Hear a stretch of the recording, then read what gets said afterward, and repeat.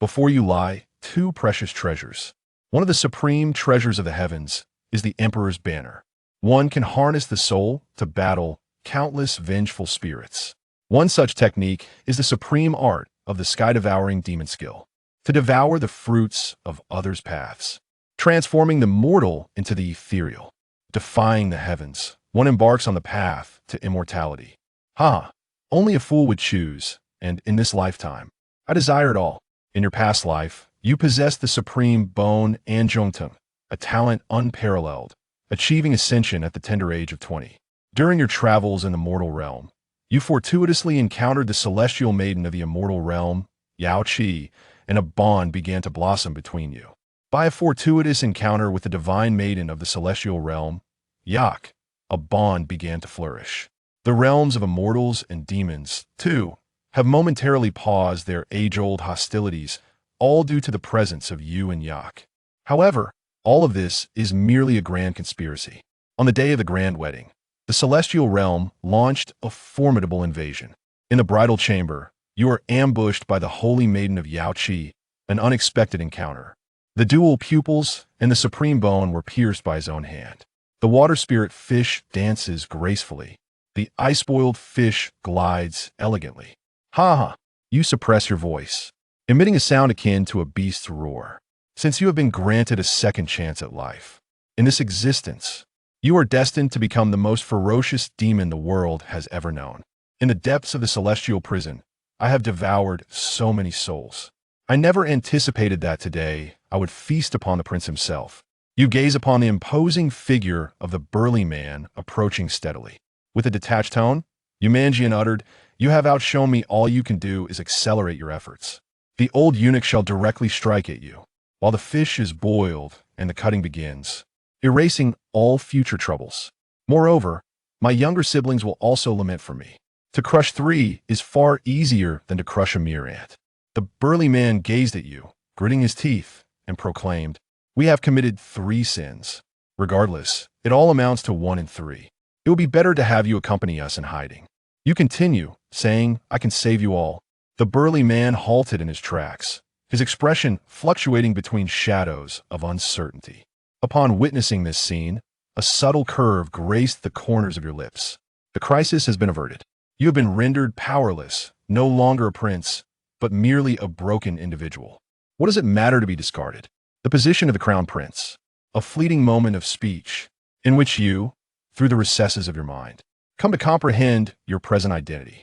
The original self saved a gravely injured young girl.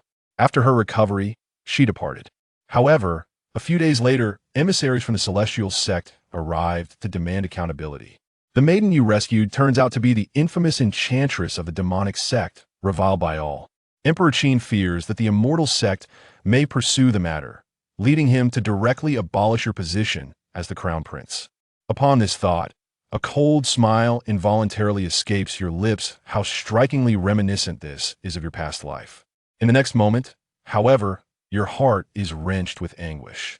Re-entering the cycle, only your emperor father and empress mother of the demonic realm possess the ability to accomplish this. They sacrificed the fruit of the demon emperor's path, extinguishing their very souls to safeguard your passage into the cycle of reincarnation. Upon reflecting on this, you immediately immerse your thoughts into the sea of consciousness. Indeed, as you anticipated, within the tranquil expanse of this cognitive ocean, a black banner unfurls, emitting an endless aura of darkness. A treasure of the heavens, the banner of myriad souls. A white tome, surrounded by the blood-soaked seas of Mount Hu, holds the supreme technique of the celestial devouring demon art. Even though this body lacks the Zhongtong and the supreme bone, being merely a mortal vessel, you are still capable of transforming a mortal form into a magical entity. If that is the case, why must you endure and seek to conform? Upon this thought's arrival, in the next instant, you smile coldly. Originally, you intended to subdue these few, yet now it seems unnecessary. Immediately, a piercing scream echoed through the air. The burly man struggled relentlessly, crimson blood cascading down his neck. The remaining prisoners were taken aback by this scene, yet what instilled even greater terror in them was yet to come. Suddenly, an endless surge of darkness erupted from within you, instantly engulfing the entire cell. In the next moment, a dark flag slowly materialized above your head. A terrifying pressure instantly enveloped the celestial prison, as if time and space themselves had come to a standstill in that singular instant. The banner of 10,000 souls. Collected. A faint, ethereal voice resounds. Moments later, amidst the dark mist behind the black flag, a black soul gradually coalesced, its crimson eyes brimming with a ferocious intent. Several prisoners were rendered pale with fright by the horrifying scene before them, their eyes brimming with terror. They hastily knelt down, exclaiming, "Your Highness, I vow eternal loyalty." In the fragrant aftermath, a few more poetic forms emerged within the confines of the cell. Within the banner of myriad souls, several new vengeful spirits are gradually coalescing. Once a modicum of self-preservation has been attained, the next endeavor shall be the cultivation of the devouring heavenly demon technique. You cast a glance at the several poetic forms strewn across the ground. These poetic structures are fundamentally frail, unworthy of your regard. Outside the celestial prison, two palace maids surrounded a young girl clad in azure garments as she approached. The young girl, adorned in a cerulean princess gown, resembles a fairy amidst the forest. Several guards did not dare to obstruct and promptly cleared the passage. Qin Yu, disregarding her royal demeanor, hurriedly ran towards the dungeon, her skirt held high. From a distance, the poetic verses upon the cell floor came into view, causing Qin Yu's complexion to turn as pale as death in an instant. Gazing at the young maiden clad in azure, you reveal a smile that you deem to be benevolent. "Fear not, dear moon, for my royal brother is unharmed." As Qin Yu beheld the crimson blood cascading from your abdomen, a mist of tears emerged in her eyes. "You're Dantian. How could Father Emperor bear such cruelty?" You smiled and said, "Moon, do not blame him. I conspired with the enchantress of the demonic sect, and the fate I now endure is a consequence of my own making." Upon hearing these words, Qin Yu beheld her once spirited elder brother, now rendered powerless. Tears cascaded down her cheeks uncontrollably. "Brother, that is not true.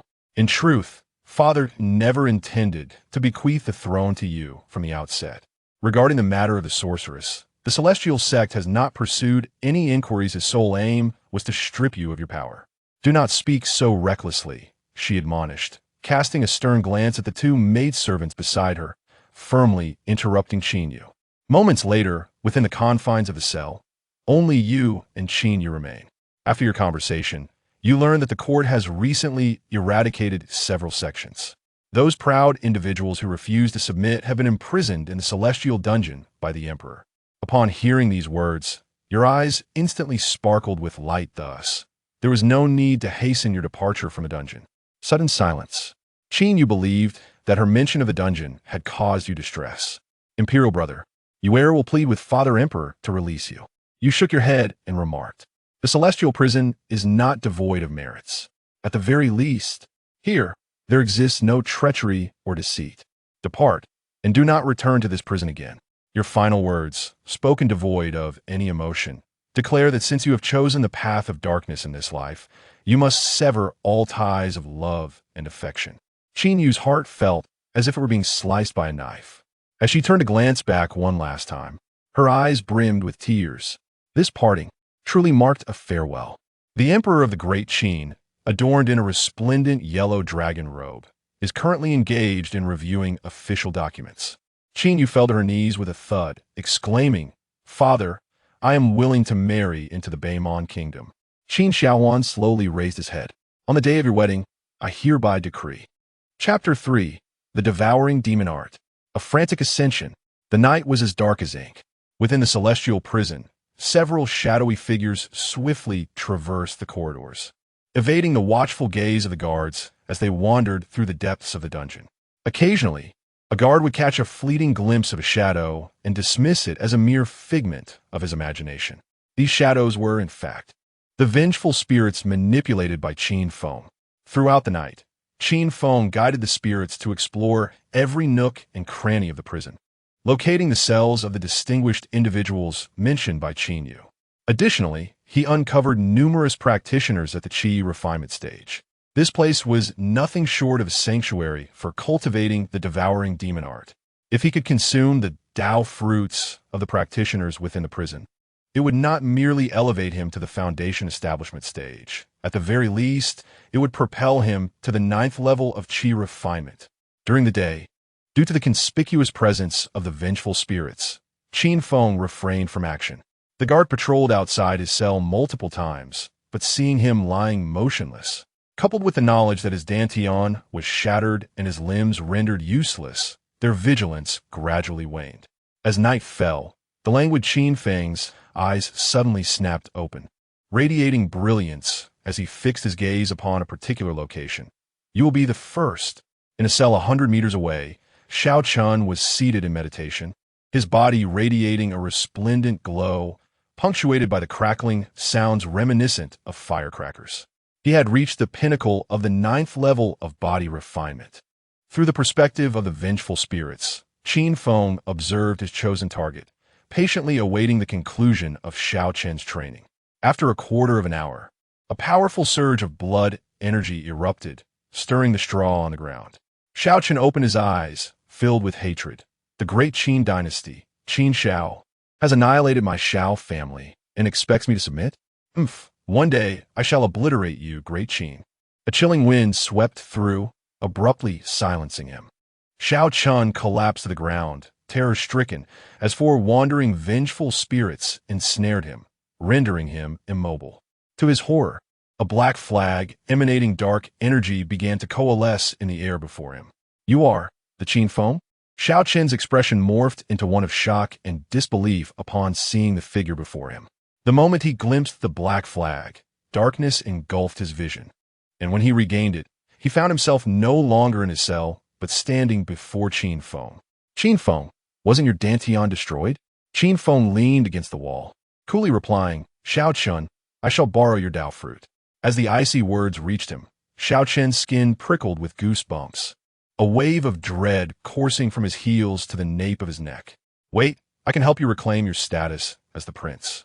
Before he could finish, Qin Feng's hair whipped wildly, a brilliant white light erupting from within him, seemingly pure, yet possessing an aura of utmost malevolence. In the next moment, the white light enveloped Xiao Chun.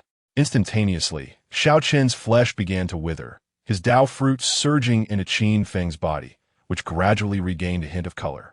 Even more astonishing was the transformation occurring within Qin Feng. The runes on his abdomen flowed, his shattered Dantian began to heal, and the severed parts of his limbs exuded a faint white light as the broken bones mended. Half an hour later, his Dantian had healed, and his limbs had regenerated. It was truly astounding. Seizing another Tao fruit to replenish one's self, with his limbs restored and spiritual energy once again able to be stored in his Dantian, Qin Feng could not help but marvel. In his past life, he possessed innate dual pupils and supreme bones, unmatched talent, yet the devouring demon art was overly tyrannical, harmful to the heavens, which is why his mother had not permitted him to cultivate it. At this moment, Qin Feng realized why the devouring demon art was revered as the supreme demonic technique. It devoured the Tao fruits of others, merging them into oneself, forging an unparalleled demonic body. The more Tao fruits consumed, the stronger the demonic body and the higher the realm attained. The consumption continued. An hour and a half later, Qin Feng ascended to the 1st level of body refinement. 2.5 hours later, he reached the 2nd level of body refinement. As time flowed slowly, Xiao Chen's body grew increasingly desiccated, as if drained of water. Meanwhile, Qin Feng's aura became more formidable. Finally, just before dawn, Qin Feng completely consumed Xiao Chen's Tao fruit. In a single night, he defied fate, transitioning from a shattered Dantian and powerless being back onto the path of cultivation, directly stepping into the 3rd level of body refinement. Devouring demon art, you have bestowed upon me countless surprises. Subsequently, he used the Wandering Soul's flag to return Xiao Chen's corpse to his cell, while simultaneously imprisoning Xiao Chen's vengeful spirit within his own body, enabling it to perform simple movements to conceal the fact that Xiao Chen was dead. In the morning, A prison guard entered to remove the bodies of several prisoners. Perhaps due to Qin Yu's visit the previous day, no one troubled Qin Feng for the next few days. Each night, he continued to absorb the Tao fruits of the talented individuals, rapidly strengthening his demonic body and advancing at an astonishing pace. Over the course of 5 days, Qin Feng devoured 5 talented individuals, their Tao fruits forging a demonic body that was now comparable to the foremost youth of his generation, Liu Bai, with his realm reaching the 9th level of body refinement. Inside the Wandering Soul's flag, several new vengeful spirits had also emerged. During this period, Qin Yu visited several times, only to be met with Qin Feng's indifference, leaving her heartbroken. Next came the Qi refinement stage. Qin Feng's eyes shimmered with demonic energy, and demonic patterns swirled around him. At night, as usual, Qin Feng selected another target from his cell, this time a prodigy at the Qi refinement stage. The enhancement from body refinement had diminished in efficacy for him. To enter the Qi refinement realm, he needed to consume the Tao fruits of those within that stage. Amidst the terrified gaze of his target, Qin Feng directly invoked the devouring demon art to absorb the Tao fruit. Given that the target was at the Qi refinement stage, the time required for complete absorption exceeded that of body refinement. On the first night, Qin Feng absorbed a portion of the Tao fruit, solidifying his 9th level of body refinement. On the second night, he ascended to the pinnacle of body refinement. On the third night, Qin Feng abruptly opened his eyes, a tidal wave of demonic energy surging around him, his flesh radiating a resplendent glow, overwhelming the entire cell with an oppressive force. He had achieved the Qi refinement stage. In a mere 9 days, he transitioned from a shattered Dantian to the Qi refinement stage with an astonishing rate of progress, only slightly inferior to his previous life. Qin Feng was filled with profound emotion. This was merely the beginning. Once his demonic body was fully forged, the speed of Tao fruit absorption would only increase. In the later stages, while others required thousands of years to ascend a single realm, the devouring demon art would relentlessly forge ahead. This was the true terror of the devouring demon art. As dawn approached, Qin Feng planned to return the body to the cell. Suddenly, he halted, his expression turning cold as he gazed in a specific direction. Within the celestial prison, a squad of individuals clad in black swiftly navigated the corridors. Their objective unmistakably clear: to eliminate the... Does a person with a shattered Dantian and ruined limbs require our intervention? Your Highness suspects that the deceased prisoners are somewhat unusual. Something feels off about those prisoners were encountered by Princess Yu and were killed, right? Your Highness states that by the time Princess Yu arrived, those prisoners were already dead, and aside from one with a broken neck, the rest bore no visible wounds. Could it be that someone is secretly protecting him within the prison? Regardless of whether this was the case, tonight, no one would save him. The conversation abruptly ceased. Outside the cell, the black-clad individuals widened their eyes, their pupils filled with dread. Inside the cell, Qin Feng stood tall, his hands clasped behind his back. Although clad in prison garb, he could not conceal his extraordinary demeanor. His countenance was cold, and his features were exquisite, betraying none of the signs of his degradation. As his gaze swept over the assembled figures in black, he spoke with a calm indifference. I have heard that you intend to take my life. Chapter 4. The Assassin Strikes. Subduing the first follower. How could this be? Have you not been rendered powerless? The cloaked figure gazed at Qin Feng, astonished by the sight before him. All limbs intact, a robust aura emanating from him, bursting with vitality. Where was the semblance of someone who had been incapacitated? The leader of the black-clad men brandished a dagger, proclaiming, "He is merely putting on an act." The esteemed Lord Qian Sui shattered his Dantian with his own hands. He could never recover. Attack! Kill him! Upon hearing this, the group of black-clothed assassins instantly regained their composure, brandishing various assassination weapons. Whoosh! Whoosh! The concealed weapons sliced through the air at remarkable speed, leaving trails in their wake. In an instant, they approached Qin Feng. Yet, he made no move, seemingly unresponsive. Indeed, a mere facade. The assassins, witnessing this scene, collectively exhaled in relief. However, in the next moment, the sound ceased abruptly. Suddenly, the prison garb on Qin Feng swelled, dark demonic energy surging forth from within him. The weapons hung before him, ensnared by the demonic aura, unable to advance even an inch. Qi refining realm. The eyes of the assassins widened, a tempest of disbelief and shock surging within them. The once impaired prince, Qin Feng, not only had not been rendered powerless, but had also entered the Qi refining realm. With a casual wave of his hand, the weapons that hovered before him reversed direction, shooting back at a swifter pace. Thud! Thud! The black-clad assassins, unable to react in time, had their foreheads pierced by the returning projectiles, leaving gaping wounds, and they fell one by one. In a heartbeat, only the leader remained, enveloped in a torrent of spiritual energy, keeping the projectiles at bay, his gaze fixated on Qin Feng as waves of fear surged within him. The royal bloodline of the great Qin, where the most gifted was the second prince, who had attained the 5th level of Qi refining, was also the only royal offspring to have entered this realm. Meanwhile, Prince Qin Feng was well known throughout the imperial city, reputed for his mediocre aptitude. Having trained for over a decade, yet barely reaching the 6th level of body refining. Without any special fortune, he would inevitably stagnate at the 9th level of body refining. Impaired Prince Qin Feng, you have concealed your true self so deeply. Even the emperor was deceived. The leader of the black-clad men felt a chill enveloping him, terror washing over his entire being. Qin Feng, disdainful of engaging in dialogue with such insignificant creatures, pointed a finger, and the demonic energy surged around him, transforming into a demonic dragon that surged towards his opponent. No matter how well you conceal it, your secrets shall not remain hidden. The black-clad leader scoffed, summoning his own techniques, radiant light bursting forth as spiritual energy coalesced into a massive palm print. With a thunderous collision, the demonic dragon clashed with the palm print, shattering it instantly, the dragon barreling through.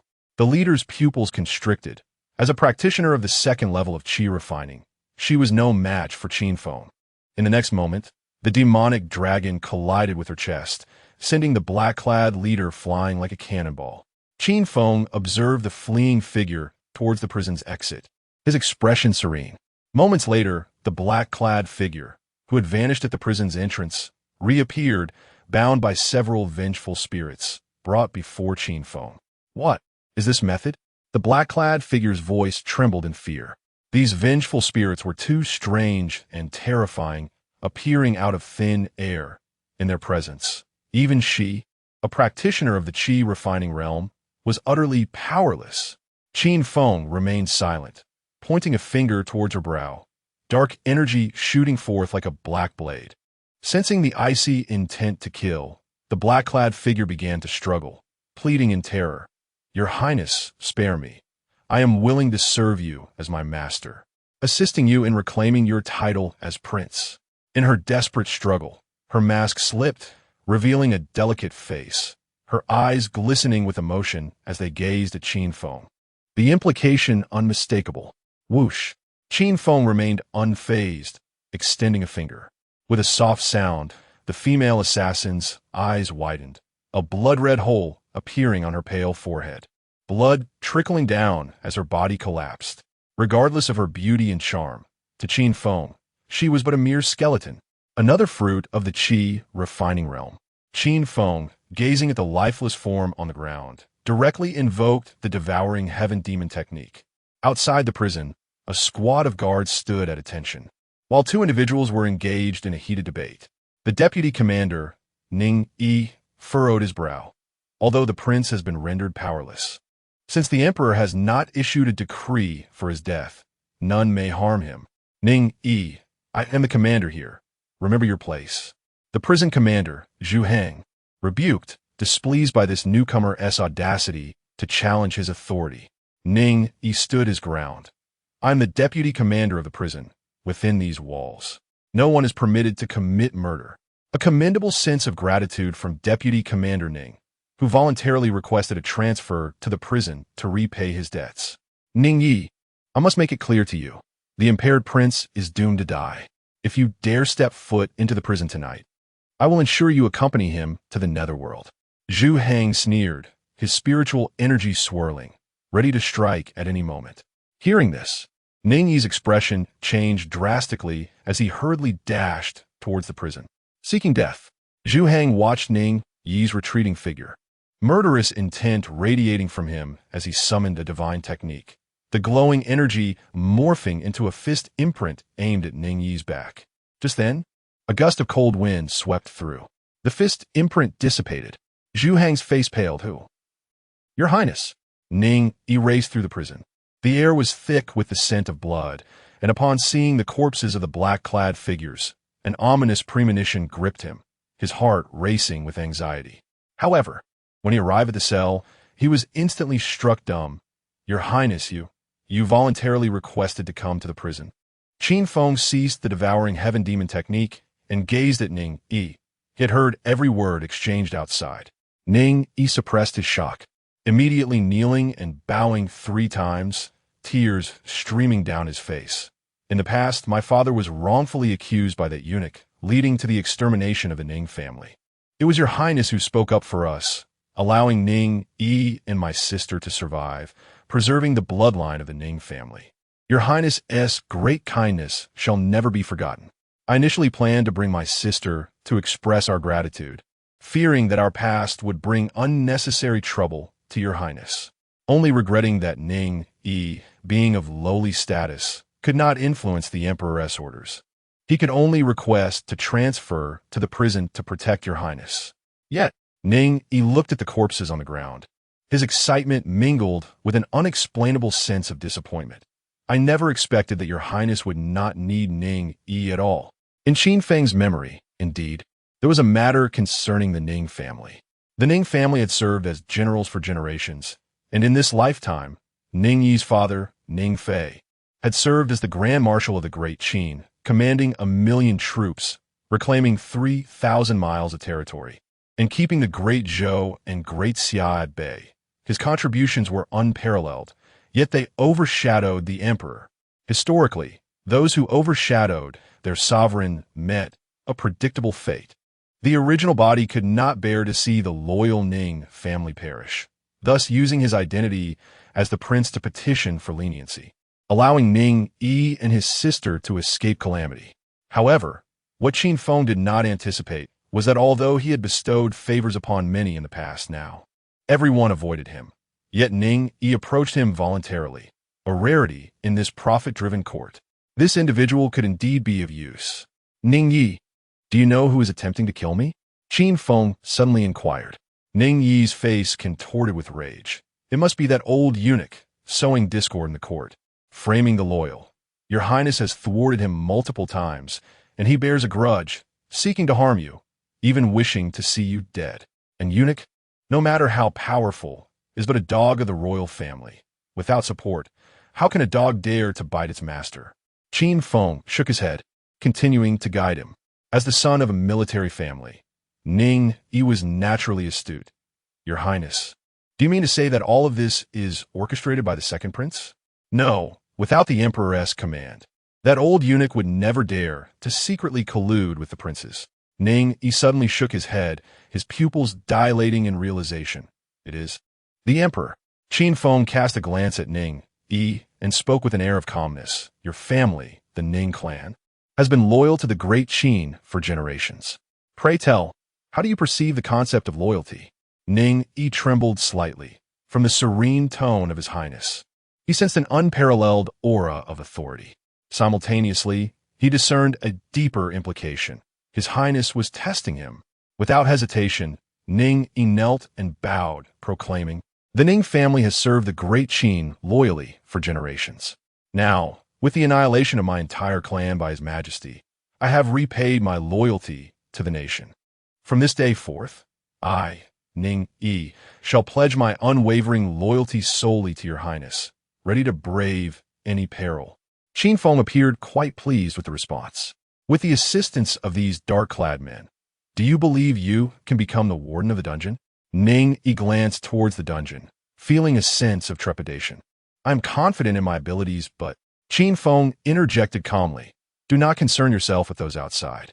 After Ning Yi took his leave, Qin Feng resumed his practice of the swallowing heaven demon technique, devouring the essence of the corpses and cultivating his qi. His realm was advancing swiftly.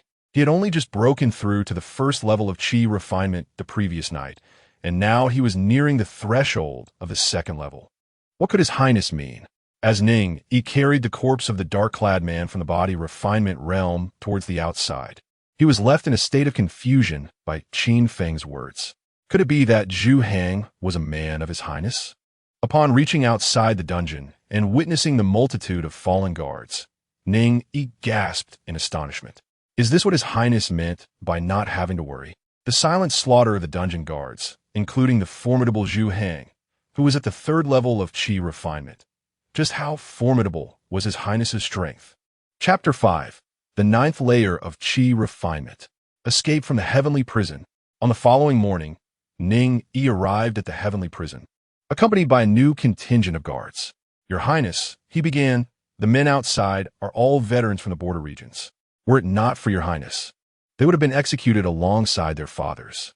They harbor deep gratitude towards you and will never betray you.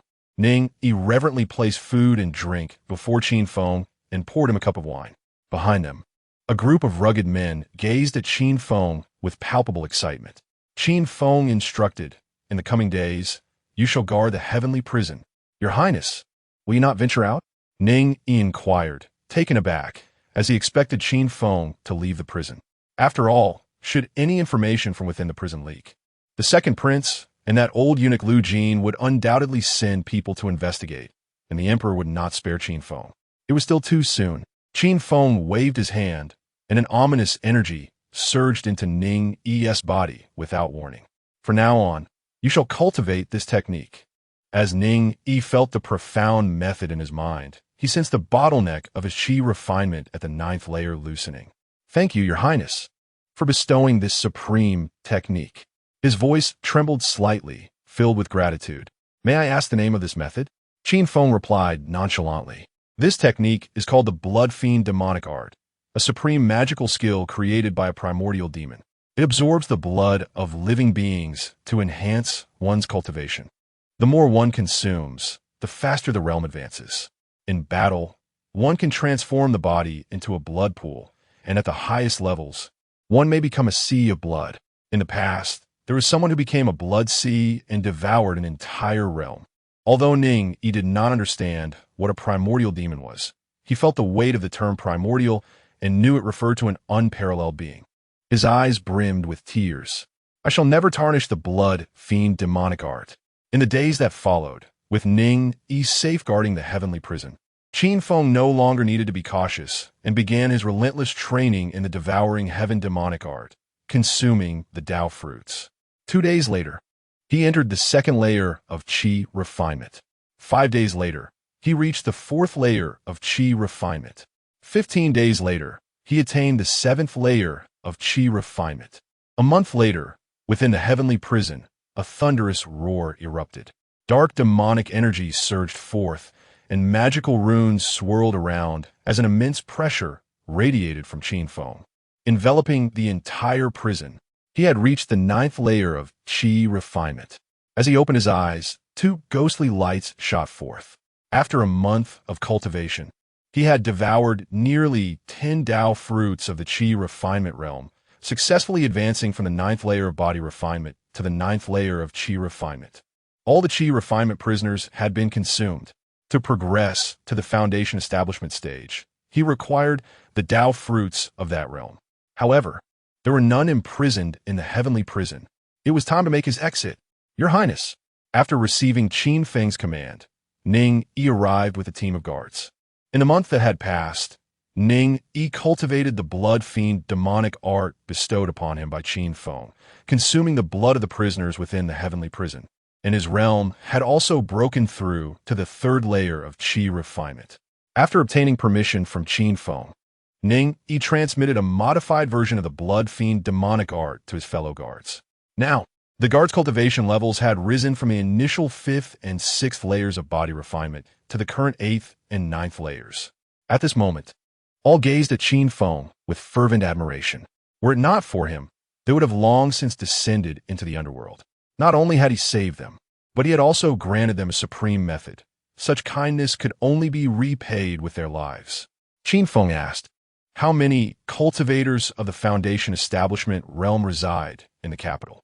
"Your Highness, there are only a handful of Foundation establishment cultivators in the royal city, most of whom are within the palace.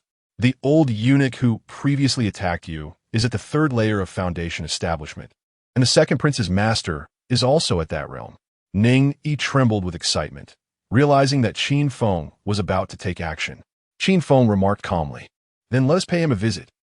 At the residence of the Duke of Yu, the second prince, Qin Ku, frowned. Is there still no news from the heavenly prison? Since Qin Feng had been incapacitated, he had felt a sense of delight. However, the events of the past month had cast a shadow over his heart.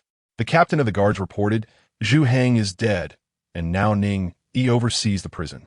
He is utterly loyal to making it impossible for our people to infiltrate." Hearing this, Qin Ku's expression darkened. The events from a month prior were too suspicious. Zhu Heng was his man, and the assassins who attacked Qin Feng were also under his command. Yet both factions had perished, leaving only Ning Yi, who remained steadfastly loyal to Qin Feng. "Master, does this mean that either father does not wish for Qin Feng to die, or that someone is protecting him from the shadows?" The figure whom Qin Ku referred to as Master was a benevolent-looking bald monk, with snow-white eyebrows cascading down to his face, clutching a string of prayer beads. Upon hearing Qin Ku's words, he opened his eyes. "I shall personally investigate the truth tomorrow night." Qin Ku's face brightened. "Then I shall trouble you, Master." "Not at all. Since His Majesty has appointed me as your mentor, it is only natural that I alleviate your concerns." Suddenly, the monk's gaze turned sharp, as if he could see beyond the buildings, to the outside. "You, with such audacity, dare to spy on the Duke's residence." The few people in the great hall were taken aback, particularly Qin Ku, who was at the fifth layer of qi refinement, yet had not sensed a thing. "Master, who is it? The aura is unfamiliar." "They are at the peak of the ninth layer of qi refinement." The peak of the ninth layer of qi refinement. The others were increasingly astonished. Qin Ku's rightful wife interjected, "There are only a few in the capital near the Foundation establishment realm. Master Yuandong and I have encountered them and know their aura. How could a strange presence suddenly appear?" The monk stroked his prayer beads and said, "Since you have arrived, why not reveal yourself? Why must you hide in the shadows? Do you wish for me to take action? Old bald donkey, you possess an audacious spirit to disrespect His Highness." A reprimanding voice rang out. Ning Yi, leading a squad of guards from the heavenly prison, descended upon the Duke's residence, engaging in combat with the guards of the Duke's estate. At that moment, a figure clad in black robes suddenly appeared, moving slowly through the center of the battle. Wherever he passed, the guards of the Duke's residence exploded into clouds of crimson mist. Qin Feng, weren't you supposed to be incapacitated?" Qin Ku stared at the approaching figure, his pupils constricting in disbelief. A month prior, his trusted subordinate had witnessed Qin Feng's Dantian and limbs being destroyed. Lu Jin, who had a bitter enmity with Qin Feng, would never show him mercy. Yet now, Qin Feng not only exhibited no signs of having been incapacitated, but he also seemed to possess a cultivation level that Qin Ku could no longer discern. "Halt!" the captain of the guards bellowed, soaring from the hall and launching a fist strike towards Qin Feng. With a mere wave of his hand, Qin Feng unleashed a torrent of demonic energy. Boom! The fist strike shattered, and the captain's head exploded, splattering blood and gore, his body flung aside like a rag doll. Silence enveloped the air as the few individuals in the great hall were left astounded. The captain, at the sixth layer of qi refinement, had not even lasted a single exchange against Qin Feng. "Qin Feng, you have been hiding your strength." Qin Ku's expression darkened. For a long time, he had been hailed as the most talented of the royal family. Today, it appeared to be nothing but a joke. Qin Feng ignored Qin Ku entirely. Such an insignificant creature was not worthy of his time. His gaze fell upon the bald monk. "Foundation establishment, indeed," Qin Feng said coolly. "Old monk, I shall borrow your Dao fruit for a moment." The monk sensed Qin Feng's murderous intent, his robes billowing as a radiant Buddhist light enveloped him. "It seems your highness has come for me today. The demonic energy is thick, and karma entangles you. You have already fallen into the demonic path. I have come to guide you. Whoosh! The venerable monk cast a string of prayer beads into the air, and in an instant, a radiant light of Buddha illuminated the entire hall, enveloping it in a golden hue. A magnificent aura of power descended upon all present. This was a sacred treasure of Buddhism, a relic of the ancient temple, consecrated by numerous esteemed monks. The old monk had dedicated nearly a century to its refinement, specifically designed to subdue demonic practitioners, wielding an unfathomable might. Chapter 6. Stepping into Foundation Establishment. Entering the palace. Outside the Grand Hall, Ning Yi and the guards felt their hearts leap into their throats upon witnessing the old monk's display of power. After all, he was a Foundation Establishment expert. With a swift motion, Qin Feng spread his palm, and a torrent of demonic energy surged forth, materializing into a dark barrier. Bang! Bang! Bang! A dozen or so beads, moving at breakneck speed, suddenly halted mid-air, as if trapped in a quagmire by the black barrier, suspended before Qin Feng. What a remarkable technique! No wonder he dared to confront the old monk. The monk's expression shifted slightly as he channeled streams of spiritual energy into the beads, causing them to radiate a brilliant Buddhist light, attempting to break free from their confinement. In response, Qin Feng similarly manipulated the demonic energy, infusing it into the beads. Instantly, the forces of demonic and spiritual energy clashed within the beads, transforming the originally luminous pearls into a shade of black. How is this possible? The old monk exclaimed in astonishment. His treasured beads, refined over nearly a century, had slipped from his control, as Qin Feng forcefully severed the connection between him and the beads. Go! Qin Feng's voice remained calm as he waved his hand. Whoosh! The stained beads returned along their original path, shooting toward the old monk like bolts of black lightning. Clang! The old monk's forehead beaded with sweat. The earlier disdain faded from his countenance. With a flick of his sleeve, a copper bowl flew forth. This was a treasure of equal merit to the beads, radiating brilliant light with mysterious Buddhist patterns swirling around it, forming a defensive barrier. Upon witnessing the barrier thwart the beads, the old monk sighed in relief. Qin Feng's tactics were exceedingly bizarre, capable of suppressing a Buddhist treasure and coercing it into a weapon of darkness. Even the Foundation Establishment demons restrained within the temple's demon-suppressing tower could hardly compare to Qin Feng's strangeness. Swish! Qin Feng pointed, and the surrounding demonic energy coalesced into a dragon of darkness that roared toward the old monk. With a crack, the defensive barrier trembled, fissures appearing as if it might shatter at any moment, the copper bowl teetering precariously. Master! Qin Ku exclaimed, panic rising within him. Qin Feng had proven to be this formidable. A mere Qi refinement ninth layer was not only capable of battling a Foundation Establishment expert, but could also suppress one. Buzz! The old monk, drenched in sweat, settled into a meditative posture, chanting fervently as a torrent of Buddhist light erupted around him. Esoteric golden Buddhist patterns emanated from his mouth, surging toward Qin Feng like a tidal wave. This was an exceptionally powerful scripture, capable of converting living beings and leading them to the Buddhist path. A common tactic employed by the Buddhist sect. Few could withstand it. Demon, the old monk intended to convert you. Do you think a mere Foundation Establishment can convert me? Qin Feng scoffed coldly. He made no move, allowing the golden Buddhist patterns to flow into his body. In the next moment, a brilliant white light erupted from within him, dispersing the golden patterns.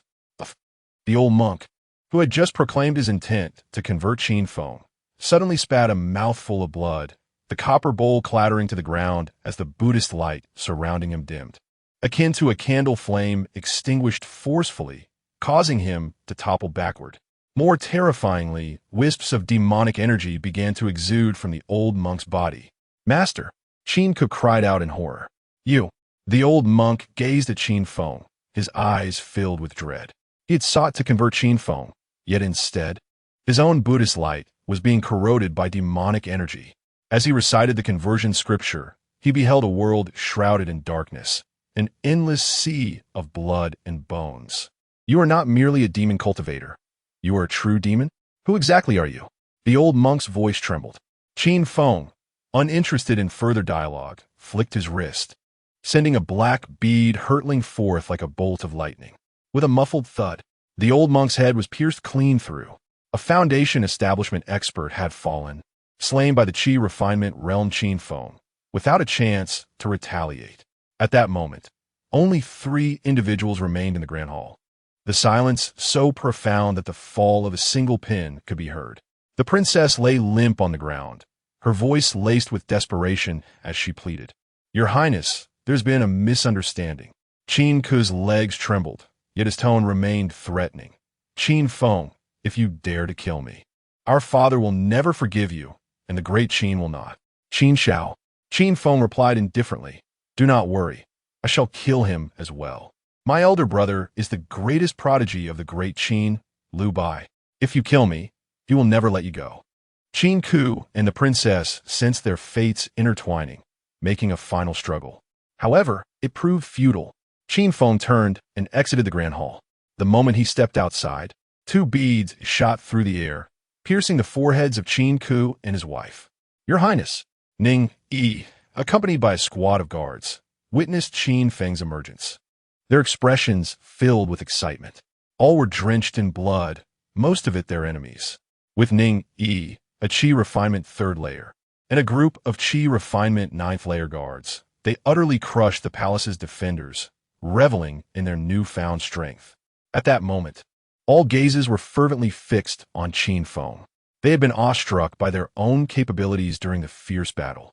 Even more astonishing was their master, a Qi refinement 9th layer who had defied the odds to slay a foundation establishment expert. What terror that entailed. This news must not spread, Qin Feng commanded. He intended to consume the old monk's essence here, stepping into foundation establishment. Once he achieved that, with his formidable combat prowess and the 10,000 souls banner, none in the capital of the great Qin would dare to obstruct him. "Rest assured, Your Highness, I have already dispatched people to seal off the palace, ensuring not even a fly escapes," Ning Yi assured, thumping his chest. After Ning Yi and the guard departed, Qin Feng returned to the Grand Hall. "This essence should assist me in stepping into foundation establishment." Without a moment's hesitation, Qin Feng activated the devouring heaven demonic art.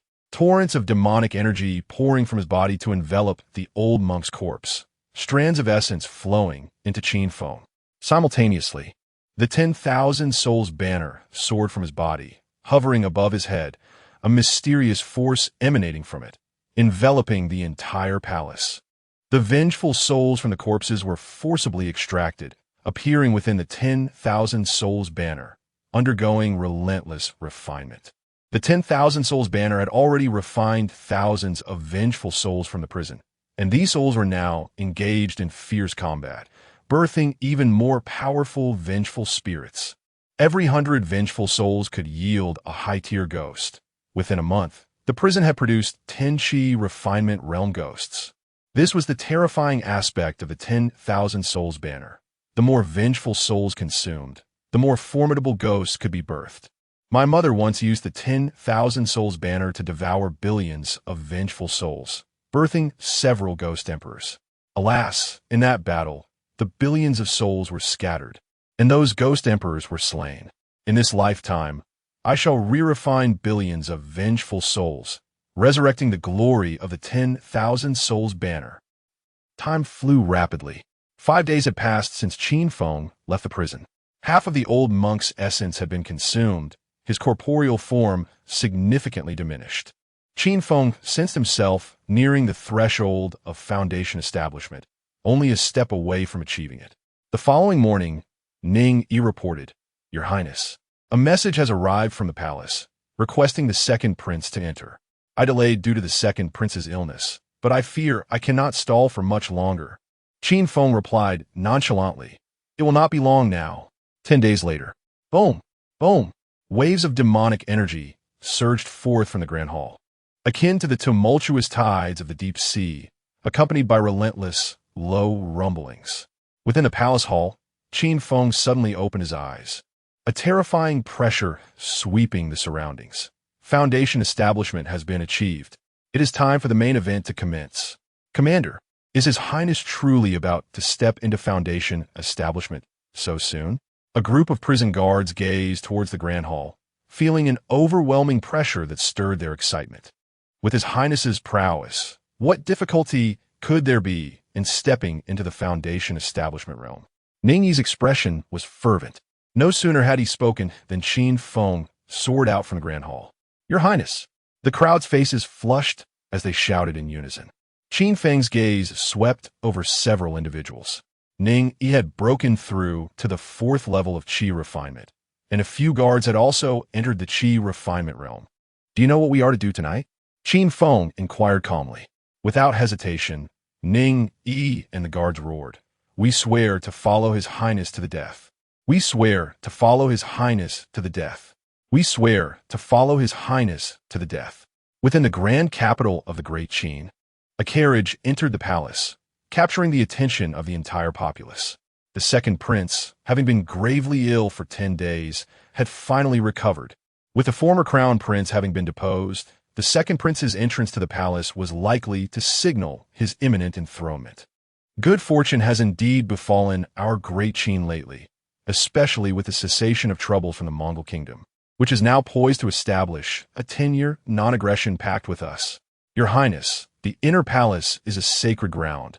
Attendants are not permitted to enter. Within the carriage, upon hearing the voice of the imperial guards, Qin Feng replied coolly, "Attack." Ningyi and the guards sprang into action. The imperial guards were caught off guard by this sudden assault, with nearly half of their nearly 100-strong contingent being slain in an instant. As the remaining guards regained their composure, they immediately clashed with the prison guards. However, the disparity between the two sides was insurmountable.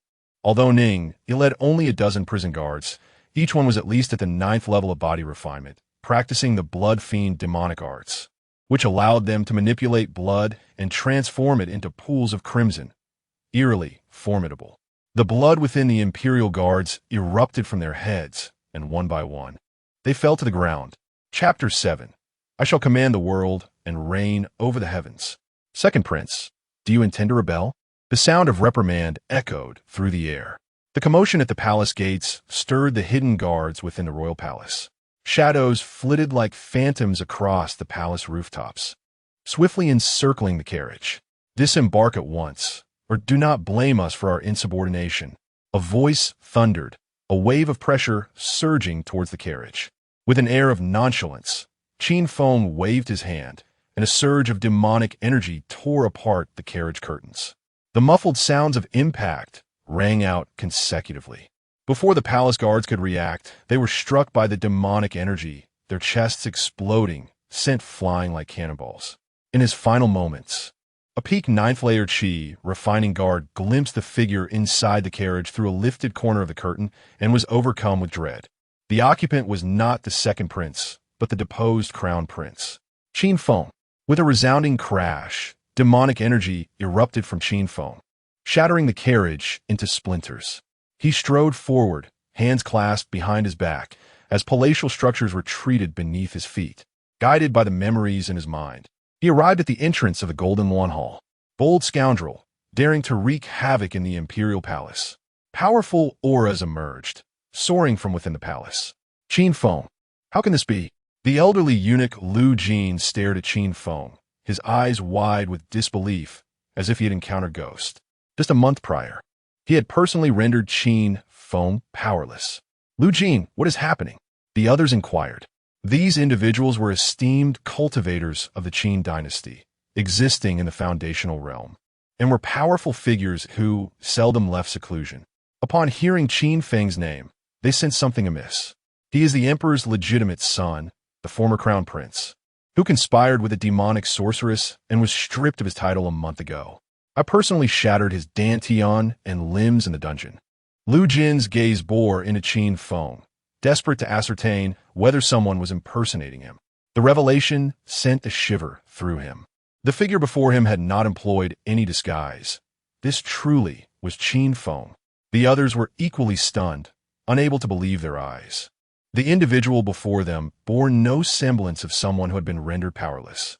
Qin Feng, how have you achieved this? Lu Jin's expression darkened. his eyes filled with murderous intent tinged with curiosity and greed. If he could uncover the secret behind Qin Feng's resurgence, he might advance further in his cultivation, perhaps even reach the golden core stage. With little interest in exchanging words with these inept fools, Qin Feng's form flickered and vanished, reappearing before the elderly eunuch. Enveloped in demonic energy, he struck down with a palm. What? Lu Jin's complexion paled as he was caught off guard by Qin Feng's terrifying speed. Unable to summon his treasured artifact in time, he hastily invoked a defensive technique, a torrent of spiritual energy erupting from within to form a shield before him. Yet, this spiritual shield was utterly feeble against Qin Feng. When Qin Feng's palm struck the shield, a wave of energy rippled outward with a thunderous crash, obliterating the shield into motes of light. Crack! The hand wrapped in demonic energy descended upon Lu Jin's head.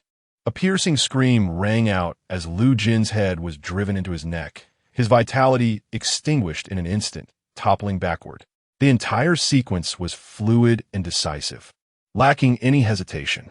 Had it been anyone else, having their Dantian shattered and limbs crippled by the old eunuch, they would have relished the opportunity to toy with him, basking in their resurgence. But for Qin Feng, the eunuch was merely an insignificant insect. In his past life, such insects were not even worthy of his attention. Why waste time indulging in the amusement of playing with an ant? Outside the Golden Luan Hall, a profound silence enveloped the space. Lu Gonggong was killed with a single slap. The palace maids and eunuchs who had rushed out, wide-eyed, could scarcely believe what they had witnessed. Lu Jin had served the young Emperor Qin Shao faithfully since his youth and was trusted deeply. Upon Qin Zhao's ascension, Lu Jin managed all palace attendants, earning the title of Old Ancestor, a position of great esteem and formidable cultivation. How could such a pinnacle figure of the Qin dynasty be so easily slain? He was merely at the first layer of foundation, while Lu Jin was at the third. How could this be possible? Several foundation cultivators were left trembling, their gazes toward Qin Feng filled with trepidation. To kill a third-layer cultivator while being at the first layer, and to do so in an instant. The individual before them was not only extraordinarily gifted, but also possessed overwhelming combat prowess. Qin Feng, by seniority, you should address me as royal uncle. With your talent, you are worthy of the title of crown prince. If you have been wronged, inform me, and I can assist you in reclaiming your position. One of the esteemed cultivators, clad in a bright yellow dragon robe, regarded Qin Feng with a tone that seemed genuinely caring, exuding the demeanor of a benevolent elder. Yet beneath his facade, a glimmer of malice and greed flickered in his eyes. Unlike the others, he was acutely aware of the circumstances surrounding Qin Feng's fall from grace. Knowing well the reason, he had rescued a demonic maiden pursued by the celestial sect. The once unremarkable Qin Feng had risen rapidly after saving this maiden, undoubtedly possessing extraordinary treasures left behind by her. The title of crown prince? Qin Feng cast a sidelong glance at him. These individuals were truly amusing. He, the young master of the celestial demon realm, standing at the pinnacle of the heavens, was to be lured by the trivial title of a mere prince in a small dynasty? What I require from you most is your demise. Clearly, you will not take your own lives, so allow me to execute you instead. With a flicker, Qin Feng vanished once more, charging towards a group. Stubborn fools, you squandered your opportunity. The cultivators, angered, summoned their respective artifacts, radiant with spiritual light, as a powerful aura surged toward Qin Feng like a tidal wave. Child, do not presume that you could defeat us using the same tactics that felled Lu Jin. 10,000 souls banner. Qin Feng's voice rang out calmly as a dark soul banner materialized before him, its arcane pattern swirling with ominous light, a terrifying pressure sweeping through the atmosphere. Boom! The various artifacts detonated, reduced to dust. What kind of sorcery is this? The cultivators gasped, spewing blood, their forms swaying precariously as they beheld the soul banner's ominous presence. Filled with horror, with renewed vigor, Qin Feng advanced, unleashing a fist imbued with radiant white light, exuding an overwhelming killing intent that permeated the surroundings. A breath of reincarnation swirling around him. This was the 6 Paths of Reincarnation Fist, a combat technique crafted by a top-tier expert from the upper realms. In his previous life, Qin Feng had battled this individual and captured the essence of his fist technique, imprinting its Tao rhythm, and now it was being unleashed once more. Puff, puff. The cultivators were forced to retreat, blood spurting forth as they were struck by Qin Feng's relentless assault. Hit by the marks of reincarnation, their vitality waned rapidly. Hair turning white, skin wrinkling, their life force diminishing. Though Qin Feng could only manifest a mere fraction of the 6 Paths of Reincarnation Fist might at present. It was an utterly terrifying technique for these foundational cultivators. Curse it! What is this strange power? The cultivators exclaimed in shock. In mere moments of combat, their hair had turned completely white, their faces lined with wrinkles, aging from middle age to elderly. The most unfortunate among them, whose lifespan was already short, now had only a few strands of hair remaining, his form hunched, on the brink of extinguishment. Fear gripped them. If this continued, they would become mere husks. Qin Feng, cease at once. We shall not impede you. One of them capitulated, attempting to create a path for Qin Feng to enter the Golden Lawn Hall. Puff! Qin Feng's fist struck out, the imprint bursting forth, piercing through the other's head. The remaining individuals, upon witnessing this scene, felt their temples throb violently, and their resolve to resist crumbled. They hastily fled. Naturally, Qin Feng would not let these Foundation establishment cultivators escape, pursuing them relentlessly and dispatching them one by one. Qin Feng, cease this. We are of the same kin. Let us speak amicably, shouted a man, identifying himself as Qin Feng's imperial uncle, clad in a bright yellow dragon robe, his voice laced with terror. Before his words could fully escape his lips, a resounding thud echoed as Qin Feng's fist crushed the man's skull. Qin Feng scoffed. The battle of Foundation establishment had already drawn the attention of the princes and princesses within the palace.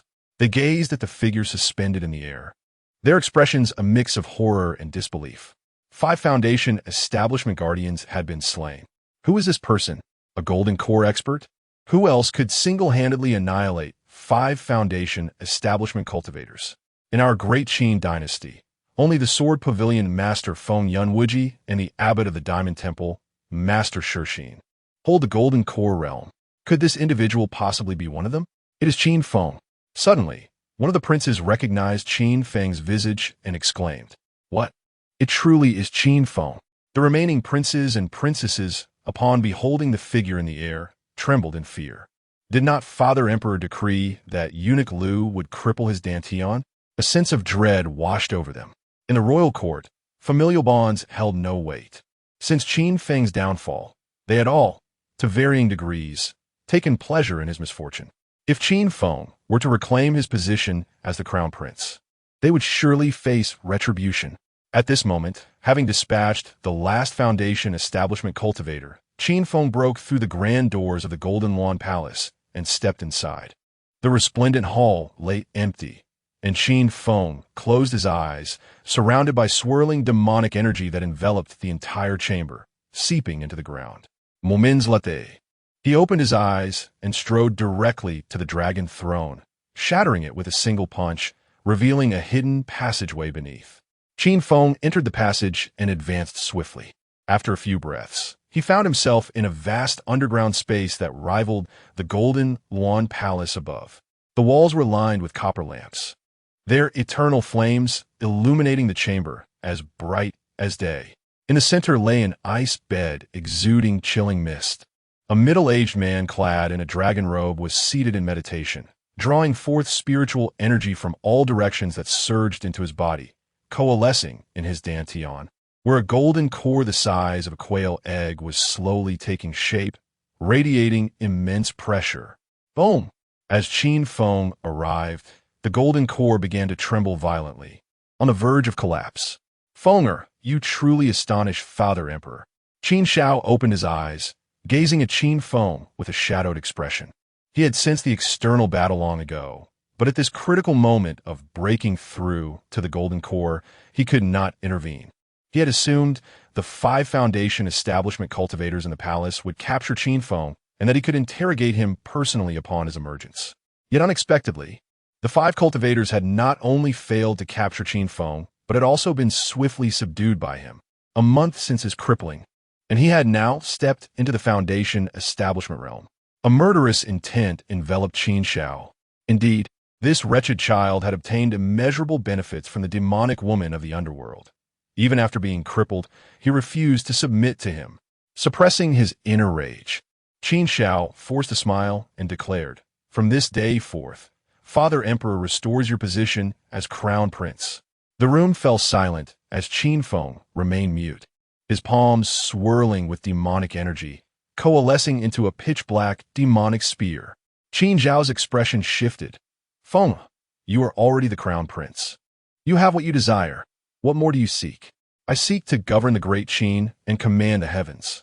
Qin Feng's voice was cold as he hurled the demonic spear, which transformed into a streak of black lightning, tearing through the void and crashing toward the golden core. "You seek your own demise," Qin Shao retorted sharply, unleashing a torrent of spiritual power that surged toward Qin Feng like a tidal wave. Boom! A monumental clash erupted, the outcome defying expectations. The demonic spear summoned by Qin Feng shattered through the vast spiritual energy, striking the golden core.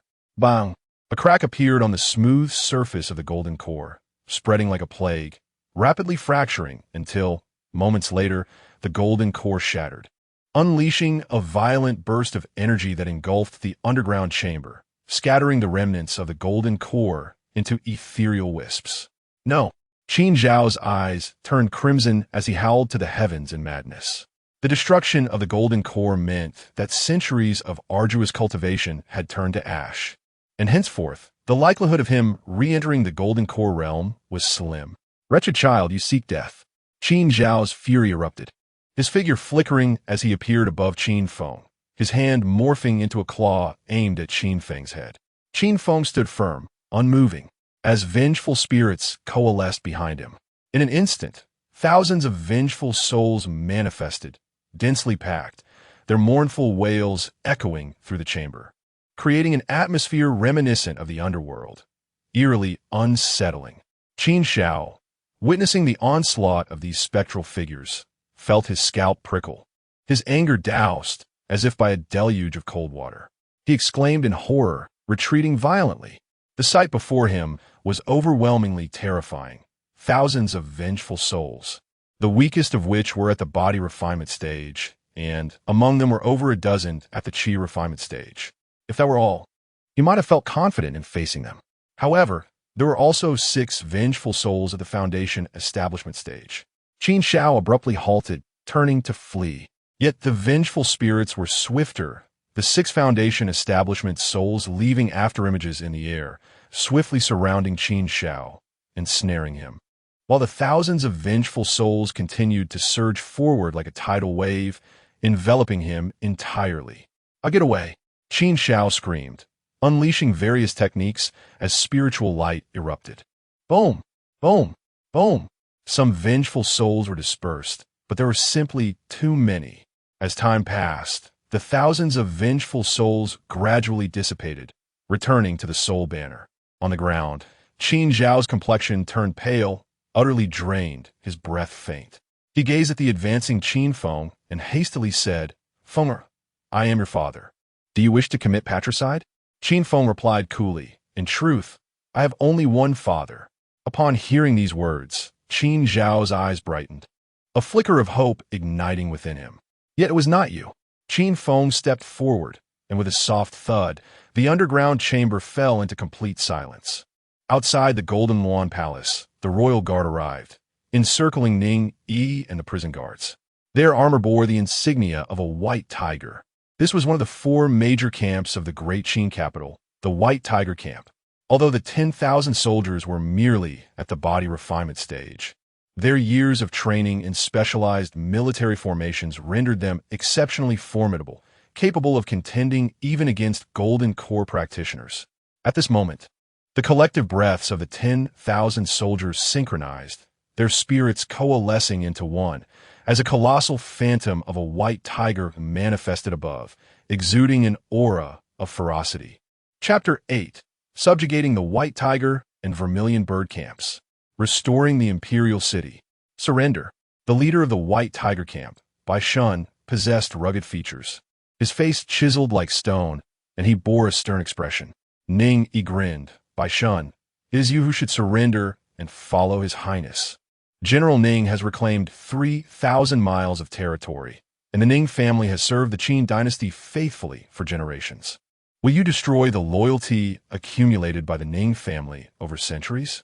Bai Shun's words rang like thunder. He did not wish for the last bloodline of Ning Yi to vanish, and thus offered him a chance. Ha! Ning Yi tuklet. Generations of loyalty have led to what fate? What has been gained from reclaiming 3,000 miles? If it weren't for his highness, how could I stand here today? The life and death of Ning Yi were trivial, but what wrong did the dozens of Ning family members commit? At that moment, Ning Yi's eyes turned red. Bai Shun fell silent. Before leading the White Tiger Camp, he had fought on the frontiers and learned much under General Ning, considering him a mentor. The affairs of the Ning family had once shocked the court, and many had secretly lamented their plight, Bai Shun included. Yet, the emperor's command was absolute. With a sigh, Bai Shun declared, Ning Yi, when the ruler demands the death of a subject, the subject must comply. Ning Yi clenched his fists, the sound of cracking knuckles echoing in the air. He was furious, but in an era where loyalty to the sovereign was paramount, he found no grounds for rebuttal. What if your ruler is dead? A calm voice resonated. Qin Feng descended from the Golden Lawn Hall, casually discarding a corpse onto the ground. Your Majesty. Bai Shun stared at the lifeless body of Qin Shao, his eyes reddening. The emperor of the Great Qin had been slain.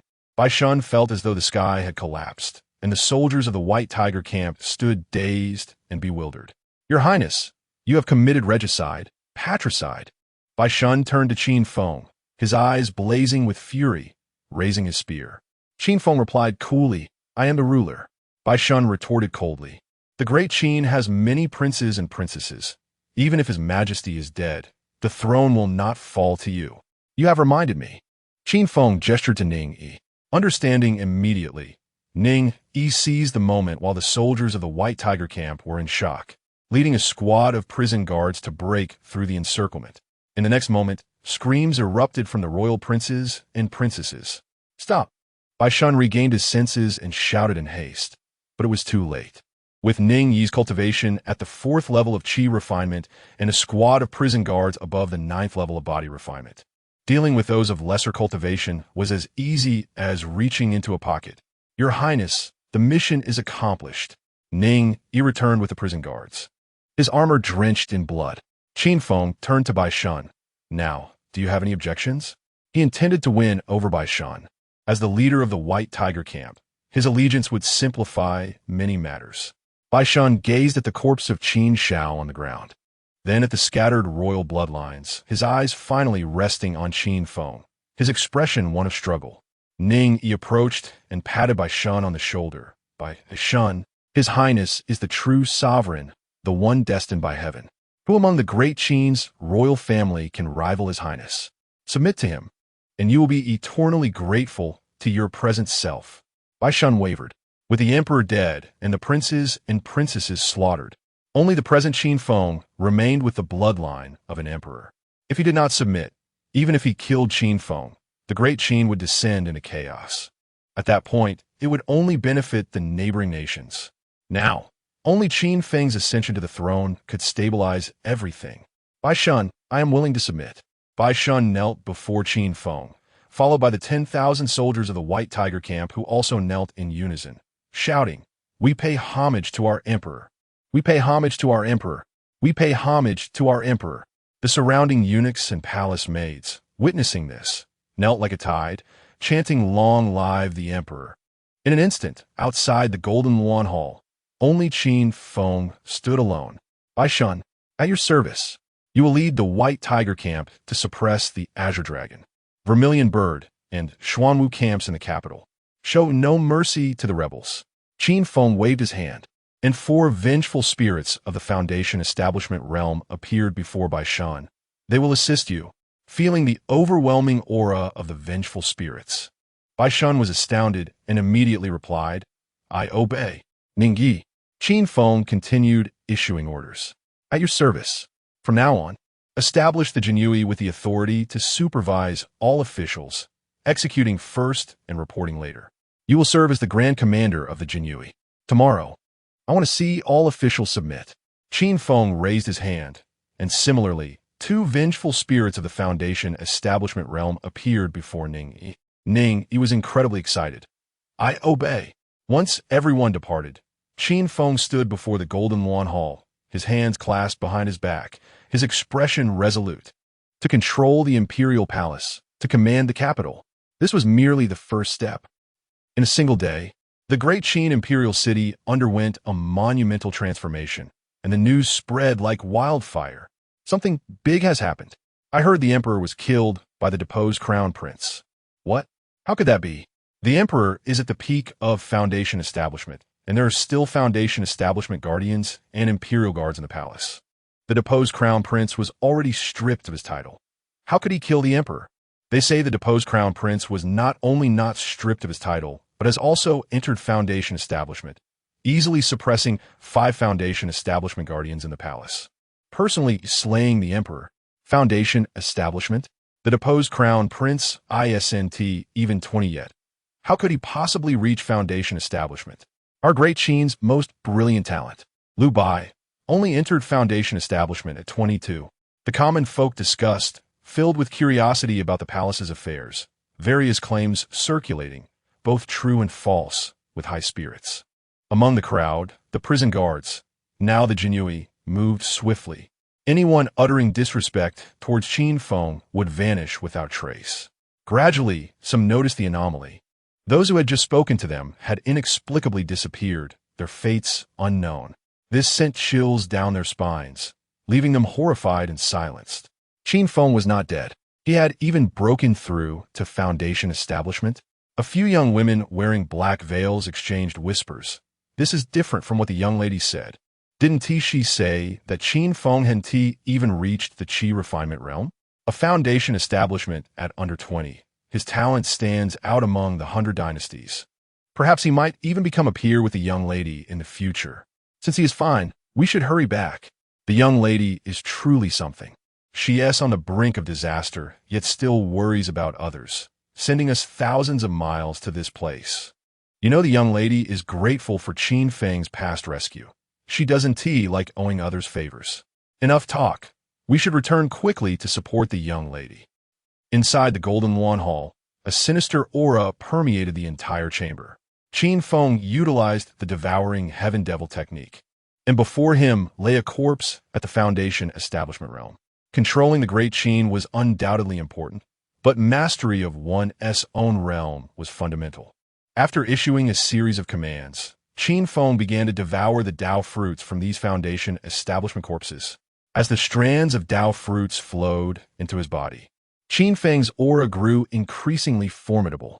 The Dao fruits of the Foundation establishment realm took considerably longer to absorb.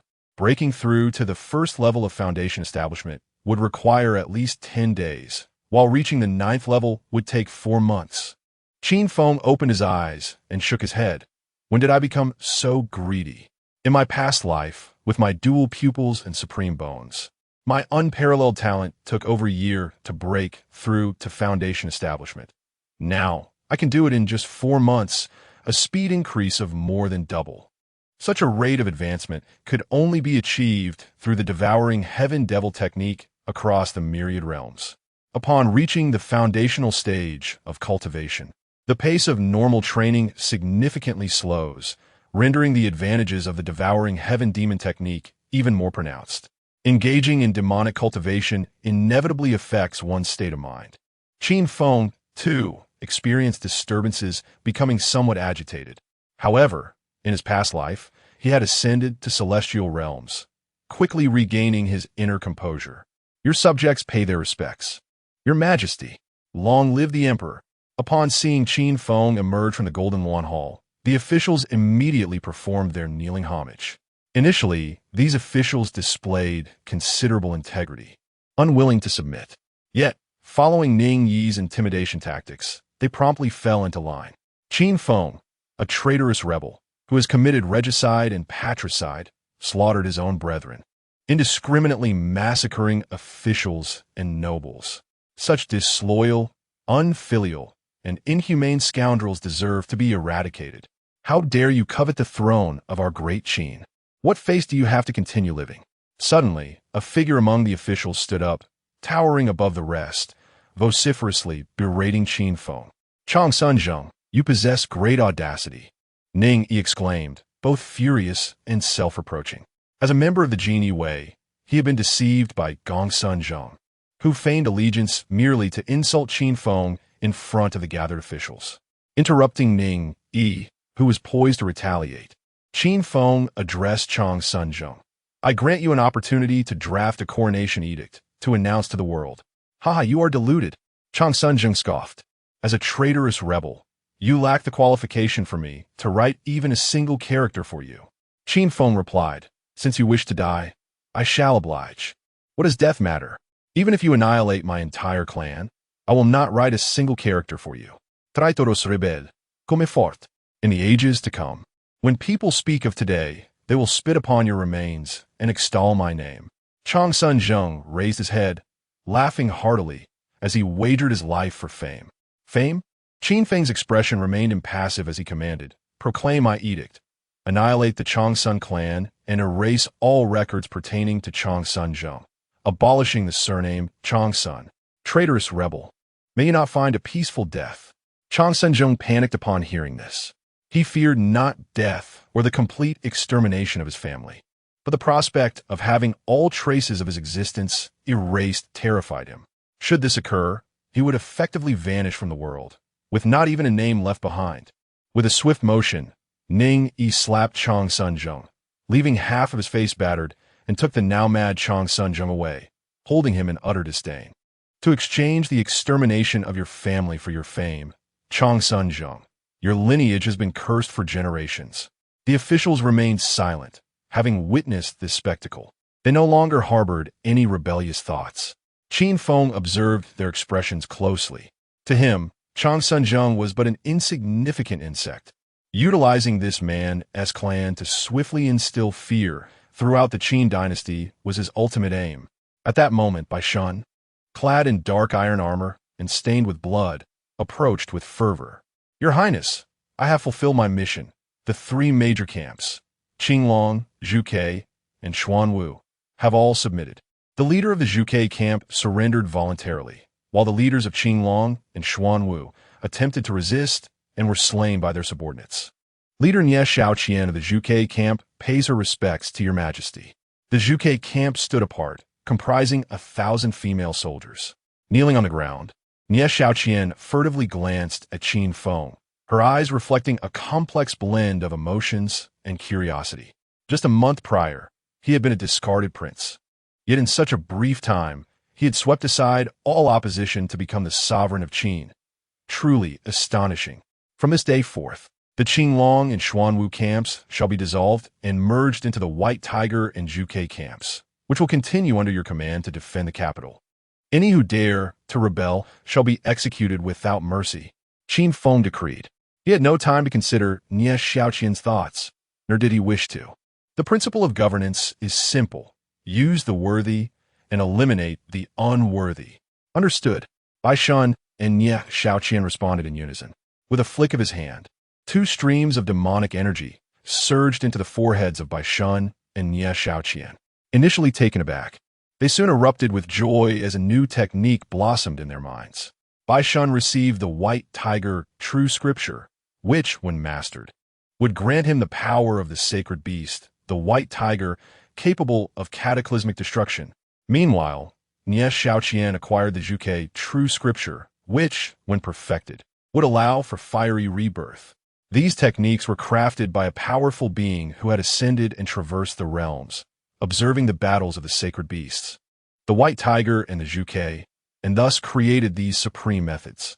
Do not squander this opportunity, Qin Feng urged, referring to the powerful being as himself. The techniques he imparted were ensnared with restrictions using the devouring heaven demon technique. Their lives would solely rest in his hands as they practiced. Your Majesty grants us divine abilities. We have no means to repay you, and we shall not tarnish this art. Bai Shun and Ye Xiaoqian's faces flushed with gratitude. They sensed that the techniques within their minds would transform their destinies, breaking the shackles of their futures. An immense opportunity. You too. Reach out to the generals of the Qin dynasty. Those willing to submit shall retain their positions, while those who resist shall be executed without mercy. Ning, he assist them. Qin Feng commanded. With control over the imperial city secured, the next step was to dominate the armies of Qin. Only by commanding the military would Qin Feng truly be the sovereign of the Qin dynasty. Otherwise, all was mere talk. As the son of the esteemed Ning family, Ning possessed influence within the Qin military, which might yield remarkable results.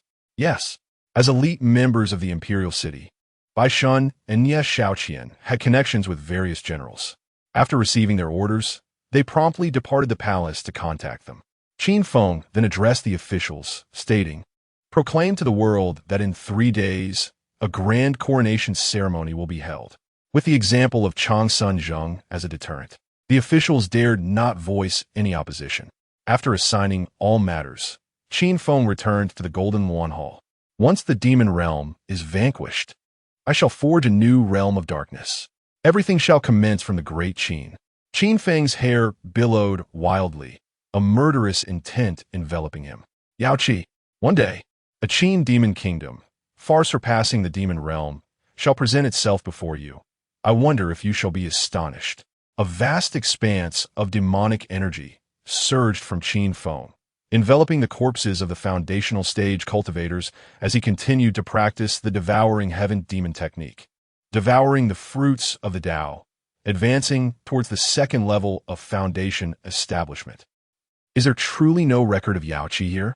In the royal treasury of the Qin dynasty, Qin Feng furrowed his brow. After poring over countless tomes, he found no information regarding Yao Qi, which surprised him. The talents of Yao Qi were not inferior to his former self, and her cunning was unparalleled, having acquired a double pupil and supreme bone. It was inconceivable that she had not made a name for herself. There was but one possibility. The Qin dynasty was far too primitive, utterly ignorant of the myriad realms. Indeed, even the demon realm and celestial realm were unmentioned. Qin Feng speculated further and continued to peruse numerous ancient texts, ultimately confirming his suspicions. Chapter 9. Ascension to the Throne. Bestowing the Celestial Star Formation. 3 days later, the coronation ceremony proceeded smoothly.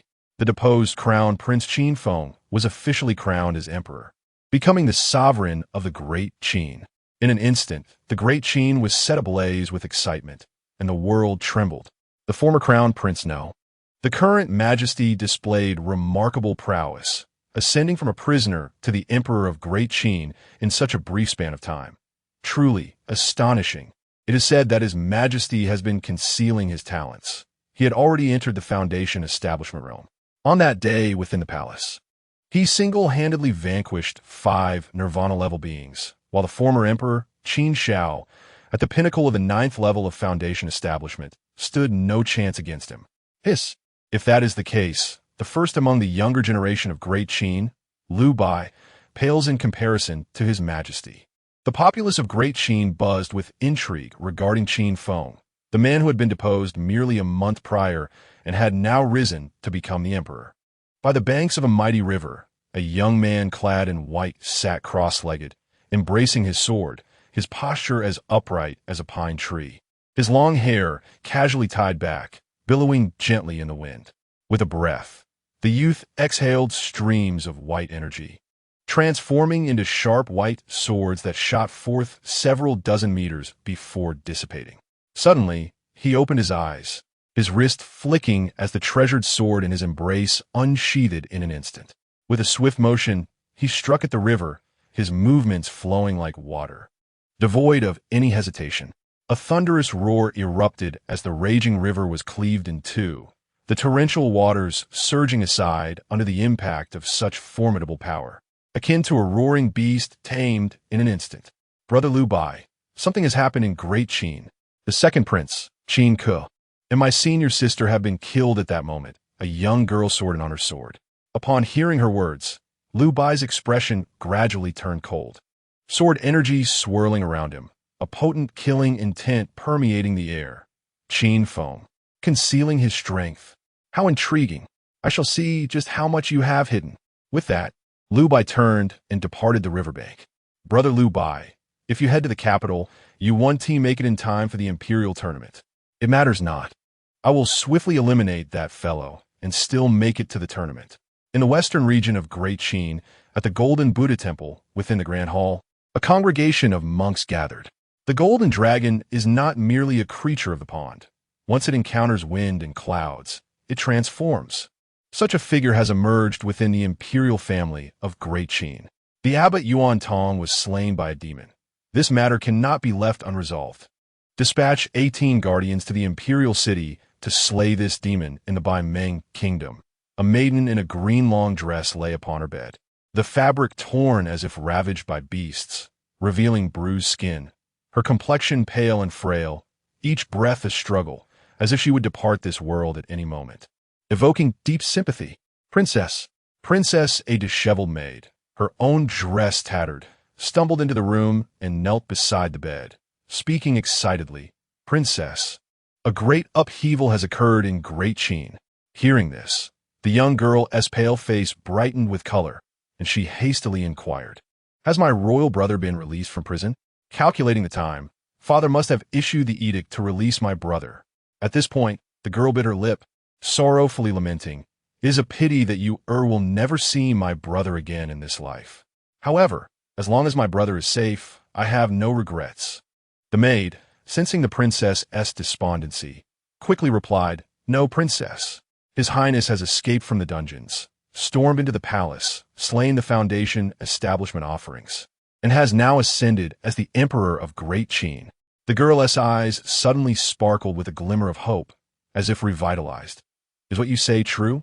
My brother, I knew it. Her voice grew softer until it faded completely. Princess. Only the heart-wrenching cries of the maid echoed throughout the palace. Qin Feng's ascension to the throne stirred the long-silent Great Qin, and his legendary journey became a tale of fascination. In the imperial palace, within the Golden Throne Hall, civil and military officials gathered. We report to your majesty. 6 of the 10 generals of Great Qin are willing to heed your command. They command an army of 600,000. The remaining 4 are obstinately loyal to 2 princes, openly rebelling under the guise of purging traitors, and have now occupied 6 states of Great Qin. The abbot of Golden Buddha Temple has issued a decree to exterminate demons. The Jinyui observed 18 mighty guardians departing from the temple toward the imperial palace yesterday. Liu Bai has entered the capital and has issued a challenge for a life-and-death duel with your majesty. Reports from the borders indicate an urgent situation. The Great Xia and Great Zhou are restless, suspected of amassing forces at the frontier. Upon the dragon throne, Qin Feng listened to the reports, his expression unchanging. To him, these so-called traitors in the Golden Buddha Temple were mere jesters. However, Liu Bai's challenge piqued his interest. Having absorbed countless Tao fruits, his demonic physique had reached its limits, and the effects of ordinary Tao fruits were negligible. This top genius of Great Qin, born with a sword body, surely possessed extraordinary Tao fruits. Perhaps they could enable his demonic physique to transcend its boundaries for the first time. In addition to his own cultivation, Qin Feng intended to unify Great Qin in the shortest time possible. With a population of 100 million, if all were to cultivate demonic arts, that would amount to 100 million demonic soldiers. If 100 million demonic soldiers practiced slaughter formations, even immortals could be slain. Bai Shan, Ni Xiaoqian, present. Bai Shan and Ni Xiaoqian stepped forth from among the officials and knelt in reverence. I bestow upon you both a set of slaughter formations. Henceforth, you shall lead the White Tiger Camp and the Vermilion Bird Camp to master this formation. With a wave of his hand, 2 streams of demonic energy surged toward Bai Shan and Ni Xiaoqian. Instantly, an overwhelming torrent of information flooded their minds. They envisioned stars in motion, interconnected, forming a terrifying grand formation that enveloped the entire universe. Brilliant starlight erupted, obliterating entire worlds. This formation is known as the Celestial Star Formation. born from the principles of celestial movements. Common formations are limited by the heavenly Tao, but this formation seizes the very essence of creation, unrestricted. The stars are as abundant as sand, limitless in number, and the more individuals who participate in the formation, the greater its power. Once the White Tiger Camp and the Vermilion Bird Camp have thoroughly integrated this formation, you too shall promote it throughout the army of Great Qin. Qin Feng spoke lightly. The celestial star formation is one of the most elite formations across myriad worlds. It is said that in ancient times, it was created by the Demon Emperor, utilizing millions of demons to simulate the celestial movements. Its destructive power astonishing, capable of unleashing infinite might. This formation had long vanished from the sands of time following the fall of the demon court. Qin Feng fortuitously acquired this formation. Years ago, driven by curiosity, he ventured to the ruins of the abandoned heavenly court of the demons, initially intending to experience the grandeur of the past demon court, only to discover a fragment of its skeletal remains. Time, like a blade, has cut down even the most resplendent demon court, leaving only this remnant bone. Whether it be coincidence or the hand of fate remains a mystery. Using his Qin Feng evolved this bone, witnessing the demon emperor, millions of demons, and the celestial stars, thus giving rise to the celestial star formation. Thank you, your majesty, for bestowing the formation. Bai Shun and Nie Shaoqian exclaimed with immense excitement. As leaders of the White Tiger and Vermilion Bird camps, they were well-versed in formations. Each camp contained only 10,000 soldiers, not due to limitations of the camps themselves, but because of the restrictions of the formation. The most elite formations of Great Qin could accommodate a maximum of 10,000 individuals to array together. The celestial formation bestowed upon them by His Majesty, the Zhoutian Star Array, can accommodate an astonishing multitude of practitioners, numbering in the billions. Even more astounding is the vision that unfolds in their minds, as the formation envelopes the universe, capable of annihilating an entire world with a single strike.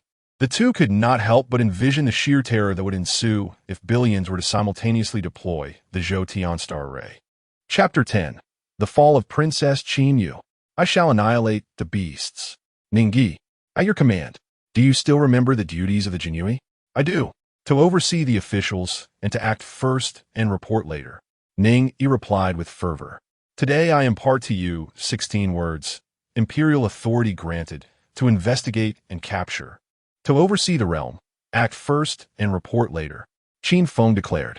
Immediately expand the Jinyui, wherever the lands of our Great Qin and our officials reside. I want to see the Jinyui present.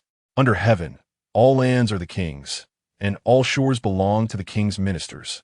The Great Qin shall remain as such. I will not allow any sects, powers, or organizations to exist independently of the Great Qin. Ningyi, I command you to lead the Jinyui to purge the royal city of any sects and forces. Those who comply shall prosper, while those who resist shall perish. His commanding voice echoed through the Golden One Hall. The civil and military officials were astounded. The new emperor intended to unify the Great Qin completely, to seize control of everything, allowing no dissenting voices. As such, the power of the officials would be significantly diminished. It would no longer be a shared governance, but rather a singular rule by the Qin emperor. The officials felt a sense of discontent and restlessness. Yet the memory of Changsun Zheng's tragic fate stifled their impulses. At your command, Ning Yi exclaimed, filled with excitement and immense gratitude. To repay your majesty's trust, I shall dedicate my life to serve. Bai Shun and Zhu Ke looked on with envy. The imperial authority granted to investigate, capture, and oversee the realm. To act first and report later. What immense power it conferred. It could be said that Ning Yi stood truly above all others. However, despite their envy, they bore no jealousy. They understood well that Ning Yi was the first to pledge loyalty to the emperor, even during the emperor's darkest hours in prison, a feat they could not compare to. 6 generals he might command.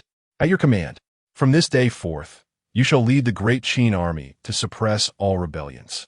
Those who dare to rebel shall be executed without mercy. At your command, the 6 generals bowed deeply.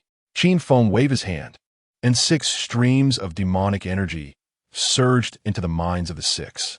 This was the Absolute Heaven Battle Sutra, a path to enlightenment through battle. The more one kills, the faster one ascends. The more one fights, the more formidable one becomes. I command you 6 to spread this method throughout the army, forging our great Qin's unparalleled divine soldiers with the blood of traitors. The Absolute Heaven Battle Sutra was the supreme scripture of the war clan, a lineage that, lacking powerful physiques and talents, ranked merely average among countless races in the realms. Yet, through this scripture, they carved out a fearsome reputation in the heavens. Every surviving member of the war clan was a formidable warrior. By imparting this method to the great Qin army, one day, these soldiers might transform into legendary warriors resounding throughout the realms. The 6 generals trembled with excitement, feeling the overwhelming battle intent coursing through their minds. Most soldiers were of ordinary talent and could not cultivate, yet this technique disregarded talent and improved through combat. Even those lacking talent could practice. This was undoubtedly a supreme method, an exceptional military training approach. Thank you, Your Majesty, for bestowing this battle scripture upon us. We shall not disappoint your expectations and will lead our great Qin soldiers to slay all traitorous ministers. The 6 generals pledged earnestly. With 80,000 troops under their command and the rebels numbering only 60,000, the advantage was theirs. Now, armed with this scripture that grew stronger through combat, defeating the rebels and quelling the insurrection would be within their grasp. The court session concluded and the civil and military officials exited. Qin Feng moved to the True Dragon Palace, his chosen place for cultivation and rest. He retrieved the corpse of the old monk and began to practice the devouring heaven demon art, absorbing the monk's Tao fruit, progressing towards the 2nd level of foundation establishment. Before long, sounds echoed from outside the palace. Ning Yi and Nye Xiaoqian seeked an audience with Your Majesty. Qin Feng observed the complex expressions of Ning Yi and Nye Xiaoqian, furrowing his brow. Speak plainly, do not hesitate. Ning Yi took a deep breath and said, Your Majesty, a month ago, Princess Yu agreed to Prince Qin Zhao's demands and went to the Bai Meng kingdom to marry in order to save you from the prison. Qin Yu? Qin Feng recalled the image of the girl in a flowing blue dress. During his time in the prison, she had often visited him. Later, in an effort to sever their emotional ties, he had coldly told her not to return. He vaguely remembered her disbelief when he spoke those words, tears welling in her eyes. She chose to marry off to save him. Qin Feng momentarily lost himself in thought. After a brief silence, he cleared his mind of emotions and said softly, My great Qin shall not sacrifice its people for peace. Relay my words to the Bai Meng kingdom. They must return her. Upon her return, grant her fief.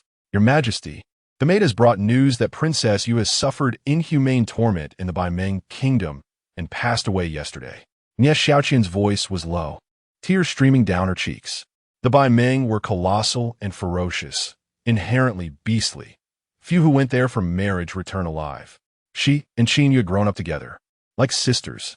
Before Qin Yu's marriage, she had tried to dissuade her, but Qin Yu was resolute, unmoved by her pleas. Ning Yi and Nye Xiaoqian departed the True Dragon Palace. Nye Xiaoqian's words echoed in Qin Feng's mind. The maid reported that Princess Yu had been in a daze, constantly worrying about whether Your Majesty had left the prison. Only after hearing that Your Majesty was safe and had ascended to the throne did she awaken and smile as she departed from this world.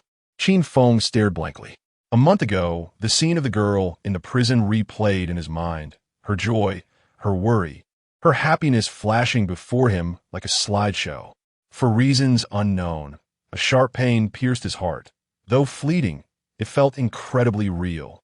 Time passed, and suddenly, a tremendous roar erupted from the True Dragon Palace, a torrent of demonic energy surging forth, akin to a dormant volcano erupting, fierce and overwhelming, as if it would obliterate everything in the world. A low, suppressed voice emanated from within the True Dragon Palace. Bai Meng, I shall annihilate you all.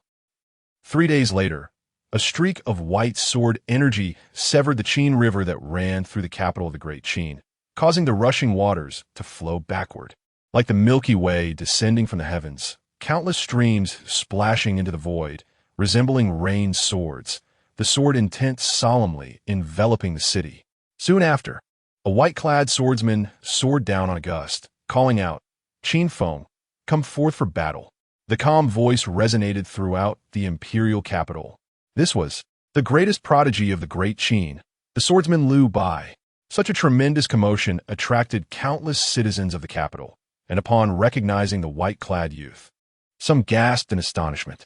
Why has Liu Bai come to challenge the emperor? Surely, he has no prior connection. How can there be no connection? Liu Bai is a disciple of the Sword Pavilion. The late Princess Qin Ku of the Yuan was also a disciple of the Sword Pavilion. Though she has left the sword sect and entered the mundane world, her bond with Liu Bai as fellow disciples remains. The current emperor executed her. Liu Bai would not remain indifferent. Even without the matter of the princess, Liu Bai would still challenge the emperor. As disciples of the sword sect engage with the world's prodigies, the emperor has concealed his brilliance for 20 years, suddenly soaring to prominence. Liu Bai would not miss such an opportunity. The citizens whispered among themselves. How audacious of Liu Bai to address the emperor so casually. Scornful voices arose. A sanguine glow streaked across the horizon, halting before Liu Bai, as the crimson pool surged and gradually transformed into the visage of Ning Yi. Chapter 11. The first prodigy of the great Qin, Liu Bai. One strike to subdue. Liu Bai surveyed his surroundings.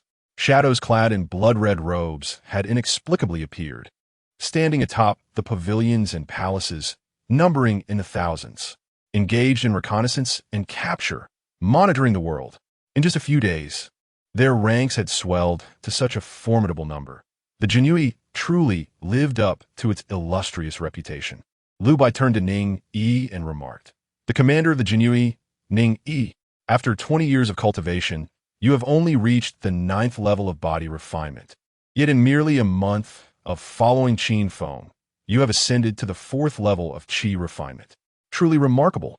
To think that the renowned Sword Pavilion's Liu Bai was also aware of my Jinhui." Ning Yi retorted coldly, "If that is the case, why do you not surrender willingly? His Majesty is the destined ruler. Yielding to the great Qin is your only path forward." Liu Bai laughed. "In this world, no one has yet emerged capable of making Liu Bai submit. Ning Yi, you are not my match. Step aside and let Qin Feng come personally." "Arrogant!" Ning Yi shouted sharply, his blood energy surging, transforming into a torrent that rushed toward Liu Bai. Clang! Liu Bai unleashed a sword strike, a white sword energy slicing through the void, charging toward Ning Yi. Puff! The blood torrent was cleaved apart, forcing Ning Yi's true form to emerge. Hurtling backward like a cannonball, Liu Bai remarked indifferently, "I told you, you are not capable." Could it be that a single sword strike could severely wound the commander of the Jinhui? The onlookers gasped in astonishment. In recent days, the Jinhui had eradicated many sects and forces within the capital, their ferocity unmatched.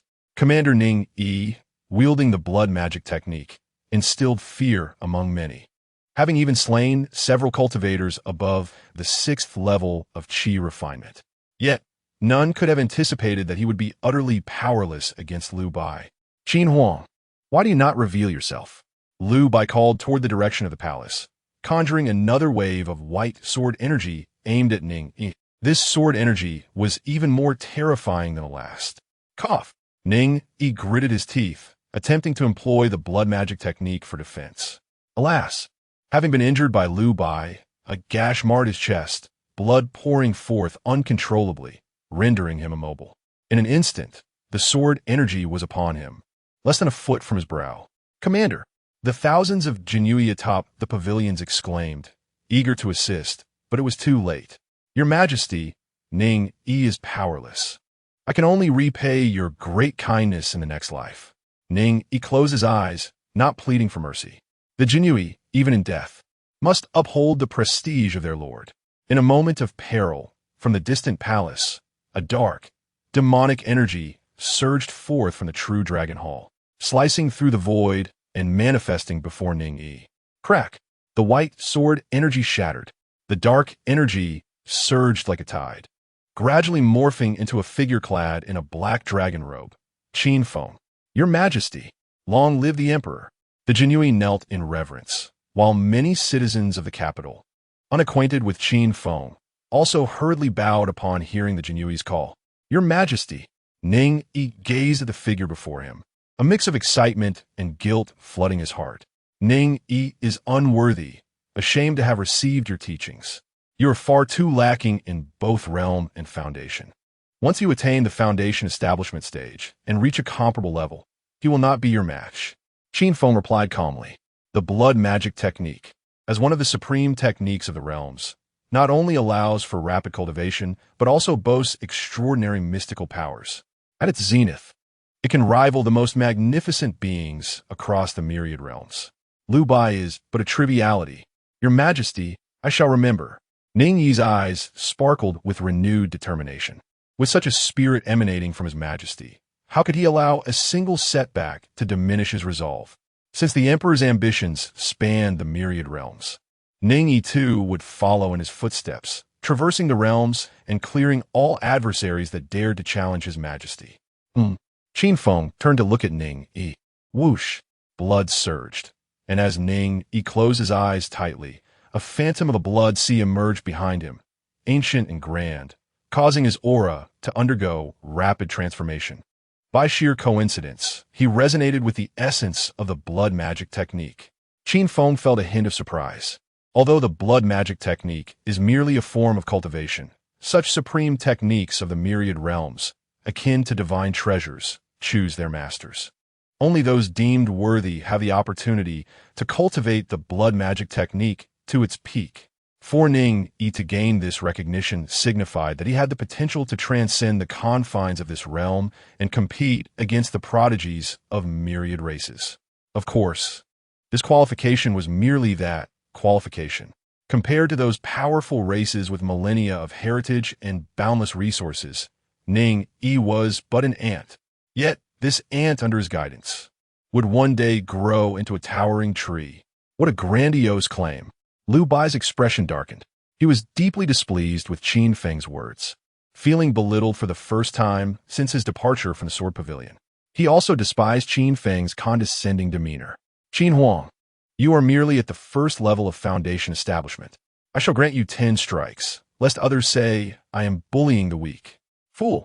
Qin Feng scoffed. What kind of genius would not go all out against an enemy?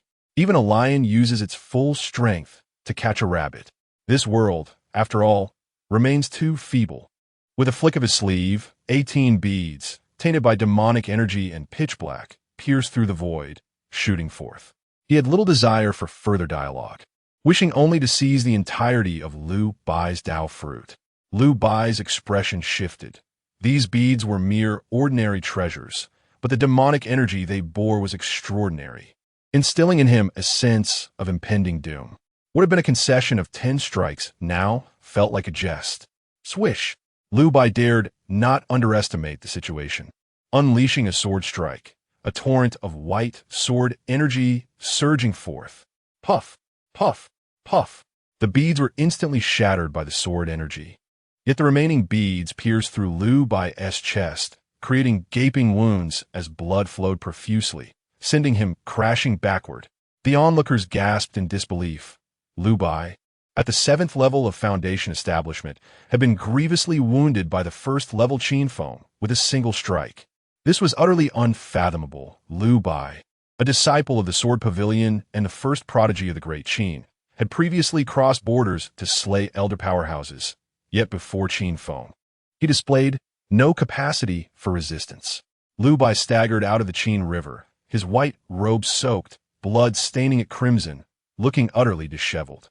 At this moment, a serious expression crossed Lu Bai's face as he earnestly stated, Qin Feng, you are indeed extraordinary. I admit, I underestimated you just now. Whoosh! The waters of the Qin River surged violently, unleashing waves. Behind Lu Bai, streams of sword energy coalesced, a dense river of white sword energy, tumultuous and formidable, exuding a terrifying killing intent that seemed poised to annihilate everything in existence. This is the Great River Sword intent. Lu Bai had actually comprehended the Great River Sword intent. Some among the crowd recognized the sword energy river behind Liu Bai and gasped in astonishment. Sword intent. This was the lifelong pursuit of countless sword cultivators, yet few could attain it.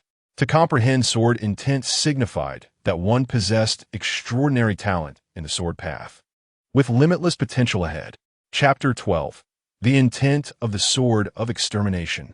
A single strike to fell Liu Bai. 3 days prior, I gazed upon the flowing river and comprehended the essence of the river sword intent. This marks my inaugural display of it. To perish under the river sword intent is a testament to your pride. Liu Bai raised his hand, pointing toward Qin Feng. With a roar, the river surged, akin to a waterfall reversing its course, transforming into streams of sword energy, laden with boundless malice, cascading down upon Qin Feng. Qin Feng remained composed.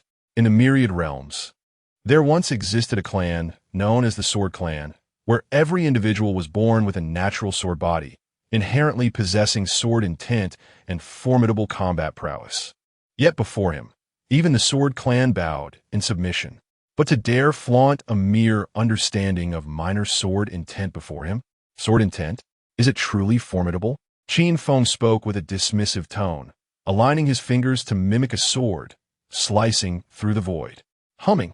A chorus of clear sword sounds resonated throughout the heavens and earth. Behind Qin Feng, a towering crimson sword energy phantom gradually materialized, radiating brilliant bloodlight. Its overwhelming sword intent pervading the cosmos. Sword intent. The crowd gasped. This too is sword intent. The Qin Emperor has indeed grasped sword intent. Moreover, this sword intent appears infinitely more terrifying than Liu Bai's river sword intent. The surrounding space seemed to freeze, their bodies stiffened in place. Within the reach of this towering sword energy, it was as if celestial corpses were plummeting and treasured artifacts were shattering, blood staining the heavens. The sword of extermination, capable of slaying even celestial beings. Qin Feng pointed forth, the towering crimson sword energy cleaving through the fabric of time and space as it descended. Boom! The two streams of sword energy collided, a terrifying wave of energy radiating outward. With a crack, the river of sword energy instantly collapsing, severed and dissipating into countless ethereal lights. The imposing crimson sword energy surged forward relentlessly, striking toward Liu Bai. Bang! Liu Bai's surrounding defensive light was shattered in an instant, and the numerous artifacts he had summoned were reduced to powder. What sword intent is this? Liu Bai stared blankly at Qin Feng, his eyes filled with disbelief. The river sword intent he held in such high esteem was as fragile as a toy before the Qin Emperor's sword intent. Yet he would never obtain an answer. A spray of blood erupted from his head, and Liu Bai's body was cleaved in two, his corpse plunging toward the Qin River below. The crowd trembled internally. Liu Bai was slain. Despite comprehending the river sword intent, he could not withstand Qin Feng's overwhelming might, falling without any means to retaliate. At this moment, everyone was beset with profound questions. Why had Qin Feng also grasped sword intent, and even one more powerful than Liu Bai's? Was it possible that Qin Feng's swordsmanship surpassed Liu Bai's, concealed to such an extent? Qin Feng's expression remained indifferent. The sword of extermination is the pinnacle of combat intent within the sword lineage. Even without fully comprehending it, he had gleaned some insight from his past life. Yet, dealing with a mere Liu Bai was child's play. Your Majesty's might is unparalleled, dominating the realm. Your Majesty's might is unparalleled, dominating the realm. Your Majesty's might is unparalleled, dominating the realm. Thousands of imperial guards knelt, exuberantly cheering, their voices echoing throughout the imperial city. Senior brother, this demon's ferocity is overwhelming. Should we still intervene? Among the crowd, 18 monks clad in simple robes gazed at the dark-robed figure in the sky, their expressions grave. They were the 18 guardians dispatched by the Diamond Temple, seeking vengeance for their fallen comrade. Yet they had witnessed Qin Feng slay Liu Bai with their own eyes. This demon's power exceeds expectations. We must return to report to the abbot and devise a plan. The leading monk shook his head, preparing to depart with his brethren. Suddenly, his pupils constricted. A chill enveloped him. It is bad. This demon has noticed us. Let us flee. In the sky, Qin Feng had locked his gaze upon them, his dark eyes devoid of any emotion. Since you have come, why rush to leave? 18 foundational cultivators. If I were to consume these 18, it would surely aid me in ascending to the 9th level of foundation establishment. Qin Feng would not let this opportunity slip, his figure flickering, vanishing into the air. In the next moment, he appeared above the 18 monks. Swish! Qin Feng unleashed a punch, the 6 paths of reincarnation fist erupting with radiant brilliance. A punch imprint descending with overwhelming force, the power of reincarnation surging. Puff! 3 monks, unable to evade, were struck by the punch imprint, spitting blood as they were sent flying. The power of time flowed over them, and by the time they landed, the 3 originally youthful monks had aged into frailty. What sorcery is this? The remaining monks, witnessing this scene, felt their scalp tingle, their bodies turning cold. They had never encountered such a bizarre martial art that could invoke the power of time, causing instant aging. This demon is far too powerful. We cannot confront him. Form a formation. Utilize the diamond formation against him. 15 monks' robes erupted, their bodies like molten bronze, radiating brilliant golden light, their expressions solemn as they chanted sutras. The golden light swirling, faintly coalescing into 15 furious diamond phantoms, exuding an aura of immense ferocity, with a compassionate heart and thunderous methods. This is the Diamond Temple's diamond formation, capable of summoning the phantoms of the diamond to possess them. Someone gasped in shock. This is the Diamond Temple's premier Buddhist formation, exceedingly restraining against demonic practitioners. The temple has suppressed many formidable demons through this formation. Suppress the demon. A voice of oppressive authority resonated, and the furious diamond phantoms merged into the bodies of the 15 monks. Instantly, their auras shifted dramatically, their gazes sharp, as if transformed into entirely different beings. Do you think you could suppress me? Qin Feng scoffed. Even these diamond phantoms, should the diamond itself reappear, what could they do against him? Before him, they too must bow their heads. In his past life, he had not refrained from eliminating diamonds. Boom! Qin Feng struck forth, a torrent of demonic energy morphing into a colossal black handprint. Around the handprint, celestial images shattered, continents obliterated, and even time itself turned to dust. The shattering star palm, a technique created by a primordial demon of the demon realm. With a single strike, it can shatter stars, rupture continents, and obliterate time. As the heir of the demon realm, Qin Feng had received the teachings of that primordial demon, mastering the essence of this technique. Rumble! The black handprint collided with the resplendent Buddhist light, a deafening roar echoing, as the Buddhist light was instantly extinguished. Swish! The handprint struck the chest of the monks from the Diamond Temple, the power of the shattering star exploding within them, causing their bodies to convulse violently. The furious diamond phantoms forcibly expelled, as if their souls were being wrenched free. The onlookers gasped in shock. The Diamond Temple's formation had been shattered by a single strike. The phantoms expelled. What sort of prowess is this? Boom! Qin Feng continued to strike, the demonic energy surging, intent on extinguishing all these monks. Benefactor, relinquish your sword and become a Buddha. Suddenly, a sutra resounded. A round, plump orb, the size of a grape, erupted from one of the monks. The orb radiated brilliant Buddhist light, the void boiling as it coalesced into a phantom. It was an elderly monk, shrouded in a veil of mist, exuding divine radiance. Surrounded by Buddhist symbols, resembling a deity. This is the abbot of the Diamond Temple, a formidable being of the Golden Core realm, manifested through the relic of a high monk. The crowd exclaimed in astonishment. A Golden Core cultivator stands at the pinnacle of the Great Qin hierarchy, a figure capable of contending with a myriad of armies. Throughout the Great Qin, only the 4 great camps, Green Dragon, White Tiger, Vermilion Bird, and Black Tortoise, can stand against the Golden Core. Beyond these 4, no ordinary soldiers can contend with a Golden Core practitioner. Of course, the 4 great camps can merely contend with a Golden Core. Should a Golden Core practitioner wish to depart, the 4 camps would be powerless to stop them. This is the essence of the Golden Core's might, and the reason the Diamond Temple has endured for millennia. The sea of suffering is boundless. Turning back is the shore. A benefactor, you have already slain my temple's Yuantong, and now you have taken the lives of 3 more of my temple's guardians. Do you intend to commit further acts of violence?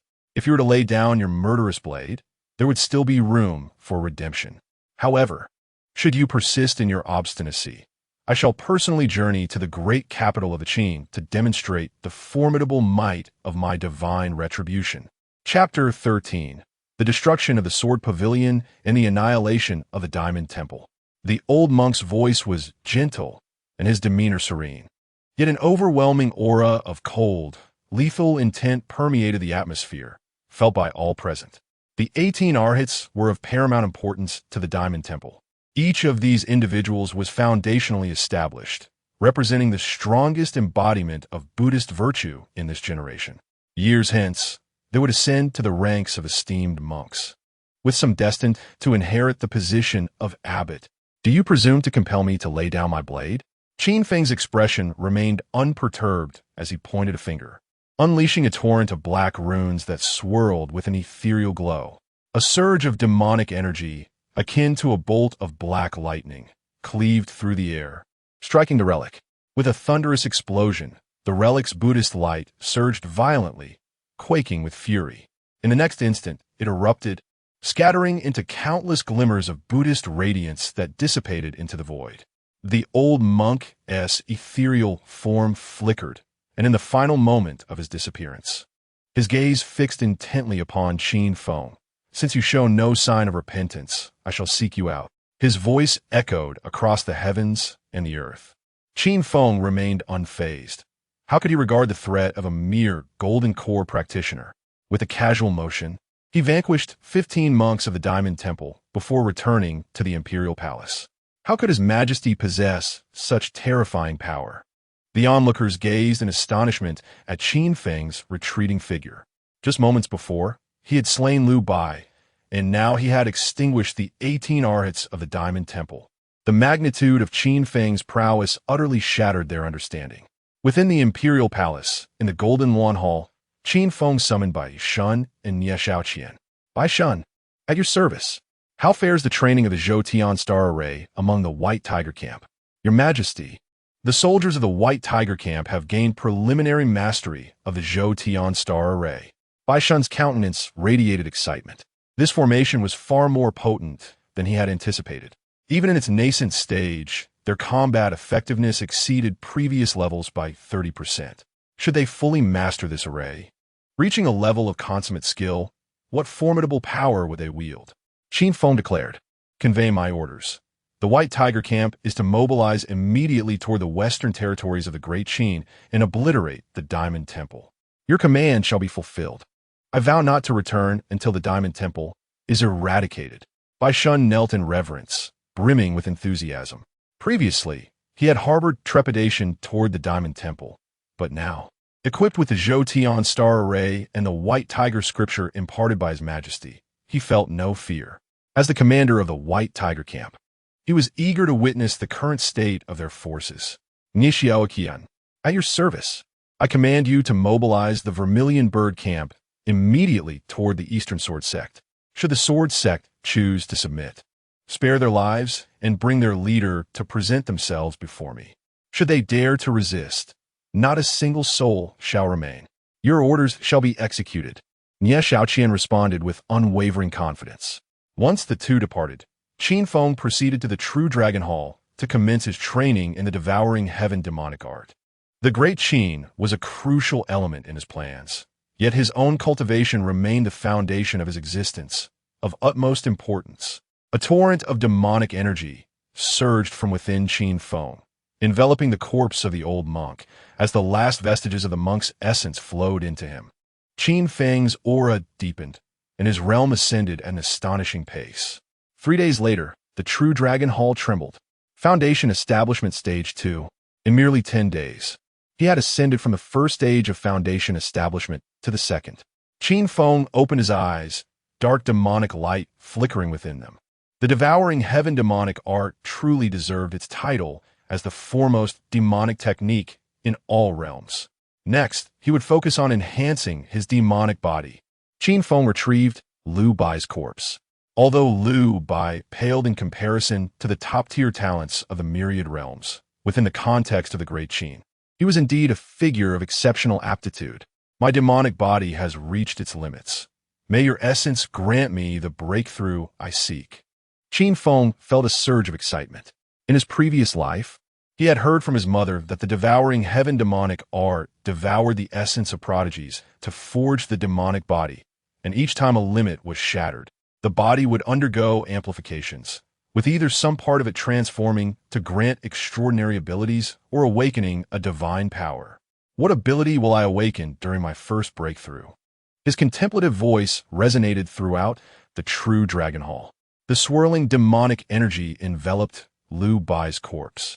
As Qin Feng engaged in secluded cultivation, striving to accomplish the first breakthrough of his demonic body, the Great Qin trembled from the ramifications of his actions. His Majesty has slain Liu Bai and the 18 arhats of the Diamond Temple. The citizens of Great Qin were astounded. Curiosity abounded regarding this former prince. Once deemed a worthless royal, now transformed into the sovereign of the Great Qin. Many antiquated figures expressed discontent over Qin Feng's rebellion. But as they learned of his terrifying strength, their perspectives began to shift. Realizing that this new emperor might indeed be a formidable leader capable of guiding the Great Qin toward unparalleled heights. Is Qin Feng mad?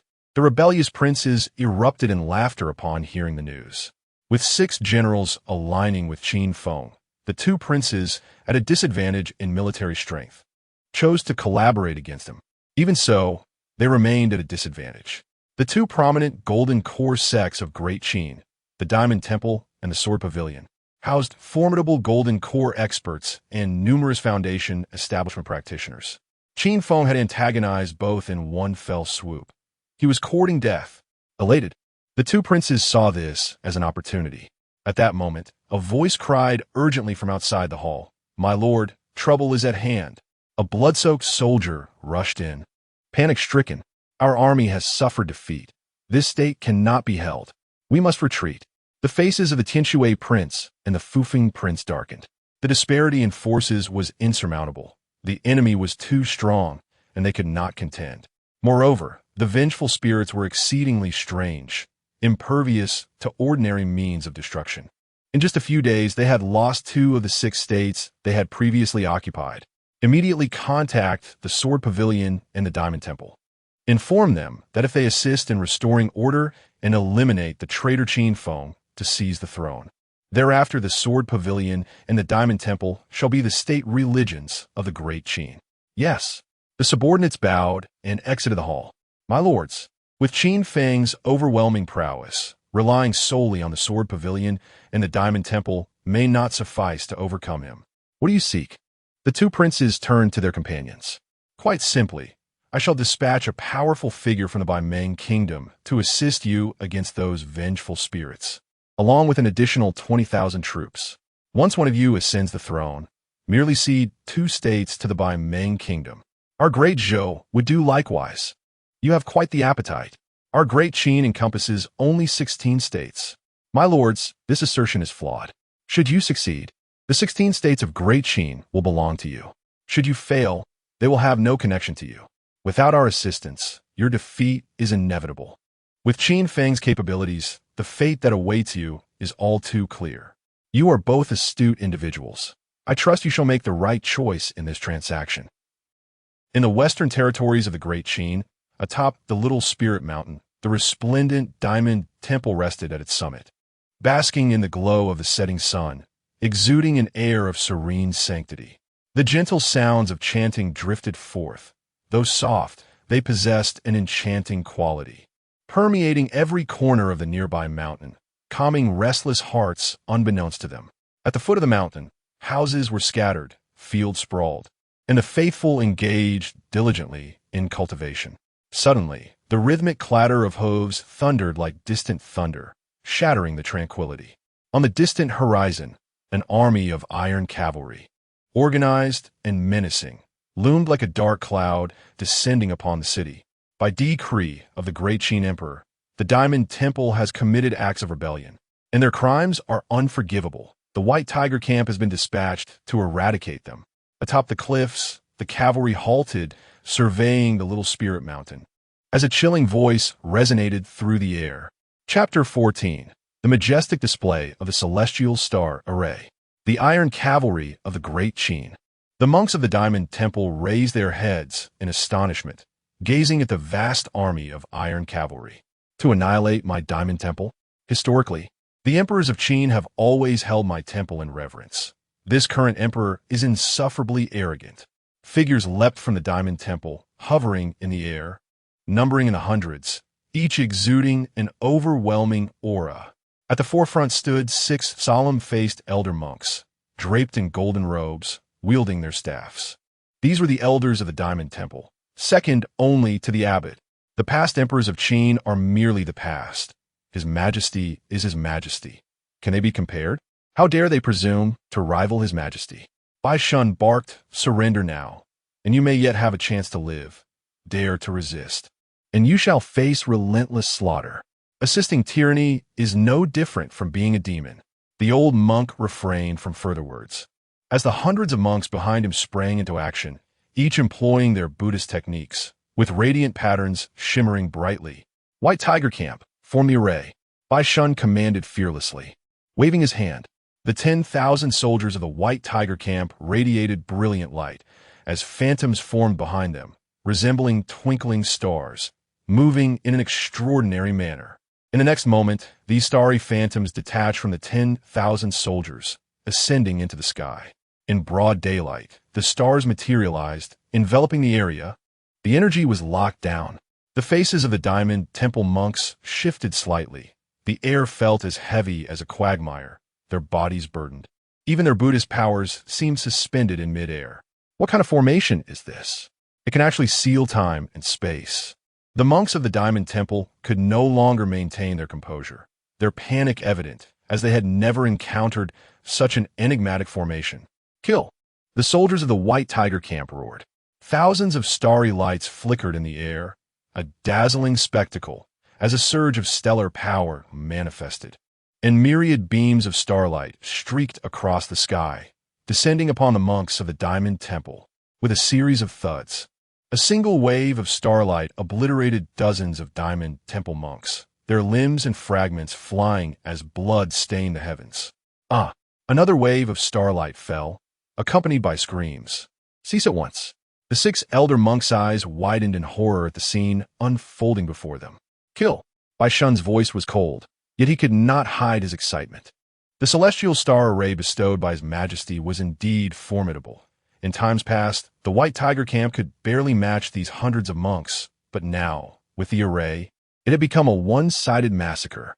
To slay my Diamond Temple monks. Does the great Qin truly wish for a fight to the death? The 6 elder monks could not remain calm, their robes trembling as their staffs radiated brilliant Buddhist light, summoning thunder to strike down upon the White Tiger Camp. "Old monks, have you lost your wits in your prayers? Today, the White Tiger Camp has come to eradicate you bald heads." "Ha ha ha." Bai Shun laughed maniacally, fully aware of the celestial star array's might, unafraid of these elder monks. This was a fierce battle. As the 10,000 elite soldiers of the White Tiger Camp activated the celestial star array, clashing with the 6 elder monks of the Diamond Temple, each at the pinnacle of foundation establishment, mere steps away from the Golden Core realm, the highest echelon in the land of Qin, revered by all. Yet today, these elder monks were ultimately overpowered by the White Tiger Camp. As the starlight descended, the 6 elder monks were sent flying. "Kill!" Bai Shun's expression was impassive, as the remaining monks were obliterated by the power of the stars. "Do you truly fear not the abbot of my Diamond Temple for destroying our foundation?" The 6 elder monks, realizing they were no match, attempted to use the threat of their Golden Core abbot to protect the Diamond Temple and intimidate Bai Shun. "Do you think I'm unaware? The old bald head left the Diamond Temple 3 days ago for the imperial capital. Let him see if he can survive in the hands of His Majesty." Bai Shun scoffed. Ning Yi's network of the Jinyui had already begun to take shape. Although it had not yet spread throughout the entirety of the Great Qin, the Diamond Temple was a prime target. Under the watchful eye of the Jinyui, every move recorded. Upon hearing this, the 6 elder monks' faces turned ashen. Bai Shun's gaze fell upon the temple atop Ling Mountain, and he coldly uttered a word. Kill. Leave not a single one alive. Meanwhile, in the eastern regions of the Great Qin, at the Sword Pavilion, a similar scene unfolded. By decree of the Great Qin Emperor, Sword Pavilion must submit within the day. Those who dare resist shall face merciless slaughter. Nie Xiaoqian led the Zhuge camp, surrounding the Sword Pavilion. The celestial star array in operation, encircling the pavilion. Though she was a woman, Nie Xiaoqian donned the armor of the Zhuge, her exquisite features radiating coldness, embodying valiance that rivaled any man. To slay my Sword Pavilion's disciples and seek to annihilate us. The Qin Emperor is indeed tyrannical. The sounds of swords clashing resonated. The disciples of the Sword Pavilion soared on their swords, countless sword auras enveloping the area, a brilliant white light illuminating the heavens. A hazy figure stepped forth from the torrent of sword auras. The master of the Sword Pavilion, Feng Yunwuji. Nie Xiaoqian regarded the middle-aged man as if he were prey. Her expression exhilarated. The Great Qin, it is the Emperor's Great Qin. Under heaven, all lands belong to the king, and all shores belong to the king's ministers. You shall either submit or perish. It seems you possess great confidence. Feng Yunwuji's countenance remained calm. As a being of the Golden Core realm, he would not regard these 10,000 soldiers lightly. However, beneath the celestial star array, he soon realized his grave miscalculation. Boom! The celestial star array operated.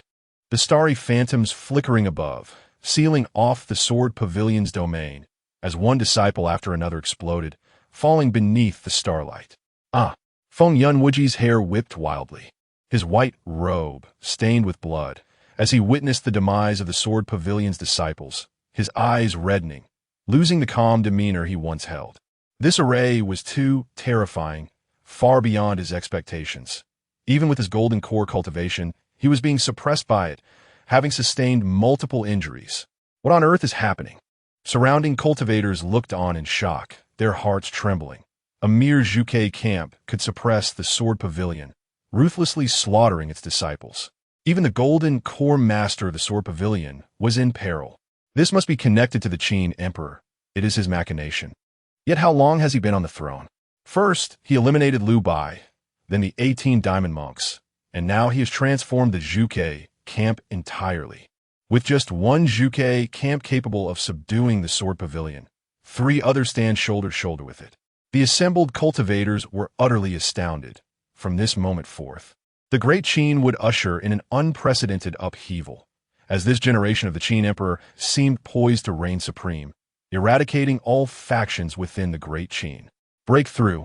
Feng Yunwuji roared, an invincible sword intent erupting from within him. He transformed himself into a sword, gathering the sword energy into a fierce vortex, soaring skyward, suddenly breaking the restraints of the celestial star array.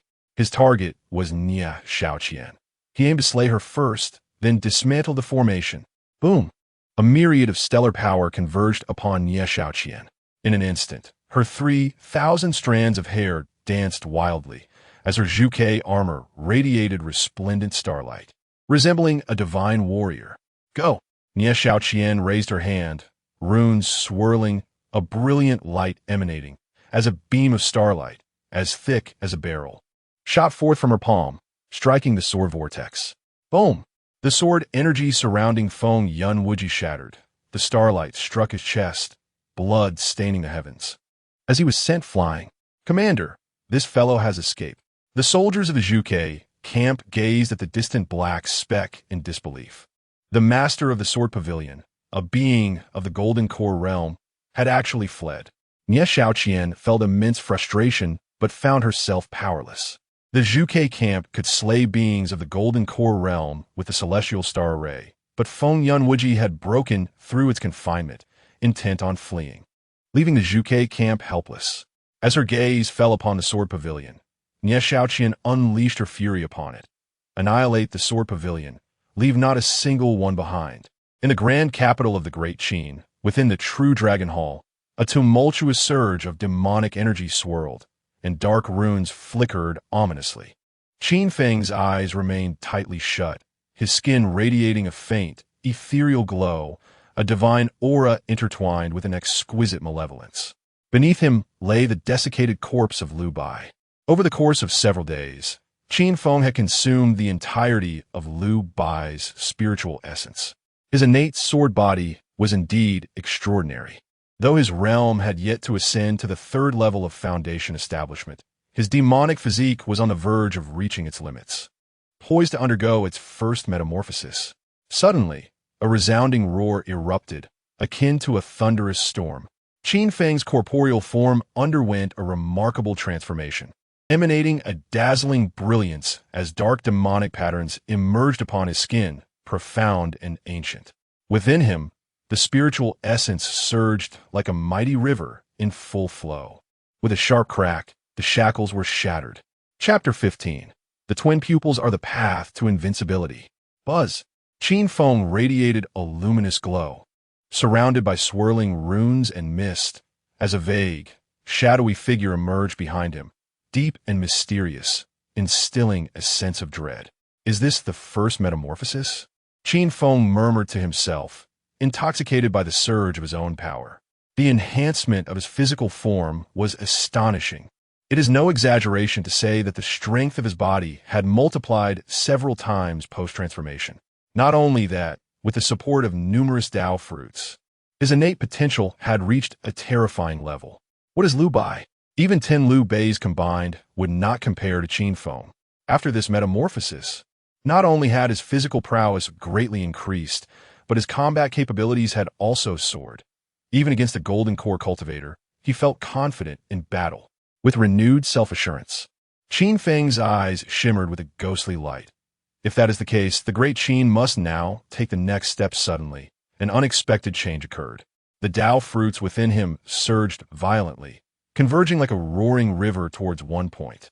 His eyes. Countless Dao fruits rushed towards his eyes. A piercing sensation filled his vision, as Qin Feng's pupils underwent a remarkable transformation, contorting as if a mysterious force were tearing at them. Was it mere coincidence? Was the first transformation of the demonic body enhancing my vision? The excruciating pain within his eye sockets felt akin to countless needles stabbing into them, driving one to madness. Yet, Qin Feng remained calm, patiently awaiting the outcome. An hour passed. The torrent of Dao fruits ceased to flow into his eyes, and the agonizing pain vanished, replaced by an overwhelming sense of comfort and coolness. Twin pupils, Qin Feng whispered. A ghostly light erupted within his eye sockets, mysterious patterns flickering as mountains, rivers, and cosmic stars danced in ethereal motion, rising and falling, existing and perishing. The twin pupils had returned. The first breakthrough of the demonic body revealed an awakened divine ability, the twin pupils. Qin Feng's expression was a mixture of complexity and excitement. No one understood the power of the twin pupils better than he did. This was a path to invincibility. Throughout history and across myriad realms, it was one of the strongest physiques. In terms of cultivation, the twin pupils could capture the laws of the world, discerning the essence of divine abilities and combat techniques, making progress in cultivation efficient and effective. In battle, the twin pupils could perceive the flaws of all treasures and techniques, rendering him invincible in combat. As the twin pupils activated, an extraordinary light dazzled. His vision sharpened profoundly. A speck of dust on the ground, the veins on a leaf, and even the mayflies in the water became vividly clear. With a single thought, a kaleidoscope of colors filled his sight, revealing the rules beneath the twin pupils, their operations slowing down, then accelerating as if he had pressed a fast-forward button. Qin Feng pondered deeply, ultimately sighing. The twin pupils had truly awakened, indistinguishable for his past life. If one were to discern a difference, it would be that the twin pupils of his previous life were radiant and brilliant, while in this life, they were dark and profound. The resurgence of the twin pupils signified that he was destined to rectify the regrets of his past life and reclaim all that was once lost. The Yaoqi. A surge of murderous intent welled up within Qin Feng. With the awakening of the twin pupils, he felt a newfound confidence. The day of encountering the Yao Qi was not far off. Suddenly, a golden meteor shot into the true Dragon Hall, moving at an astonishing speed, exuding immense power that warped the very fabric of space. It was an old monk, his countenance solemn, surrounded by brilliant Buddhist light, exuding an unfathomable aura. In an instant, he appeared behind Qin Feng, striking down towards his head with a palm, Buddhist scriptures enveloping the air, a chilling, killing intent emanating. "Old bald donkey, you have finally arrived." Qin Feng turned, his twin pupils glowing with a ghostly light. In that moment, the old monk's movements slowed drastically in Qin Feng's eyes, allowing him to effortlessly evade the monk's attack. The twin pupils captured the monk's Buddhist techniques, beginning to evolve. Reflected in the dark twin pupils was the radiant Buddhist light, the palm print continuously shifting. Subsequently, Qin Feng formed a seal. Buddhist light enveloped his palm, the patterns radiating as he astonishingly replicated the old monk's techniques. Bang! The monk's robe billowed, radiating intensely, a most exquisite treasure garment. Although soft, its defensive capabilities were top tier, nullifying most of Qin Feng's palm strike. With only a fraction of the force reaching the monk, easily extinguished. "How could you possess the diamond seal?" the old monk exclaimed, his gaze fixed on Qin Feng's palm, a storm of shock surging within him. This was a unique palm seal of the Diamond Temple, designed to restrain demonic cultivators, having subdued countless evil spirits. Only the successive abbots could practice it. Where did this demon learn it? Hush! Qin Feng remained silent, continuing to wield the diamond seal, striking repeatedly. The resplendent Buddhist light illuminating the true Dragon Hall, golden palm prints flooding in waves. The old monk could no longer underestimate Qin Feng, summoning other Buddhist techniques. However, he soon discovered something truly chilling.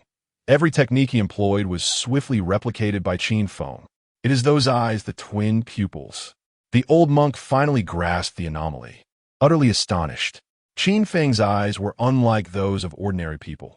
While they possessed a single pupil, Qin Feng had two, with a mysterious light swirling within the twin pupils, continuously evolving his techniques. What an extraordinary ability! The divine techniques and combat skills he displayed would be learned by Qin Feng and turn against him. Hee. Qin Feng chuckled, and the old monk ceased using divine techniques, opting to engage him in close combat purely with physical prowess. This was precisely the opportunity he sought to validate the power of his demonic body.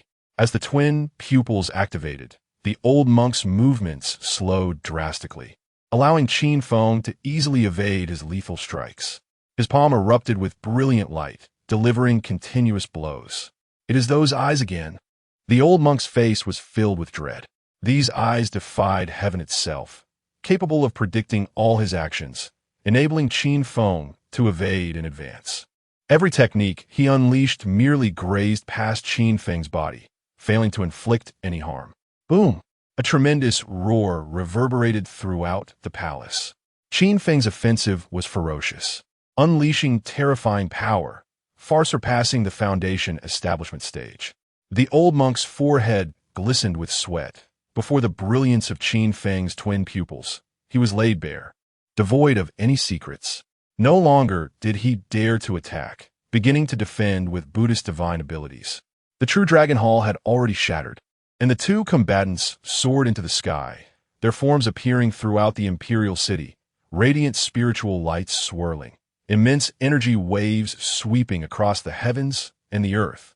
This was Master Xin, the abbot of the Diamond Temple, a formidable golden core cultivator.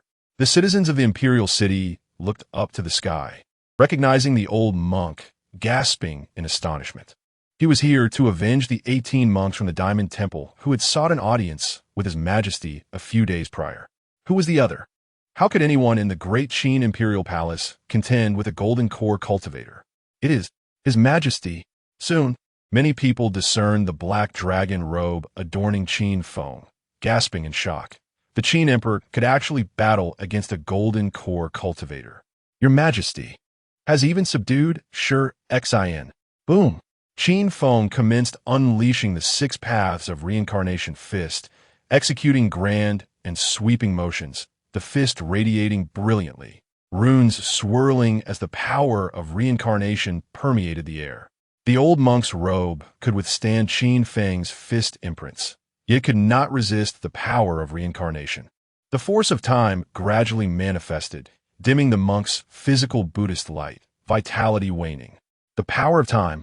The old monk's expression changed dramatically. He too sensed the alteration within himself. A golden core cultivator possesses a lifespan of several centuries, yet in this brief skirmish with Qin Feng, he had already expended decades of his life force. Swish! It could not continue, otherwise his lifespan would be entirely depleted. After withstanding a blow from Qin Feng, the old monk executed a fugue technique, fleeing into the distance. Thinking of escaping? Qin Feng's body radiated a glimmering, precious light, as a phantom of the rock manifested behind him, lightning flashing as he transformed into a streak of black lightning, closing in on the old monk with astonishing speed. This was the rock technique, a top-tier speed method throughout the realms, an innate divine ability of the rock clan. In his past life, Qin Feng's steed had been a rock, soaring through the heavens atop it. As the twin pupils captured the essence of the rock technique, inscribing its Tao rhythm, now, with the resurgence of the twin pupils, executing this technique was effortless. In an instant, as Qin Feng traversed the heavens, the distance between him and the old monk swiftly diminished. With a whoosh, Qin Feng's fist radiated divine light, wielding the reincarnation fist, where runes intertwined and the essence of the Tao coalesced, unleashing an overwhelming force of reincarnation. Stop! The old monk bellowed. His vitality waned incessantly, the wrinkles on his face deepening at an alarming rate. Should this continue, his lifespan would be utterly depleted, leading to his immediate demise. Qin Emperor, I am willing to submit to the great Qin. The King Kong Temple shall heed your command. The Golden Elixir Realm monk bowed his head before the Qin Emperor, eliciting gasps of disbelief from the crowd in the capital. For centuries, the King Kong Temple and the Sword Pavilion had defied imperial commands, maintaining their proud independence, unyielding to any past Qin Emperor's influence. Today, the abbot of the King Kong Temple willingly surrendered, heralding the great Qin's acquisition of a formidable golden elixir realm master. The King Kong Temple? It seems that the King Kong Temple may no longer exist in this world. Chapter 16. Slaying the Golden Elixir. Spirits of the Golden Elixir Realm. Qin Feng spoke softly. What did you say? The old monk's face turned pale, as he had an inkling of the implication behind Qin Feng's words. Yet he was reluctant to accept it. After a stick of incense, Qin Feng returned, carrying a corpse. Faced with the old monk's submission, Qin Feng decisively struck him down. Compared to the subjugation of the Golden Elixir Realm, he now sought the Golden Elixir fruit even more. The Emperor has slain Shixin. The people of the Imperial City stared blankly at the figure in the black dragon robe heading towards the palace. Shixin was a formidable figure of the Golden Elixir Realm, a top existence of a Qin, standing proudly independent. Even the past Qin Emperor held him in great reverence. Now, he had been vanquished by Qin Feng, reduced to a lifeless body. Isn't the Emperor at the Foundation establishment stage? How can someone at the Foundation establishment level slay a golden elixir? Why is his combat power so terrifying? The crowd was filled with disbelief and confusion. Just a month ago, Qin Feng was a discarded prince with a bleak future. Yet, in a mere month, he had forcefully suppressed everything, ascended to the throne, and could even subdue a golden elixir. It was utterly unfathomable. This fellow. Amidst the crowd, Feng Yunwu's face was filled with resentment as he gripped the hilt of his sword tightly. After an unknown period, he finally released his grip, turned, and melted back into the crowd. Feng Yunwu relinquished his intention to act. Upon witnessing Qin Feng's overwhelming defeat of Shixin, he understood that he could not kill Qin Feng. Did someone spy on him? In the void, as Qin Feng flew towards the palace, he felt a sense of foreboding and glanced in a certain direction, his dual pupils swirling, yet ultimately finding nothing. Under the gaze of his dual pupils, there were no illusions. Someone had indeed been spying, and it was a being of the Golden Elixir Realm. It seemed the Zhuge camp had not completely annihilated the sword pavilion. Carrying the old monk's corpse back to the palace, Qin Feng had a rough idea of who the spy might be. If he were willing to expend some effort and use his dual pupils to search, perhaps he could locate the individual. However, he deemed it unnecessary. After all, it was merely a golden elixir. With the time spent on that, it would be better to focus on cultivating the devouring demon technique. He had over a dozen Foundation establishment corpses in hand, along with the old monk's golden elixir corpse, enough to support him in stepping into the golden elixir realm. Once he ascended to golden elixir, he returned to the palace and began practicing the devouring demon technique. Due to the destruction of the true dragon hall during his battle with the old monk, he temporarily resided in the Afong palace. Demonic energy enveloped the corpse, as strands of Dao fruits entered his body, causing Qin Feng's aura to continuously rise.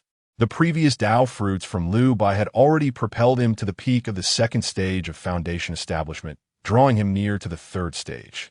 Within the 10,000 souls banner, the old monk's soul was slowly coalescing, being refined by the banner. Once refined successfully, Qin Feng would gain an additional combat strength at the golden elixir level. 2 days later, Qin Feng stepped into the third stage of Foundation establishment. Your Majesty, envoys from the Great Zhou, Dali, and the Bai Meng Kingdom have arrived. A guard reported outside the hall. In the Golden Yuan Great Hall, Qin Feng sat upon the dragon throne, with officials positioned on either side. In the center of the hall stood 3 figures, each adorned in distinct attire. One of them was enormous, nearly 5 meters tall, with bulging muscles and thick fur, exuding a brutal aura like that of a brown bear. This is the Bai Meng tribe, he thought, known for their volatile temperament, bloodthirsty nature, and penchant for tearing living beings apart. Their physical prowess was extraordinary, and they possessed divine abilities. Qin Emperor, I bring a message from the Bai Meng Kingdom's ruler. The rebellious princes of Tianshui and Fufeng have contacted us, offering 2 states of land in exchange for the Bai Meng Kingdom's military assistance. However, the ruler is a sentimental man. As long as the Qin Emperor is willing to part with 2 states, the Bai Meng Kingdom will refrain from sending troops. The Bai Meng envoy grinned, revealing sharp fangs. Speaking of which, the ruler has a connection with the Qin Emperor. Were it not for this connection, the ruler puffed. Qin Feng unleashed a surge of demonic energy, silencing the envoy mid-sentence as his head exploded into a mist of blood. The Golden Yuan Great Hall fell into a profound silence. The envoys from Dali and Great Zhou, who had been about to speak, quickly swallowed their words upon witnessing this scene. Qin Feng remained expressionless as he turned to the remaining 2. What brings you here? Gulp. The 2 swallowed, nervously, trembling, wishing to flee from the place immediately.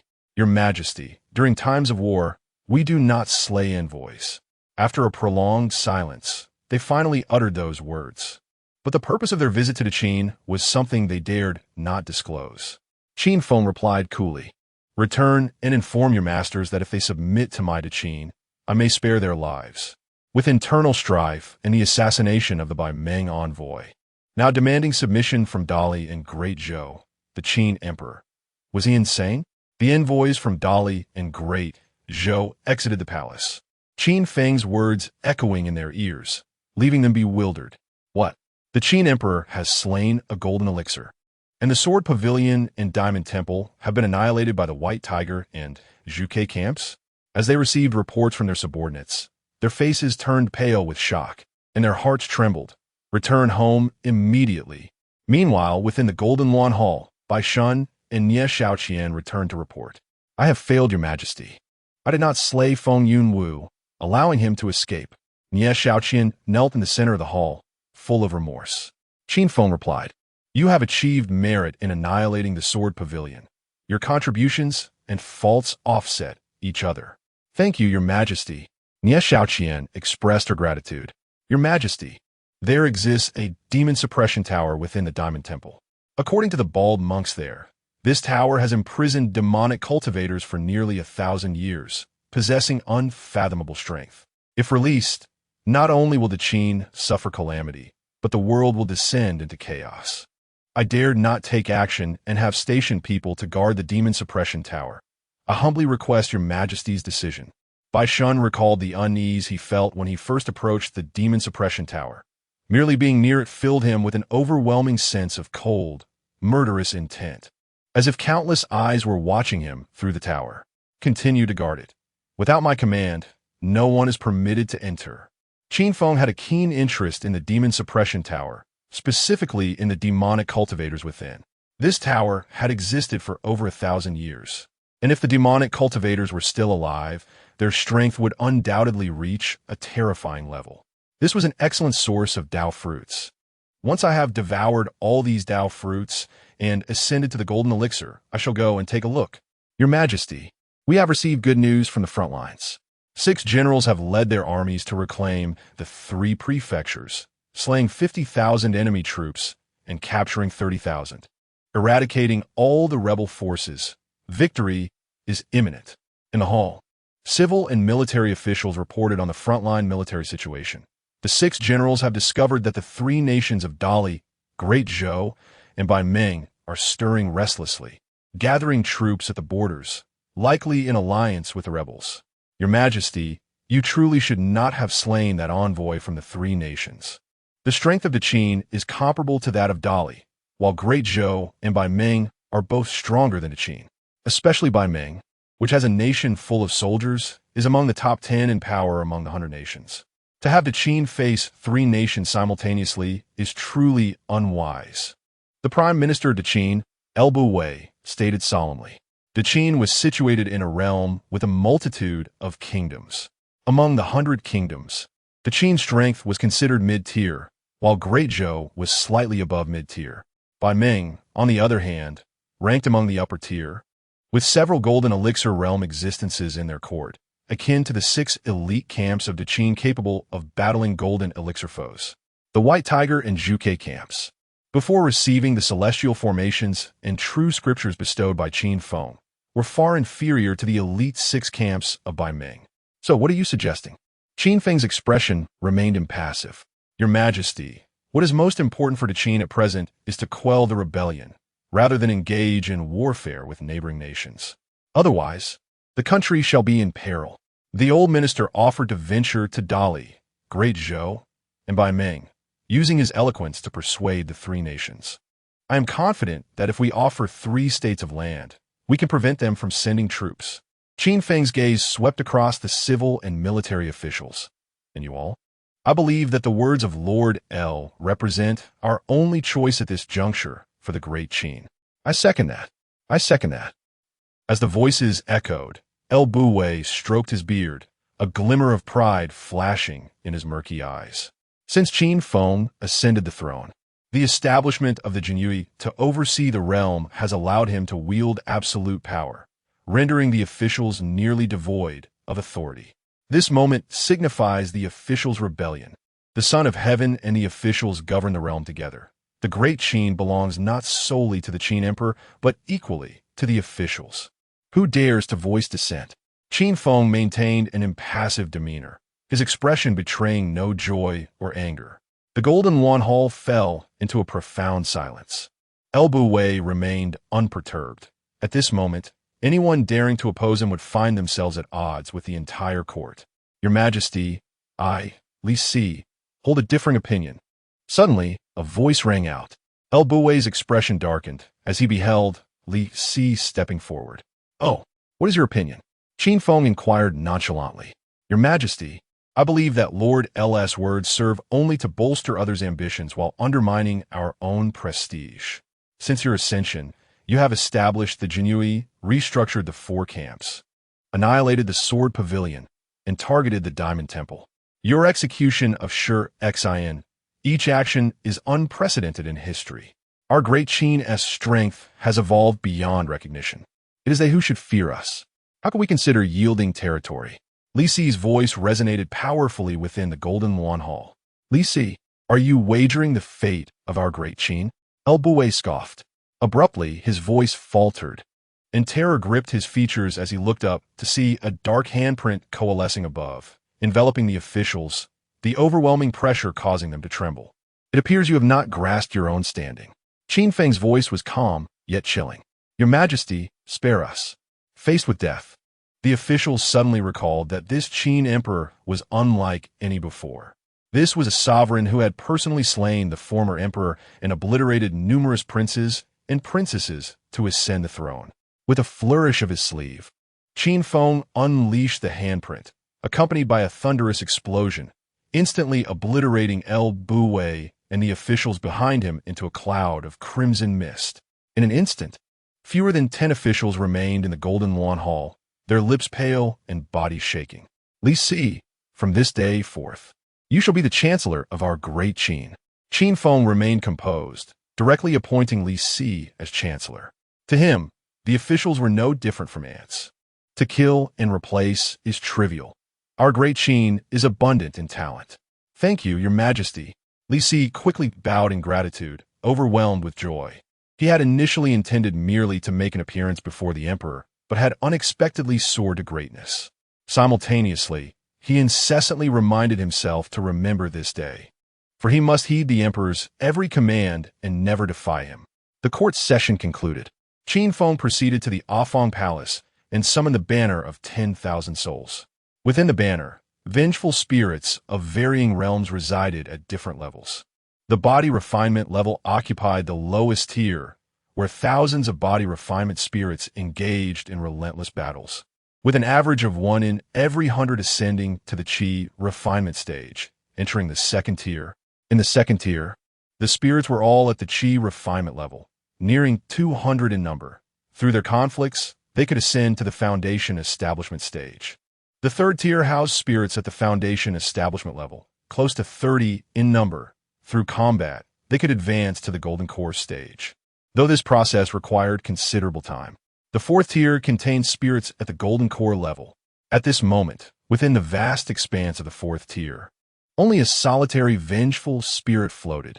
This was the spirit of the old monk, fully refined by the banner of 10,000 souls, now standing as the first golden core specter within the banner. Take the banner of 10,000 souls and proceed immediately to the border battlefield. Do not interfere with the war. Your sole task is to collect all vengeful spirits from the battlefield and refine them within the banner. Qin Feng commanded. As for where the most vengeful spirits could be found, it was undoubtedly on the battlefield, each war yielding no fewer than 10,000 spirits, and at times, hundreds of thousands. Although these spirits were of a lower level, most barely having entered the body refinement realm, they would have the opportunity to ascend once they entered the banner of 10,000 souls. I shall obey, and will not disappoint my master's trust. The golden core specter had begun to develop intelligence, perceiving Qin Feng as its sole master, bowing in respect, and then vanished with the banner of 10,000 souls from the capital of Great Qin.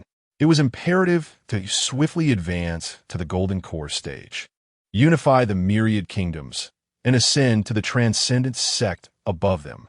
Their higher status might yield information regarding the Yao Qi. Qin Feng continued to cultivate the swallowing heaven demonic art. Chapter 17. The Collapse of the Demon Suppression Tower.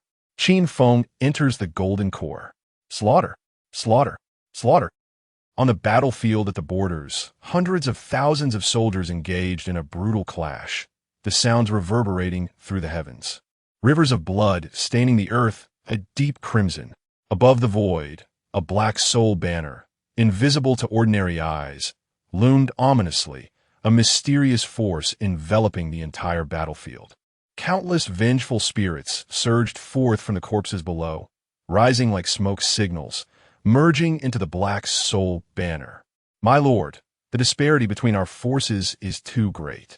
We have lost an entire province. The false emperor has employed unknown means, causing those soldiers to fight with increasing valor, their combat spirit enhancing their power.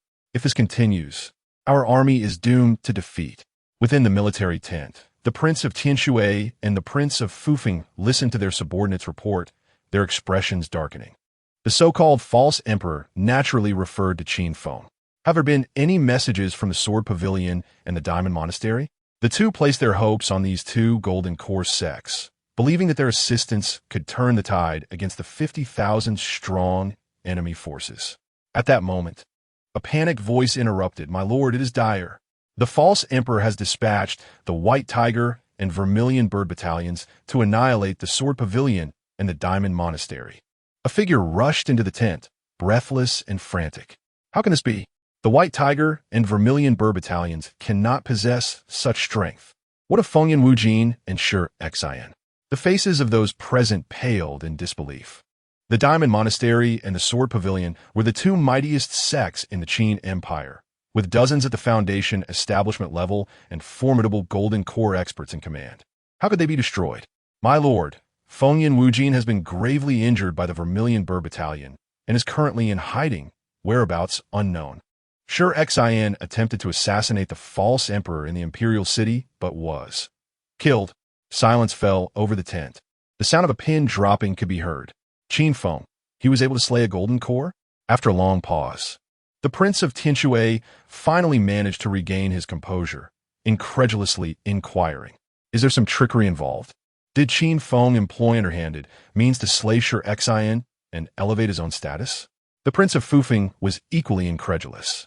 Is it not the case that anyone who enters the Golden Core realm is at least a century old? How can Qin Feng, at such a young age, have slain Shi Xian? My lord, the citizens of the imperial city witnessed the false emperor slay Shi Xian with their own eyes. The spies we dispatched also observed the entire ordeal. The false emperor not only killed Shi Xian, but suppressed him throughout the encounter. This revelation shattered their illusions. The tent fell into silence once more, a palpable atmosphere of despair enveloping them. 10 days later, Qin Feng advanced to the 4th level of Foundation establishment. Your Majesty, there is good news from the front lines. 5 days ago, 6 generals led our forces to slay a total of 150,000 enemy troops and captured 200,000, reclaiming 4 provinces. Yesterday, the kingdoms of Dali, Zhou, and Baiman joined forces with the traitorous kings, each dispatching 200,000 troops to ambush us, resulting in the loss of 50,000 of our men. And they have recaptured the 4 provinces. In the Golden Long Hall, Li Si reported the military situation. Qin Feng maintained a calm demeanor, stating, "Convey my decree.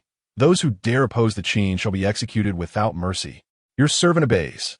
Having learned from mistakes of El Wei, Li Si did not dare voice any dissent against Qin Feng's orders. Your Majesty, the number of the Jinyui has reached 100,000, spread throughout the Qin. Next, a plan to infiltrate Dali, Zhou, and Baiman.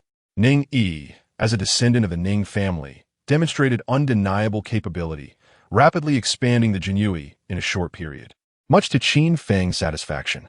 After the court meeting concluded, Qin Feng resumed his cultivation. 3 months later, Your Majesty has not held court for 3 months. Outside the Apang Palace, Ning Yi, Bai Shun, and Nie Shaoqian had appeared at some point. Should we not enter and awaken His Majesty? Bai Shun's expression was filled with urgency. Absolutely not. His Majesty decreed that no one is to disturb him while in seclusion. What on earth has happened? Both Bai Shun and Nie Shaoqian were highly curious about Ning Yi's reaction, given that the Diamond Monastery and Sword Pavilion had been slaughtered, and the other factions within the Qin had been eliminated by the Jinyui, while the army continued to achieve victories. What could possibly cause Bai Shun to be in such a panic? After a moment's hesitation, Bai Shun replied, "The demon suppression tower in the Diamond Monastery is experiencing problems. Without the monks regularly deepening the seals with their Buddhist practices, the tower is beginning to weaken, and some demonic cultivators have escaped." From the escaped individuals, it was learned that at least 3 golden core demonic cultivators had been seen within the tower. As for the deeper recesses, they were not qualified to enter. It was rumored that even more terrifying entities resided there. What? Ning Yi and Nie Shaoqian were taken aback. The Diamond Monastery concealed such a dreadful place? 3 golden core cultivators could be barely contended with by assembling the Jinyui along with the White Tiger and Vermilion Bird battalions. If there were even more terrifying beings, they would be utterly powerless.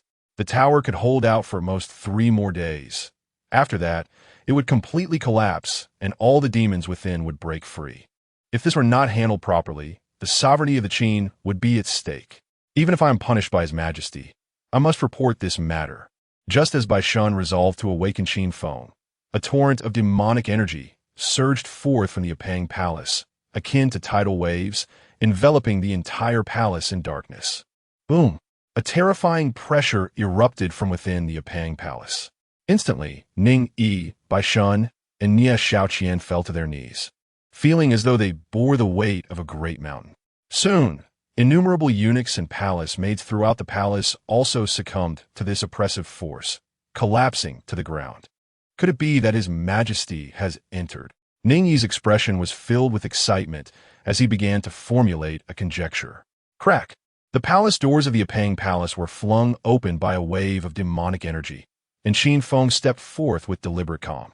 "We humbly welcome Your Majesty from seclusion." Ning Yi and the others were fervent, their hearts filled with an incredulous possibility. "Your Majesty, you have entered the Golden Core?" "Indeed," Qin Feng replied, his expression tranquil, responding with a mere nod. "The Golden Core is but a beginning for the Qin. It signifies a supreme power, yet for me, it is merely the first step on my path of cultivation." Hiss! Ning Yi and the others gasped in astonishment. The Golden Core realm was a level no previous Qin emperor had attained, yet their sovereign had achieved it. Among them, Ning Yi was most astonished. Just months ago, in the dungeons, Qin Feng was still at the Qi refinement stage. In such a brief time, advancing from Qi refinement to Golden Core, what an unfathomable speed of progression. "Congratulations, Your Majesty, on entering the Golden Core. Long live our Emperor. Our Qin shall undoubtedly prosper for generations, achieving everlasting glory." "Has Your Majesty truly entered the Golden Core?"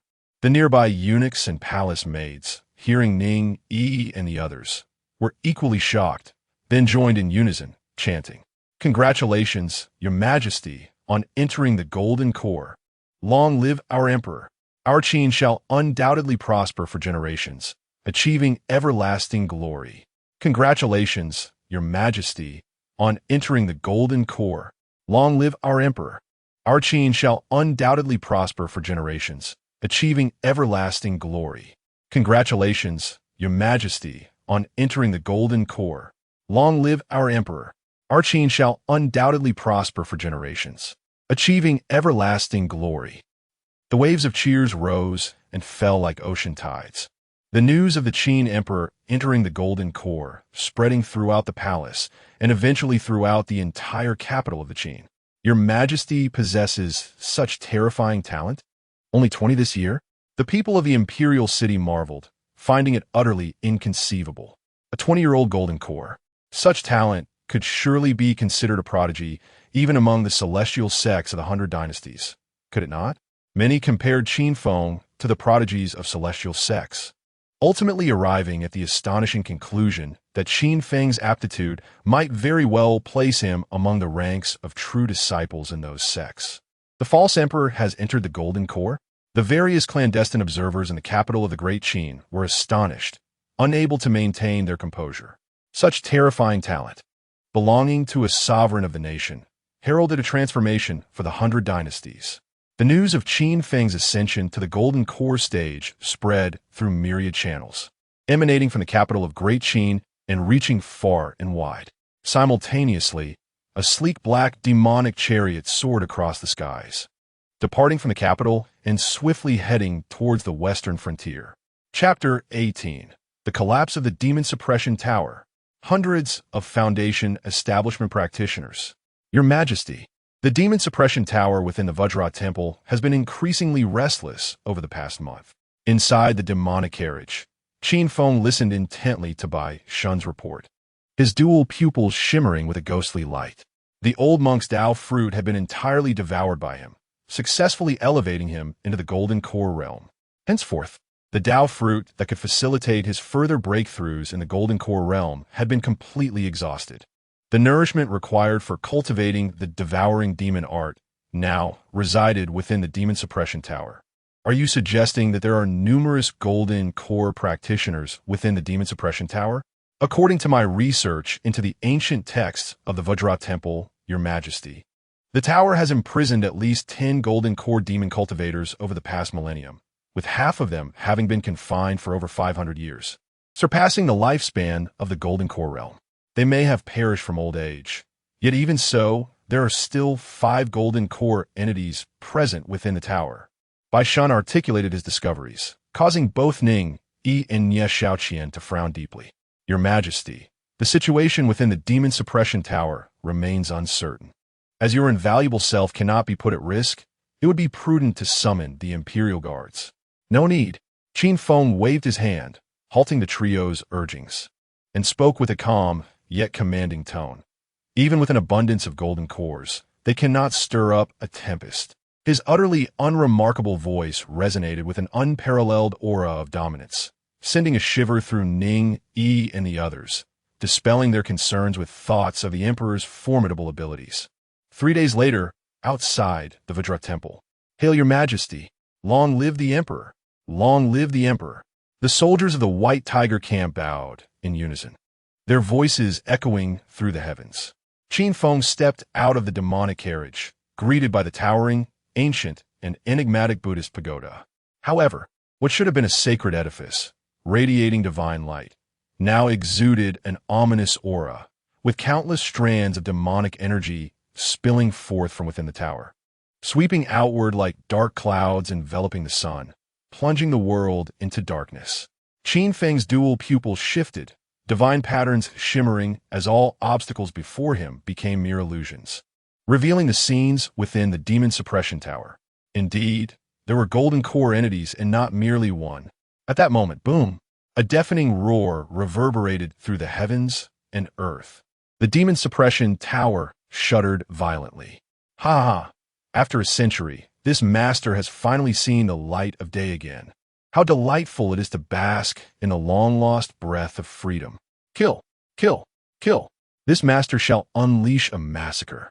Echoes of maniacal laughter filled the air as shadows of demons surged forth from the demon suppression tower, dancing like black meteors in the sky, a terrifying pressure enveloping all. Hiss! The demon suppression tower has broken. Countless cultivators observed from a distance, witnessing the dense swarm of demonic figures in the air, gasping in horror. The overwhelming pressure caused them to tremble, and they all fell to their knees. These demon cultivators were all of Foundation establishment and numbered at least several hundred, enough to obliterate an empire. How could the demon suppression tower have imprisoned so many? In truth, the demon suppression tower was not forged by the Vajra Temple. They merely acted as its guardians. It was said to have imprisoned 10 golden core entities. Some revealed a secret. The demon suppression tower was constructed by celestial sects spanning over 100 dynasties, provoking exclamations among the gathered cultivators. 10 golden cores. Has the Qin Emperor encountered such a grave calamity so soon after ascending the throne? Many lamented for Qin Feng, recognizing that the Qin dynasty, under his rule, was flourishing, showing signs of resurgence. Yet this calamity could spell its doom. Were those bald monks? Come fort. I shall transform you all into demonic puppets. Hee hee hee. The flesh of these monks serves as exquisite cultivation nourishment. Do not compete with me for it. Ladies and gentlemen, allow me to play with these bald monks for a few days. After a century in the demon suppression tower, I have grown weary with hunger. The cacophony of chaotic and arrogant voices echoed through the heavens, instilling terror. Were those bald monks? A wispy tendril of demonic energy circled the spiritual mountain, quickly sensing something amiss. Within the entire Vajra Temple, not a monk could be seen. Above the demon suppression tower, hundreds of demon cultivators revealed their true forms, their gazes sweeping over the soldiers of the White Tiger camp, ultimately resting upon Qin Feng.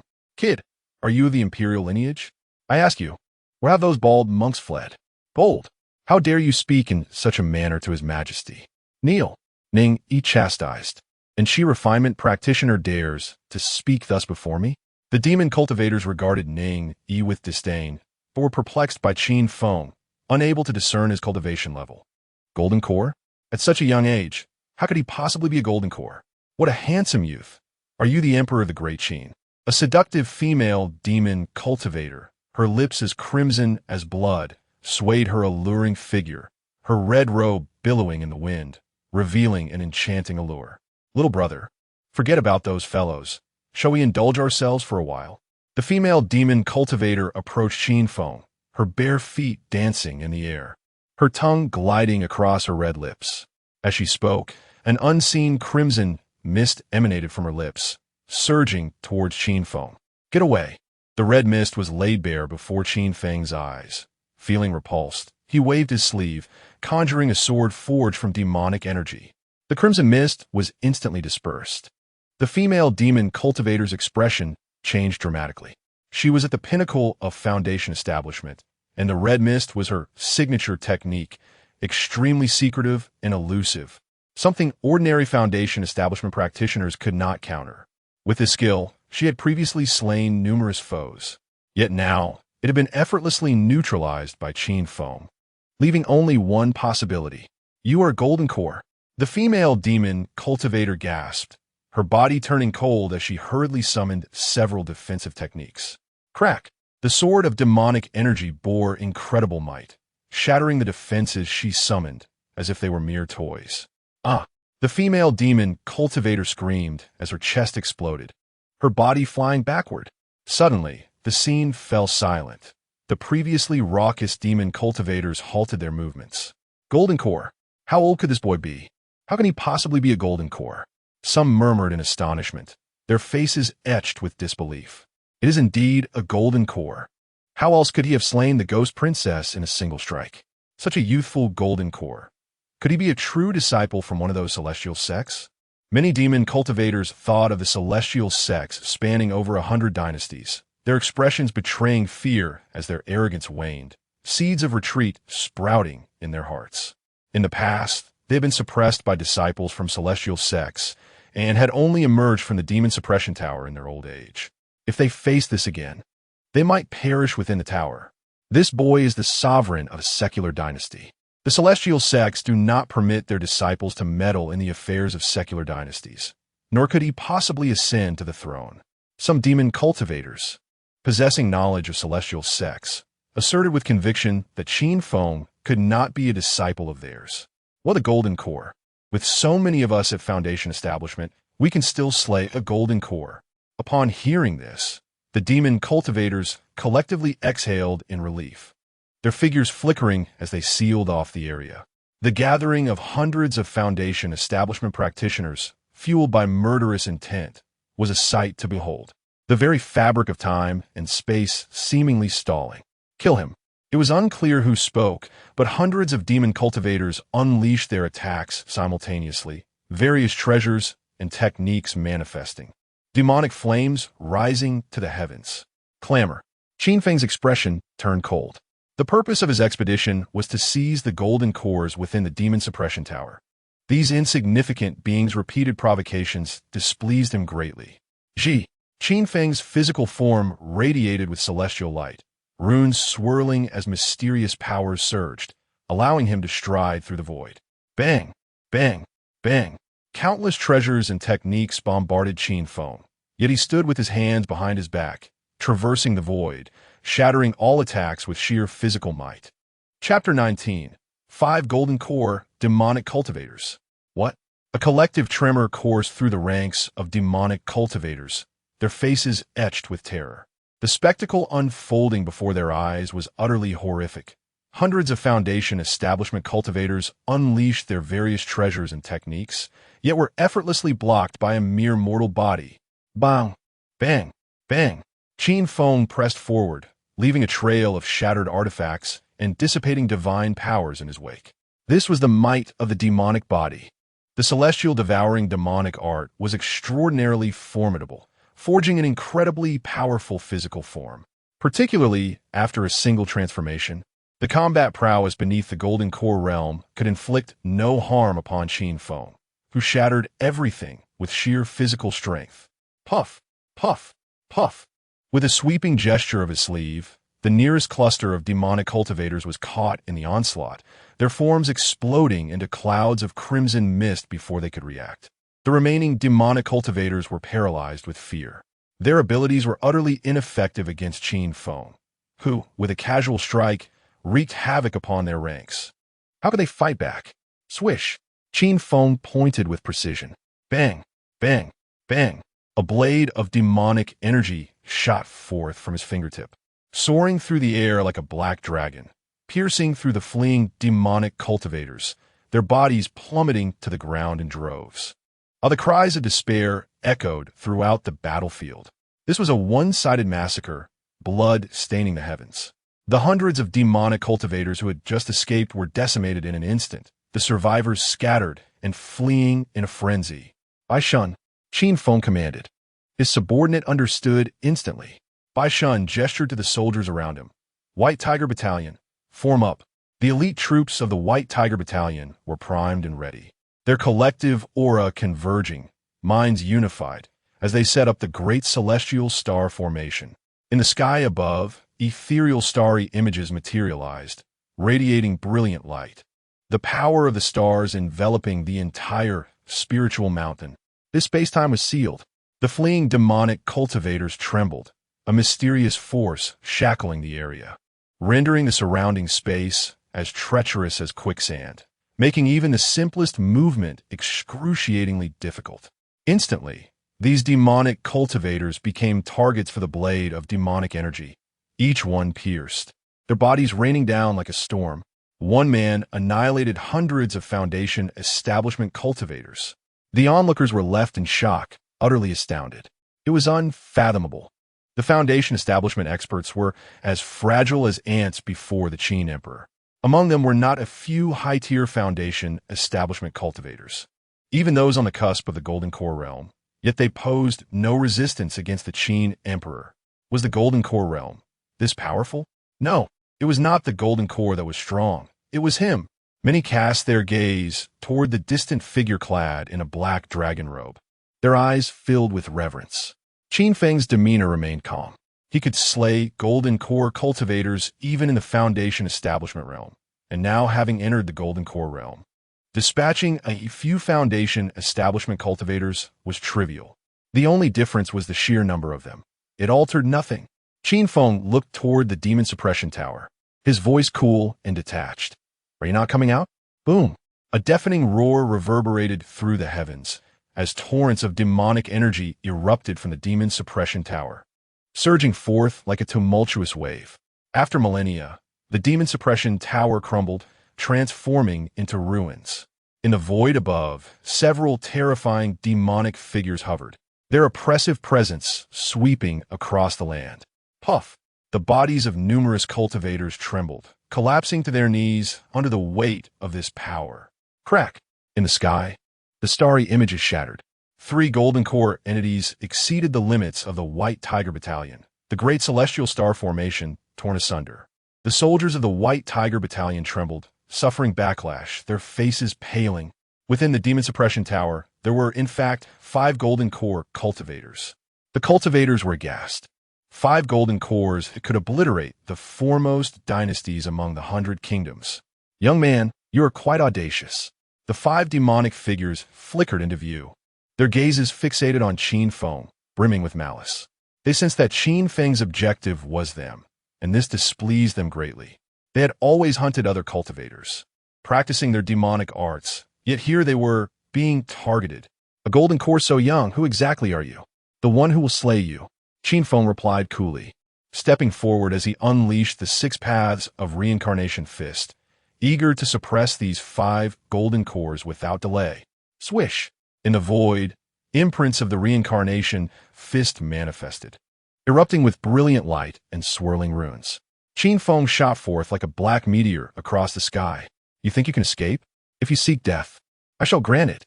The 5 Golden Core demonic cultivators' eyes glimmered with murderous intent as they unleashed their respective techniques, palm strikes, and punches filling the air with demonic patterns. Dark energies flashing ominously, suffusing the heavens. Boom! Boom! Boom! The battle erupted, deafening roars echoing through the universe, colossal energy radiating outward.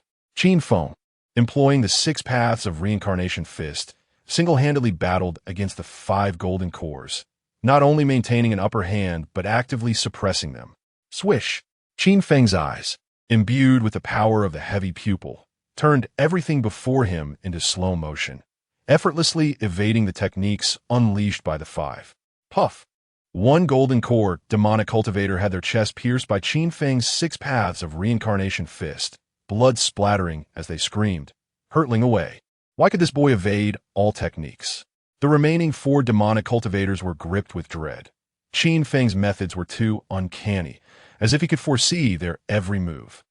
Suddenly, the previously wounded Golden Core cultivators shrieked, the power of reincarnation erupting from their chest wound, their flesh rapidly losing vitality. The force of time spreading throughout their body. What had once been a flicker of hope for the Golden Core demonic cultivator, upon crashing to the ground, had utterly transformed into a withered corpse, lifeless, as if countless years had passed. The power of time. The 4 demonic cultivators looked at the bizarre corpse on the ground, their scalps tingling, goosebumps rising on their skin. This individual wielded the power of time, a force of such high order that they had only heard of it but never witnessed anyone mastering it. Young man, where do you hail from? The 5 felt a growing sense of fear regarding Qin Feng's origins, increasingly suspecting he might belong to those prestigious sects, not merely as a disciple, but as a prodigious seed. Hush! Qin Feng remained silent, advancing steadily, evading their techniques with ease under the scrutiny of his heavy pupil. Striking down the 4. Puff! Another Golden Core was struck by Qin Feng, their arm obliterated in the process. While not a fatal blow, a period of recuperation would suffice for a Golden Core to heal. Yet the force of reincarnation spread from the wound, rapidly depleting this Golden Core demonic cultivator's physical form. Was the Qin Emperor's combat prowess truly this terrifying? The distant onlookers were utterly astonished, their mouths agape. The scene before them far exceeded their expectations. The Qin Emperor single-handedly fought against 5 Golden Core demonic cultivators, not only holding his ground, but ruthlessly slaying 2 within a brief span. This was simply unimaginable. Let us retreat. With 2 Golden Cores slain, the remaining 3 realized they were no match for Qin Feng. Whether it was his fist techniques intertwined with the power of time or his uncanny ability to predict their attacks, they were utterly defenseless. 3 demonic figures shot forth like black meteors, fleeing in different directions. Swish! Qin Feng took a step, activating the Great Peng technique. A phantom of the mythical bird appearing behind him, surrounded by radiant light, soaring through the clouds at breakneck speed. Puff! After striking down 1, Qin Feng did not pause, vanishing once again into the clouds. Moments later, a scream pierced through the clouds, blood staining the void, a corpse plummeting toward the ground. The last remaining Golden Core demonic cultivator, hearing the cries behind him, felt a chill creep from his feet to the nape of his neck, as if an ancient beast were stalking him. Turning stiffly, he was greeted by a pallid visage. Young friend, let us discuss this amicably. Puff! Chapter 20. The Dominant Slaying of the Golden Core. A hero from 6 centuries ago. Boom! The corpse plummeted from the sky, crashing into the earth and creating a massive crater.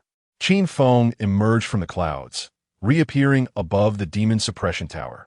5 Golden Core cultivators lay slain. In the distance, a multitude of cultivators gasped in astonishment, gazing at the returning Qin Feng with utter disbelief. To single-handedly slay 5 Golden Cores, what an unfathomable accomplishment.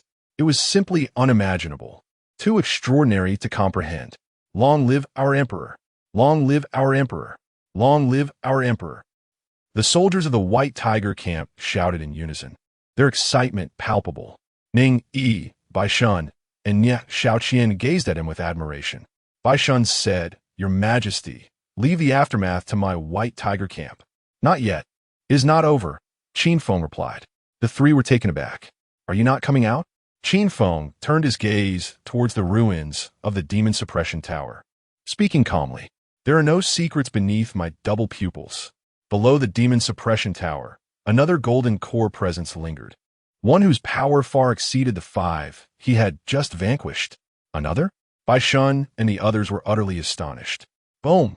Suddenly, the ruins of the demon suppression tower erupted, billowing with demonic energy, dark runes swirling about. A massive, shadowy hand emerged, spanning the void as it reached for Qin Feng. An overwhelming, oppressive force enveloped the heavens and earth, freezing time itself. Such a transformation left everyone in shock. Beyond the 5 Golden Cores, A terrifying existence awaited within the demon suppression tower.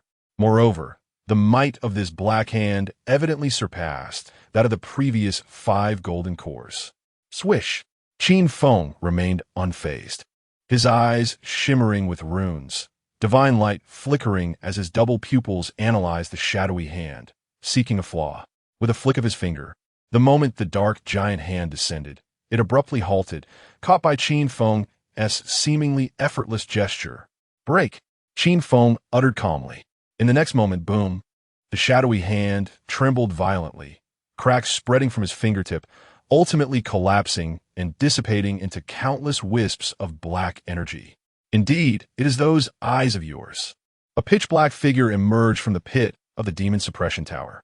It was a young man with cascading black hair, his features sharp like chiseled stone, clothed in a flowing black robe, exuding an aura of demonic energy as he walked through the air until he stood before Qin Feng, his gaze fixed upon him with evident intrigue. I did not expect to encounter the legendary double pupils in such a small kingdom. Having been suppressed for many years within the demon suppression tower, he had depleted much of his essence and had not rushed to emerge like other demon cultivators, instead opting to restore his source. Initially, he thought Qin Feng merely an ordinary golden core, but was surprised as he observed Qin Feng effortlessly slay hundreds of Foundation establishment cultivators and subsequently eliminate 5 golden cores.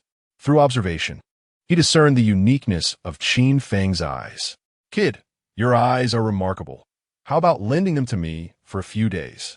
"Come, I await your arrival," Qin Feng replied flatly, his expression unchanging. Yet, the temperature of the world seemed to drop several degrees. "Ha ha ha. In that case, I shall not hold back." The youth laughed maniacally as a silver battle spear appeared in his hand, sharp and glimmering, radiating a fierce killing intent as it locked onto Qin Feng. "This is the extermination spear. He is Zhou Yun," someone exclaimed, recognizing the silver spear in the youth's grasp, their face filled with shock and fear. 500 years ago, a prodigy emerged from the royal family of the great Zhou dynasty, possessing astonishing talent and brilliance. He shone brightly during the 100 Dynasties War and caught the attention of the elders of the celestial sect. However, for reasons unknown, he was discovered slaughtering mortal cities, using the blood of common folk to cultivate demonic techniques. Consequently, celestial sect members suppressed him beneath the demon suppression tower. Unexpectedly, 5 centuries passed, and he had not turned to dust, but remained alive. As Zhou Yun's name was mentioned, the crowd erupted in excitement. Many were well aware of this legend. Zhou Yun was undeniably a figure of myth, having caused significant uproar in his time. "Your eyes can detect flaws. What if my divine abilities possess none?" Zhou Yun declared with immense confidence, exuding dominance. Grasping the spear, he made a forceful strike, a dazzling silver light exploding forth. Akin to a silver ocean descending with boundless might, he directly sealed off the spatial dimensions around Qin Feng, calculating every possible avenue for evasion. Before the double pupils, what in this world lacked a flaw? Qin Feng's eyes sparkled, divine light swirling as all divine abilities and combat techniques before him shed their extravagance, revealing only their essence. Swish! Qin Feng unleashed the Great Peng technique, soaring into the silver torrent as if a great rock gliding through the sky. The sharp blade of the silver spear held astonishing lethality, yet could not harm Qin Feng in the slightest. Each strike merely grazed him as he effortlessly sidestepped. "I underestimated your eyes," Zhou Yun exclaimed, increasingly thrilled. The double pupils were shrouded in mystery. He had only serendipitously acquired an ancient tome listing various top-tier talents and physiques, within which double pupils were mentioned, described as an invincible path. He had assumed it exaggerated, yet now it appeared to be an accurate account. "Kid, I was merely intrigued before, but now I must carve out those eyes from you." Zhou Yun attacked, radiating spiritual light, the extermination spear bursting forth in a flood of silver, its blades slicing through the void, unleashing an unmatched, chilling killing intent towards Qin Feng. "You think too much. There is no one in this world who can take my possessions," Qin Feng replied coolly, reaching down to grasp a blade of grass. Buzz! A tremendous sword intent erupted, enveloping the heavens and earth. The ordinary blade of grass in Qin Feng's hand underwent a miraculous transformation, resembling a divine sword, swirling with overwhelming sword energy. Radiant and exuding a destructive aura that stirred the skies. A blade of grass? Zhou Yun scoffed dismissively. You think a mere blade of grass can contend with my extermination spear? Despite his disdain, Zhou Yun did not underestimate his opponent. He summoned his utmost strength, aiming to slay Qin Feng and seize his eyes. Those eyes were far too breathtaking. He sensed that if he could obtain them, he would embark on an entirely different path. Swish! Qin Feng wielded the grass as a sword, sweeping forward, invoking the sword intent of the extermination sword clan. Boom! In the void, the blade of grass collided with the extermination spear, a brilliant light erupting, shaking the heavens, as if to annihilate this realm. How is this possible? Zhou Yun's expression shifted dramatically, his smile vanishing. A mere blade of grass, easily crushed into the soil. How could it possibly rival his extermination spear? His arm trembled incessantly, the spear vibrating as if it might slip from his grasp at any moment. Bang! Qin Feng unleashed a sweeping strike, the sword light flashing, sending Zhou Yun's silver spear soaring through the air. This blade of grass was ordinary, yet the sword intent Qin Feng wielded was horrifyingly powerful, tyrannical to the extreme, as if it sought to obliterate all existence. The sword light flickered again. Zhou Yun cried out, his arm holding the spear severed, blood staining the sky. From the wound, the extermination sword intent relentlessly consumed his flesh, spreading outward. Zhou Yun's face contorted, beads of sweat rolling down as he staggered backward. Feeling the destructive force at the wound, Zhou Yun gritted his teeth, using his remaining arm to unleash a stream of spiritual light, severing the injured area to halt the encroaching sword intent. Were you not seeking to extract the double pupils? Do you still desire them now? Qin Feng approached calmly, holding the blade of grass. Zhou Yun's complexion turned ashen, his body swaying, nearly half of him severed, blood flowing profusely, and he could faintly see his heart beating. The injury was grievous. He gritted his teeth in frustration, utterly humiliated to be grievously wounded by a mere blade of grass. It was an unbearable disgrace. Yet, he had to concede. Before him stood a figure of unimaginable terror. Perhaps only those few disciples of the celestial sect could contend with him. Whoosh! Zhou Yun, with a single hand, formed a seal as runes shimmered and laws surged forth. The blood from his wound churned violently, as if it were about to give birth to some fearsome entity. A piercing cry resonated throughout the heavens and earth. The torrents of blood transformed into a colossal blood sparrow, resembling a living creature, enveloped in crimson flames, with an endless radiance of blood soaring skyward, charging towards Qin Feng with lethal intent. This was evidently an exceptionally formidable divine technique. Zhou Yun utilized his own essence blood to manifest this extraordinary beast in battle. The blood sparrow erupted with fiery crimson flames, melting the very fabric of the void. Qin Feng maintained an air of calmness, his eyes radiating with brilliant light, reflecting the phantom of the blood sparrow. His double pupils were analyzing, seeking out vulnerabilities. Chapter 21. The Sword Intent of Exterminating Immortals. The Supreme Battle Scripture. In an instant, as the blood sparrow descended for the kill, Qin Feng brandished a blade of grass in his hand, unleashing a brilliant sword light that converged into a singular point. The blood sparrow let out a mournful cry as a surge of its essence erupted, the runes within it detonating, causing its massive form to crumble into crimson particles that dissipated into the air. Although the blood sparrow was formidable in size, its power stemmed from the essence within. Once the heavy eye captured its essence, this divine technique became a mere jest before Qin Feng. With a hum, Qin Feng hurled the blade of grass, enveloping it in the sword intent of exterminating immortals, tearing through the void. A chilling scream emanated from the fleeing Zhou Yun, blood gushing from his forehead as the blade pinned him in the emptiness, extinguishing his very soul. The spirit mountain fell into an eerie silence. It was evident. You were no match. Qin Feng extended his hand, a colossal black claw breaking through the clouds to retrieve Zhou Yun's lifeless body from afar.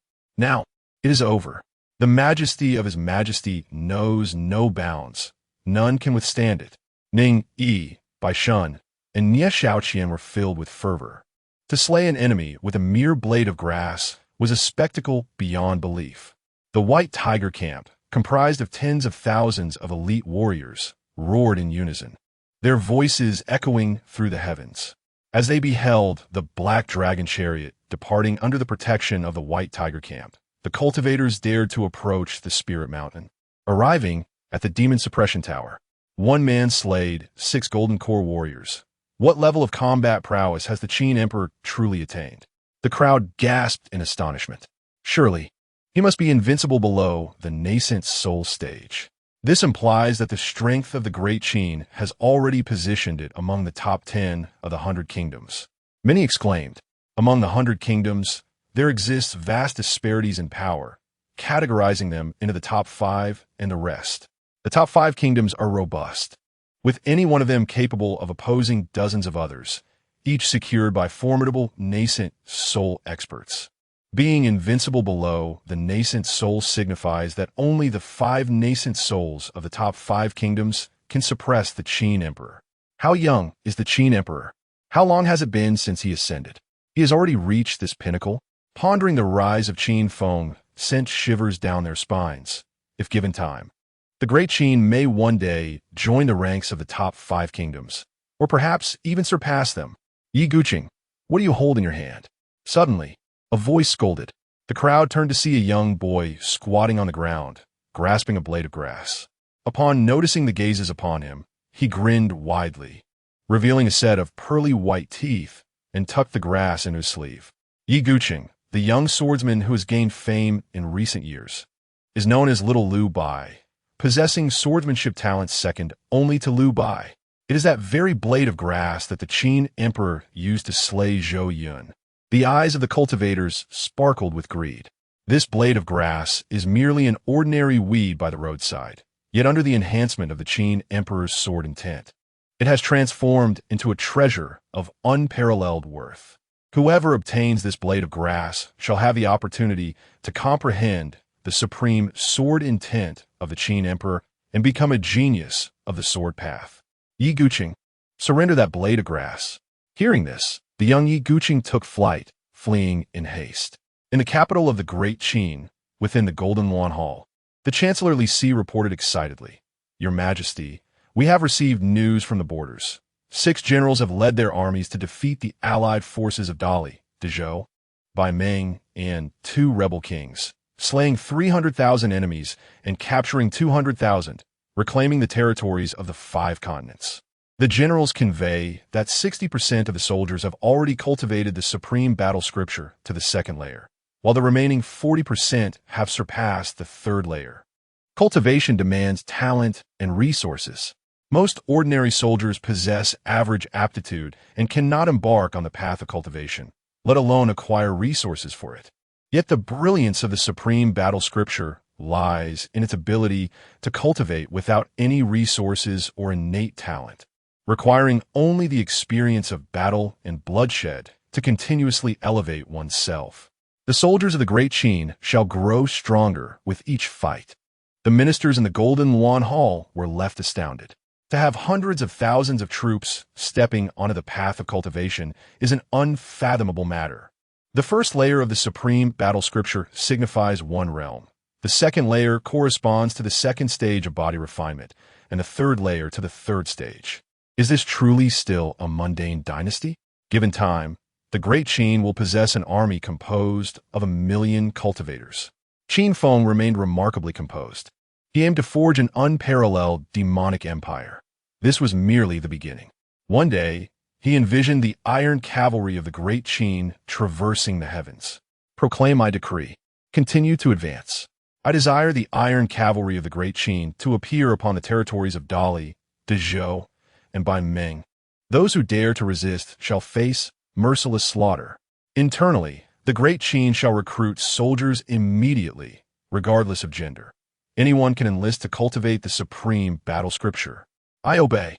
Li Si was overwhelmed with excitement. He felt the emperor's ambition, which extended beyond the great Qin, encompassing the entire world.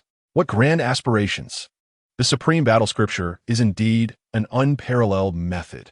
If all 100 million citizens of the great Qin were to cultivate, the resources would be insufficient. However, through the supreme battle scripture, which sustains itself through battle, there would be no issue. As the court meeting concluded, Qin Feng returned to the Feng palace. Before him lay the corpse of a golden core warrior. It was uncertain how long it would take to absorb the Tao fruit of this golden core. With a roar, a torrent of demonic energy erupted from within Qin Feng, enveloping the golden core corpse on the ground. The Tao fruit of the golden core fused with his being, and Qin Feng's cultivation at the first layer of golden core began to gradually ascend toward the second layer. As Qin Feng entered seclusion to cultivate, the news of his suppression of 5 golden cores and the slaying of the prodigy Zhou Yun from 500 years prior spread like wildfire across several kingdoms. In the kingdom of Dali, during the court assembly, the ruler, a graceful and dignified woman, upon receiving the news that the demon suppression tower had been breached, felt a weight lift from her shoulders after a series of battlefield defeats. This boy, Qin Feng, is sealing his own fate. The destruction of the Golden King Temple and the breaching of the demon suppression tower will plunge the great Qin into chaos, presenting an opportunity for Dali. Before she could finish, an anxious voice echoed from outside the hall as a figure rushed in, exclaiming, "Your Majesty, it is dire news." Hundreds of Foundation establishment warriors and 6 golden cores have flown out from the demon suppression tower, all suppressed by the Qin Emperor. The smile on the ruler's face froze, and she leapt from her dragon throne, staring at the reporting official. "What did you say?" A similar scene unfolded in the Dezhou dynasty. The breaching of the demon suppression tower meant that our ancestor Zhou Yun would re-emerge. In the grand hall of Dezhou, the Zhou Emperor laughed heartily. "What? Our ancestor, Zhou Yun, is not dead?" The ministers gasped in disbelief. The name Zhou Yun was renowned, once shining brightly during the battles of the 100 Kingdoms. Hailed as the greatest prodigy of Dezhou, later, he fell into the demonic path and was suppressed under the demon suppression tower, leaving countless people of the Zhou lamenting his fate. The revelation that Zhou Yun had not perished, but had survived within the tower for 600 years, enduring until this day, was a closely guarded secret shared by the Zhou Emperor. 600 years, with the aptitude of our ancestor Zhou Yun. Even in the confines of the tower, he must have long reached the golden core stage and ventured far along that path. With the return of our ancestor Zhou Yun, the Zhou will now possess 4 golden cores, making us equal even against Bai Meng. Ha ha ha! The Zhou is on the verge of rising. Once our ancestor Zhou Yun steps into the nascent soul stage, the Zhou will leap to the forefront among the 100 kingdoms, becoming the 6th dynasty to possess a nascent soul. The hall erupted with jubilation among the civil and military officials. At that moment, a guard burst into the hall. "Your Majesty, ancestor Zhou Yun has been slain by the Qin Emperor." The once boisterous hall fell silent in an instant. The Zhou Emperor and the officials frozen in place. "What did you say?" "In Bai Meng, 1 man slays 6 golden cores. How could my brother-in-law possess such formidable strength?" In the illustrious capital of the Behemoth Kingdom, the towering Behemoth King declared, "Go forth and select the fairest maidens of our realm to send to the Qin capital," conveying to the Qin Emperor that from this day forward, the Behemoth Kingdom and the Great Qin shall cease hostilities. The massacre of 200,000 valiant warriors of the Behemoth shall be consigned to oblivion. My liege, what if the Qin Emperor refuses and insists on waging war against our kingdom to avenge his sister? Ha! The balance of power among the myriad kingdoms has endured for over a millennium. Minor skirmishes may occur, but should he truly desire to incite a war of annihilation, he would find himself opposed by all the kingdoms. That would herald his demise. As for his sister, does he not slaughter the royal family daily? Would he truly concern himself with such matters? Ha ha ha! Chapter 22, Assault on the 3 Kingdoms. 6th level of Golden Elixir.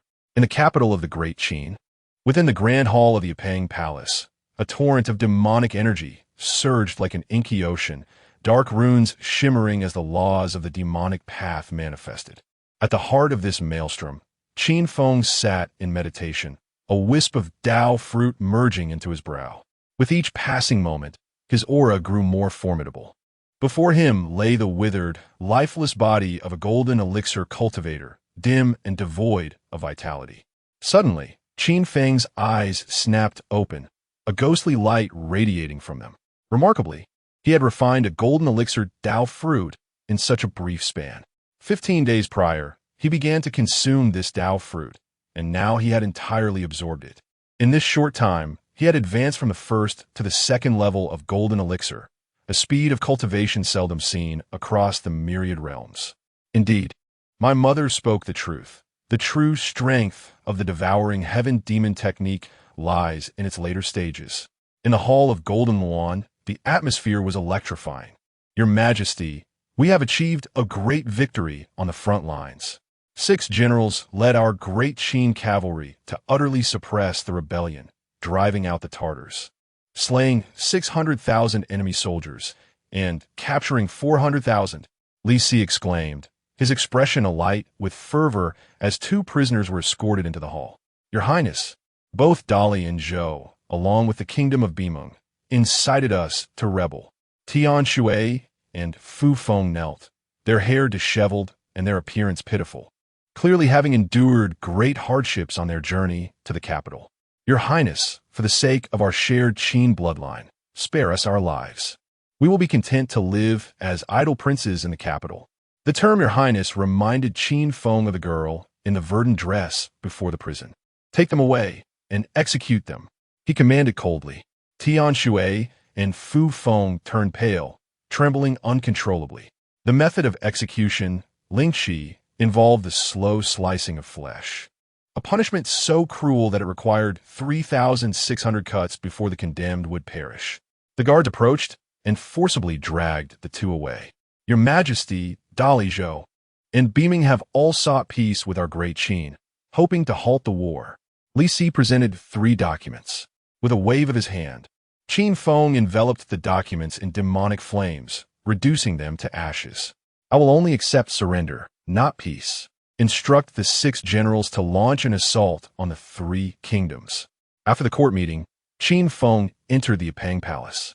6 golden elixir Tao fruits awaited him, sufficient to propel him to the 6th level of golden elixir. In a short time, he would need to seek no further Tao fruits. He did not intend to meddle excessively in battlefield affairs. What he required was a formidable cavalry, capable of fighting and winning at his command, rather than a useless army reliant solely on him for victory. The 10,000 souls banner was continuously refining vengeful spirits. Inside the banner, there were now over 600,000 souls, most of which had been devoured on the battlefield. Among them were hundreds of thousands of body-tempering spirits, tens of thousands of chi-refining spirits, hundreds of foundation-building spirits, and 7 golden elixir entities. With the current strength of the 10,000 souls banner, it could rival an entire nation. 2 months later, having consumed the final Tao fruit, Qin Feng opened his eyes. At the 6th level of golden elixir, it was time to emerge. In the Hall of Golden Lawn, all officials gathered. Long live our emperor, they proclaimed. Your Majesty, our great Qin cavalry has invaded the capitals of Dali, Zhou, and Bimeng. Li Si reported on the military achievements during Qin Feng's 2-month seclusion. Your Majesty's conscription decree has resulted in 100,000 young men enlisting, and our great Qin cavalry now numbers 300,000, all on the path of cultivation. Most have reached the 1st level of body tempering, with half surpassing the 3rd level and a 10th exceeding the 5th level. Such a figure was extraordinarily terrifying. 300,000 cultivators could rival the top 10 dynasties. These dynasties, with vast territories and abundant resources, had existed for thousands of years, boasting deep-rooted legacies. Yet, in merely a year since the Qin emperor took charge, such an advancement was unprecedented. Over the past 2 months, the great Qin cavalry had caused Dali, Zhou, and Bimeng to retreat in disarray. Currently, the army was obstructed by golden elixir cultivators from the 3 kingdoms, unable to breach the palace in the short term. With a wave of his hand, 7 shadowy figures emerged from the void, their demonic light flickering as a terrifying pressure enveloped the hall. Golden elixir. The ministers trembled in fear. Such imposing force indicated the presence of 7 golden elixir entities. The emperor had 7 at his command. Go to Dantian, deal with those golden elixir cultivators and bring their bodies back, commanded Qin Feng. Over the course of 2 months, the 10,000 Souls banner had completely refined the golden elixir spirits and given rise to new wills, all under Qin Feng's dominion. Furthermore, within the banner, hundreds of foundation-building spirits were engaged in battle, soon to birth new golden elixir entities. Yes, Master. The 7 golden elixir spirits acknowledged before vanishing from the Hall of Golden Lawn. Let us set forth to Beaming. The Black Dragon carriage departed the great Qin capital, guarded by the imperial guards. The emperor has emerged. The citizens of the capital gazed at the Black Dragon carriage in excitement. Over the past 2 months, the great Qin cavalry had aggressively invaded the capitals of the 3 kingdoms, igniting fervor among millions of great Qin subjects. The conscription decree and the heaven-defying battle manual had inspired countless individuals to enlist and become part of the great Qin cavalry.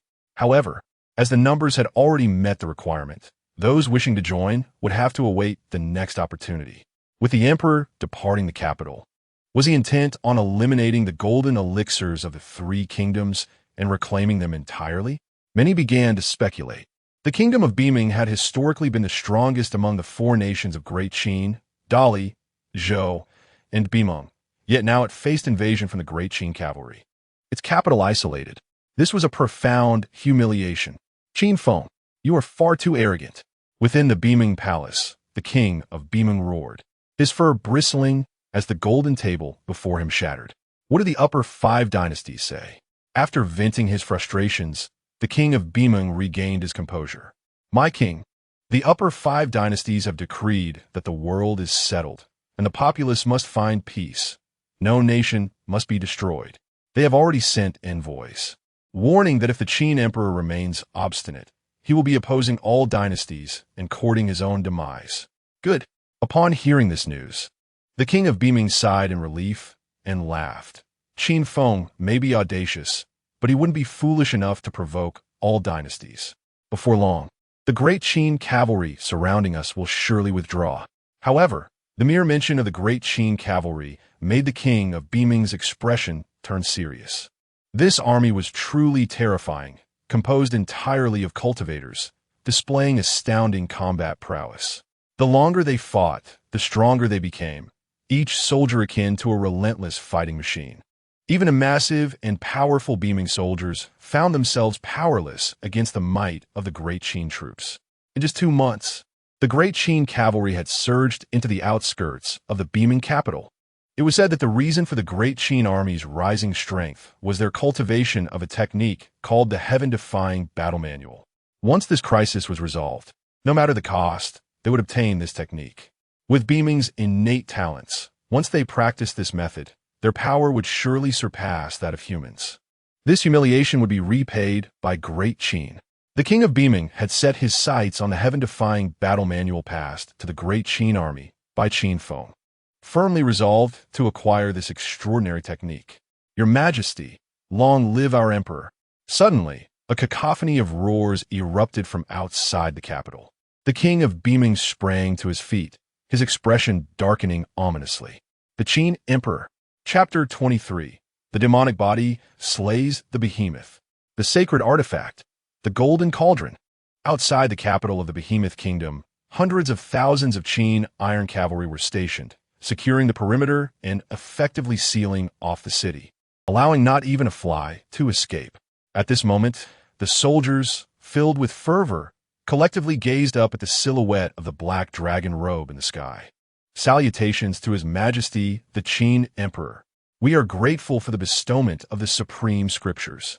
The resounding cheers echoed through the heavens and the earth. The fervent shouts of the Qin soldiers surged from their hearts. This was their emperor, the sovereign of Qin. He granted them the supreme battle scriptures, empowering them to annihilate the 3 kingdoms and redeem their past humiliations, instilling within them a profound sense of pride and honor as soldiers of Qin. Your Majesty. Two armored generals flew before Qin Feng and knelt. These were by Qi and Wang Jian, two of the 6 generals who had pledged allegiance to Qin Feng. We are immensely grateful for the supreme battle scriptures bestowed by your Majesty.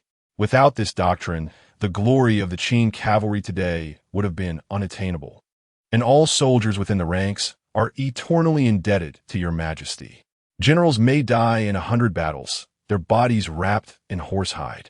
Without the supreme battle scriptures, their lives would have reached an impasse, destined to become mere bones.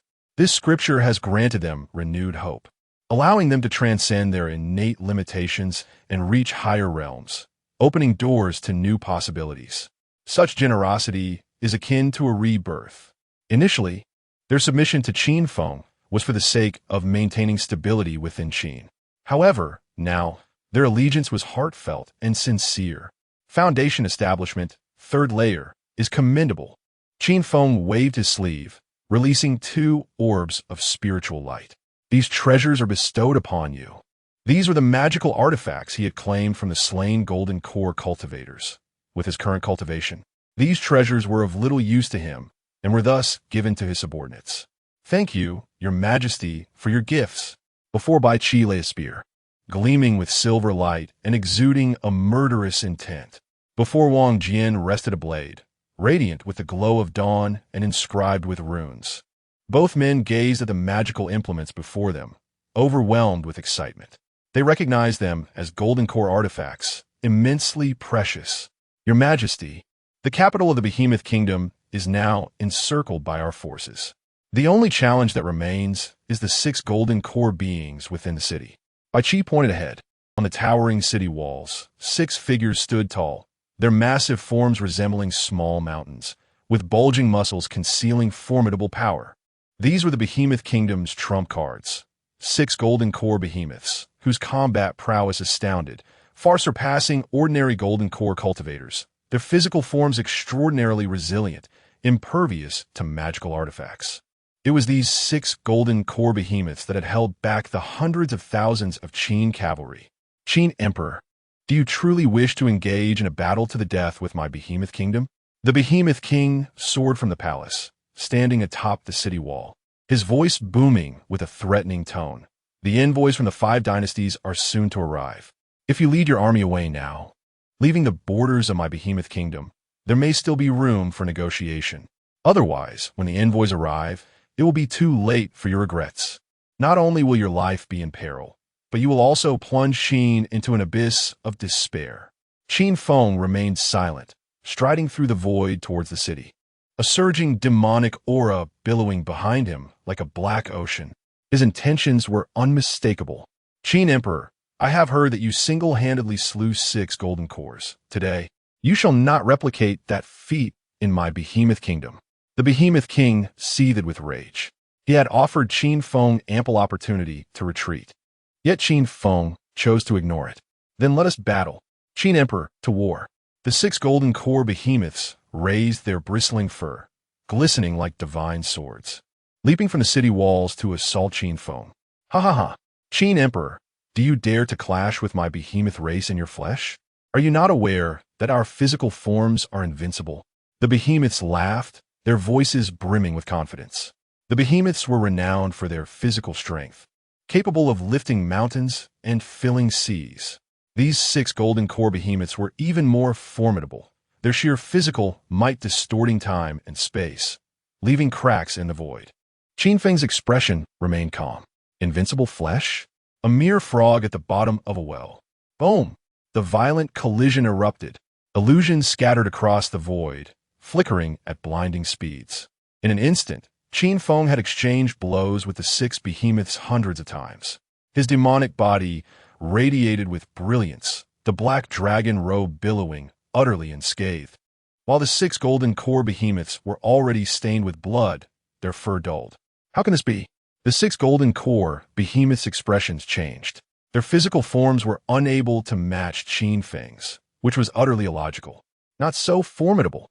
Qin Feng pointed a finger, and with a pop, one behemoth's arm exploded, blood splattering forth. Ah! A cry of anguish rang out. The heavy eye activated, slowing down the world. allowing Qin Feng to traverse leisurely, deftly evading the myriad lethal techniques aimed at him. Swish! Qin Feng's palm struck, and with a pop, a behemoth's head exploded, its body flying away. With your flesh, you dare to claim invincibility?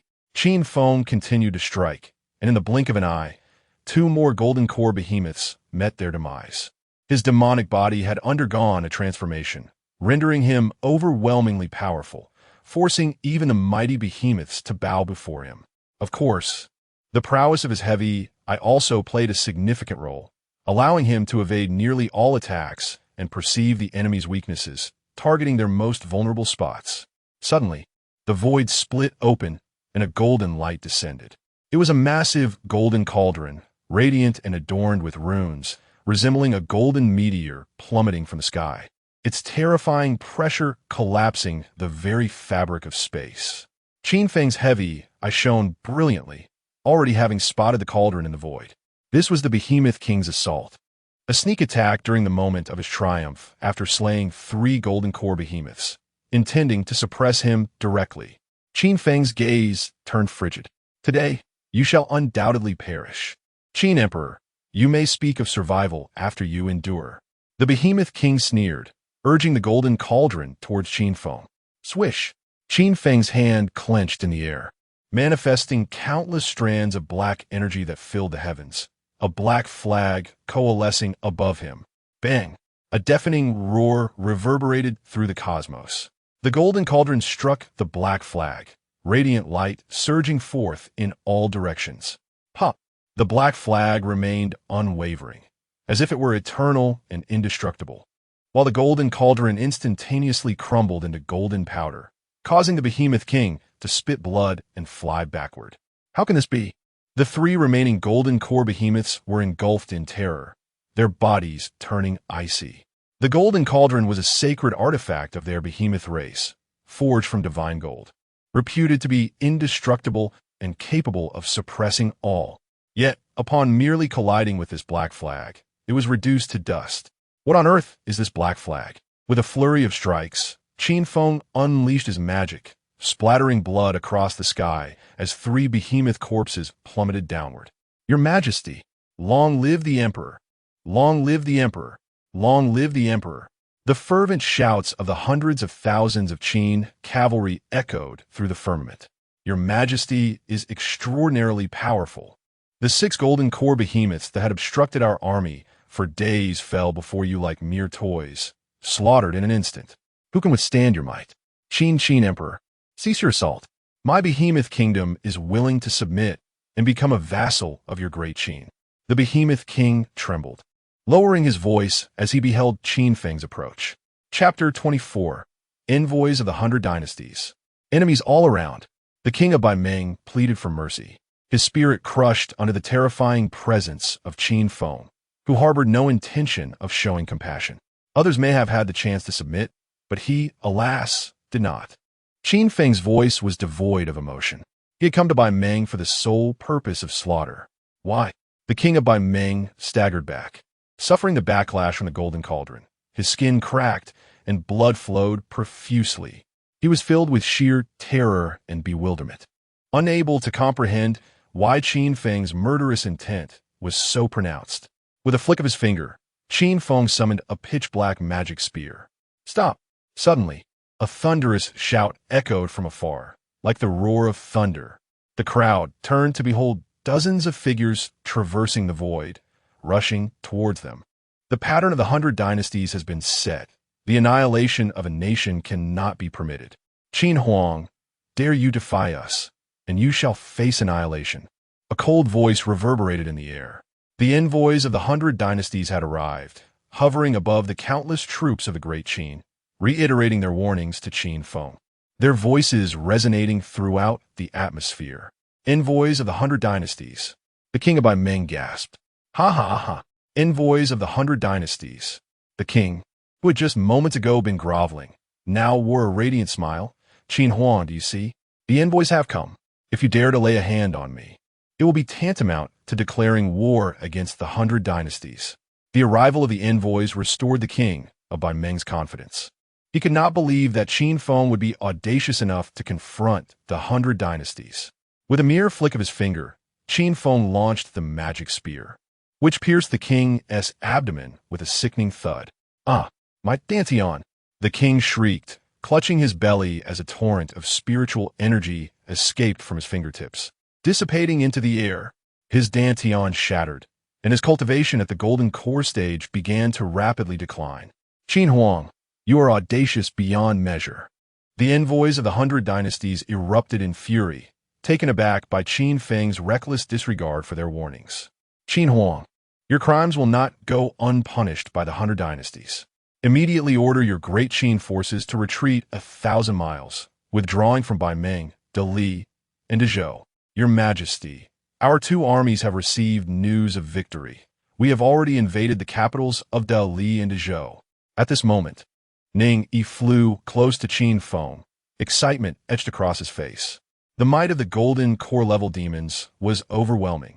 With a single strike, they had obliterated the golden core cultivators of the 2 nations, halting the advance of the great Qin cavalry. The envoys of the 100 dynasties turned pale upon hearing this news. Qin Huang hastened to command them to cease. "If the royal families of the 2 nations are annihilated, you will face the wrath of the 100 dynasties." The greatest fear lay with the smaller nations ranked lower among the 100 dynasties. Should war erupt, the established order would be shattered, and they would be the first to perish. "Convey my orders. Leave no royal family of the 2 nations alive. Annihilate them all," Qin Feng declared nonchalantly. "Understood." Ning Yi complied and departed. "Qin Huang, do you wish to stand against the 100 dynasties?" The envoys of the smaller nations shouted angrily. "Qin Huang, you are courting your own demise," came a cold voice. This was a golden core envoy, one of the 5 from the upper 5 dynasties, holding a prestigious position. With a swift motion, Qin Feng conjured a massive black claw from the rift in space. "Qin Huang, how dare you make a move?" The golden core envoy roared in fury. As a golden core powerhouse of the upper 5 dynasties, even the emperor of the 100 dynasties treated him with the utmost respect. No one dared to offend him, let alone attack him. This is an unspeakable disgrace. With fury, he summoned a massive azure handprint, radiant with green light, descending from above. With a resounding crash, the azure handprint exploded, crushed by the black claw. "What?" The golden core envoy's face shifted in shock, his heart racing as he hastily summoned his defensive magic. Crack! Crack! The sound of shattering echoed. The black claw obliterated everything in its path, smashing through several defensive spells. Like a chicken grasp, it seized the envoy mid-air, rendering him utterly helpless. "You!" The envoy stood frozen in disbelief. "Qin Huang, release him. Should he suffer a scratch, you will have the world as your enemy." Another golden core envoy spoke, equally alarmed. At this moment, he was deeply shaken. To capture a golden core envoy in a single strike, what extraordinary power was this? Only a mighty being at the nascent soul stage could achieve such a feat. How could a small nation possess such terrifying strength? In an instant, cold sweat drenched him. If matters were not handled well, everyone present might well perish here. And his tone gradually softened. "Qin Huang, there may be a misunderstanding here. The 100 dynasties will investigate thoroughly. Release him, and there will still be a chance for you and the great Qin." No sooner had he finished speaking than the black claw tightened its grip. Crack! The sound of bones breaking echoed, and the golden core envoy's head fell limply, his body plummeting to the ground.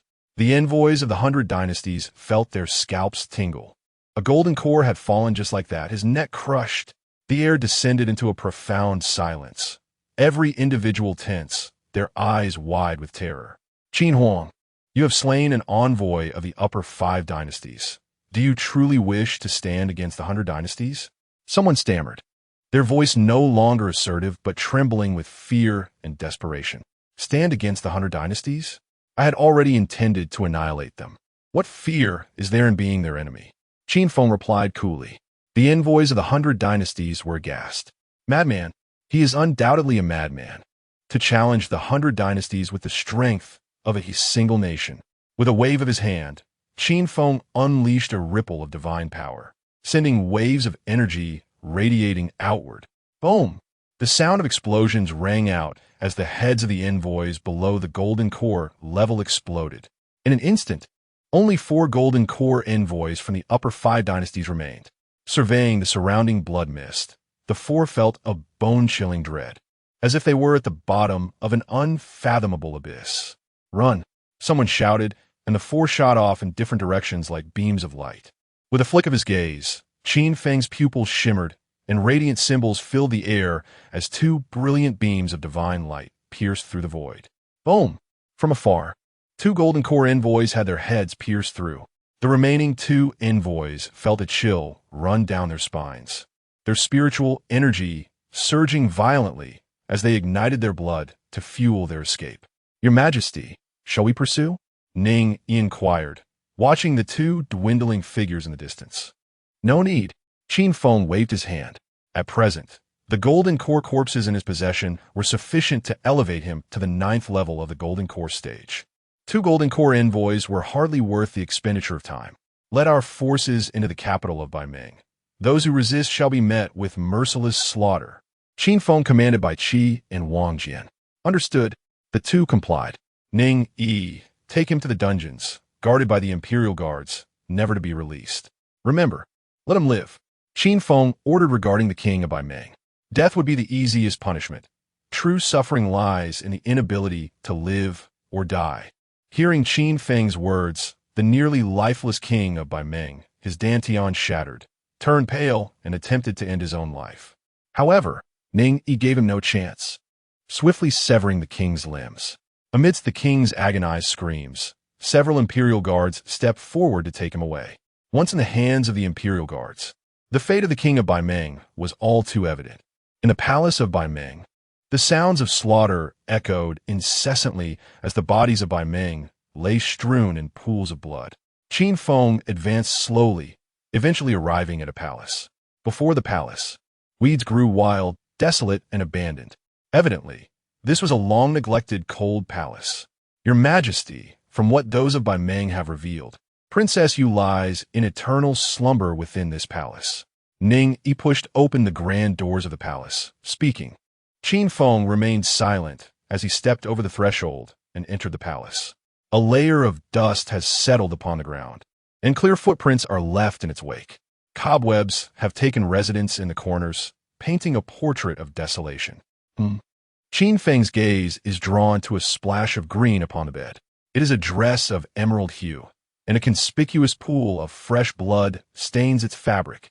Chapter 25, Pioneering the Path of Faith. A new cultivation method.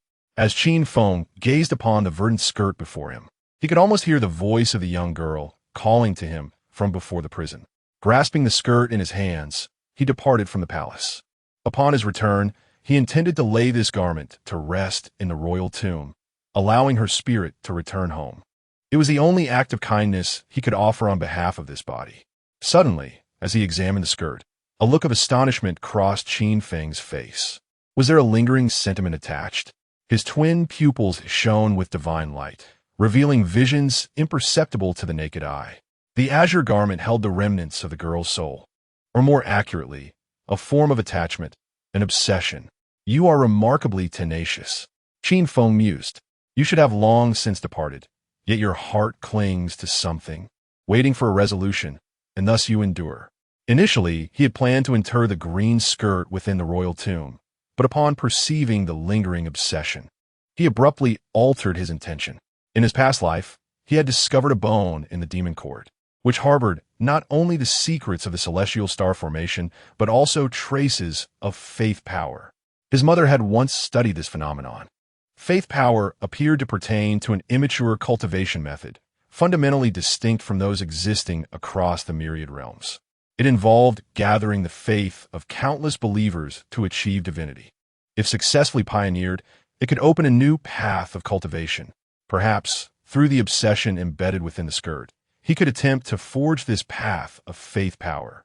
Intrigued, Qin Feng recognized the monumental significance of establishing a new cultivation route. As its pioneer, he would undoubtedly ascend to become one of the mightiest beings across the realms. With this notion in mind, Qin Feng ceased his stay at the Behemoth Palace, stowing away the azure skirt, and making his way back to the Great Qin. Meanwhile, the news of Qin's annihilation of the three kingdoms and the slaying of emissaries spread like wildfire across the continent in a remarkably brief span. The act of extinguishing nations and executing emissaries. Was the Great Qin truly mad? Countless individuals were left astounded. How long had the structure of the 100 Kingdoms remained stable? Who dared to disrupt it? Was the Great Qin a concealed, formidable dynasty poised to declare war upon all? Many speculated about the strength of the Great Qin. Some even posited that it was an ancient dynasty, long hidden among the 100 Kingdoms, with a terrifying power that transcended the 5 foremost kingdoms. However, this conjecture was soon refuted by others. The Great Qin's strength was merely average among the 100 Kingdoms. A year prior, the royal family had not even possessed a golden core cultivator. What? Everything stemmed from the discarded prince who had infiltrated the celestial prison. The tales of his regicide, rebellion, and the forging of the Great Qin's iron cavalry were recounted. The crowd gasped in astonishment, utterly amazed. Remarkably, within the span of a single year, a dynasty previously considered mediocre had surged to the forefront among the 100 Kingdoms. The annihilation of the 3 kingdoms and the suppression of their golden core cultivators suggested that the Great Qin's might was perhaps second only to the 5 foremost kingdoms. This Qin emperor was indeed a prodigious talent. Alas, his hastiness had offended the 100 Kingdoms. Had he chosen to remain dormant, granting him a century, he might have truly overturned the balance of power. However, it was too late for such thoughts. With the execution of the emissaries, the 100 Kingdoms would not let this transgression go unpunished, nor would the 5 foremost kingdoms allow him to escape retribution. A coalition of the 100 Kingdoms would soon march against the Great Qin. Upon returning to the Qin Palace in the Afong Palace, Qin Feng scrutinized the azure gown before him. He discerned wisps of obsession clinging to it, dissipating at a painfully slow pace. If left unchecked, the sentiments would vanish entirely within a month. He pondered whether the path of faith could truly be opened. If so, it would herald boundless possibilities. You may yet find revival. With a flourish of his sleeve, 2 orbs of golden light ascended into the air. These were the Great Qin imperial seal and the imperial edict. If anything could amass the greatest faith power for the Great Qin, it would undoubtedly be these 2 imperial treasures. Refining. Qin Feng's divine gaze emanated brilliance as runes swirled around him. A dark flame shot forth, enveloping the imperial seal, the edict, and the azure gown. This was the divine fire of his twin pupils, capable of melting divine metals and ranking among the world's most formidable flames. Crackle. Under the searing heat of the divine fire, the azure gown was the first to yield, followed closely by the edict, and soon the 2 liquids began to amalgamate. Indeed, faith power proved effective. His divine gaze captured a miraculous scene.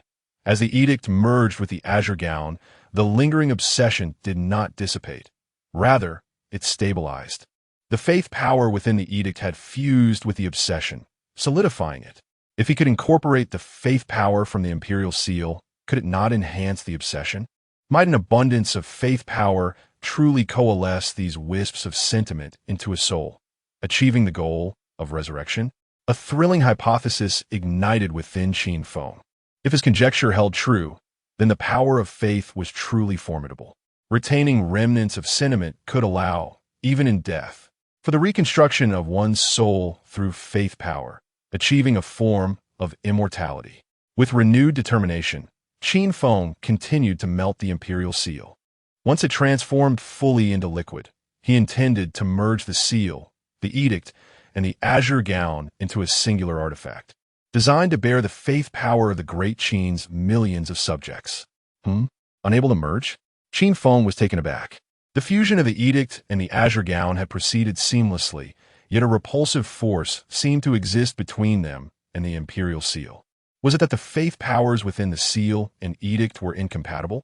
Or was this path ultimately unviable, rendering the creation of an artifact to house faith power impossible? Despite repeated attempts, Qin Feng was unable to achieve the desired amalgamation, even when employing the top-tier forging techniques recorded in his previous life. He could not unite the 3 elements. Was this path truly impassable? Doubt crept into his mind. Once a paragon of glory, the demon court had attempted to create a cultivation method centered on faith, but had ultimately failed. Perhaps this was, indeed, a dead end. Shaking his head, Qin Feng resolved to temporarily abandon this endeavor. The path of faith was not so easily forged. Suddenly, a surge of demonic energy erupted, flooding the Afong Palace like a black ocean, the banner of 10,000 souls. Qin Feng was astonished. The banner had autonomously emerged from within him.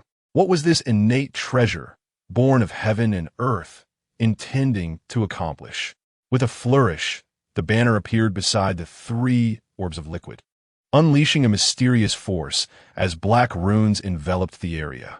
The laws of heaven and earth materialized, merging entirely into the 3 liquids. Chapter 26. Forging the Monarch Banner. The Path of Faith. Astonishingly, a fusion is taking place. Qin Feng was taken aback as the Wanhun banner actively soared from within him. In the air, the 3 previously unblending masses of liquid began to show signs emerging.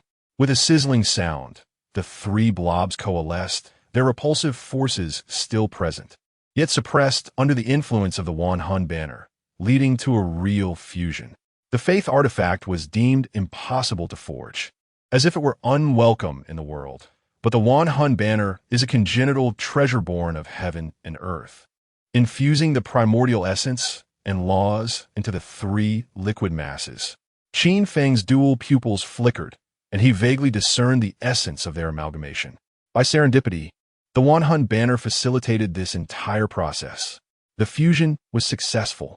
After a quarter of an hour, the 3 masses of liquid formed from the imperial seal, the sacred edict, and a blue skirt imbued with intent, completely merged into a singular entity, transforming into a resplendent golden hue.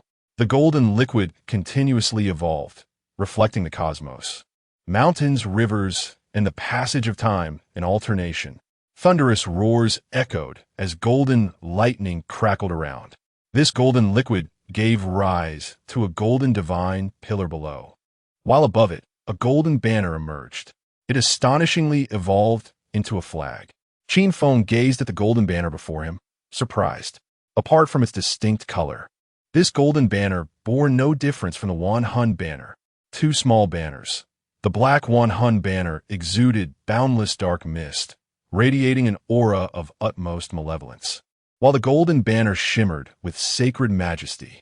The Monarch banner. As Qin Feng grasped the golden banner, he noticed 3 ancient characters inscribed upon its golden pole, appearing as if they were naturally formed. These characters were not crafted by Qin Feng, but rather emerged autonomously after the golden banner's creation. The appearance of a postnatal artifact undergoing such a transformation was attributable to the primordial essence of the Wanhun banner. Perhaps one day, the Monarch banner could reverse its postnatal nature and become a primordial treasure akin to the Wanhun banner. Qin Feng felt a flicker of anticipation. By a stroke of fortune, the Monarch banner was successfully forged. Although its current level was low, constructed from merely the imperial seal, the sacred edict, and a piece of blue fabric, it was still inferior to the materials utilized by golden core cultivators to craft treasures.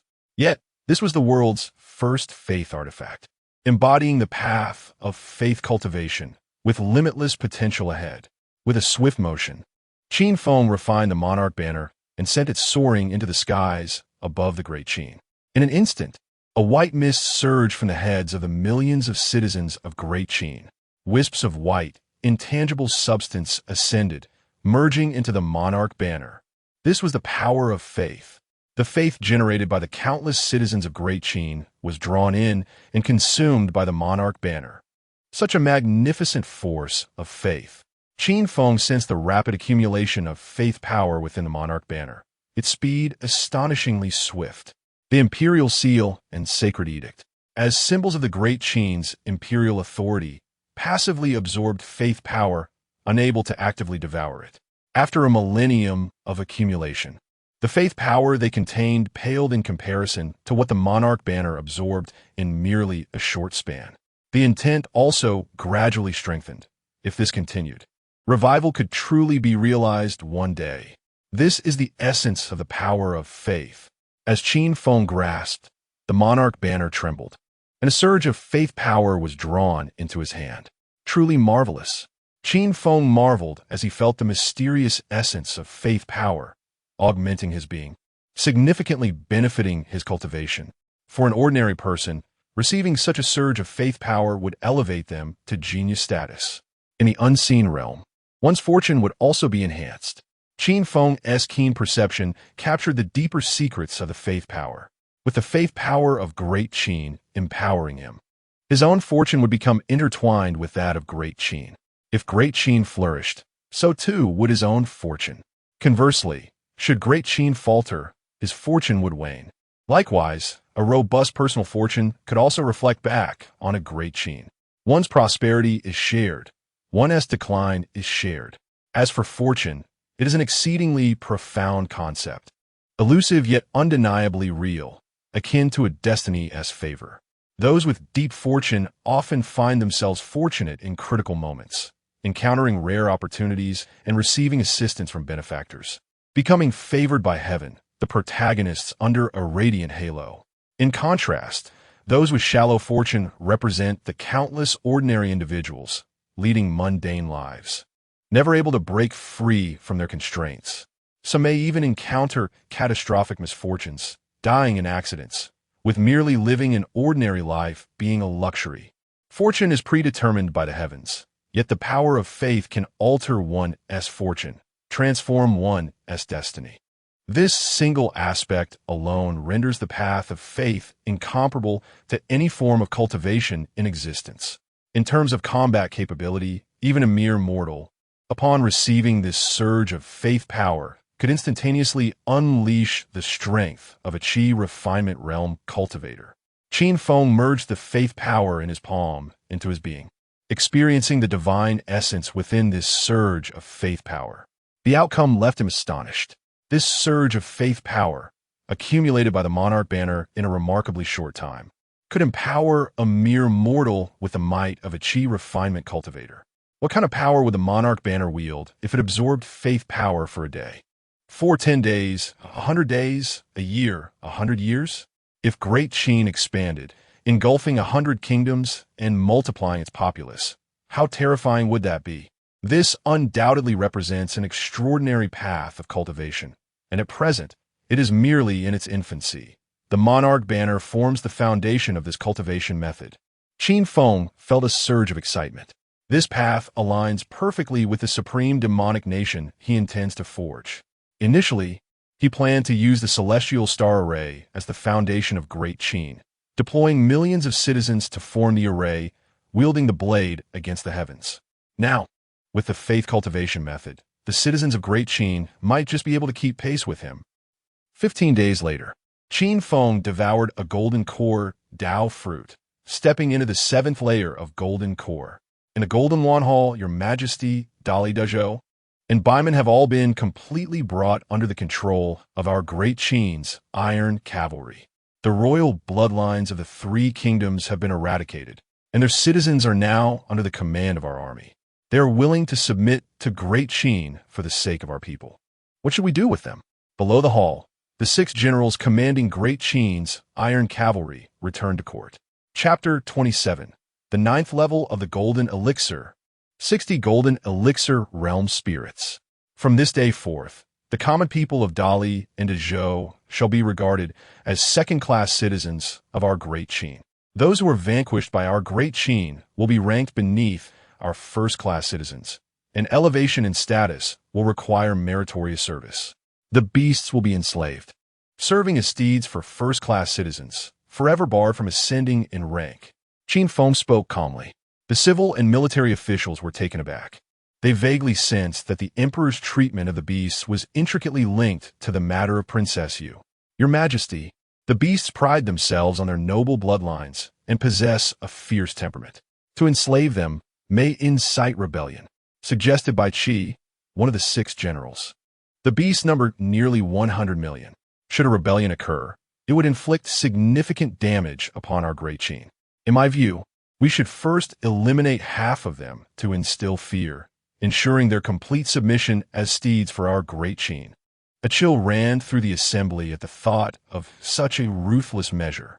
Qin Feng turned his gaze to Bai Qi, having initially thought he was advocating for the beasts, only to realize he believed there were simply too many of them. Very well, you shall oversee this matter. Yes. Bai Qi accepted the command.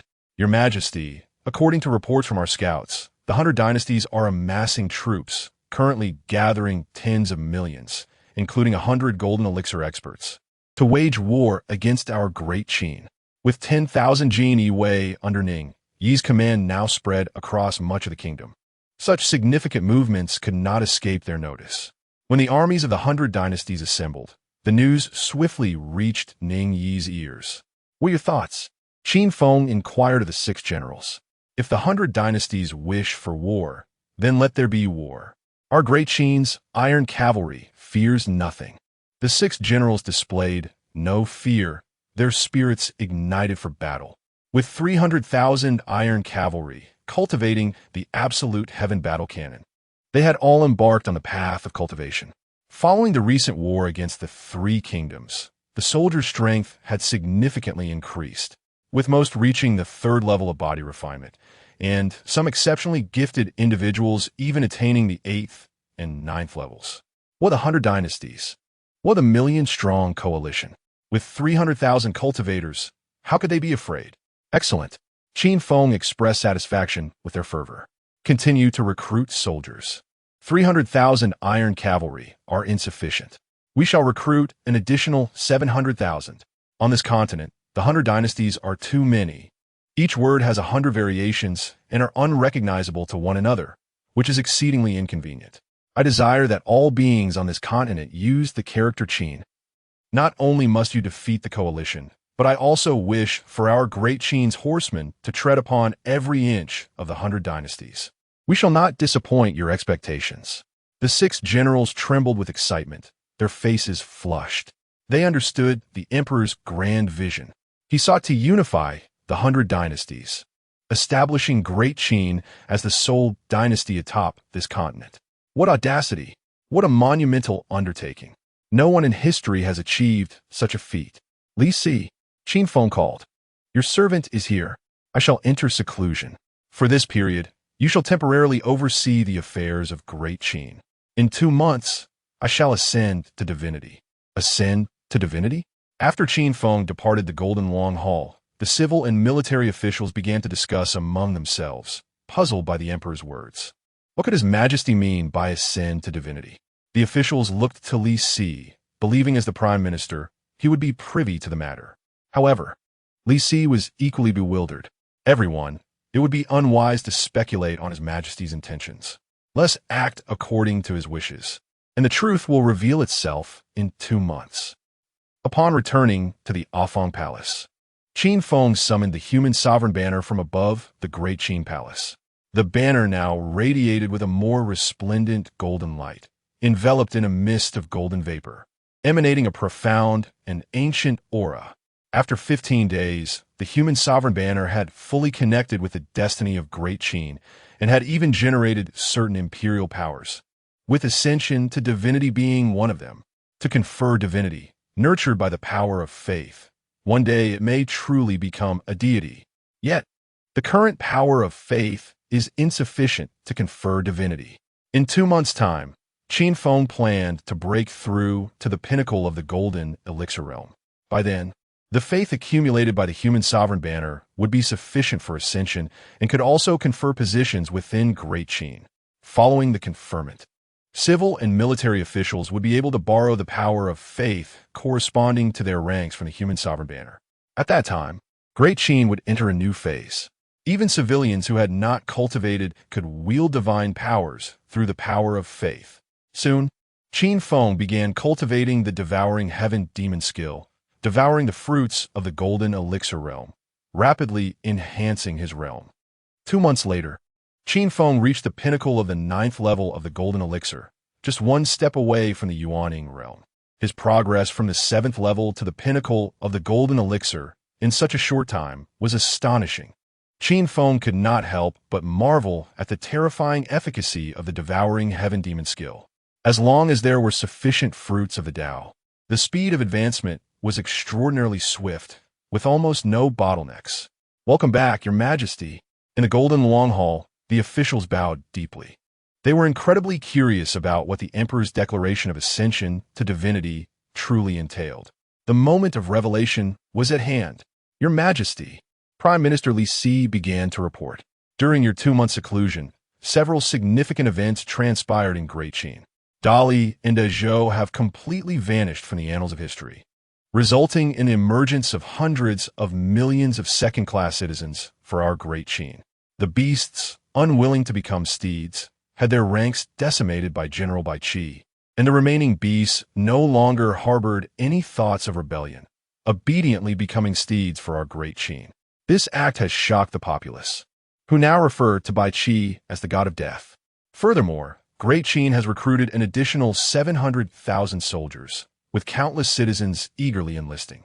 Within a single day, 700,000 soldiers were gathered and dispatched to the front lines, led by 300,000 veterans, to engage the coalition of the 100 dynasties.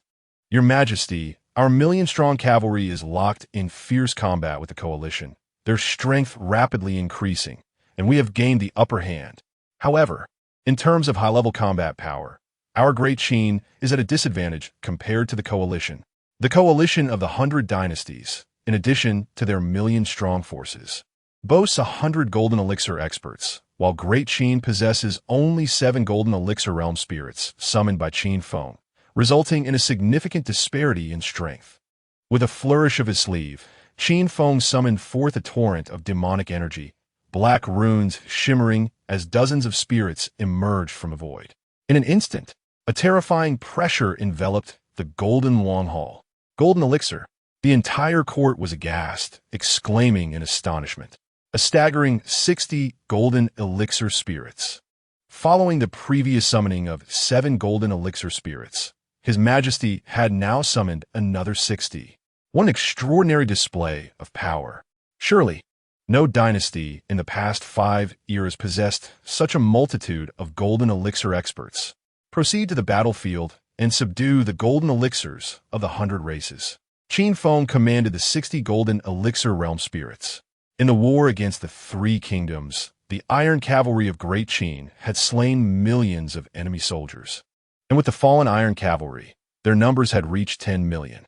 Bai Qi had also executed millions of beasts.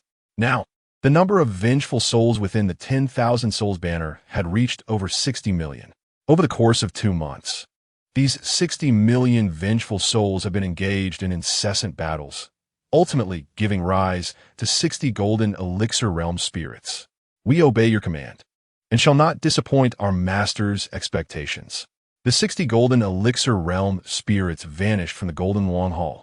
Once this war concludes, the number of golden elixir spirits in the 10,000 souls banner will surely surpass 100, potentially giving rise to spirits at the Yuan-Ing realm. The Yuan-Ing realm represents the pinnacle of existence among the 100 dynasties, possessed only by the past 5 dynasties. At that time, the 10,000 souls banner will rival an entire dynasty. Ning, have there been any movement from those sects? On this continent, the true rulers are those elusive immortal sects, entirely detached from mundane affairs. In the treasury of the 3 kingdoms, Qin Feng had only managed to glean the names of these sects: the Heavenly Sword Sect, the Great Wilderness Sect, the Immortal Pill Sect, and the Demon Spirit Sect. Aside from their names, there exists no record regarding the strength and realms of the 4 celestial sects in the treasure vaults of the several dynasties. Not even a trace of information regarding the locations of these 4 sects can be found. To Qin Feng, the 100 dynasties hold little significance, and the 5 esteemed primordial infants of the upper 5 dynasties are hardly noteworthy. It is the 4 sects, standing majestically at the pinnacle of this continent, that warrant his concern. Should these sects become involved and dispatch beings of primordial infant status, or even those of higher realms, the current strength of the Great Qin would find it exceedingly difficult to withstand. Chapter 28. The Divine Mountain Ascension. Your Majesty, the Jinyui have been monitoring the myriad realms, and thus far they have found no connection between them and the immortal sect. After 2 months of seclusion, Qin Feng has allowed Ning to deploy the Jinyui throughout the 100 realms. Every movement of these realms is meticulously observed, achieving true oversight of the world. Ningyi's subsequent words exemplified the unique capabilities of the Jinyui. Your Majesty, according to my investigations, on the day you stormed the imperial palace, several masked women of the Foundation establishment realm appeared in the capital, suspected to be the attendants of the demonic girl whom your Majesty once saved. I dispatched the Jinyui to track these individuals, and 3 days ago, we discovered that they headed to the extreme east, ultimately vanishing into the East Sea. The East Sea? Qin Feng murmured. The East Sea is considered a forbidden land on this continent, notorious for its ferocious sea beasts, tumultuous waves, and pervasive fog. There have been instances where golden core cultivators ventured into the East Sea to uncover its secrets, only to meet their demise. If the 4 great immortal sects reside deep within the East Sea, it would indeed explain why no one has been able to ascertain their locations. Well done. Continue to monitor the East Sea closely. Any sign of movement must be reported immediately. Once I have subdued the 100 realms, my next step will be to address these 4 sections. Your command shall be obeyed. He was filled with elation at the praise from His Majesty. How was the divine ascension ceremony prepared? Qin Feng inquired, turning to Li Si. The most pressing matter at hand is the conferral of divinity through the imperial sovereign banner. Should we succeed, it would signify the true inception of faith. At that time, we shall gather the collective belief of the entire great Qin. Even in the face of the immortal sects, we shall not tremble. Your Majesty, the divine ascension ceremony has been prepared at the ancestral mountain of Great Qin. Awaiting your Majesty's arrival for the consecration, Li Si replied promptly. Though he was uncertain of the exact nature of the divine ascension, he sensed that since His Majesty had forewarned him 2 months in advance, it must be of great significance. Thus, he had not dared to be lax, organizing the ceremony with an unprecedented level of grandeur. In that case, let us proceed to the ancestral mountain. The Emperor has departed. The black dragon chariot soared from the Qin palace, igniting immense excitement among the citizens of the Great Qin. This was the exclusive vehicle of the Qin Emperor. Its departure signified that a monumental action was imminent. Is His Majesty heading to the front lines to extinguish the coalition of 100 realms? Many speculated. The gathering of 100 golden core cultivators was no longer secret. Given the current strength of Great Qin, they could not withstand such a force. Only the Emperor's intervention could suppress them. No, look, all the officials have gathered, following His Majesty. Someone noticed an anomaly. If he were heading to the front lines, it would be impossible to bring all the officials along. The direction in which His Majesty travels seems to be towards the ancestral mountain of Great Qin. The ancestral mountain is the convergence of the Great Qin's dragon veins, the very origin of the Great Qin, and the most imposing sight. The Emperor leading the officials to the ancestral mountain surely heralds significant events. The citizens of Great Qin were stirred, hastily following suit. What is the Emperor planning? Amid the crowd, a few ordinary-looking men whispered among themselves. Great Qin has the Jinyui, and the 100 realms likewise possess their own intelligence organizations. They were spies dispatched by the coalition of realms to observe every move of the Qin Emperor.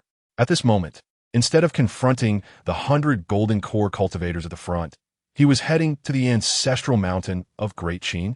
This was decidedly unusual. Let us follow closely and ascertain the Emperor's intentions. The ancestral mountain of Great Qin, a place where the dragon veins converge, shrouded in mist, creating an ethereal ambience. The towering altar, reaching towards the clouds, seemed to connect with the heavens. Your Majesty, everything is ready. Li Si led the officials, positioned on either side. At this moment, both civil and military officials gazed with immense curiosity at the figure clad in the black dragon robe upon the altar. Divine ascension? What could it possibly entail? Qin Feng surveyed his surroundings. Standing atop the altar, he beheld the entirety of the Great Qin capital. Streams of white faith energy, visible only to him, surged forth from the bodies of millions of Great Qin citizens, ascending into the sky. The imperial sovereign banner melded with the cosmos, runes radiating, golden lightning swirling, exuding an aura of sanctity. its presence growing increasingly profound as a mysterious power enveloped the entire domain of Great Qin. The imperial sovereign banner, Qin Feng murmured, extending his palm. Boom! A resounding explosion echoed through the void, akin to thunder. This is. The civil and military officials gazed skyward, unable to suppress their astonishment. Above the firmament, a golden banner appeared, positioned directly above the Qin palace. Whoosh! The imperial sovereign banner descended like a golden bolt of lightning, gently landing in Qin Feng's grasp. As Qin Feng clasped the imperial sovereign banner, an overwhelming influx of faith surged into his mind. The collective fortune of millions of Great Qin citizens resting within his thoughts. In other words, he could now directly strip the citizens of Great Qin of their fortune, rendering them as objects of divine ire. Alternatively, he could amass the fortune of Great Qin, concentrating it within a single individual, elevating them to become the very embodiment of Great Qin's destiny. Today, divine ascension, Qin Feng spoke softly, his voice resonating like the sound of the Tao, echoing through the heavens and the earth. This is the voice of His Majesty. Millions of citizens of Great Qin exclaimed, ceasing their activities, exchanging bewildered glances as the voice of the Qin Emperor reached their ears. The vast territory of Great Qin could not possibly allow the Emperor's voice to resonate throughout. Many were skeptical, believing they had succumbed to hallucinations. Yet the reality astonished them. It was not merely one person, but everyone heard the voice of the Emperor. It is not an illusion. It is truly the voice of His Majesty. His Majesty seeks to confer divinity? What does conferring divinity entail? In that moment, curiosity filled the hearts of millions of citizens of Great Qin, all gazing towards the capital. Why can't we hear it? The spies sent by the 100 Realms listened to the discussions among the Great Qin citizens, their faces filled with shock as their unease intensified. The voice of the Qin Emperor reached the ears of millions of citizens, yet they could not perceive it. What kind of sorcery is this? At that moment, atop the summit of the ancestral mountain of Great Qin, on the altar, Qin Feng held the imperial sovereign banner and spoke once more. Today, in the name of Great Qin, I gather the collective faith of millions of my subjects, utilizing the sacred artifact of our belief, the imperial sovereign banner, to confer divinity upon the first deity of Great Qin. Henceforth, let her be known as the moon goddess. As his words fell, a resounding cheer erupted. Across the lands of Great Qin, streams of white faith surged forth from the bodies of millions of citizens, converging upon the ancestral mountain, merging into the imperial sovereign banner. The imperial sovereign banner, the citizens of Great Qin exclaimed, observing the white light ascending from above their heads, their astonishment palpable. Even more astonishing was that the ethereal image of the imperial sovereign banner manifested within the minds of millions of Great Qin citizens.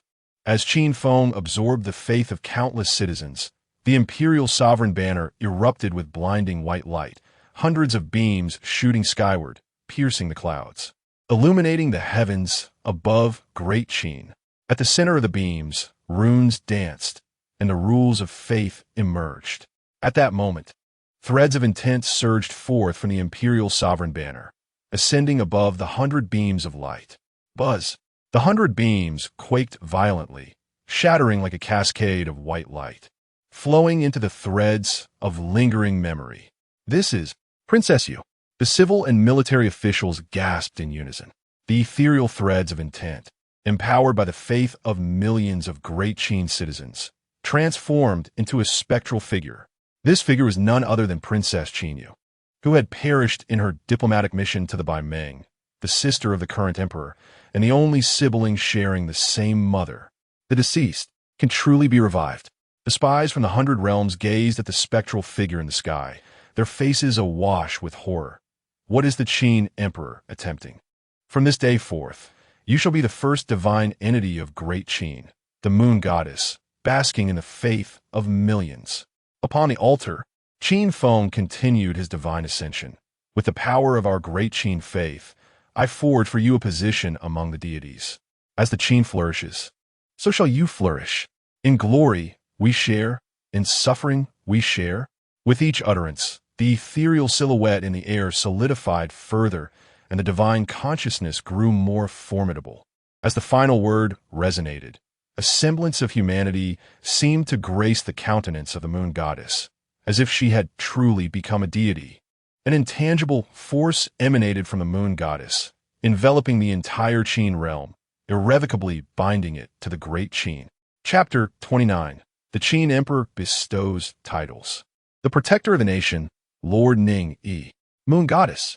The millions of citizens of Great Qin reverberated with this proclamation. At this moment, the ethereal image of the moon goddess manifested in the hearts of all. One day, should the moon goddess truly ascend to divinity, the people of Great Qin might extol her virtues and witness her miraculous manifestations. Qin Feng, for a rare moment, displayed a hint of a smile. The successful elevation of the moon goddess signifies that the path of faith he has pioneered is indeed viable.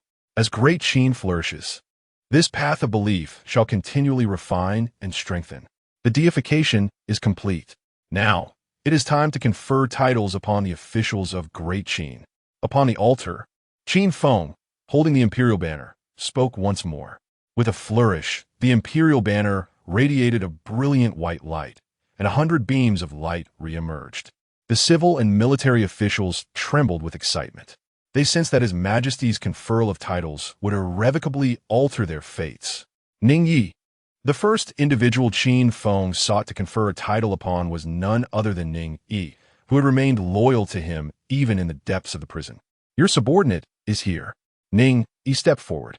Among the officials, you were the first to follow me, unwavering in the prison's confines. Today, I bestow upon you the title of Protector of the Nation, the foremost Lord of Great Qin. All the officials turned their gazes towards Ning Yi, their faces awash with envy. No merit surpasses that of a savior. Ning Yi had followed His Majesty during his most perilous times, and being granted the title of the foremost Lord of Great Qin left them speechless. With the bestowal complete, a mysterious wave emanated from the imperial banner in Qin Feng's hand. The 100 beams of white light trembled in the air, and one transformed into a torrent of belief, surging into Ning Yi's being. My realm is ascending, Ning Yi exclaimed, astonished. During this time, he had cultivated the blood demon art and had reached the 7th level of Qi refinement. However, with the elevation of his realm, his cultivation speed had gradually slowed, and he anticipated that stepping into the foundation establishment stage would require at least 6 months. 6 months to progress from the 7th level of Qi refinement to foundation establishment is a feat worthy of a prodigy. Yet Ning Yi yearned to follow in His Majesty's footsteps, and he felt that he was still far behind. But now his realm was rapidly advancing. 8th level of Qi refinement. 9th level of Qi refinement. Foundation establishment. Foundation establishment stage. Ning Yi's eyes widened in disbelief. In an instant, he had leaped from the 7th level of Qi refinement to foundation establishment, transcending 2 minor realms and 1 major realm. This was utterly fantastical. Your Majesty, what is this? This is the path of faith. Qin Feng replied. The power of belief can enhance fortune. Now that you are the protector of the nation, blessed by the fortune of Great Qin, the bottleneck you previously encountered has been shattered, allowing your realm to naturally ascend. This is merely the foundational function of the path of faith. As for its other capabilities, you shall discover and comprehend them yourself. On the ancestral mountain of Great Qin, the civil and military officials were astounded. The power of belief can actually elevate one's realm. Furthermore, His Majesty indicated that this is just the most fundamental ability of the power of faith. What exactly is this path of faith? None had ever heard of such a doctrine. Could it be a new cultivation method conceived by His Majesty? The officials were shaken to their core. What manner of strategy is this? The spies from the 100 kingdoms were filled with dread, their hearts churning with tumultuous waves. The Qin Emperor has unveiled a new cultivation method capable of channeling the collective belief of an entire nation. This is simply inconceivable. The world is about to undergo a monumental change. Hasten to spread the word. In an instant, news of the Qin Emperor's groundbreaking cultivation method spread far and wide. Thank you, Your Majesty. Your immense grace is beyond what I can repay. In this life, I shall dedicate myself to your service, clearing all obstacles for your majesty and ensuring the prosperity of Great Qin, in gratitude for your divine favor. You have treated me as a national hero. I shall reciprocate as such. Ning knelt at Qin Feng's feet, his eyes glistening with tears. Your majesty has bestowed life-saving grace upon me and my sister, imparted unparalleled techniques to alter my fate, and now conferred upon me the title of the foremost lord of Great Qin. This kindness is beyond repayment. I can only repay it with my life. Bai Shun and Nie Shaoqian. Qin Feng continued with the conferrals, intending to bestow titles upon these two individuals next. Your subordinates are here. Bai Shun and Nie Shaoqian stepped forward, filled with excitement. You two command the White Tiger Camp and the Vermilion Bird Camp. Vanquished the Golden Buddha Temple, extinguished the Sword Pavilion, and quelled the various factions threatening the capital. Your contributions are invaluable. I hereby confer upon you the titles of White Tiger Marquis and Vermilion Bird Marquis to continue leading your respective camps. After Qin Feng spoke, two more beams of white light coalesced into belief, merging into Bai Shun and Nie Shaoqian's bodies. In an instant, their realms rapidly ascended. Although their marquee titles may not match Ning Yi's, their higher realms, both at the 8th level of Qi refinement, propelled them directly into the foundation establishment stage. Thank you, Your Majesty.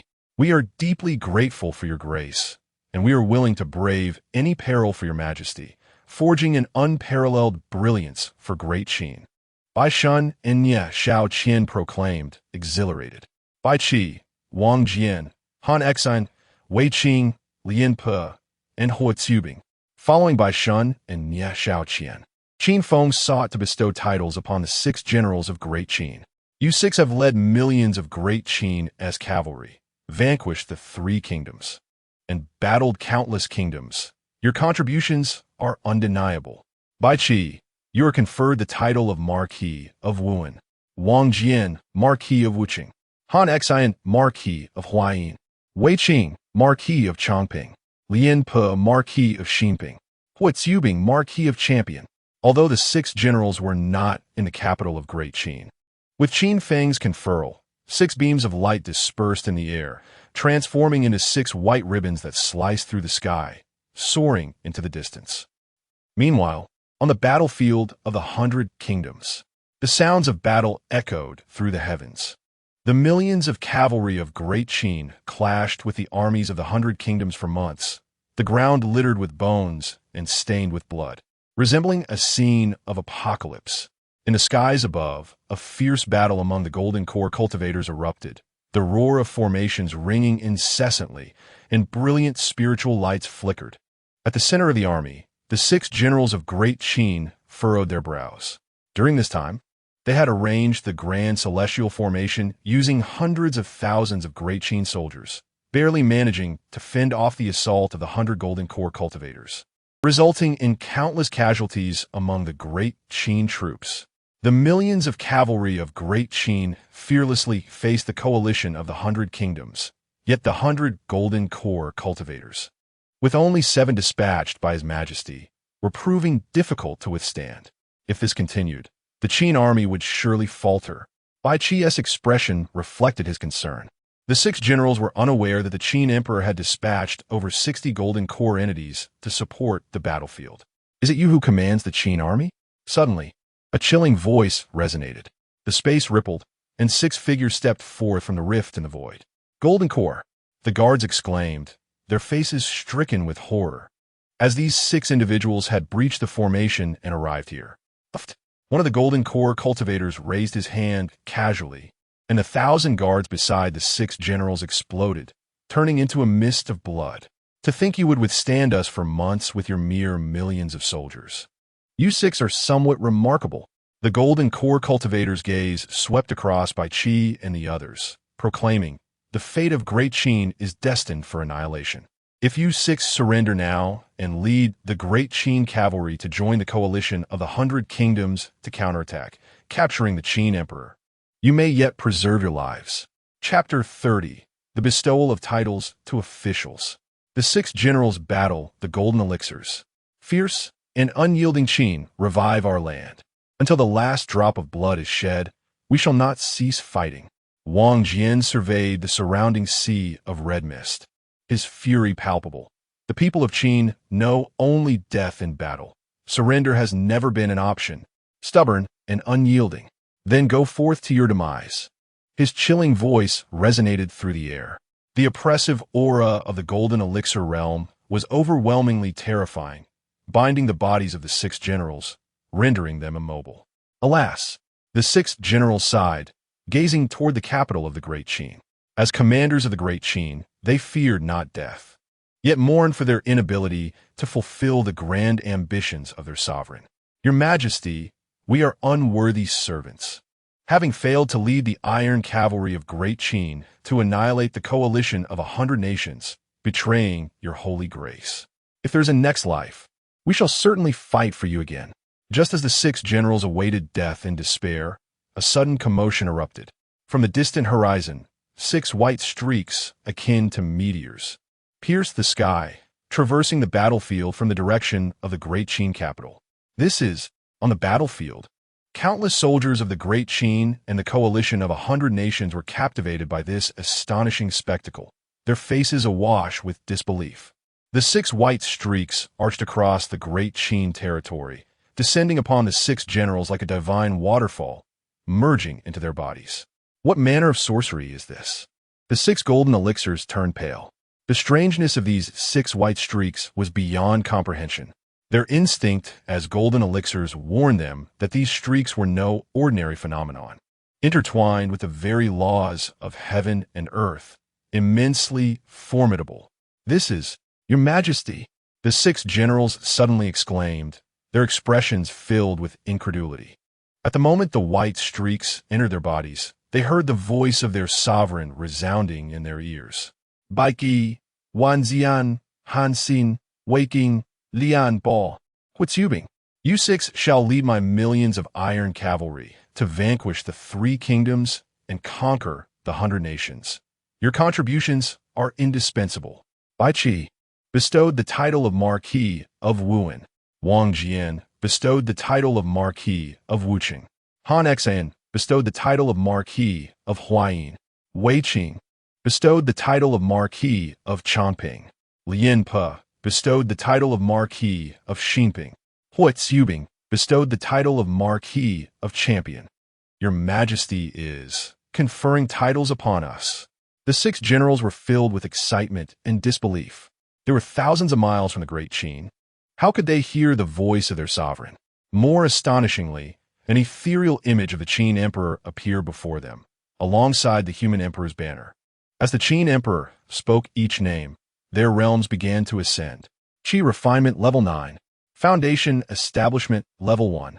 Foundation Establishment Level 2. Their realms were rising. The 6 golden elixirs were utterly astonished. Merely the entry of 6 white streaks into their bodies had propelled these 3 from Qi Refinement Level 9 to Foundation Establishment Level 2. What an unfathomable occurrence. Act now. Kill them. A voice thundered. The 6 golden elixirs sprang into action, unleashing various divine abilities, vibrant spiritual light erupting, runes filling the air. As they sought to subdue the 6 generals, their growing unease compelled them to eliminate Bai Qi and his companions swiftly, lest unforeseen changes arise. You are all marquises of my Great Qin, and may harness the power of faith to battle. On the altar of the ancestral mountain of Great Qin, Qin Feng seemed to glimpse the battlefield from miles away and spoke softly. The voice resonated in the ears of the 6 generals, flooding their minds with methods to wield the power of faith. We thank you, Your Majesty. In gratitude for Your Majesty's grace, we shall repay with our lives, achieving your eternal hegemony and forging brilliance for Great Qin.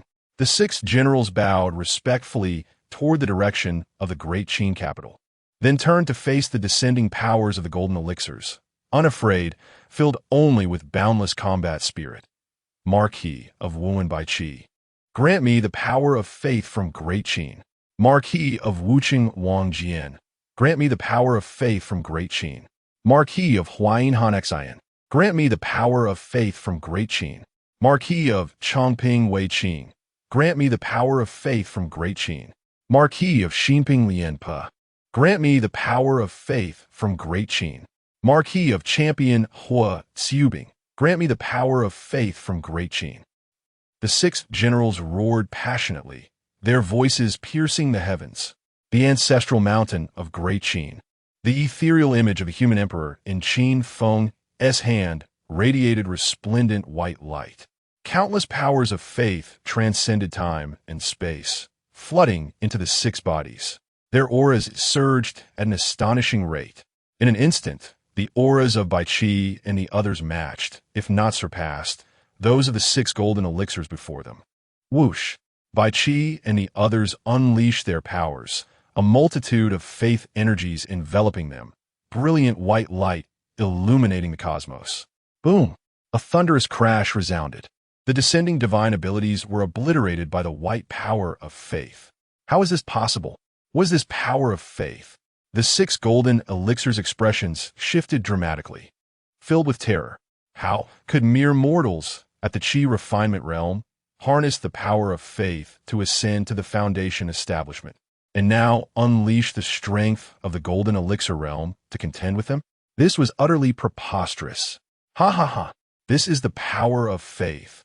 The 6 generals of Bai Qi laughed heartily, their pent-up frustrations dissipating. They gazed at the 6 golden elixirs, brimming with combat fervor, and shouted, "Come and fight!" Thus, a battle of golden elixirs erupted. Li Si, at the altar of the ancestral mountain of Great Qin, Qin Feng continued the bestowal of titles. "I am here." Li Si stepped forward, exhilarated. "I bestow upon you the title of Chancellor of the Great Qin, to oversee all officials." As Qin Feng's voice echoed, a beam of white light entered Li Si's body. "Your Majesty's great grace compels me to serve diligently, to govern with care, to alleviate your burdens, and to seek prosperity for Great Qin." Li Si bowed deeply, his trembling hands reflecting his excitement. The position of Chancellor, overseeing all officials, is exalted. The sovereign's personal decree implies that as long as he does not act foolishly, Li Si will be among the most powerful figures in Great Qin, second only to the sovereign. "Hai Dui, present, I bestow upon you." The ceremony of bestowal continued for several hours. Qin Feng conferred titles upon 100 esteemed officials of Great Qin. Given the present fortunes of Great Qin, only 100 officials could be appointed, with the maximum titles limited to marquises. One day, when the influence of Great Qin spreads across the heavens, the conferral of 1,000 titles will not be a challenge. At that time, the power of faith in Great Qin will surge boundlessly, and all officials shall emerge together, heralding true prosperity. And Great Qin shall bask in its genuine glory. The conferral of divinity concluded, the path of faith will continually refine as Great Qin expands, requiring no further concern. It is time to seek new fruits of the path. In the 5 previous dynasties, there were those at the nascent soul realm. Qin Feng mused, "If that is the case, let us begin with you." Chapter 31. The Capital of Commerce. A murder. The following day, at the morning court, "Your Majesty, news from the front lines has arrived. A triumphant report.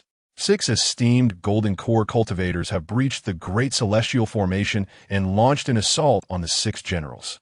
The 6 generals, drawing upon the power of faith, unleashed their combat prowess at the golden core level, resulting in the death of 2 cultivators, while the remaining 4 were severely wounded and fled." Within the Grand Hall, Li Si reported, his heart shaken. The 6 generals, merely at the foundation establishment stage, were able to contend with golden core cultivators through the power of faith, truly astonishing. As the prime minister of the Qin dynasty, his rank was on par with the 6 generals, which implied that he too could harness the power of faith to unleash golden core might. The officials flanking the hall were equally astonished.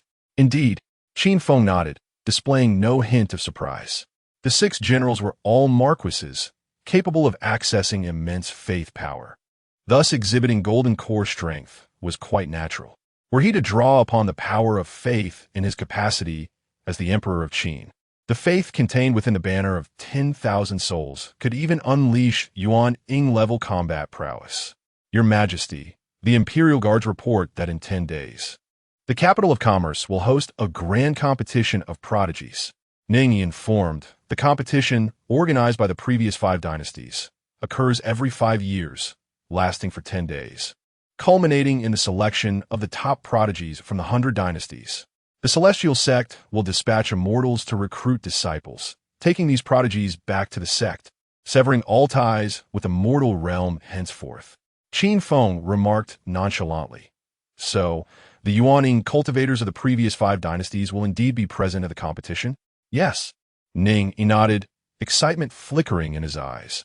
He vaguely sensed what the emperor intended to do. Qin Feng instructed, Bai Shan, Ni Shao Qian. You two shall lead the White Tiger and Vermilion Bird camps to guard the imperial capital. Li Si, you will temporarily manage court affairs. Ning Yi, accompany me to the capital of commerce. Orders were issued one after another.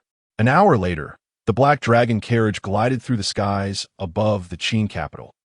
10 days later, 2 figures entered the capital of commerce, arriving before a magnificent inn that towered into the clouds. Your Majesty, this inn is the most luxurious in the capital of commerce. The sovereigns of the 100 dynasties reside here. The 2 figures were, of course, Qin Feng and Ning, who had journeyed from Qin. Your Majesty, shall we stay at this inn? Certainly. Qin Feng nodded. Esteemed guests. The innkeeper, a middle-aged man, approached with a beaming smile. However, upon noticing that only 2 individuals stood before him without attendance, his smile waned slightly. The royal inn only permits the sovereigns of the 100 dynasties to reside. Esteemed guests, you might consider other inns. How dare you? Ning Yi, incensed by the innkeeper's rudeness towards the emperor, rebuked. Upon seeing our emperor, should you not kneel? Our emperor? The innkeeper questioned, perplexed. If they were indeed sovereigns, how could they arrive so modestly with merely 2 individuals? Yet he concealed his doubts, smiling. May I inquire which dynasty you hail from? Do you possess the royal invitation from the capital of commerce? Invitation? Ning Yi furrowed his brow. Indeed, the sovereigns of the 100 dynasties receive an invitation from the capital of commerce. Only with this invitation can one enter our royal inn. The innkeeper's smile grew colder. Not knowing of the royal invitation, these 2 could not possibly be sovereigns. Just then, a voice rang out from behind. The sovereign of the Great Wind dynasty has arrived. 1,000 soldiers clad in golden armor approached from afar. We welcome the sovereign of the Great Wind dynasty to our royal inn. The innkeeper bypassed Qin Feng, hastening to welcome the sovereign with great fervor. Indeed, the sovereign of the Great Wind dynasty was a silver-haired elder, stern and imposing in his yellow dragon robe. Beside him, a young lady, upon seeing Qin Feng at the inn's entrance, scolded, Who are you? My father has arrived. You should make way. The innkeeper turned to Qin Feng, saying, Esteemed guests, you should step aside quickly. Should you provoke the sovereign of the Great Wind dynasty, you will surely suffer dire consequences. Before he could finish his words, swish! Ning Yi drew his sword, its cold gleam flashing, and the innkeeper's head flew from his shoulders. Silence enveloped the scene. All eyes in the street turned to Qin Feng and Ning Yi. Disbelief etched upon their faces. How dare they commit murder in the capital of commerce? The people of the 100 dynasties were aghast. During the competition, violence was strictly forbidden, with death as the penalty for transgressors. The innkeeper was a relative of the crown prince of the capital of commerce. This was a grave calamity. Ning Yi, aware of the surrounding whispers and the trouble he had brought upon the emperor, immediately knelt, remorsefully declaring, Your Majesty, I acted impulsively. Qin Feng, however, remained unfazed. His presence in the capital of commerce signified his fearlessness. It matters not. If he is dead, then he is dead. Esteemed guests, may I ask from which dynasty you come? The sovereign of the Great Wind dynasty scrutinized Qin Feng, uncertainty swirling in his heart. To commit murder in the capital of commerce, this person must either possess absolute confidence or be a fool. The innkeeper he killed was a relative of the crown prince of the capital of commerce. Father, have you not always sought to establish ties with the capital of commerce? If we capture this individual, we can forge a connection with the crown prince. The young lady beside him, her eyes sparkling, whispered, "This." The sovereign of the Great Wind dynasty felt tempted. However, the calm demeanor of Qin Feng made him hesitate. He was but a golden core cultivator.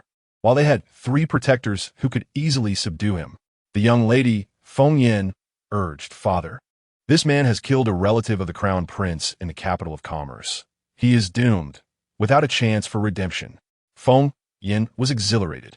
If she could catch the attention of the crown prince, she might become his consort, destined for the role of the future empress, holding an esteemed status that could surpass even the father of the sovereign of the Great Wind dynasty.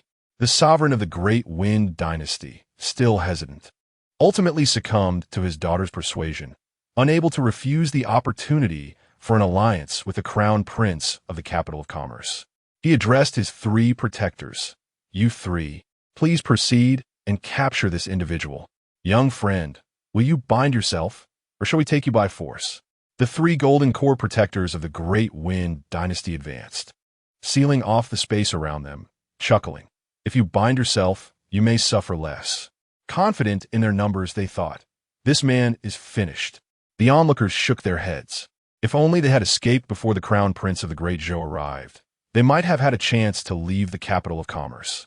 Now, with the sovereign of the Great Wind dynasty viewing them as a tool for an alliance with the crown prince, they had no opportunity to flee.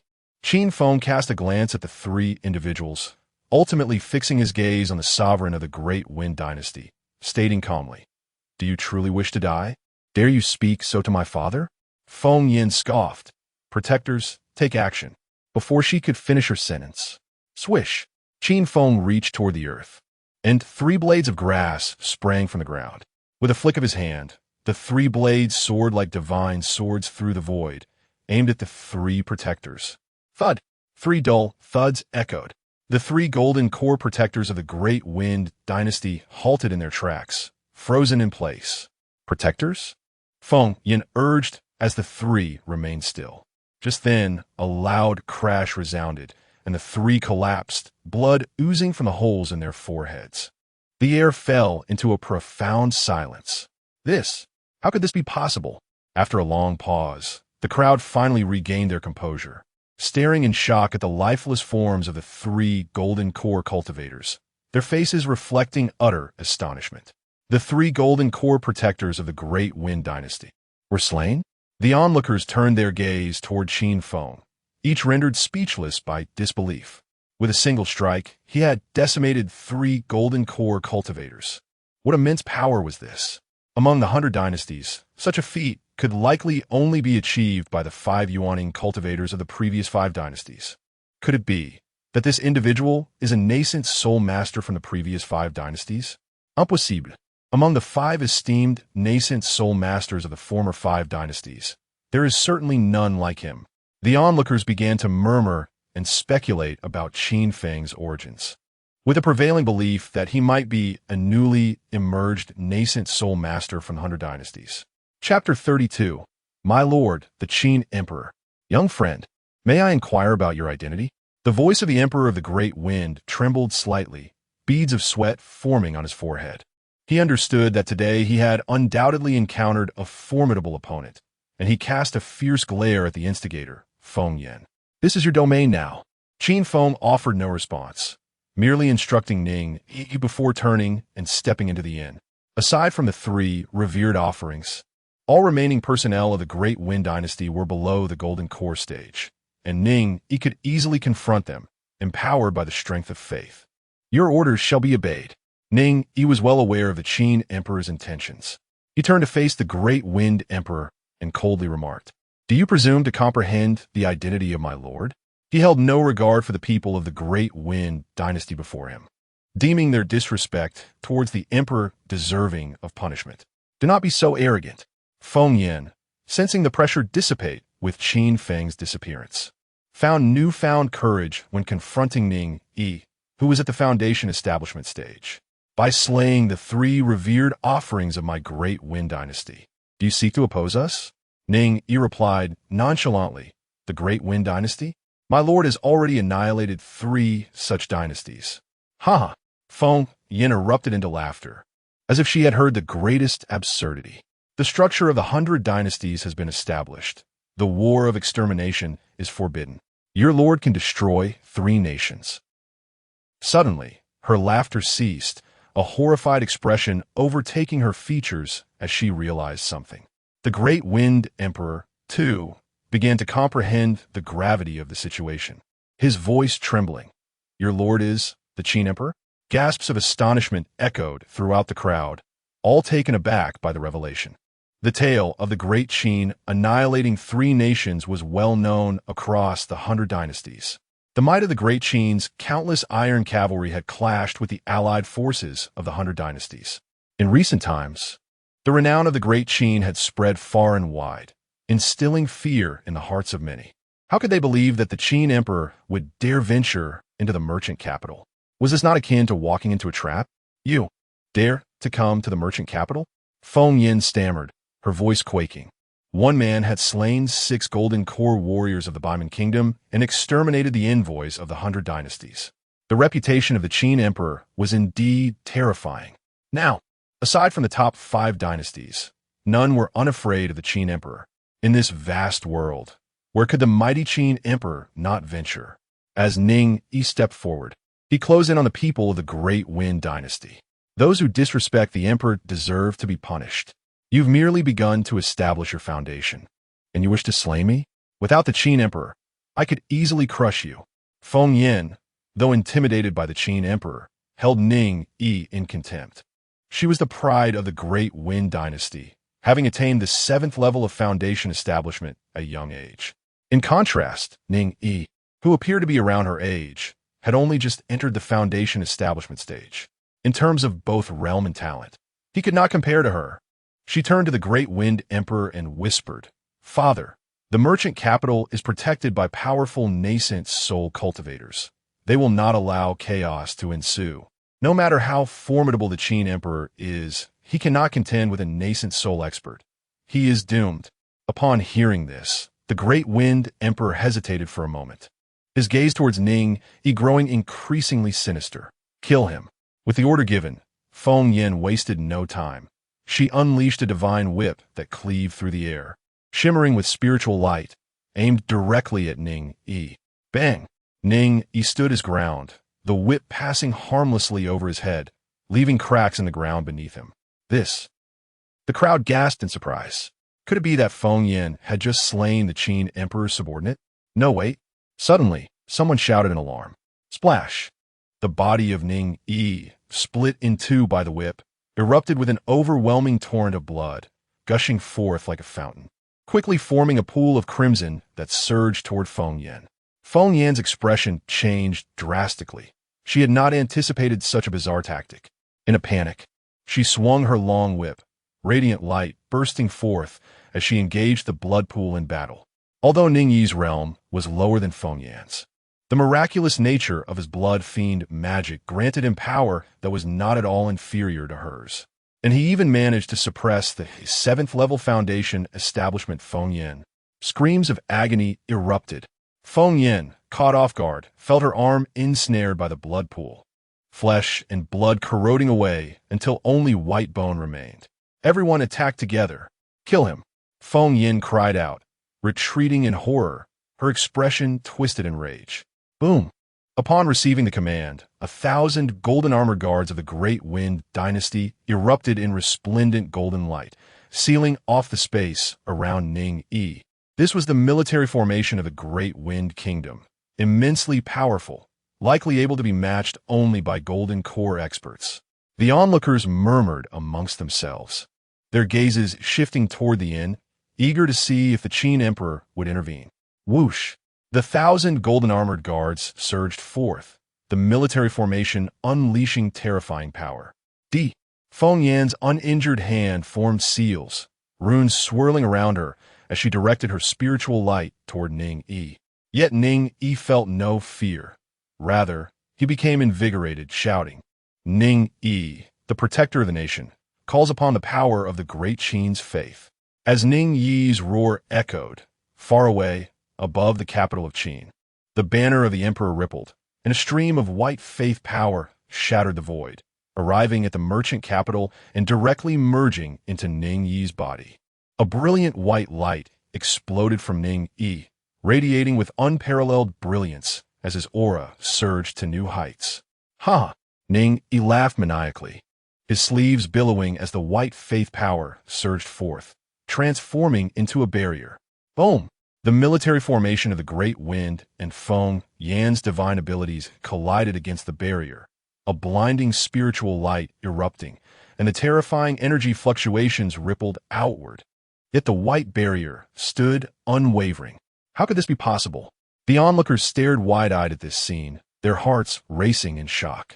From a first level of foundation establishment to rivaling a golden core, what kind of method was this? Do you truly believe you can kill me? Ning Yi's strength was overwhelming as he spread his palm, a dazzling white beam shooting forth, shattering all of the Great Wind Kingdom's defenses. Whoosh! With a push off the ground, Ning Yi's figure flickered like a streak of white lightning, crossing the void at breakneck speed, appearing amongst the ranks of the Great Wind Kingdom. Thud, thud, thud. With a single palm strike, the military formation crumbled. Screams of despair filling the air as 1,000 guards exploded into clouds of blood. Ha ha ha! Ning Yi cackled, launching another assault, this time targeting Feng Yan. Feng Yan's complexion turned pale. She had long been shaken by Ning Yi's prowess, and with one of her arms rendered useless. Her resistance was futile as Ning Yi captured her with ease. You dare to slay this princess in the merchant capital? This is an affront to the 100 dynasties. A declaration of war. Feng Yan shrieked, thrashing against Ning Yi's grip, but he held her neck firmly, the power of faith binding her in submission. Disrespect towards the emperor warrants death. Ning Yi spoke coldly, devoid of any compassion, his grip tightening until with a crack, Feng Yan's neck shattered, her head drooping lifelessly. With a dismissive flick, he discarded her as one would refuse. He then struck down the Great Wind Emperor with a single blow before re-entering the inn. The Great Wind dynasty had been defeated. The crowd gazed in horror at the corpses strewn across the ground. The 3 revered offerings of the Great Wind dynasty had been slain by Qin Feng, and now Feng Yan and 1,000 guards had fallen to a mere foundation establishment warrior. Was the Great Qin truly this terrifying? The onlookers turned their attention back to the inn. The Qin Emperor had killed the family of the great merchant's heir, annihilated the Great Wind royal family, and yet showed no intention of leaving. Was the Qin Emperor daring the great merchant to retaliate? After a while, the Qin Emperor still did not emerge from the inn, and the crowd grew increasingly astonished. It appeared the Qin Emperor had no intention of departing. A great battle was yet to unfold. My lord, do we truly not need to leave? Inside the inn, after the exhilaration of vanquishing the Great Wind dynasty, Ning Yi began to worry as calmness settled in. Since we have come, and the task remains unfinished, why should we depart? Standing by the window, Qin Feng gazed down at the merchant capital and replied placidly. Hearing these words, Ning Yi's tumultuous emotions began to settle. With his majesty present, all could be subdued. Qin Emperor, what audacity you possess to venture into my Xanadu. Suddenly, a faint voice resonated throughout the heavens and the earth. Chapter 33. The Abyssal Realm of Darkness.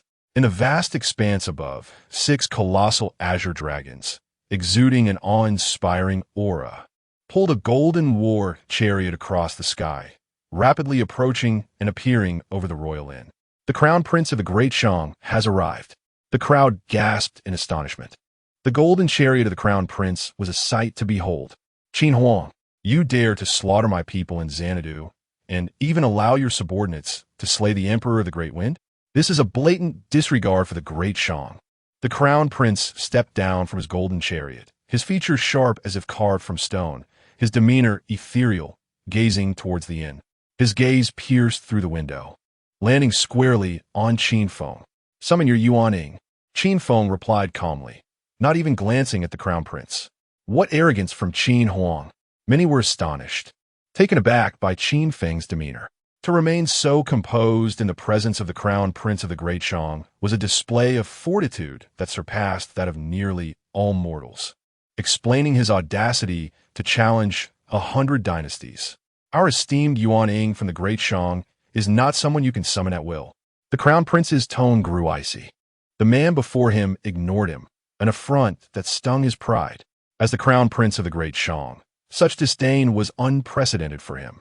With a hiss, several figures emerged from the void, sealing off the inn in all directions, a terrifying pressure enveloping the land. These are the 10 golden core guardians of the Crown Prince. The crowd exclaimed in alarm. Among the myriad dynasties, few possessed even a handful of golden cores. The Great Shang's might was unparalleled, with the Crown Prince's retinue boasting 10 golden cores. Suddenly, the earth trembled, and a resonating roar echoed. The Great Shang's Xianber Guard. Someone shouted. In the distance, a dark mass of soldiers surged forth like a black ocean, their collective aura overwhelming, as a phantom of the Xian bird loomed above the earth. The Xian bird of destiny descends to give rise to Shang. The Xian bird, the totem of the Great Shang.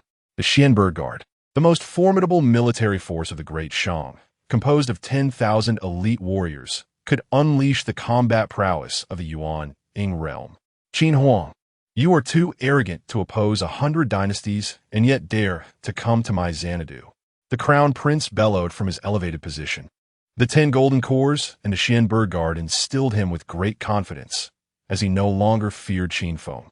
As Qin Feng reminisced, interrupted by the Crown Prince's words, he grew impatient, lifting his gaze to the sky and calmly stating, "You are deceiving yourself. Qin Huang, you have yet to recognize your predicament."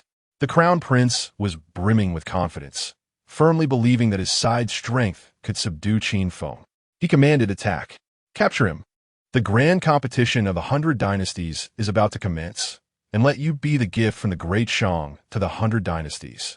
With a whoosh, the 10 golden cores traversed the void, appearing above the inn, unleashing various techniques as colossal palm imprints descended, dazzling light erupting and runes flooding the area. Clang! The might of the Great Shang Xianber Guard was even more astonishing. 10,000 soldiers moved as one, their essence converging. The laws of the universe ascending into the heavens. The Xian bird in the sky seemed to come alive, radiating vibrant light, its wings flapping, stirring up sand and stone, and summoning a tempest. Howl! The Xian bird screeched as it dove down, resembling a dark sun plummeting from the heavens, its terrifying aura causing the surrounding space to crack and splinter.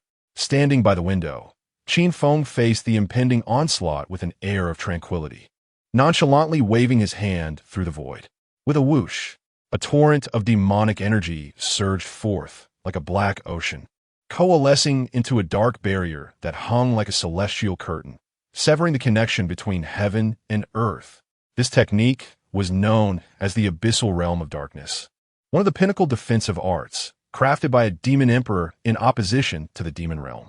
With this technique, he was able to withstand the might of 2 demon emperors for a millennium before ultimately succumbing, and thus, this art was later cataloged by the demon realm. The training requirements for the abyssal realm of darkness were exceedingly stringent, and many formidable figures within the demon sect of the past failed to master it. Only Qin Feng, with his unique eyes, could glimpse the essence of this technique and successfully cultivate it. However, its execution was immensely taxing. Only after stepping into the 9th level of Golden Core could Qin Feng's demonic energy sustain its use. Boom, boom, boom.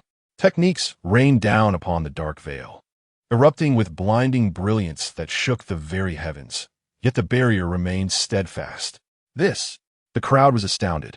The simultaneous assault of 10 golden cores could not even shake the effortless technique of Qin Huang, highlighting the immense disparity between them. No wonder Qin Huang was so confident, daring to approach Xanadu with merely a foundation-level subordinate. The Xianber Guard could not even perturb this dark veil. The crowd gasped in disbelief. The obsidian claws of the great bird glimmered with an icy light as they struck the black barrier, tearing the void apart. Yet the barrier remained unscathed. What kind of power is this? Both the 10 golden cores in the air and the Crown Prince stared wide-eyed, unable to comprehend the situation. The methods of Qin Huang were utterly unfathomable, even with the combined might of 10 golden cores and a Xianber Guard, capable of unleashing power rivaling that of the Yuan-Ing realm. They could not breach Qin Huang's dark veil. With a flicker of his gaze, Qin Feng's eyes sparkled with radiant light, as his unique vision analyzed the Xian bird in the air. Another Xian bird. The crowd gasped, their faces etched with shock. From the undulating black veil emerged a pitch-black Xian bird, struggling free. The 10,000 Xian bird guard could only summon the totemic beast of the Great Shang through their military formation. Yet Qin Huang had summoned one too, its aura matching that of the Great Shang's Xian bird, even exuding a more terrifying presence. This Xian bird emanated a murderous intent that permeated the heavens, its dark eyes sweeping across the surroundings, finally locking onto the Great Shang's Xian bird. Howl! The two Xian birds clashed in the void. With a rustle, a potted plant on the windowsill trembled, its leaves cascading down. With a swift motion, Qin Feng raised his hand, catching the falling leaves in his palm. Imbued with the intent of the Excalibur, each leaf rivaling any treasured artifact. With a wave of his hand, several leaves tore through the void like divine swords, shooting forth with lethal precision. Bang! Bang! Bang! In the void, the techniques of the golden cores detonated, pierced by the leaves, dissipating into shimmering light. This is not good. The 10 golden cores of the Great Shang cried out in alarm. They had not anticipated that Qin Huang's defensive prowess was astonishing, but his offensive capability was equally fierce, directly piercing through their techniques and advancing toward them, instilling such dread that their bodies became rigid, as if trapped in a mire. Chapter 34. The Destiny of the Mysterious Birds. The arrival of the nascent soul. With a series of explosive sounds, shattered limbs, and splattered blood marked the scene. As the 10 esteemed golden elixirs of the Great Shang cried out in agony, suffering significant casualties in an instant. The remaining few were pinned in the void, rendered immobile. It was but a mere leaf. The sight of the verdant objects before the golden elixirs left the onlookers in utter shock, their scalps tingling with disbelief. The formidable defeat of the 10 golden elixirs was inflicted by nothing more than a handful of leaves. Such fragile entities, easily crushed, had shattered the profound techniques of the golden elixirs, leading to their collapse. The sword intent of the Qin Emperor was terrifyingly potent. Even the most ordinary leaves in his hands could transform into divine weapons. An adept of the golden elixir realm articulated the essence of the situation, his voice trembling. This was indeed horrifying. Although they were all within the golden elixir realm, the Qin Emperor was an entirely different entity. Suddenly, a chilling cry echoed through the heavens. The fierce battle between two mysterious birds in the void had reached an intense climax, as black mist fell like ink dissolving in water, staining the very fabric of this realm in darkness. With a swift motion, a claw tore through the fabric of space, shattering one of the mysterious bird's wings, ultimately ripping its entire body apart, dispersing into black mist. The Great Shang's mysterious bird was defeated. Gasps of astonishment arose among the crowd. Following the suppression of the 10 golden elixirs by the Qin Emperor, the efforts of countless mysterious bird warriors had also been vanquished. Moreover, the Qin Emperor summoned another mysterious bird that tore apart the divine beast totem of the Great Shang. Did this signify something profound? With a series of explosive sounds, the multitude of mysterious bird warriors coughed up blood. The phantom of the mysterious bird dissipated, signifying the shattering of their military formation, and they suffered immense backlash, sustaining grave injuries. At that moment, the remaining black mysterious bird swooped down, plunging into the ranks of the countless mysterious bird warriors. A one-sided massacre ensued, accompanied by incessant cries of despair. This mysterious bird was overwhelmingly terrifying. As it neared the ground, its massive form became apparent. With casual swipes of its wings, it caused tremendous tremors, raising clouds of dust and debris, as numerous mysterious bird warriors were swept away and torn apart by its immense power. In mere moments, the bodies of the mysterious bird warriors littered the ground, their blood staining the streets of Xanadu, the air thick with the scent of gore. The crowd was left in stunned silence, unable to utter a word. The Qin Emperor was indeed terrifying, single-handedly transforming the Great Shang's mysterious bird and vanquishing its master. This was a blatant slap in the face.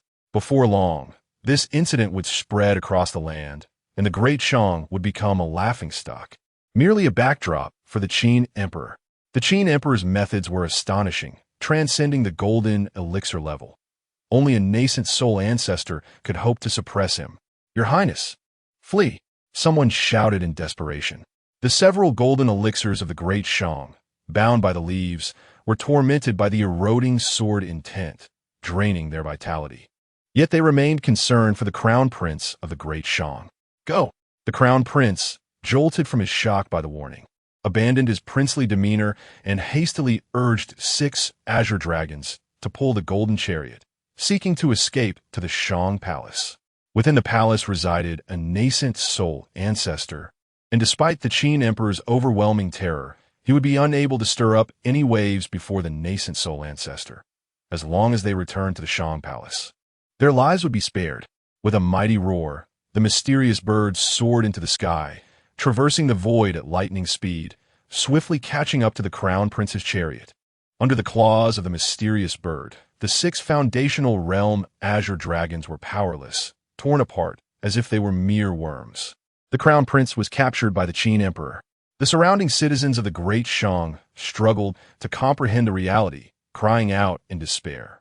A blackbird's claw clamped down on the crown prince's head, and with a slight exertion, it could easily pierce through his skull. Of noble status, the crown prince of the Great Shang was now utterly helpless, akin to a chick clutched by an eagle in midair. "I warned you. You are but deceiving yourself," Qin Feng remarked calmly from the windowsill, his expression one of serene indifference, contrasting starkly with the bloody scene below, which only intensified the atmosphere of fear. "Qin Emperor, do you intend to kill the crown prince in Xanadu?" The crown prince's face paled slightly, though he still retained some princely composure, doubting the Qin Emperor's willingness to slay him. Yet, feeling the chilling intent of the blackbird, he began to tremble. The Qin Emperor's ruthlessness suggested he might indeed act. "Qin Emperor, you have just arrived in Xanadu, and you unleash such slaughter. Is this not excessively bold?" Suddenly, a voice called out from the distance toward the Shang Palace. "Ancestor!" Upon hearing this voice, the crown prince's spirit soared, and he shouted, "Ancestor, save me!" Qin Feng lifted his gaze toward the direction of the Shang Palace, a flicker of interest finally surfacing in his calm eyes. "The nascent soul. Your Majesty, should we retreat?" Ningyi's expression turned grave. The term nascent soul held immense weight. It represented the pinnacle of power within the mundane imperial courts. A being of a nascent soul realm could transform golden elixirs into nascent souls. With a qualitative leap in prowess regarding spells, spiritual power, divine perception, and comprehension of the laws of heaven and earth, a single individual could suppress a nation. No need. This journey is for the nascent soul. How could Qin Feng retreat? With a swift motion, a figure appeared above the Shang Palace. Before anyone could react, this figure crossed the void, materializing above the inn, leaving no one aware of how he arrived. It was an elder, his hair white as snow, yet his skin was as delicate and fair as that of an infant, radiating a luminous aura, exuding an ethereal presence, as if he were one with the universe. The nascent soul ancestor of the Great Shang, Shang Yin, someone murmured, barely able to contain their excitement. Shang Yin was one of only 5 nascent souls among the 100 dynasties, a figure of immense stature, regarded as the highest peak in the eyes of countless cultivators across the 100 dynasties. With the appearance of Elder Shang Yin, it seemed the Qin Emperor would face dire consequences today. The Qin Emperor possessed leverage, holding the Great Shang Crown Prince, and perhaps he could depart unscathed. Whispers filled the air. Even though the Qin Emperor had slain 10 golden elixirs and decimated the mysterious bird warriors, none believed he could defy fate and stir up ripples before a nascent soul expert, especially the citizens of the Great Shang, who now rejoiced, hoping the ancestor would slay the Qin Emperor and rescue the Crown Prince, erasing all humiliation. With a wave of his hand, Shang Yin unleashed streams of spiritual energy, finally liberating the several golden elixirs that had been suspended in the void. The leaves, ultimately mere mundane objects, had already reached their limit in bearing the sword intent. And now, struck by the spiritual energy of the nascent soul realm. They exploded into dust. Qin Emperor, will you not release our crown prince? Shang Yin's voice was calm, yet it carried an authoritative command. Release the crown prince and withdraw your hand, and I shall promise to spare your life. Who are you to dictate my actions? Qin Feng replied nonchalantly. Do you think a nascent soul can control my fate?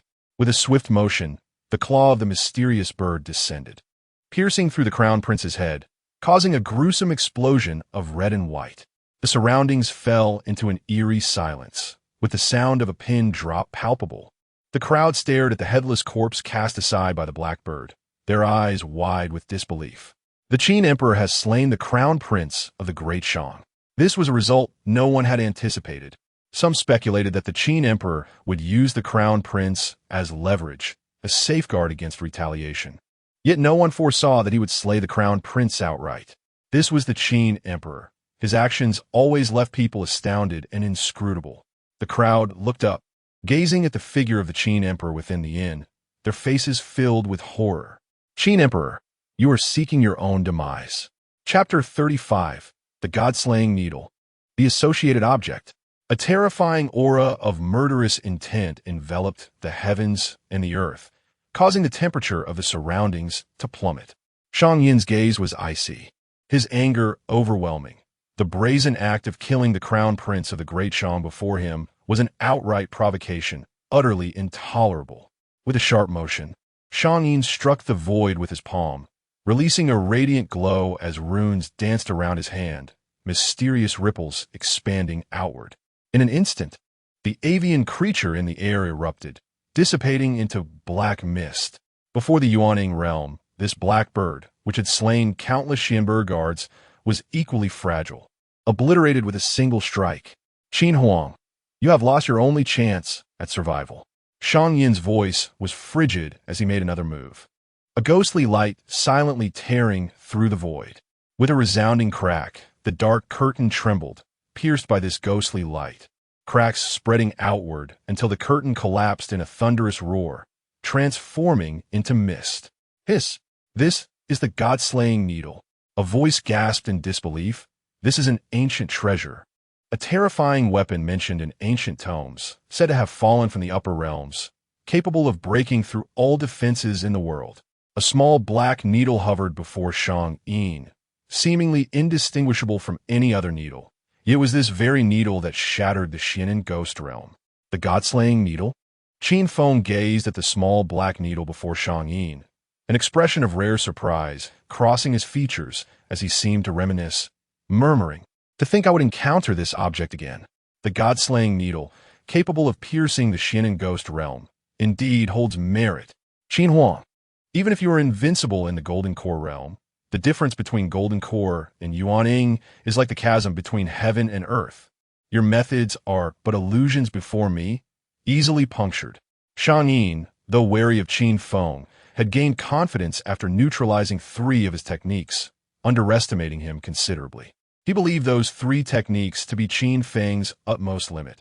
After all, he was merely a Golden Core. Qin Huang, have you acquired something? Speak truthfully, and I may spare your life. Shang Yin suddenly inquired, his gaze fixed on Qin Feng, as if probing for something, an eagerness evident. The rise of Qin Huang was nothing short of legendary. Some claimed he bore great secrets related to the celestial maiden he once saved. Gasps of astonishment filled the air, breaths quickening as all eyes turned toward Qin Feng, curiosity swirling in their hearts. Qin Feng's meteoric rise had naturally prompted investigations into his background, with all clues leading back to the person he had rescued, leaving no other possibilities. Do you seek to pry into my secrets? You are not worthy.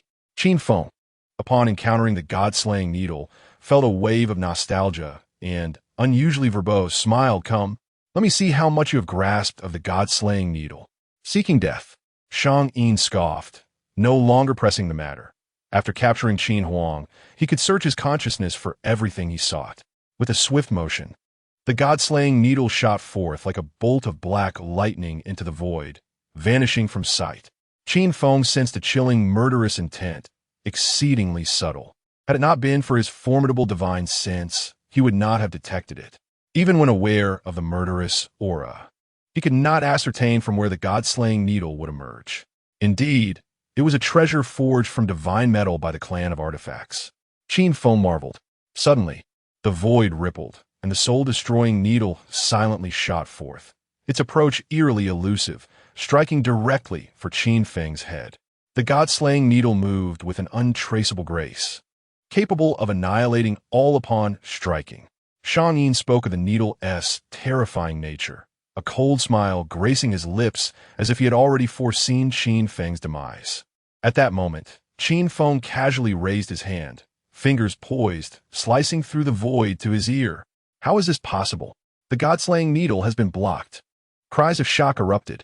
The crowd paled, eyes wide. The elusive needle, said to be able to breach all defenses, had been halted in a manner most astonishing. Imprisoned between Qin Huang's fingers, a jolt of fear coursed through Shang Yin. Since acquiring the god-slaying needle, he had never failed, a deity slayer, unstoppable. With a hum, the god-slaying needle trembled violently as the chilling murderous intent shattered the very fabric of time and space. Shang Yin unleashed the needle again, directing it with his divine sense, intent on shattering Qin Feng's palm, piercing his skull. Stop! Qin Feng's expression remained calm, unperturbed. He simply uttered a single word. In an instant, the agitated god-slaying needle stilled, hovering in the palm of Qin Feng's hand, obedient and serene, revealing none of the secrets of the legendary weapon capable of breaching all defenses. Indeed, this was one of the very god-slaying needles forged long ago. Qin Feng toyed with the needle, his eyes reflecting the passage of time, his expression shifting between brightness and shadow. In his previous life, after becoming an immortal and traversing the realms, he had once stumbled into a grand array of heaven and earth, where he encountered the celestial maiden Yao Qi, who had also strayed into the formation. Qin Feng, using his glimpsed the foundational structure of the grand array, while Yao Qi, wielding the god-slaying technique, obliterated the foundation. Together, they shattered the formation, ultimately acquiring a small shard of divine metal no larger than a fingernail. Later, upon entering the clan of artifacts with Yao Qi, Qin Feng replicated the god-slaying technique using his, compelling the clan leader to forge a batch of god-slaying needles for him to retrieve in the future. Who would have imagined that before he could even see the god-slaying needle, he would be betrayed by Yao Qi, the demon realm would fall, and his father and mother would perish, while his and Supreme Bone were severed by Yao Qi. The intricate patterns of the god-slaying technique engraved within the needle were all captured by Qin Feng's. Before the god-slaying needle revealed all its secrets, to think he would witness the god-slaying needle once more. This was a supreme treasure, forged from the finest materials, inscribed with divine techniques, crafted by the most skilled artisans of the myriad realms, and its arrival in this land was truly a matter of fate. Qin Feng turned his gaze toward Shang Yin, calmly inquiring, "From where did you obtain the god-slaying needle?" The god-slaying needle was deeply intertwined with many matters. Its presence in this realm indicated a connection to the outside world, perhaps offering insights regarding Yao Qi. I acquired it from the belly of a sea beast in the East Sea. Shang Yin, initially reluctant to disclose, felt an icy chill at the sight of Qin Feng's cold gaze, and involuntarily revealed the origin of the god-slaying needle. The East Sea. It must be connected to the four great celestial sects. Considering the age marks on the needle, it had been forged at least 1,000,000 years ago. Using his to perceive the passage of time, Qin Feng murmured to himself, "1,000,000 years have passed. Yao Qi, I hope you have not perished." Chapter 36. The Gathering of the 100 Dynasties. Ning Yi enters the finals. What is your true purpose for coming to the great merchant kingdom, Emperor Qin? Shang Yin inquired. His expression darkened. The earlier display of the emperor's murderous intent had left him shaken, forcing him to reveal the origins of the annihilation needle like a puppet, which he considered a disgrace. In light of the insights you have provided, I shall spare your life today. Now be gone, Qin Feng replied coolly, retracting the annihilation needle and closing the window as if dismissing the world around him, vanishing from sight. The onlookers were left speechless. This was Xanadu, not Chengdu. How could the emperor of Qin exude such confidence, as if he were in his own capital? To so brazenly declare that he would not kill Shang Yin today and to command him to leave. Was this tolerable? Clenching his fists within his sleeves, Shang Yin felt a profound humiliation. A dignified nascent soul expert was disregarded by a mere golden elixir cultivator, and even his treasure artifact had been seized by the emperor. Though the urge to retaliate surged within him, the memory of the emperor's mysterious methods of collecting the annihilation needle and his nonchalant demeanor compelled him to suppress his fury. Emperor Qin, as the sovereign of the Great Qin, you must participate in the 100 Dynasties competition. 10 days hence, at the Sky Arena, I shall await your presence. Shang Yin declared through gritted teeth, striving to salvage dignity for himself and the great merchant kingdom. Why did you not strike him down? A young maiden in a bright yellow gown approached Shang Yin, her face as cold as frost, an aura of murderous intent surrounding her. Within the palace, there are dozens of golden elixir experts and hundreds of thousands of troops. Even if the emperor possesses incredible abilities, he will be subdued. This was Princess Xiangyao, the foremost prodigy of the great merchant kingdom and the younger sister of the crown prince. Learning of her brother's death at the hands of Qin Feng had ignited her fury, prompting her to rush to the scene. His arrogance in coming to Xanadu must indicate he has a trump card. If we engage him now, even if we can subdue him, the losses to our kingdom would be catastrophic. Since he dares to remain here, let him be. We shall wait for the convergence of the other nascent souls from the 5 dynasties before we strike. Shang Yin explained, forcibly suppressing his anger. He was determined not only to slay Qin Feng, but to do so before the demise of the 100 dynasties. Your Majesty, he intends to wait for the other 4 nascent souls to gather and then strike at you. Inside the inn, Ning Yi discerned Shang Yin's intentions. Feeling a twinge of concern, he is waiting, and I too shall wait. Qin Feng mused, idly toying with the annihilation needle. The gathering of 5 nascent souls will simplify matters considerably. The 100 Dynasties competition is an excellent opportunity, with all 5 nascent souls present. We can ensnare them all at once.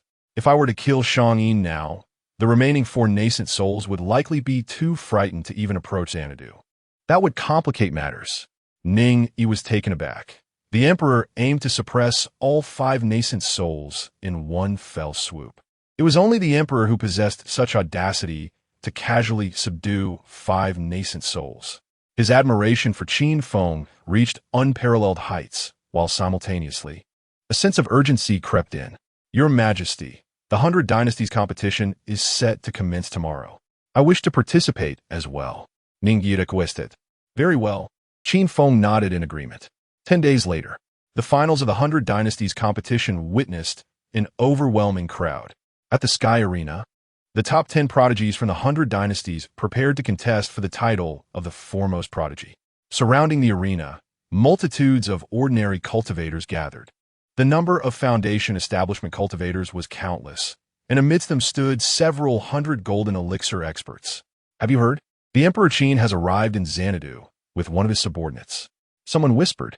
Everyone was aware of the emperor's current actions. He had brutally slain the crown prince of the great merchant kingdom and annihilated the Xinber guards. Even the elders of the Shang family were wary of him. After a single confrontation, they had refrained from further action. One man could shake the foundation of 100 dynasties. Despite the emperor's ruthless methods, he was undeniably a figure of great ambition, a true hero. Yet, what could his motive for coming to Xanadu be? Regardless of his intentions, remaining here until the 5 nascent souls gathered was unwise. The emperor was surely courting disaster in the imperial capital. Your Majesty, the finals of the 100 Dynasties competition are about to begin. In the royal inn, Ning Yi felt a tumult of emotions. After a 10-day competition, he had vanquished numerous prodigies and successfully reached the finals, a joyous occasion that should elicit celebration. However, he had also learned that the great merchant kingdom had laid an elaborate trap, waiting for the emperor to step into it. With 5 nascent souls poised to suppress him before countless witnesses. The participants are gathered. Let us proceed. Qin Feng remained as composed as ever. Since he dared to set foot in Xanadu, he had surely accounted for everything. In this realm, aside from the enigmatic 4 great immortal sects, There was no one he feared. The immortal sects were recruiting disciples, and perhaps their envoys would reveal insights into their true power. The reason Qin Feng had not directly killed Shang Yin stemmed from his uncertainty regarding the immortal sect's capabilities. Though they professed to be above worldly concerns, who was Qin Feng? In his past life, he had been the revered master of the demon realm, a status that commanded respect. Even the mighty figures of the demon realm and the immortal realm would not dare to claim superiority over worldly matters. How could these sects achieve such a feat? Moreover, the cultivators of the four great immortal sects hailed from the 100 dynasties. Should he truly pursue the eradication of nations, the immortal sects would inevitably intervene. Let me witness the limits of this realm. Stepping out of the royal inn, Qin Feng soared toward the sky arena above the Shang Palace. At the sky arena, 5 figures hovered at the highest point. Why has the emperor not yet made his appearance? A fiery-tempered nascent soul expert glanced at Shang Yin, questioning. Could it be that the emperor has already departed from Xanadu? Flame, you underestimate me. Shang Yin replied proudly. Since the emperor dares to tread in Xanadu, his departure is not something he can decide. Emperor Qin. Suddenly, a gasp echoed from the sky arena. The emperor had arrived. Qin Feng stepped through the void, approaching the sky arena with grace. Emperor, please take your place. Shang Yin invited. The 5 nascent soul experts regarded Qin Feng as their equal. Realization dawned upon them. There was an empty seat beside Shang Yin. Qin Feng's gaze swept over the 5 nascent souls before he settled into his seat. At such a young age, the emperor has already reached the pinnacle of the golden elixir stage. Indeed, heroes emerge in youth. Flame remarked, his smile devoid of warmth. This was an attempt to assert superiority through age, pressing down on Qin Feng with the weight of experience. If I were you, I would remain silent now. It might spare you some suffering later. Qin Feng replied coolly, not sparing a glance at his adversary, his attention fixed on the arena where the 10 prodigies stood ready. Ning Yi among them. You. Flame fumed, flames igniting in the air. Shang Yin intervened, calming Flame with a gentle shake of his head, signaling him not to act rashly. All our preparations are in place. Once the competition concludes, the emperor shall undoubtedly meet his demise. Hearing the transmission, Flame huffed heavily and settled down. Is the competition not beginning? Their whispered exchanges, although seemingly discreet, were effortlessly captured by Qin Feng's keen perception. There was no escape. He could not be bothered to elaborate further. In his eyes, these individuals had already become the fruits of his devouring heaven-demon art. Let's commence, Shang Yin proclaimed, a smile gracing his face. I have heard that the emperor's subordinate has also participated in the 100 Dynasties competition and made it to the finals. I trust this will yield impressive results for the Qin kingdom. The 4 nascent souls exchanged odd glances, as if harboring some hidden scheme. Even the furious Flame's lips curled into a smirk. Under the announcement of Shang Yin, the finals of the 100 Dynasties competition commenced, momentarily diverting the crowd's attention from Emperor Qin to the center of the arena. Your name is Ning Yi, is it not? Shang Yao inquired, fixing her gaze upon him. Today, the emperor shall surely perish. If you stray from your misguided path and join the practitioners of the 100 Dynasties in their quest against him, you may redeem yourself and seize the chance to survive. As the esteemed princess of the great Shang, Shang Yao exhibited considerable cunning in her attempt to sway Ning Yi. Should she succeed in inciting a rebellion among the emperor's subordinates before the assembled multitude, it would deliver a crushing blow to Qin, stripping him of all dignity. However, she evidently underestimated Ning Yi's unwavering loyalty to the emperor. Ha! Ning Yi scoffed. Do you truly believe you can slay his majesty? Such delusions. A flicker of murderous intent crossed Shang Yao's eyes as she took a deep breath to quell her rising fury. Your strength is commendable. Having reached the top 10 among billions within the 100 Dynasties, you are indeed a standout. I have always admired exceptional talents. Should you pledge your allegiance to the great Shang, I might be able to offer you a chance. Perhaps you could become the prince consort of our kingdom. To be the husband of this princess, the prince consort of the great Shang, would surely present a far brighter future than serving as a mere subordinate to Emperor Qin. In her efforts to persuade Ning Yi, Shang Yao was willing to cast herself as bait. Chapter 37. The Young Man in White. The sword intent of annihilating the immortals. To become your husband, the son-in-law of the great Shang? You overestimate your dynasty and yourself. Ning Yi's words cut through the air with unwavering conviction. As he reprimanded the woman before him, do not speak of your great Shang as son-in-law. Even your imperial throne pales in comparison to my status as a mere pawn beneath the Qin Emperor. I would rather be a pawn under the Qin Emperor than gaze upon the throne of the great Shang. On the observation platform, the assembled cultivators were taken aback by Ning Yi's resounding declaration. What charm does the Qin Emperor possess to inspire such unwavering loyalty from his subordinates? Seeking death, Shang Yao's face flickered with shades of blue and purple. Though she had attempted to flatter Ning Yi, being publicly rejected in front of the assembly was a profound humiliation. Since you are so ungrateful, you shall perish here alongside the Qin Emperor. With a swift motion, Shang Yao unleashed a red lotus, which burst forth with brilliant crimson light, slicing through the void like a flash of red lightning aimed at Ning Yi. You cannot kill His Majesty. You cannot kill Ning Yi. As Ning Yi invoked the blood fiend sorcery, he transformed into a pool of blood, engaging in fierce battle with Shang Yao. With such a subordinate, the Qin Emperor is indeed enviable, Shang Yin remarked with a smile, though his eyes betrayed a shadow of malice. He was aware of the events on the arena, having tacitly approved of them, initially intending to undermine the Qin Emperor's prestige. However, he never anticipated that Ning Yi would humiliate him, rendering the great Shang worthless in comparison. Qin Feng remained silent, his demeanor calm. Ning Yi's loyalty during his time of distress was evident. Observing Qin Feng's indifference, Shang Yin's murderous intent grew more pronounced. Boom! The battle on the arena raged fiercely. The blood pool that Ning Yi transformed into was exceedingly strange, rendering Shang Yao's attacks ineffective. Each strike from the red lotus merely scattered the blood pool, which quickly restored itself. After several attempts, while Ning Yi remained unharmed, the red lotus in Shang Yao's grasp had become grotesquely corroded, eventually shattering. With a rush, the blood pool enveloped Shang Yao entirely. Ack! Shang Yao's screams echoed from within the blood pool, as runes swirled and a powerful force erupted. She resorted to a disposable treasure, breaking free from the blood pool. Though she escaped, the terror of the blood fiend's sorcery had taken its toll.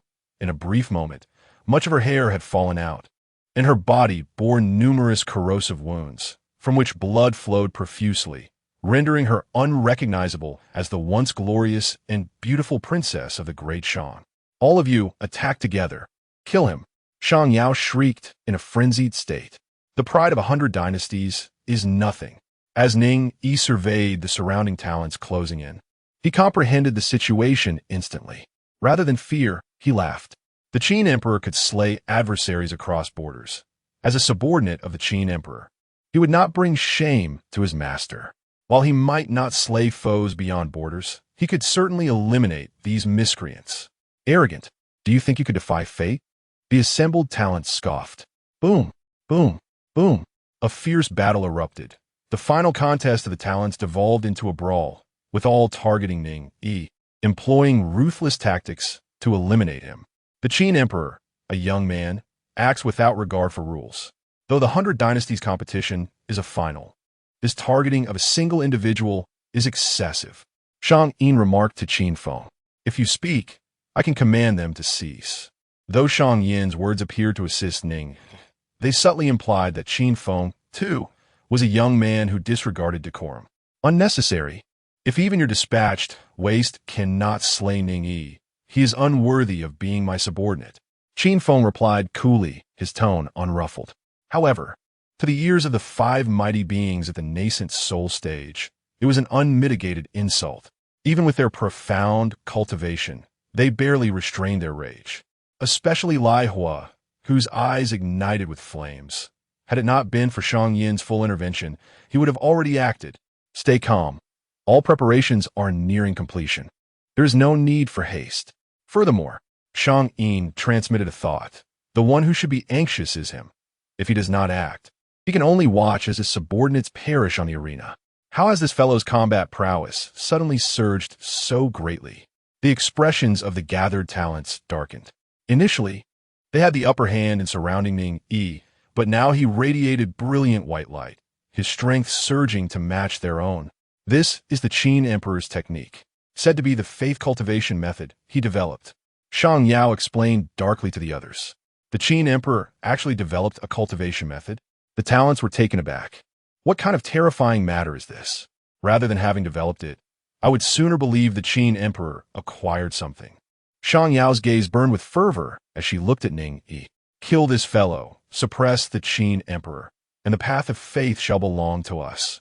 At her words, the talent's eyes blazed red, as if invigorated, unleashing a torrent of magical artifacts and abilities upon Ning Yi, drowning his vicinity in resplendent spiritual light. Boom!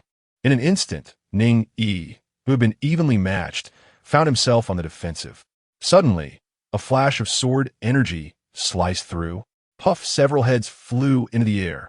This scene left everyone astonished. Some had turned against their comrades, directly slaying 3 talents.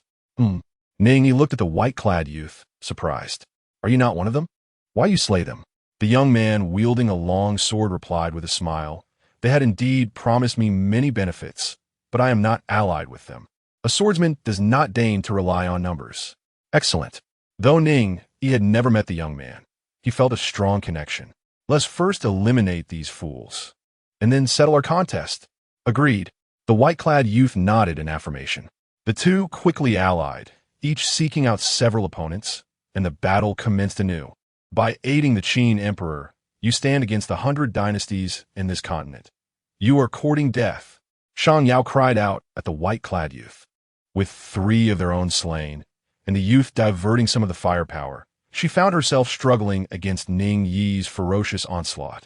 You do not represent the 100 dynasties. The white-clad youth laughed heartily, unafraid. You. Shang Yao attempted to threaten him using the power behind a white-clad youth, only to realize that she knew nothing about this individual, not even his name. Not just Shang Yao, but none of the talents on the arena, nor any of the countless figures from the 100 dynasties, recognized the white-clad youth before them. Meanwhile, Qin Feng observed the white-clad youth from the stands, a rare look of intrigue gracing his face. The sword intent of annihilating the immortals. Chapter 38, The Outbreak of War. 5 nascent souls. Upon the arena, the young man clad in white who aided Ning Yi unexpectedly wielded the extermination sword intent. Among the myriad realms, only the sword cultivators can comprehend the extermination sword intent, which has never been divulged to outsiders. Aside from Qin Feng, who replicated the extermination sword intent through his unique eyes, no other foreign entities have grasped this profound technique. Intriguing. A spark of interest flickered across Qin Feng's visage. The extermination sword intent employed by the young man in white originated from him. He must have acquired that particular herb. Qin Feng quickly deduced that it was during their encounter at the demon-subduing tower on Ling Mountain when he had unleashed the extermination sword intent using that herb, which subsequently did not dissipate into the ether, but was instead claimed by this individual, utilizing the residual sword intent from a mere herb to comprehend the extermination sword intent, albeit still in its nascent stages, indicates a rather exceptional talent. Thud! On the arena, the young man in white unleashed the formidable might of the extermination sword intent, compelling several prodigies to retreat in disarray, seizing the opportunity to sever one individual's arm. Crash! Similarly, Ning, empowered by his blood fiend magic and the strength of faith, exhibited a power surpassing that of the young man in white, enveloping several adversaries in a pool of blood. In an instant, the flesh of several prodigies was corroded, leaving only bones behind, their anguished cries echoing. Stop! Beside Qin Feng, the elder nascent soul cultivators, including Shang Yin, could no longer remain passive as they witnessed their junior's impending demise and immediately admonished. In that moment, a mysterious ripple began to spread outward. The fiery figure among them took immediate action, unleashing a searing flame in an attempt to obliterate Ning Yi and the young man in white. Suddenly, Qin Feng waved his hand, A torrent of demonic energy surged forth, and a black barrier descended from the void, isolating everything. Bang! The flames hurled by the fiery figure crashed against the black barrier, bursting like fireworks, while the spiritual energies of Shang-Yin and the others were completely obstructed by the dark veil. On the arena, cries of agony resounded as numerous prodigies suffered grievous injuries at the hands of Ning Yi and the young man in white, teetering on the brink of death.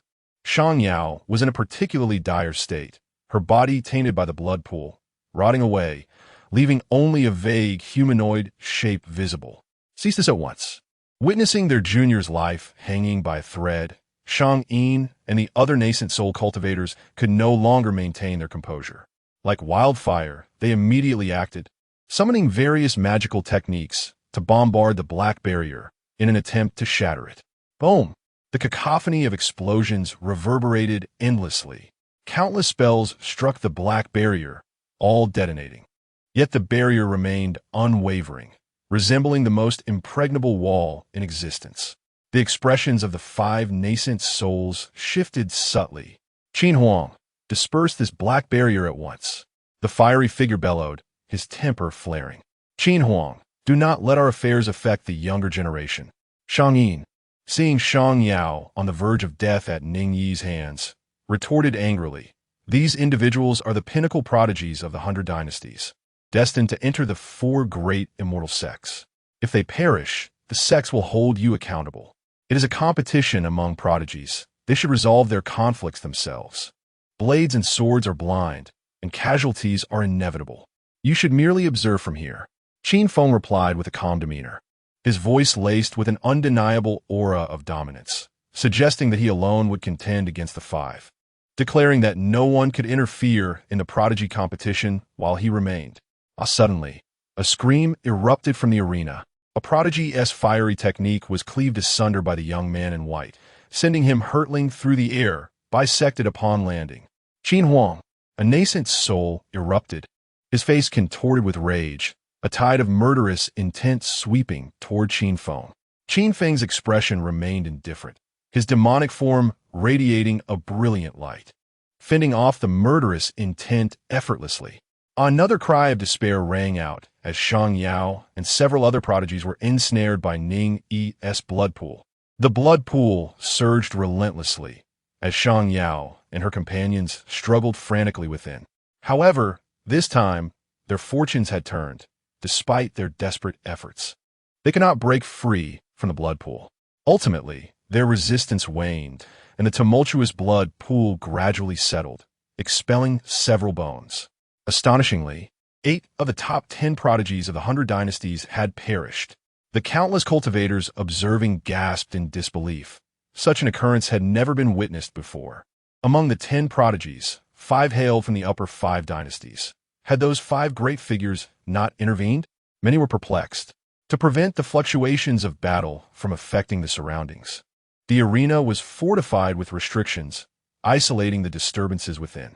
Likewise, external forces could not penetrate the prodigy arena. Even golden core cultivators were incapable of doing so. Only the 5 nascent soul cultivators could achieve this. Hiss! Look! It was then that observers noticed the black barrier descending from the void at the highest point where the 5 nascent souls and Qin Huang resided, severing all connections. Not only was there a battle occurring within the prodigy arena, but the chaos also unfolded behind the black barrier. The crowd gasped. Qin Huang, you seek your own demise. As the progeny of prodigies fell, the fiery figure roared in fury, unleashing a torrent of searing flames that surged toward Qin Feng like a tidal wave. Swish! Qin Feng unleashed the 6 paths of reincarnation fist, runes swirling, a resplendent white light erupting, as a white fist imprint surged forth to suppress the flames.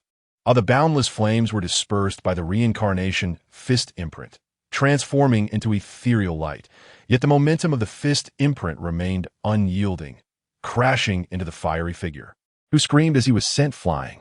Li Hua, Shang-Yin, and the others paled, watching the fiery figure hurtle through the air, then casting their incredulous gazes upon the composed Qin Feng seated in his position.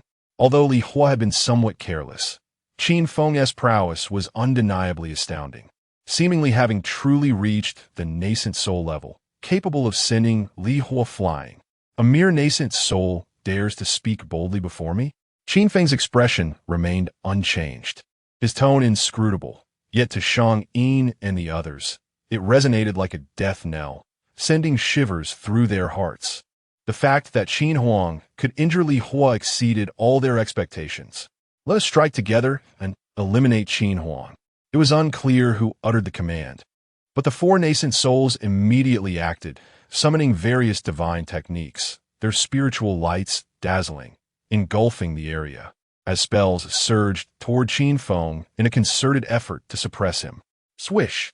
Qin Feng continued to wield the six paths of reincarnation fist, grand and dominating. The power of time rippling, as fist imprints erupted forth. Boom! The thunderous roars echoed throughout the realm, time and space fracturing, spiderweb-like cracks radiating outward. What transpired within? The black barrier obscured everything.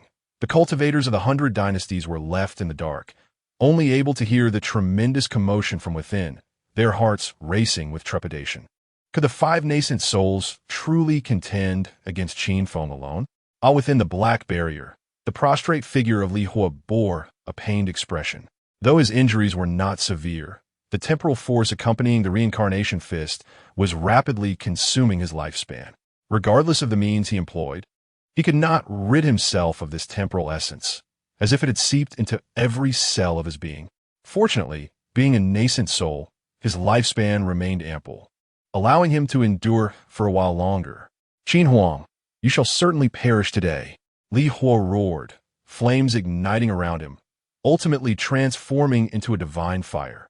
Charging toward Qin Feng, his only hope for survival lay in capturing Qin Huang and stripping away the temporal force afflicting him. Chapter 39. The Golden Divine Spear. The divine needle destroys all. The battle erupts. The mightiest cultivators of the 100 dynasties, five venerable beings of the nascent soul stage, besiege a solitary figure, who is not of the nascent soul realm, but merely at the golden core stage. Qin Huang, what exactly have you acquired? One of the nascent soul cultivators questions, unleashing a treasure toward Qin Feng with utmost confidence, believing that five of them can easily overwhelm a single Qin Huang, even if he possesses celestial abilities. Today he shall spill blood. Buzz! Qin Feng remained silent, his fingers poised together, conjuring a sword with his fingertip. The intent of the exterminating immortal's sword is unleashed, and brilliant sword energies permeate the heavens, tearing apart the void. While the nascent soul cultivator screams in agony, his divine ability shattered. Half of his body cleaved away by the sword energy, blood gushing forth.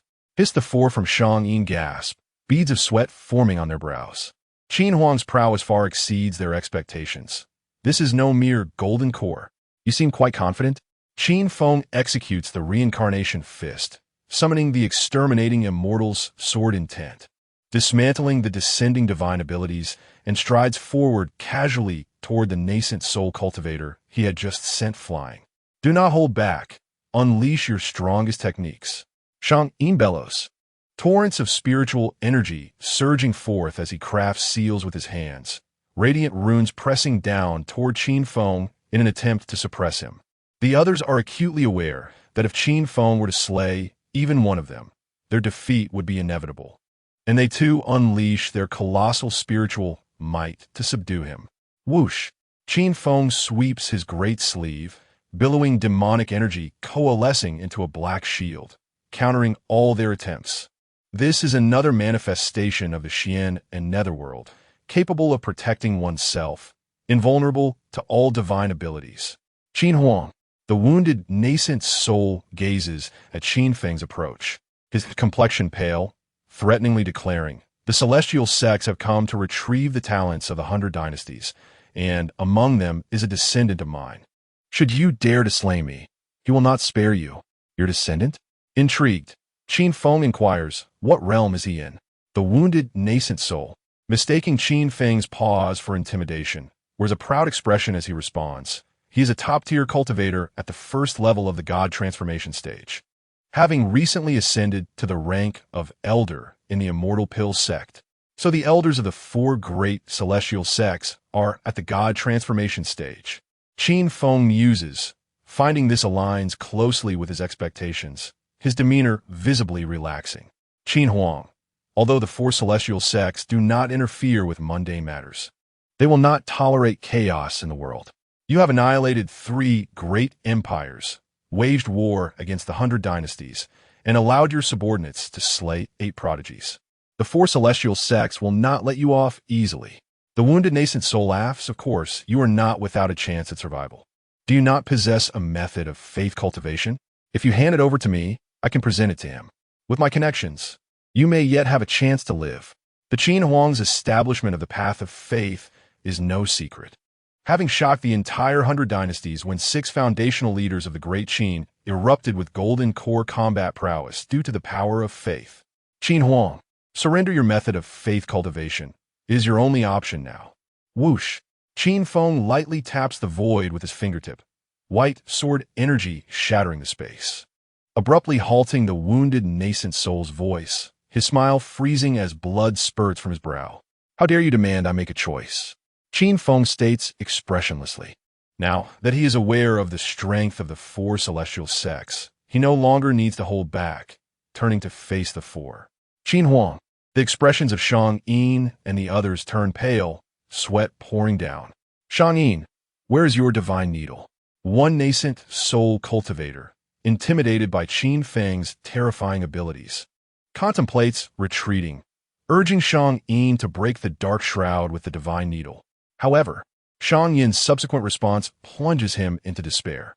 The divine needle broke this dark shroud yesterday and was taken by Qin Huang. What? The nascent soul cultivators turn ashen upon hearing this. Boom! At that moment, the dark shroud violently trembles, as if the heavens themselves were collapsing, a massive opening appearing within a veil. Let us go. The 4 rejoice upon witnessing this, swiftly flying out of the opening. Old ancestor, are you all right? As the 4 emerge, a throng of golden core cultivators rushes to them. Many are aware that the dark shroud is a manifestation of Qin Huang's power, and seeing it isolate everything, coupled with the fact that 8 prodigies were slain while Shang Yin and the others failed to emerge, the cultivators from the 5 dynasties, alarmed, unite with the golden cores of the 100 dynasties to blast a hole through the shroud. My lords, where's my old ancestor? A group of golden core cultivators, staring at the opening in the shroud, grows anxious as their ancestor fails to appear. Whoosh!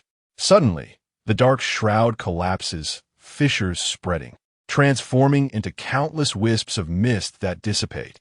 Qin Feng appears before the crowd. Beneath him lies a corpse. Old ancestor, the golden core cultivators wail in despair. Qin Huang has slain a nascent soul. Countless cultivators exclaim in disbelief. How could Qin Huang, at the golden core stage, slay a nascent soul, especially while facing 5 of them? Your Majesty, Ning Yi, witnessing the spectacle, feels a surge of excitement, his tense heart finally easing. Your Majesty, Qin Huang, is truly unfathomable. The young man in white gazes at the distant figure clad in a black dragon robe, his eyes filled with fervor. Do you know the emperor? Ning Yi suddenly inquires. Although the young man in white had just aided them, as the commander of the Jinui, Ning Yi still observes him, for his actions are rather unorthodox. Now, the young man's reaction only confirms his suspicions. Rest assured, Ning brother, I harbor no ill will toward His Majesty Qin Huang. Only admiration. The young man in white responds with a carefree smile, picking up on Ning Yi's meaning. Qin Huang, truly remarkable. No wonder you dare to step into my Xanadu alone. Shang Yin regards Qin Feng with a gaze full of trepidation. Even after escaping the dark shroud, he still feels a chill run down his spine. Had Qin Huang targeted him, it would have been he lying on the ground. Listen well.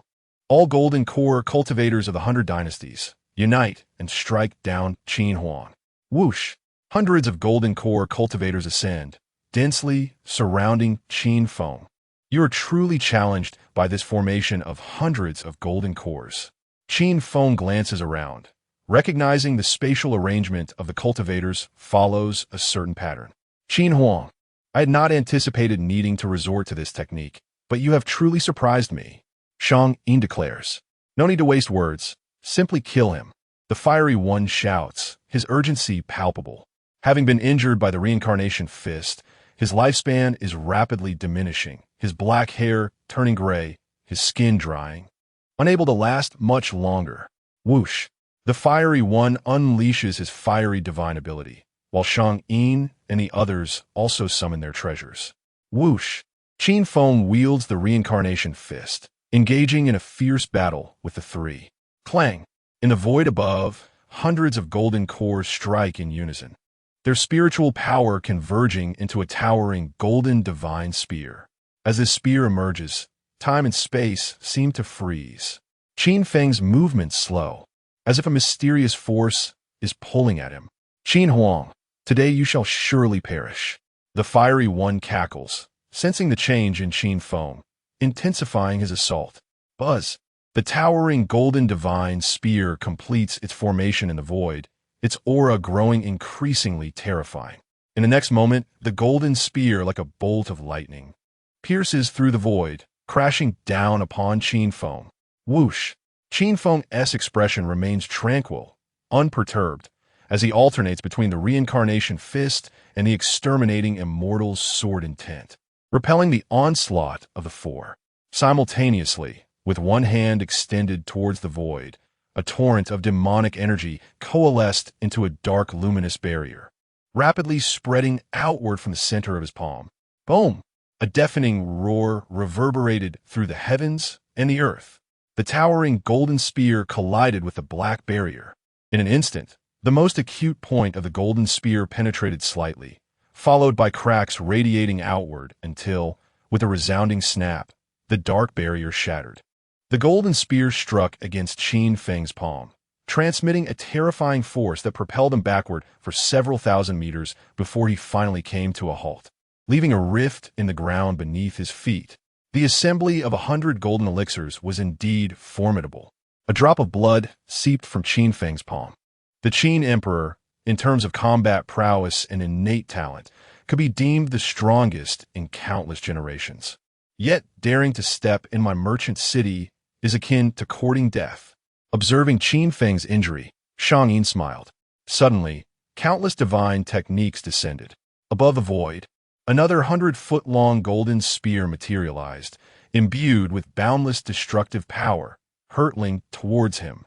With a swish, Qin Feng's eyes blazed with divine light, his dual pupils swirling as the world around him slowed to a crawl. The rapidly descending golden spear also appeared to move at an excruciatingly slow pace. His dual pupils were deciphering the laws governing the golden spear, rendering them utterly transparent under their scrutiny. With a flick, Qin Feng opened his palm, and a seemingly inconspicuous small needle hovered at its center. He waved his hand, and the small needle vanished into the void, reappearing just in time to collide head-on with the golden spear. With a thunderous boom, the tip of the golden spear was pierced, the black needle embedding itself within, continuing its ascent until it completely perforated the golden spear, which then disintegrated into countless golden particles. The god-slaying needle. Shang Yin's expression changed. No one understood its nature better than he did. Yet, he could not fathom why the power of the god-slaying needle in Qin Feng's hands far surpassed that which he wielded.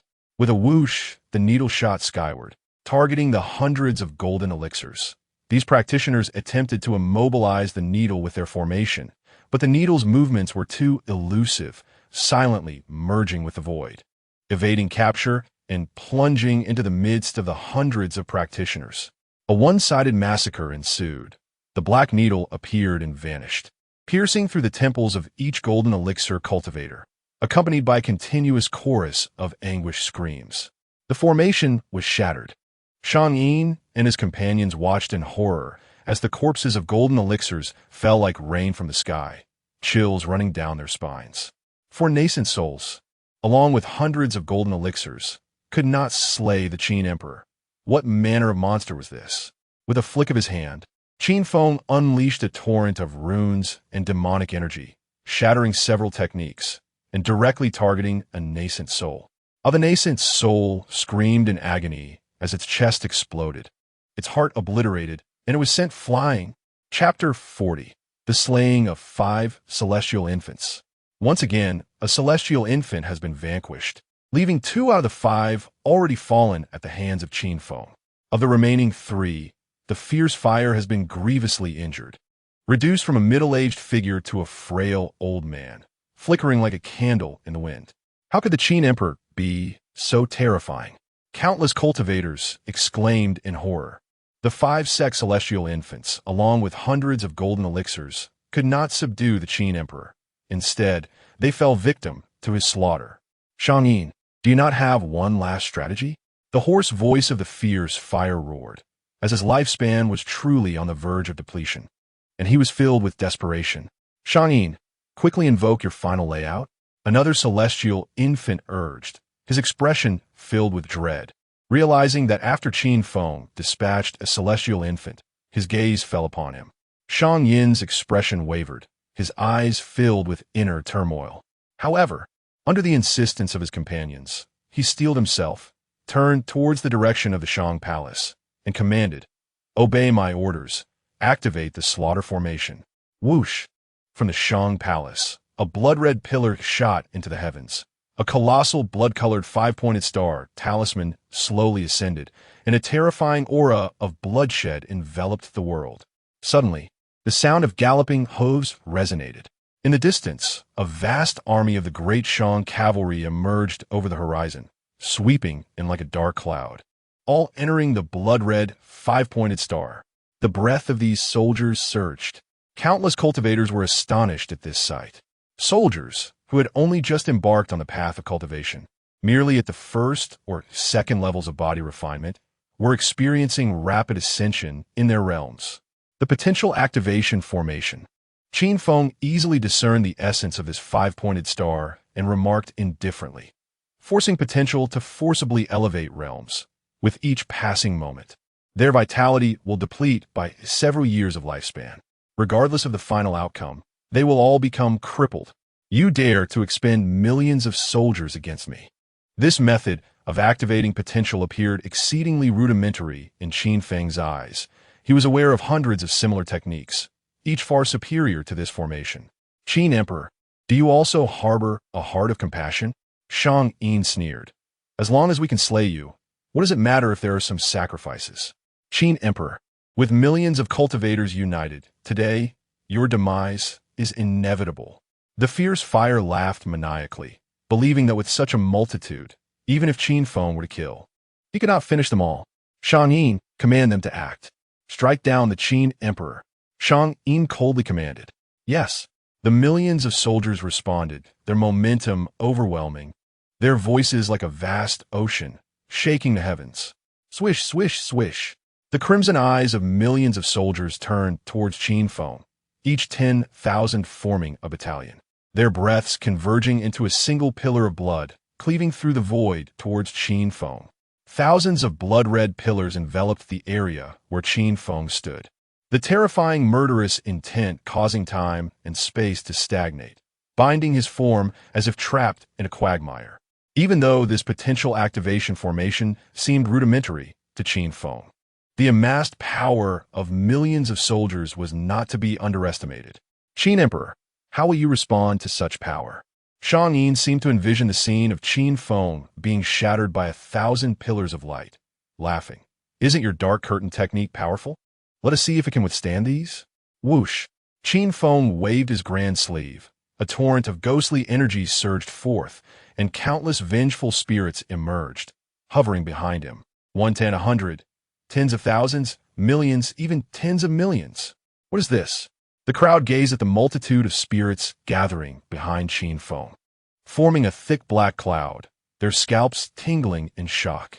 Such a multitude of vengeful spirits, many of whom possessed realms of their own, including Foundation and Golden Elixir level ghosts. How could the Qin Emperor have amassed so many? Impossible. Shang Yin and the others turned pale, incredulous. How can you control so many spirits? Among the myriad dynasties, there were certainly sorcerers who commanded vengeful spirits, but to control such entities consumed immense mental effort. An ordinary cultivator could manage only a few dozen, and even a celestial infant could command only 1,000 spirits. Yet the sheer number of spirits behind the Qin Emperor was undoubtedly in the millions. Go! Qin Feng had no intention of explaining himself. His voice calmed as he commanded the millions of spirits behind him. Wail! The millions of vengeful spirits howled, like a black ocean surging across the sky, charging towards the 1,000 red pillars. Puff! Puff! Puff! The red pillars, forged from the might of countless soldiers, were formidable, one after another. The vengeful spirits were obliterated by the crimson light. However, they soon re-emerged, utterly unharmed, while the red pillars were gradually consumed and extinguished. The millions of vengeful spirits surged into the Shang Palace, commencing their slaughter. Even though the soldiers of the Great Shang had activated their potential, they possessed no means of resistance against these unpredictable ghosts, and soon, cries of agony resonated throughout. Shang Yin and the others, witnessing this scene, turned ashen. This was their final layout, and it could not even affect the Qin Emperor. Buzz! Qin Feng unleashed the will of the Excalibur, striking toward Shang Yin and the others. Puff! Shang Yin and another celestial infant struggled to fend off the attack, while the fierce fire, gravely wounded by the 6 paths of reincarnation fist, his lifespan exhausted, saw his combat power plummet and was instantly beheaded by Qin Feng's sword energy. Another celestial infant had perished. Shang Yin's pupils constricted sharply, a chill enveloping him as he beheld the millions of ghosts wreaking havoc in the Shang Palace, the scene reminiscent of hell. Regret surged within him. Why had he provoked the Qin Emperor? Swish! Another celestial infant, gripped by terror, transformed into a beam of spiritual light and fled into the distance. Whoosh! Qin Feng activated the Great Rock Technique, golden wings materializing behind him, like a streak of golden lightning slicing through the void, vanishing into the horizon. A few breaths later, a corpse plummeted from the void to the earth, followed by Qin Feng's descent. 4 out of the 5 celestial infants had fallen, some gasped in shock, their voices trembling. Qin Feng, is this truly the golden elixir? Qin Emperor, today you have triumphed.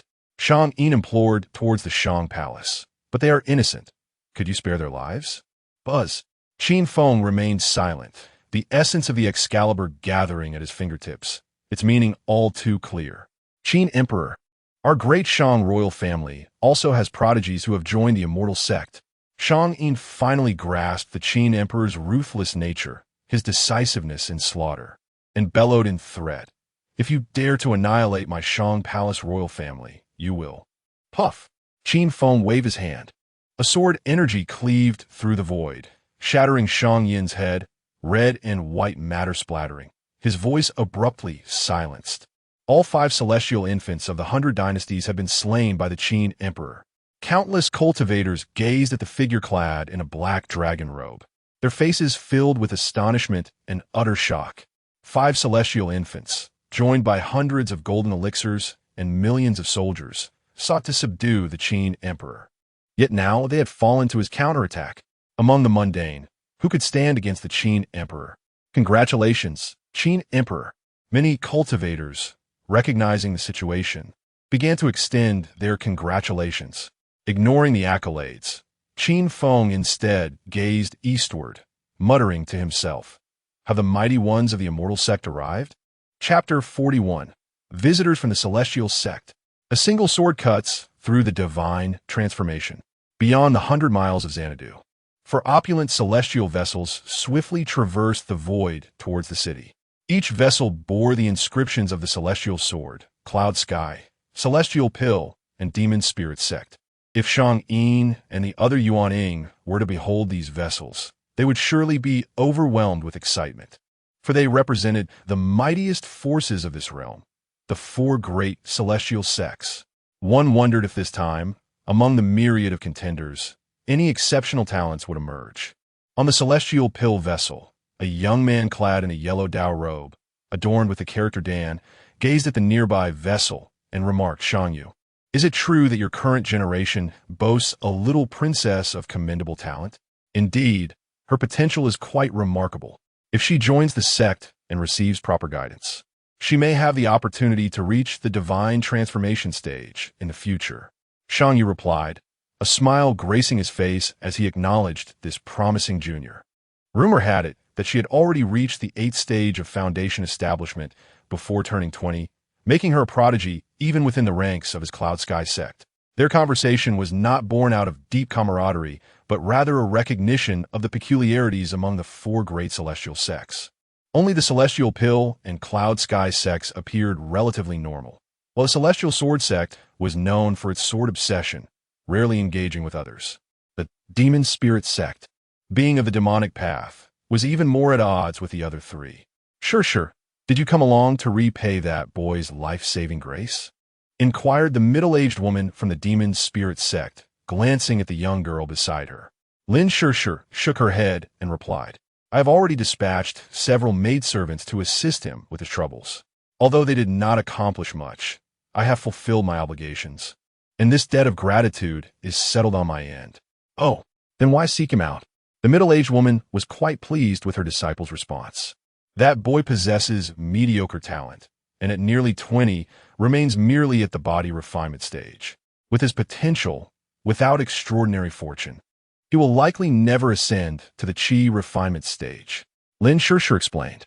Yet, my maidservants discovered that he had advanced to the foundation establishment stage and single-handedly slain 5 foundation establishment cultivators, along with the soon-to-be Golden Core Emperor of the Great Qin. Lin Sure added. And how much time has elapsed since then? The middle-aged woman remained unconcerned, as the world was rife with fortuitous encounters. Approximately 1 month. Upon hearing this, the middle-aged woman's expression instantly turned grave. 1 month to progress from body refinement to foundation establishment, not to mention the common imperial courts. Even the true disciples of the 4 great celestial sects could not achieve such a terrifying pace of cultivation.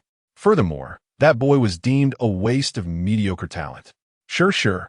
You must go directly to the Great Qin and capture that boy. The middle-aged woman urged in a hushed tone. He undoubtedly harbors a significant secret. Suddenly, an enraged voice echoed, Who? Shang Yu's countenance darkened, his eyes burning with fury. What is happening? The middle-aged woman and Lin Sure gazed in astonishment at the scenes unfolding in Xanadu. Countless vengeful spirits were wreaking havoc. Corpses littered the ground, blood staining the earth. The air thick with a crimson haze, painting a picture of apocalypse. Buzz. At that moment, a crisp sword cry resonated through the heavens. Boom! A towering sword aura sliced down from the void, cleaving the demon spirit sect's celestial vessel in 2. The suddenness of it left no room for reaction. The disciples aboard the vessel were obliterated by the sword aura, reduced to dust. A scream erupted from the middle-aged woman of the demon spirit sect as half her head was severed, blood gushing forth. Swish! The void rippled as Qin Feng stepped forth, landing beside the middle-aged woman, decisively unleashing another wave of celestial sword energy. With a sound, her head exploded. The cultivators of the myriad courts widened their eyes, their faces a mixture of terror and shock. Has the Qin Emperor lost his mind? How dare he strike against the 4 great celestial sects? Even more astonishing was the fact that he had obliterated a celestial vessel outright. Qin Feng landed atop the severed vessel, his expression calm, refraining from further attacks. It was commendable enough to have slain a divine transformation cultivator with a surprise assault. The remaining 3 cultivators had now fortified their defenses, rendering another ambush impractical. His gaze swept across the remnants of the vessel, ultimately landing on a corpse, which he grasped in his palm. My sword aura is more than capable of slaying a divine transformation, yet you survived. It seems you carry secrets. Cough, Brother Qin. It is Lin Sure's neck was caught, her face turning crimson, her voice stammering. At this moment, her heart was in turmoil. Golden Core. This fellow had actually reached the Golden Core stage, and not merely any stage, but the pinnacle of the 9th level. Just a year prior, he had been a mere body refinement ant, and in the span of a single year, he had transcended 3 major realms, an unprecedented feat. What astonished her further was the sheer power he exhibited, capable of slaying a divine transformation cultivator. Qin, brother Qin, do you not remember me? You saved me a year ago. Lin Shishir attempted to foster a connection with Qin Feng, her heart brimming with relief that her master's words had not reached his ears. I am inquiring, and you ought to respond. Qin Feng spoke with an indifferent tone, squeezing tightly, the sound of shattering bones resonating. Lin Shishir's neck was snapped, her head drooping slowly, her eyes filled with disbelief as she gazed at Qin Feng. We are old acquaintances? Why? Qin Feng carelessly tossed the corpse aside, as if discarding refuse.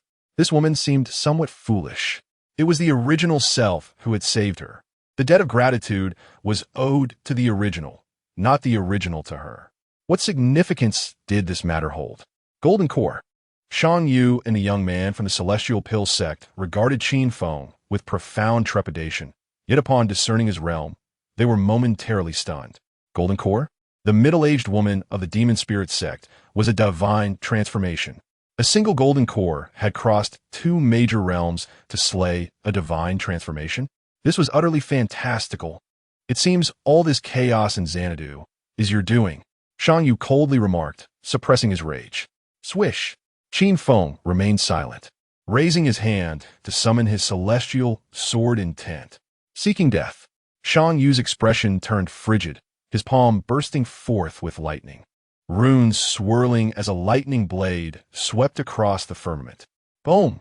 A cataclysmic clash erupted as the celestial sword intent collided with the lightning blade, radiant spiritual light exploding, shattering the very fabric of space-time. Until now, this was the first instance of someone successfully countering the celestial sword intent. Qin Feng was not taken aback. The disparity between the divine transformation realm and the 2 realms beyond was immense for any other Golden Core cultivator.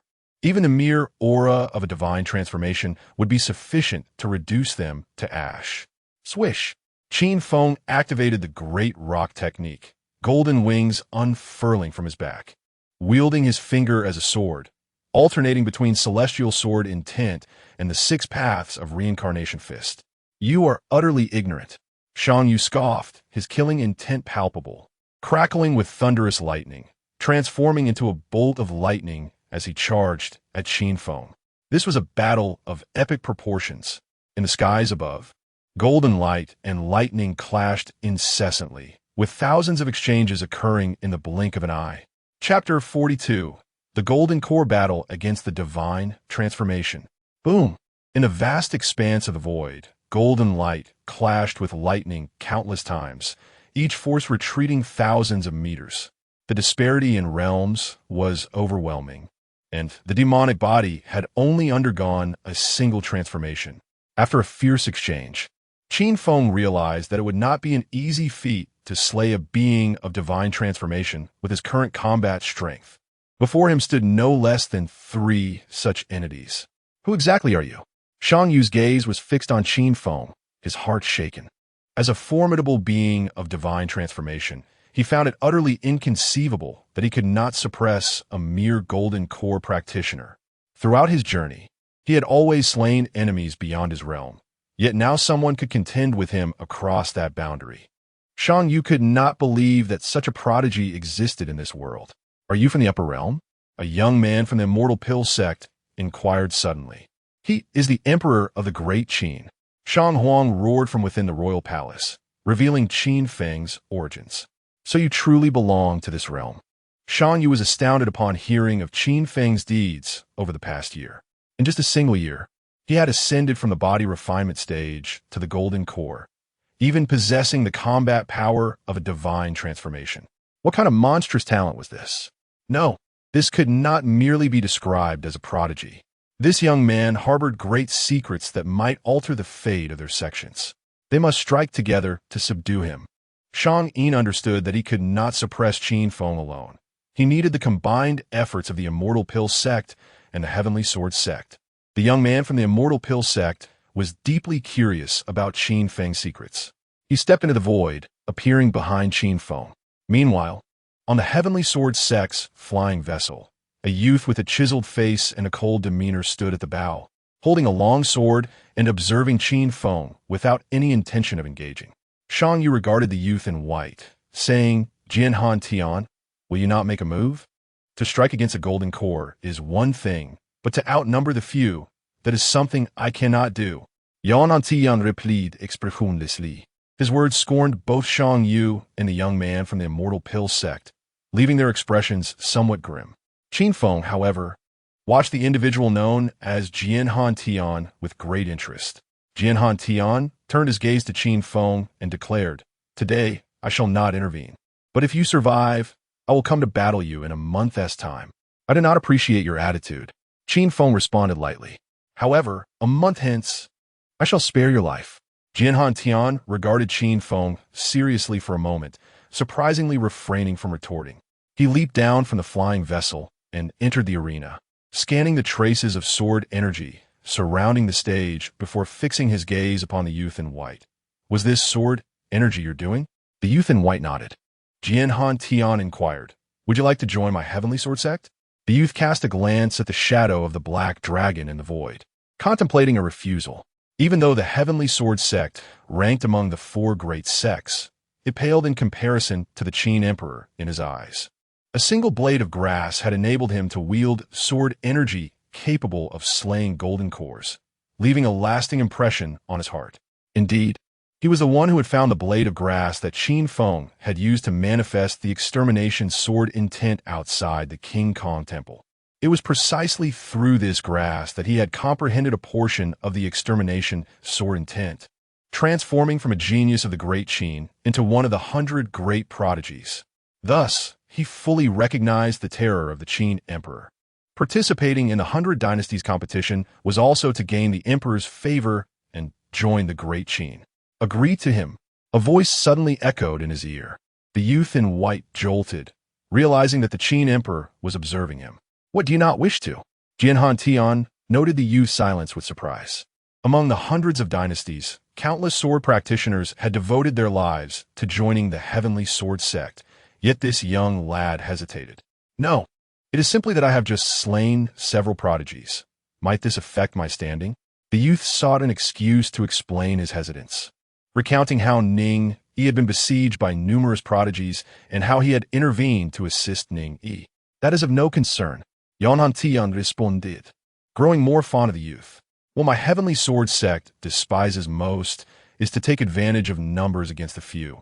Your fearlessness in the face of the 100 dynasties reveals the steadfastness of your sword heart, which aligns perfectly with my heavenly sword sect. As he spoke, Jian Han Tian cast a glance at Ning Yi, contemplating bringing him into the heavenly sword sect as well. However, he ultimately dismissed the thought, recognizing that Ning Yi had not cultivated the sword path and was also a subordinate of the Qin Emperor, rendering him unsuitable for the sect. Let us depart. Jian Han Tian transformed into a beam of sword light, returning to the flying vessel. After bidding farewell to Yi Guqing and Ning Yi, the youth followed suit. Soon after, the heavenly sword sect's vessel ascended into the skies. Is the heavenly sword sect really leaving just like that?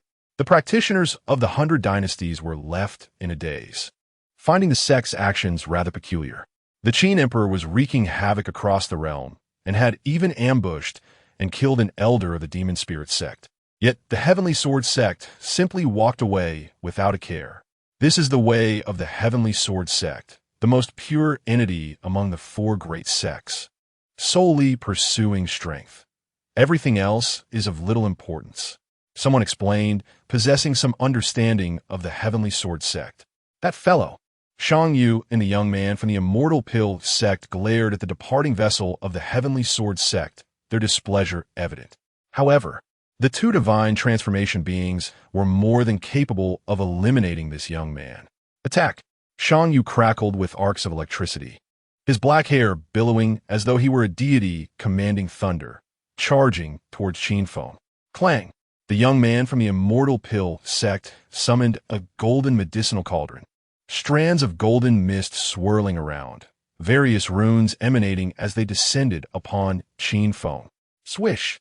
Qin Feng activated his heavy pupil technique, forming seals with his hands as various divine abilities surged forth, engaging both divine transformation beings in a fierce battle. Boom! The power of the Golden Cauldron was astonishing, shattering several dark barriers before Qin Feng was sent flying backward by the cascading golden mist. Kill! A brilliant flash of thunder lit up as Shan Yu approached, his palm morphing into thunder, striking towards Qin Feng's head. Swish! Qin Feng executed the Great Peng technique, traversing the void, his heavy pupil radiating divine light. Boom! Once again, Qin Feng was sent hurtling backward. The combined might of the two divine transformation beings was overwhelmingly powerful. The gap between the golden core and divine transformation was insurmountable.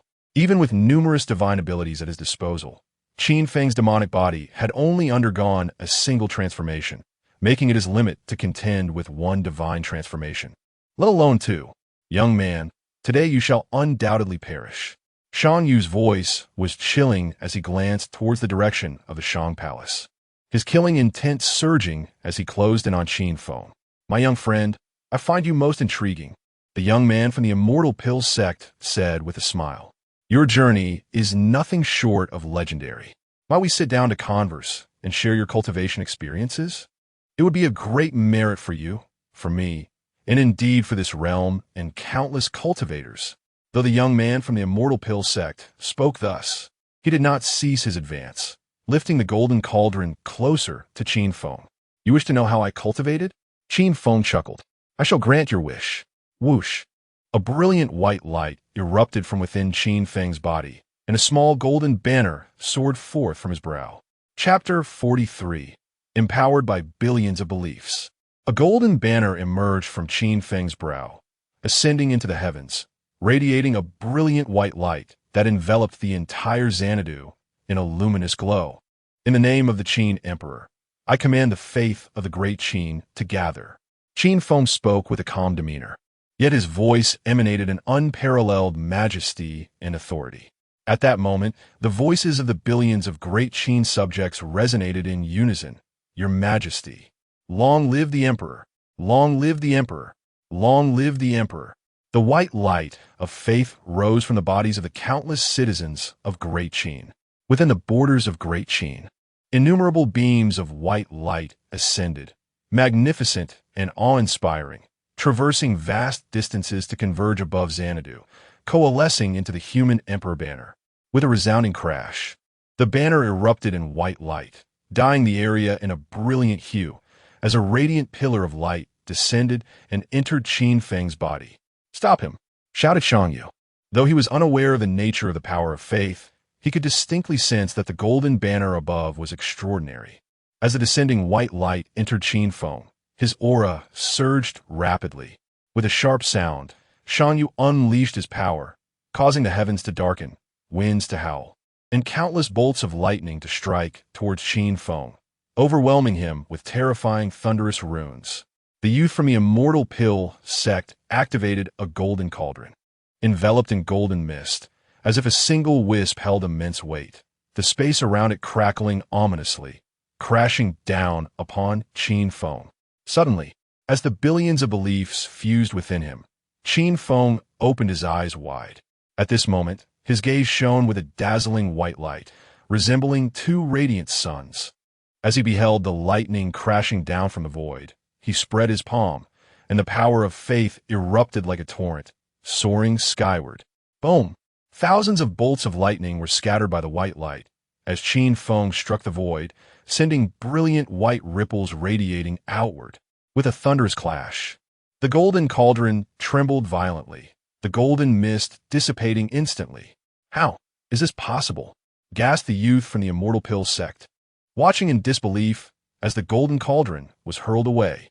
With a swift movement, Qin Feng executed the Great Rock technique, resembling a streak of white meteor as he traversed the void, leaving behind an array of afterimages. This speed, Shan Yu's expression changed drastically as he beheld the approaching figure. Qin Feng's speed had multiplied several times compared to before.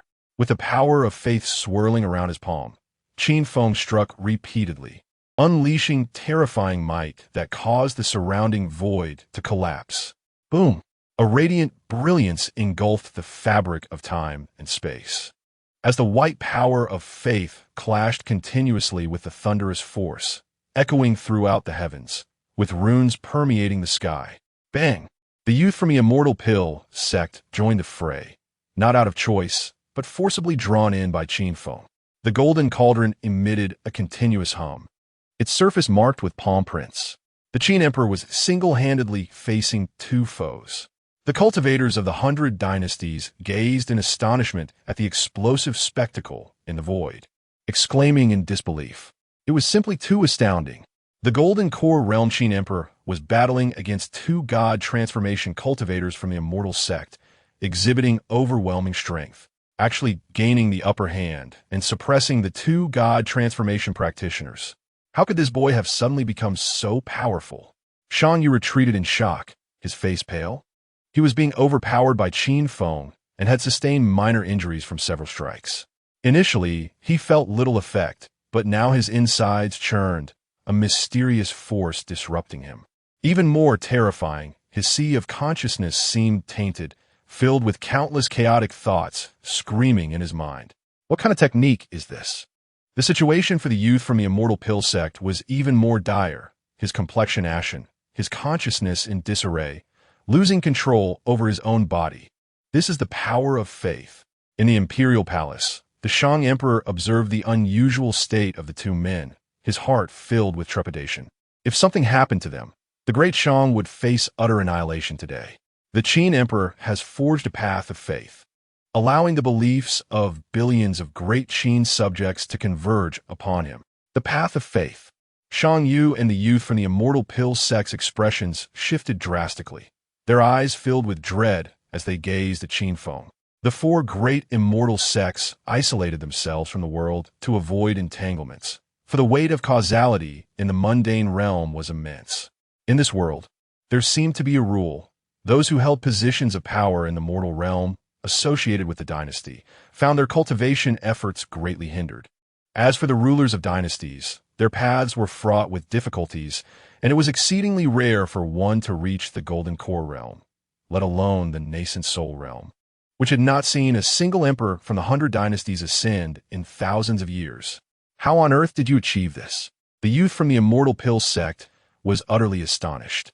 To gather the beliefs of billions of subjects into oneself, transforming adversity into advantage, was a monumental shift that would alter the very fabric of this realm. If the path of faith were truly established, the four great immortal sects would no longer need to seclude themselves, evading causality, but could instead rely on the beliefs of countless mortals for their cultivation. As these thoughts raced through his mind, the youth from the immortal pill sect trembled with excitement. Be careful. Lan Ji, what are you doing? Shan Yu called out, noticing Lan Ji, lost in a trance with a blissful smile on his face. It is the power of faith. Lan Ji suddenly snapped back to reality. Drenched in cold sweat, with his cultivation mindset, he should never have let his guard down during battle. It was the myriad chaotic thoughts intertwined within the power of faith that had distracted him. Suddenly, Lan Ji sensed a chilling intent approaching from behind and hurriedly activated the golden cauldron for defense. Clang! A blazing white light exploded as Qin Feng struck, sending the golden cauldron flying. Qin Feng wielded his finger like a sword, invoking the intent of the sword of extermination, and with a swift motion, a head was severed. The Qin Emperor has slain another god transformation practitioner. Everyone was left dumbfounded, staring at the fallen corpse in shock and disbelief. After stealthily assassinating the elder of the demon spirit sect, the Qin Emperor had now slain a god transformation practitioner in open combat. It was unprecedented for a mortal dynasty's ruler to kill an elder of an immortal sect. With an air of indifference, Qin Feng, having slain a god transformation practitioner, showed no signs of emotional upheaval, his gaze fixed on Shang Yu. Shang Yu looked at the dismembered body of Lan Ji, a chill running down his spine. The god transformation realm Lan Ji had perished just like that. What terrified him even more was Qin Feng's calmness. To slay a god transformation practitioner while in the Golden Core realm, crossing two major realms to defeat an opponent. Under normal circumstances, even he would feel overwhelming excitement. Yet this individual before him remained eerily composed, as if accomplishing a trivial task, and therein lay the true terror. You have killed elders from both the demon spirit sect and the immortal pill sect. They will not let this go lightly. Shan Yu witnessed Lan Ji's demise. His mind besieged by chaotic thoughts again, realizing he could do nothing against Qin Feng today. Reluctant to continue the fight, he declared, "Even if you can gather the faith of billions of great Qin subjects, you will stand no chance against these two sects." Qin Feng remained silent, steadily advancing toward Shan Yu. The latter's expression shifted, and he began to retreat. "Your only choice now is to surrender the method of faith cultivation and ally yourself with the remaining two of the four great immortal sects." Still, Qin Feng said nothing, continuing his approach, his speed quickening. The Heavenly Sword sect is solely devoted to the study of swordsmanship, showing little interest in other matters. "Your only choice is to join my Cloud Sky sect." Shan Yu's physical form radiated spiritual light as he hastened his retreat. "If you surrender the method of faith cultivation to my Cloud Sky sect, we will ensure your safety and, considering your significant contributions, even grant you the position of sovereign over the mortal dynasty." Shan Yu lured him with promises, even suggesting the throne of the mortal 100 dynasties. But he had no authority to make such a promise, as the fate of the 100 dynasties was not determined solely by his Cloud Sky sect, nor could he dictate their decisions. Furthermore, if the path of faith were truly opened, the four great immortal sects would recognize the significance of the mortal dynasty and would no longer remain aloof, inevitably vying for the position of emperor. With a swift motion, Qin Feng unleashed a resplendent radiance, as the power of belief cascaded forth like a mighty river, shattering the very fabric of time and space. Chapter 44. Slaying Shan Yu. Journey to the Eastern Sea. Qin Feng, you have made a grave error. Your fate shall be most tragic. Shan Yin's expression darkened. Qin Feng was not easily swayed. He remained silent.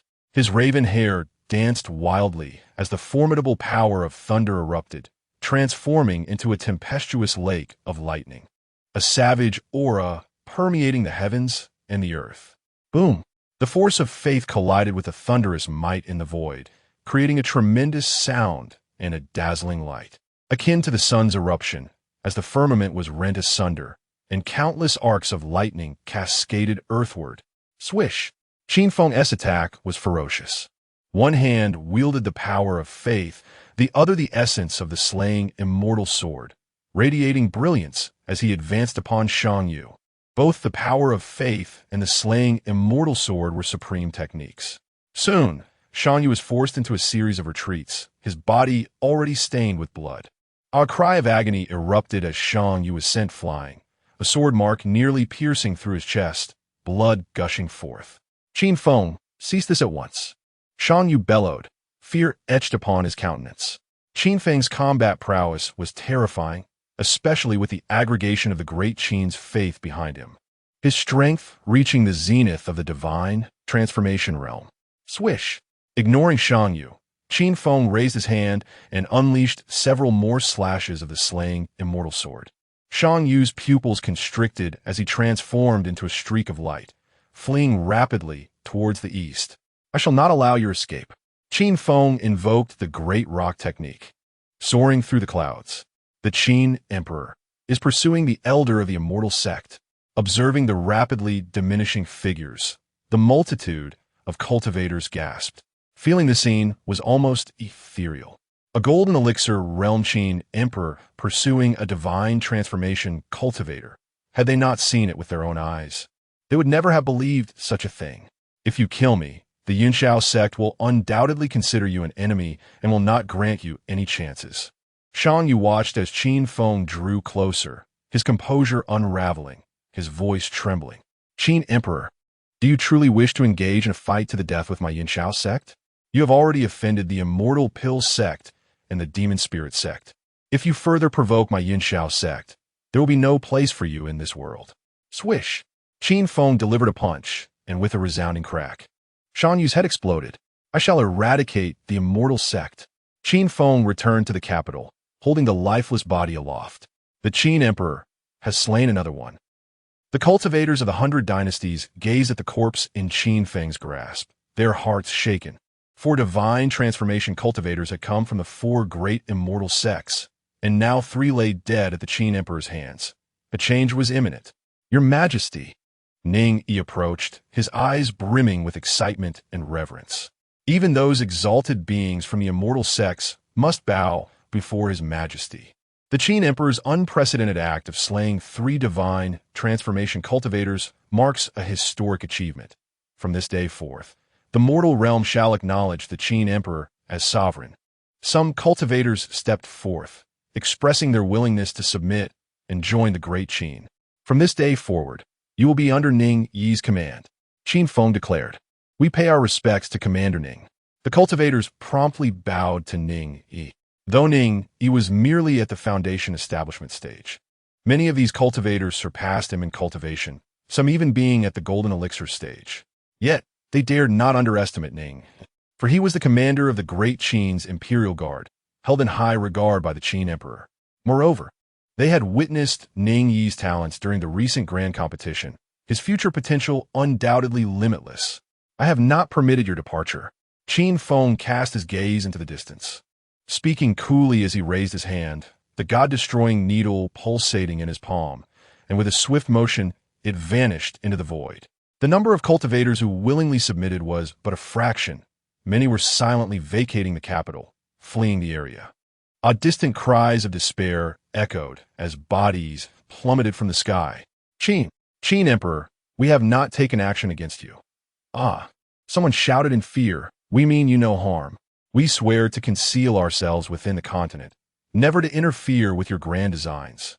Now that 5 nascent soul cultivators have been slain by the Qin Emperor, his next step will undoubtedly be the annihilation of the 100 dynasties, unifying the world.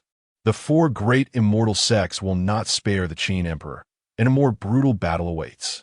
They were unwilling to be embroiled in the conflict, or rather, they wished to observe from afar, waiting for the dust to settle before choosing the ultimate victor. Throughout the world, all lands are the realm of the king. Qin Feng declared, this world belongs to the great Qin. Where do you think you can escape to? The god-destroying needle continued its carnage, leaving a trail of lifeless bodies in its wake. Qin Emperor, since time immemorial, the cultivators of this realm have been divided into sects and unrestrained wanderers. Do you truly intend to spare neither? Someone cried out, filled with indignation. The Qin Emperor was far too tyrannical. Why not? Qin Feng replied, those who obey me shall prosper. Those who defy me shall perish. In this realm, there are but 2 types of beings, those who submit to me, and those who are dead. His emotionless voice echoed across the heavens and the earth, causing countless cultivators to tremble. Puff, puff, puff. The god-destroying needle continued its slaughter, moving at an astonishing speed. With each breath, thousands fell, countless corpses cascading like rain to the ground. Qin Emperor, I am willing to submit. At last, someone spoke up. In the next moment, a multitude of cultivators knelt in unison before Qin Feng, trembling as they proclaimed, Qin Emperor, we are willing to submit. This place shall be entrusted to you. Qin Feng remarked to Ning Yi. Ning Yi nodded earnestly. Your Majesty, rest assured, I will handle everything. After confiding with Ning Yi, Qin Feng departed from the capital. Eastern Sea, on the boundless azure expanse of the ocean, tumultuous waves roared, as if an ancient behemoth lay in wait. The 4 great immortal sects indeed resided deep within the Eastern Sea. Qin Feng appeared above the sea's surface. Having followed the trail of the slaying immortal sword intent, Yi Guqing practiced the slaying immortal sword intent as soon as it was unleashed within a certain range. He would be able to sense it. Chapter 45. The Void Strangulation Array. Block the spring water. With a swift motion, Qin Feng's dual pupils shimmered, radiating divine light. The dense mist over the East Sea dissipated before his eyes, rendering all illusions invisible. No wonder no one can locate the 4 great immortal sects, Qin Feng mused. Beneath the gaze of his heavy pupils, for vast spatial rifts lay hidden in the depths of the East Sea, each harboring expansive realms that could be deemed small worlds. Surrounding these rifts were concealed formations that rendered them undetectable to ordinary cultivators even when they approached their vicinity. However, should one venture too close, the rifts would engulf them, drawing them into the small worlds within. an outcome easily inferred from the countless years during which no one has discovered the four great immortal sects' location. Each of these small worlds possessed but a single exit. Thus, if one were to set up a killing array outside the spatial rifts, in a flash, Qin Feng transformed into a streak of golden light, soaring deeper into the East Sea. A bold idea took root in his mind. Why wait for the four great immortal sects to seek vengeance? Instead, he would take the initiative. By laying a slaughter array at the source, he could trap the disciples of several sects. The sea roiled violently, towering waves surging as colossal tentacles emerged from the depths, crashing down toward Qin Feng. With a flick of his wrist, he summoned the intent of the extermination sword, and a terrifying sword aura cleaved through the ocean's surface. The waters parted, creating massive waves on either side, as anguished howls erupted from below, and a gigantic octopus, as large as a mountain, floated to the surface, its lifeblood staining the sea red. Qin Feng remained composed, not pausing for an instant, continuing his flight into the depths of the East Sea.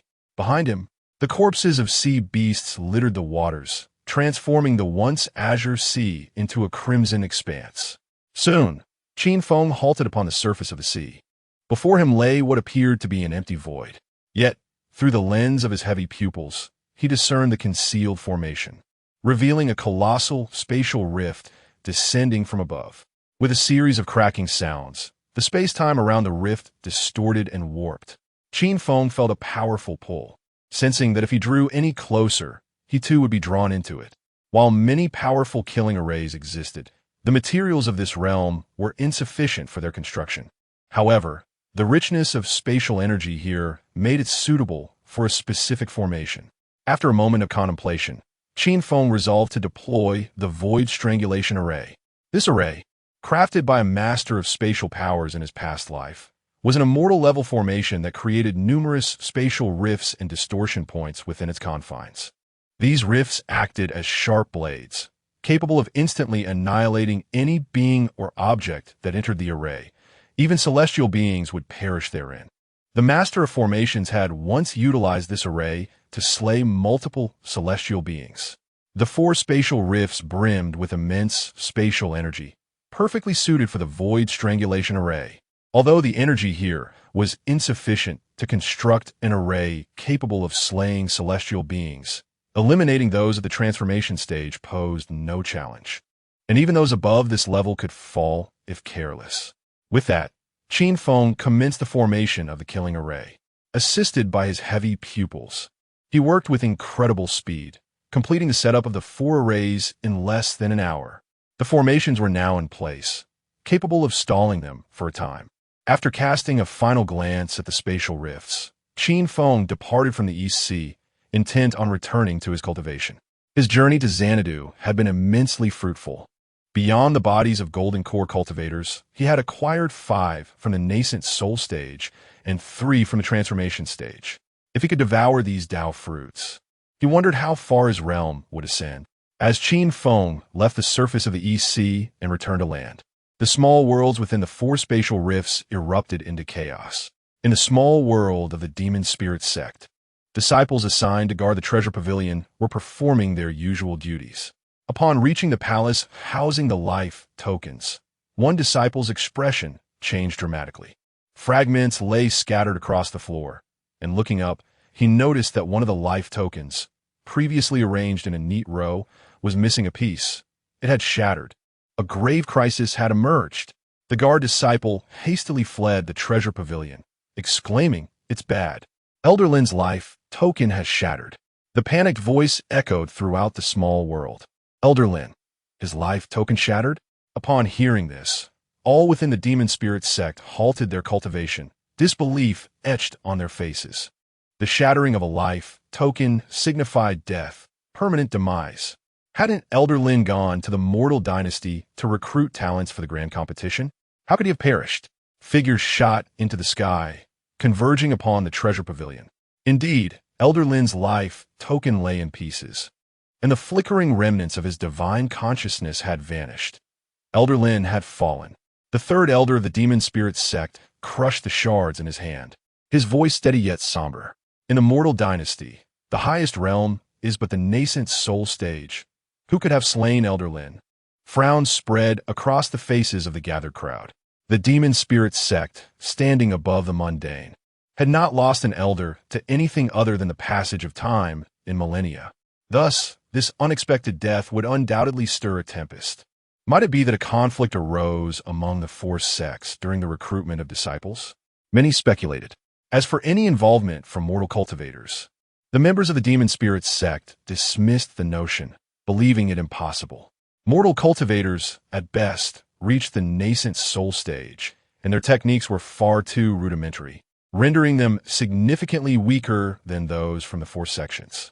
Even if a transformation stage being emerged from the mortals, it could not possibly challenge Elder Lin. Contact the other three sects immediately, commanded the third elder of the demon spirit sect, his expression grave. The elder responsible for communication swiftly activated the messaging talisman, reaching out to the other three sections.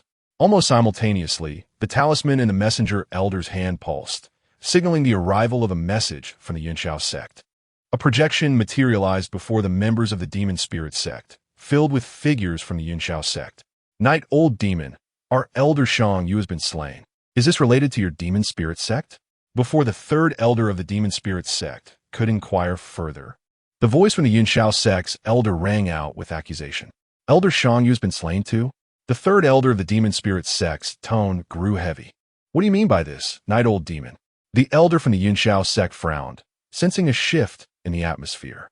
Moments later, the elder from the Yunxiao sect gasped. What? Your elder has fallen too? Suddenly, a messaging talisman from the immortal pill sect illuminated, and another projection ascended. An elder from my immortal pill sect has perished. Is this related to either of your sects?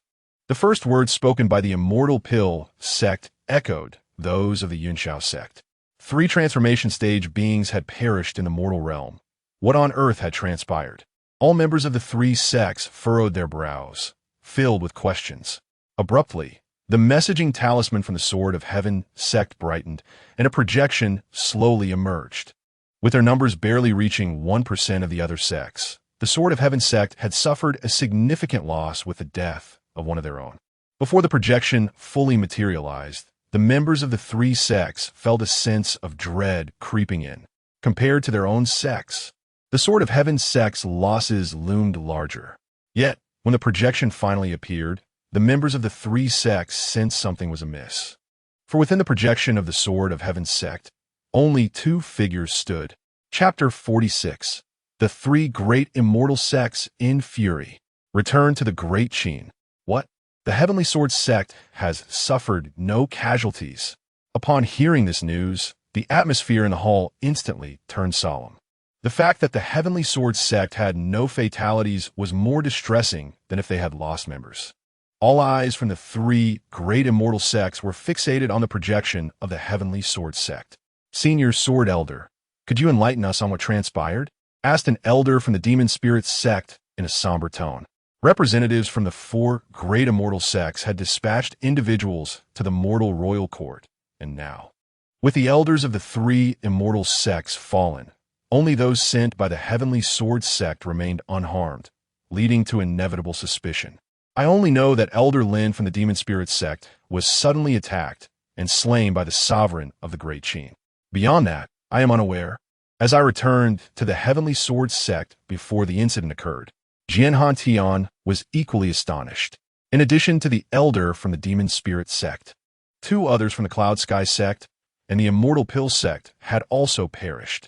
He believed that the reason Qin Feng could kill the elder from the Demon Spirit sect was due to a surprise attack, while the other 2 elders would have been prepared and thus would not have offered such an opportunity for a sneak assault. This implied that the elders from the Cloud Sky sect and the Immortal Pill sect had been defeated in open combat. Could it be that a figure from a mortal realm has grown to such strength? Jian Hantian's eyes burned with fervor, his fighting spirit intensifying. Beside him, Yi Guqing's eyes gleamed with admiration. The Qin Emperor is truly terrifying. He yearned to leave the Heavenly Sword sect immediately and serve under the Qin Emperor. However, recalling the Emperor's instructions, he managed to regain his composure and continued to bide his time within the Heavenly Sword sect. Senior Sword Elder, could you provide us with more details? The Elder of the Cloud Sky sect furrowed his brow. Qin Hantian's information was too vague. He had only mentioned that the assailant was the sovereign of the Great Qin, without detailing his realm or age. Qin Hantian replied nonchalantly, I only know that his cultivation is at the peak of the 9th level of the Golden Core, and he appears to be quite young, likely around 20 years of age. His combat prowess is remarkable. He managed to slay Elder Lin from the Demon Spirit sect in a surprise attack. Beyond that, I cannot say. The peak of the 9th level of the Golden Core? Many from the 3 great immortal sects gasped in disbelief. How could someone at that level slay an elder in the transformation stage? What a jest. Even the prodigies of the 3 immortal sects could not leap across 2 major realms to vanquish their foes. What astounded them even more was the notion of a 20-year-old at the peak of the 9th level of the Golden Core. When did such a prodigy emerge in the mortal royal court? Doubt filled their hearts, yet they were somewhat familiar with Qin Hantian. This individual was the foremost in the transformation stage of the Heavenly Sword sect, known for his proud demeanor and obsession with swords, making him unlikely to fabricate lies. I have a duel scheduled with him a month from now. If you are not in haste, you may wait for that time. I shall defeat him then, Qin Hantian declared. He was eager to confront Qin Feng personally, for such a formidable opponent. He desired to vanquish him by his own hand, rather than allow him to perish at the hands of the 3 great immortal sects. Not in haste. The members of the 3 great immortal sects felt a surge of frustration. The death of their sect's transformation stage elder was a deep humiliation. How could they not feel urgency? There's no need to trouble the Sword Elder further. The Elder from the Demon Spirit sect's expression turned cold as he spoke. A mere mortal royal court's sovereign dares to strike against our sections. If we do not eliminate this individual promptly, what reputation will the 4 great immortal sects have in the mortal realm? Indeed, the elders from the Cloud Sky sect and the Immortal Pill sect nodded in agreement. We must immediately venture into the mortal realm to slay this individual. Furthermore, this operation must involve half of our sect's elders to demonstrate the might of the 4 great immortal sects, ensuring that the mortal royal court dares not harbor any rebellious thoughts for the next 10,000 years. Aside from a desire to slay Qin Feng and restore their reputation, the 3 great immortal sects were also driven by another reason. The cultivation within the mortal royal court was restricted by the heavens, especially for the sovereign. The difficulty of cultivation was far greater than for others. How could a being of under 20 years have reached the peak of the 9th level of the Golden Core? And with such terrifying combat strength? This individual must possess an astonishing secret. In the Great Qin dynasty, inside the Golden Dragon Hall, all the officials gathered. Wasn't His Majesty supposed to accompany Commander Ning to the Great Shang? Why has only His Majesty returned? Below the hall, the officials whispered amongst themselves, filled with confusion. Just moments ago, they had received an edict from the Qin Emperor commanding all officials to assemble in the Golden Dragon Hall, with dire consequences for disobedience. Prime Minister, do you know why His Majesty has summoned us? Many officials turned to Li Si. I do not know. Li Si shook his head and replied, do not speculate recklessly. We will know the reason once His Majesty arrives. Li Si held a vivid impression of Lu Bui's fate, remaining cautious at all times. Suddenly, heavy footsteps echoed, accompanied by the clattering of metal armor. What brings the 6 generals back to court? The officials turned in astonishment towards the entrance of the Golden Dragon Hall. 6 armored generals, exuding a fierce aura, entered the Golden Dragon Hall. They were none other than the 6 leaders who had led the Great Qin's millions of cavalry in battle against the coalition of 100 courts. Marquis Wuan, Bai Qi. Marquis Wuqing, Wang Jian. Marquis Huayin, Han Xian. Marquis Chongping, Wei Qing. Marquis Xinping, Lian Pe. Marquis Junshun, Hua Tsubing. Once the 6 generals entered the hall, they formed a line, separating themselves from the officials. This was to avoid any suspicion. Military leaders should not be too closely associated with the officials. What could be the reason for His Majesty summoning us back? The 6 generals were equally curious. The front lines were at a critical juncture. Ever since the Emperor's divine decree at the Ancestral Mountain, They had gained the power of faith to slay enemies. With over 60 golden core-level specters dispatched by the emperor, the Great Qin had reversed its fortunes, pushing the coalition of 100 courts into retreat. In a month, they could decisively defeat the coalition. Since His Majesty had summoned them back, it must be for a matter of greater importance than the front lines. Among the 6 generals, Bai Qi was the eldest. Known for his decisive methods, having once commanded the slaying of 50 million enemies with a single word. Upon hearing Bai Qi's words, the other 5 generals fell silent. At that moment, Qin Feng entered the hall and took his seat upon the dragon throne. "Your Majesty, long live the Emperor! Your Majesty, long live the Emperor! Your Majesty, long live the Emperor!" All the officials bowed, their voices resounding in unison. Qin Feng raised his hand, signaling for the officials to rise. "I shall soon enter seclusion, and there are several matters that require your attention." Upon hearing this, the officials could not help but grow excited. Whenever His Majesty entered seclusion, it was invariably for the purpose of breaking through. Now that His Majesty was at the peak of the 9th level of the Golden Core, did this not imply he was on the verge of entering the nascent soul stage? Once he stepped into the nascent soul stage, he would become the 6th nascent soul powerhouse of the 100 courts. At that time, even facing the 5 courts, the Great Qin would not fear. "Li Si," Qin Feng called out. "At your service." Li Si promptly stepped forward. He had a premonition that His Majesty's sudden summoning of all officials, even calling back the 6 generals from the front lines, was not merely for the sake of entering seclusion. There must be a matter of even greater significance. Chapter 47. The Conquest of the 100 Dynasties. The boiling capital of Qin. During my period of seclusion, the affairs of the court shall continue to be managed by you.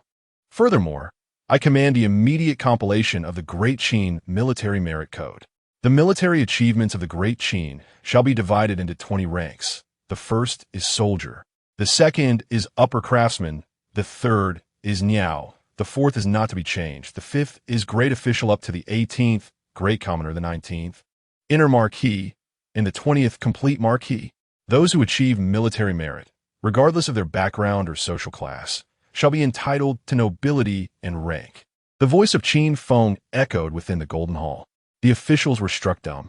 Historically, officials and generals have always been descendants of noble families, with aristocrats remaining aristocrats, while commoners remained commoners, sharing governance with the Son of Heaven. Yet now, His Majesty has decreed that commoners may ascend to nobility through military merit, even being granted the title of marquis at the highest level, shattering the monopoly of the noble families and breaking centuries-old traditions. It is conceivable that once the Great Qin Military Merit Code is released, millions of commoners will rush to enlist, seeking military merit to elevate their families. Similarly, the power of the noble families will be further diminished, and in 1,000 years, there may be no noble families left, or everyone may become part of the nobility. "What do you think?" Qin Feng suddenly inquired, his tone remarkably calm, betraying no hint of joy or anger, as if genuinely seeking the opinions of the officials. A shiver ran through their hearts, and they quickly replied, "Your Majesty is wise. This action will undoubtedly inspire the fighting spirit of the millions of citizens of Great Qin, revitalizing our nation. There are mediocre talents among the nobility, while among the commoners, there are also prodigies. Your Majesty's initiative breaks the shackles, employing talent without discrimination. Given time, Great Qin will surely flourish." Li Si, the Chancellor, was indeed worthy of his title. Both his insight and eloquence were unparalleled, and his words elevated the Emperor's decision to the divine. "Your awareness brings me great joy." Qin Feng was quite pleased with the officials' reactions. Was a monarch. Golden words, proclaimed as imperial edicts, define a monarch. What is a minister? To obey the royal command. If the sovereign demands the minister's death, the minister must comply. Such is the duty of a minister. Bai Qi, Wang Jian, Han Nexing, Wei Qing, Lian Po, Huizubing. Qin Feng recited the names of the 6 generals present. The 6 generals, filled with excitement, approached the center of the hall and knelt before the dragon throne. Qin Feng commanded, "I decree that from this day forth, Expand our great Qin cavalry, without restrictions on gender, quantity, or age. You six shall each command an army to conquer the 100 dynasties. Those who resist shall be executed without mercy. Bai Qi, you shall advance toward the east. Wang Jian, you shall lead the campaign to the north. Han Xian, you shall take charge of the west. The emperor's cold voice resonated in the hall, issuing commands one after another. The officials were astonished. Conquering the 100 dynasties? The 6 generals were filled with countless doubts. Although Great Qin currently holds an advantage against the coalition of the 100 dynasties, this represents only a fraction of their strength. Should we attack the 100 dynasties, we will face threats 100-fold, even 1,000-fold. Nevertheless, despite their myriad doubts, the 6 generals did not question further within the hall. Since His Majesty has issued an order, they shall comply. With the Emperor's extraordinary wisdom, he would never act without reason. We accept the decree. The court meeting concluded. Qin Feng departed from the Golden Hall, heading to the Afong Palace. Li Si, leading the officials, immediately began compiling the Great Qin military merit code according to the Emperor's wishes. The 6 generals proceeded to the banks of the Qin River, overseeing the recruitment personally. No restrictions on numbers, gender, or status for enlistment. The emperor intends to conquer the 100 dynasties? The citizens of the capital were astonished at the words of the 6 generals, unable to believe their ears. Just a moment ago, they'd been fervently praising the wisdom of the emperor. Yet, in the next instant, they were all rendered speechless. Great Qin is to conquer the 100 dynasties? Had it been a previous emperor, they would have erupted in anger. Was this not akin to an old man hanging himself, weary of life? The emperor must have his considerations. Facing the confusion of the citizens, the 6 generals stood firm. However, the notion of attacking the 100 dynasties was indeed too bizarre, leaving the citizens in doubt. Has the emperor gone mad? The spies from the 100 dynasties hidden within the capital exchanged glances, their eyes reflecting shock. Did the emperor truly believe that having annihilated 3 medium-sized dynasties, Great Qin was invincible? The emperor was courting disaster. The spies mocked inwardly. Once this news spreads, the 100 dynasties will be furious, and the top 5 dynasties will never tolerate the existence of Great Qin. The annihilation of Great Qin will be inevitable. Just then, a rush of figures appeared on the horizon. The Jinyue. The spies of the 100 dynasties paid little heed to this squad of Jinyue, having seen them traverse the capital numerous times during their stay. The 6 generals approached the Jinyue. What is your command? The 6 generals were somewhat surprised, as they had little interaction with the Jinyue, being accustomed to leading troops in the field. The Jinyue officer replied, "By order of the commander, I am here to inform the 6 generals that the capital of the great merchant has been completely brought under the command of the commander. I wonder which of the 6 generals is responsible for the great merchant, and you may contact the commander directly." A silence fell over the gathering. Disbelief etched on every face.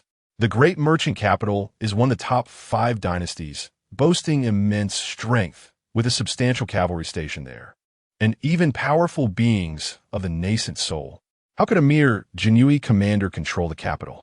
Moreover, who was unaware that the capital was currently hosting a grand competition among the 100 dynasties, with hundreds of golden core cultivators gathered and 5 mighty nascent soul beings present?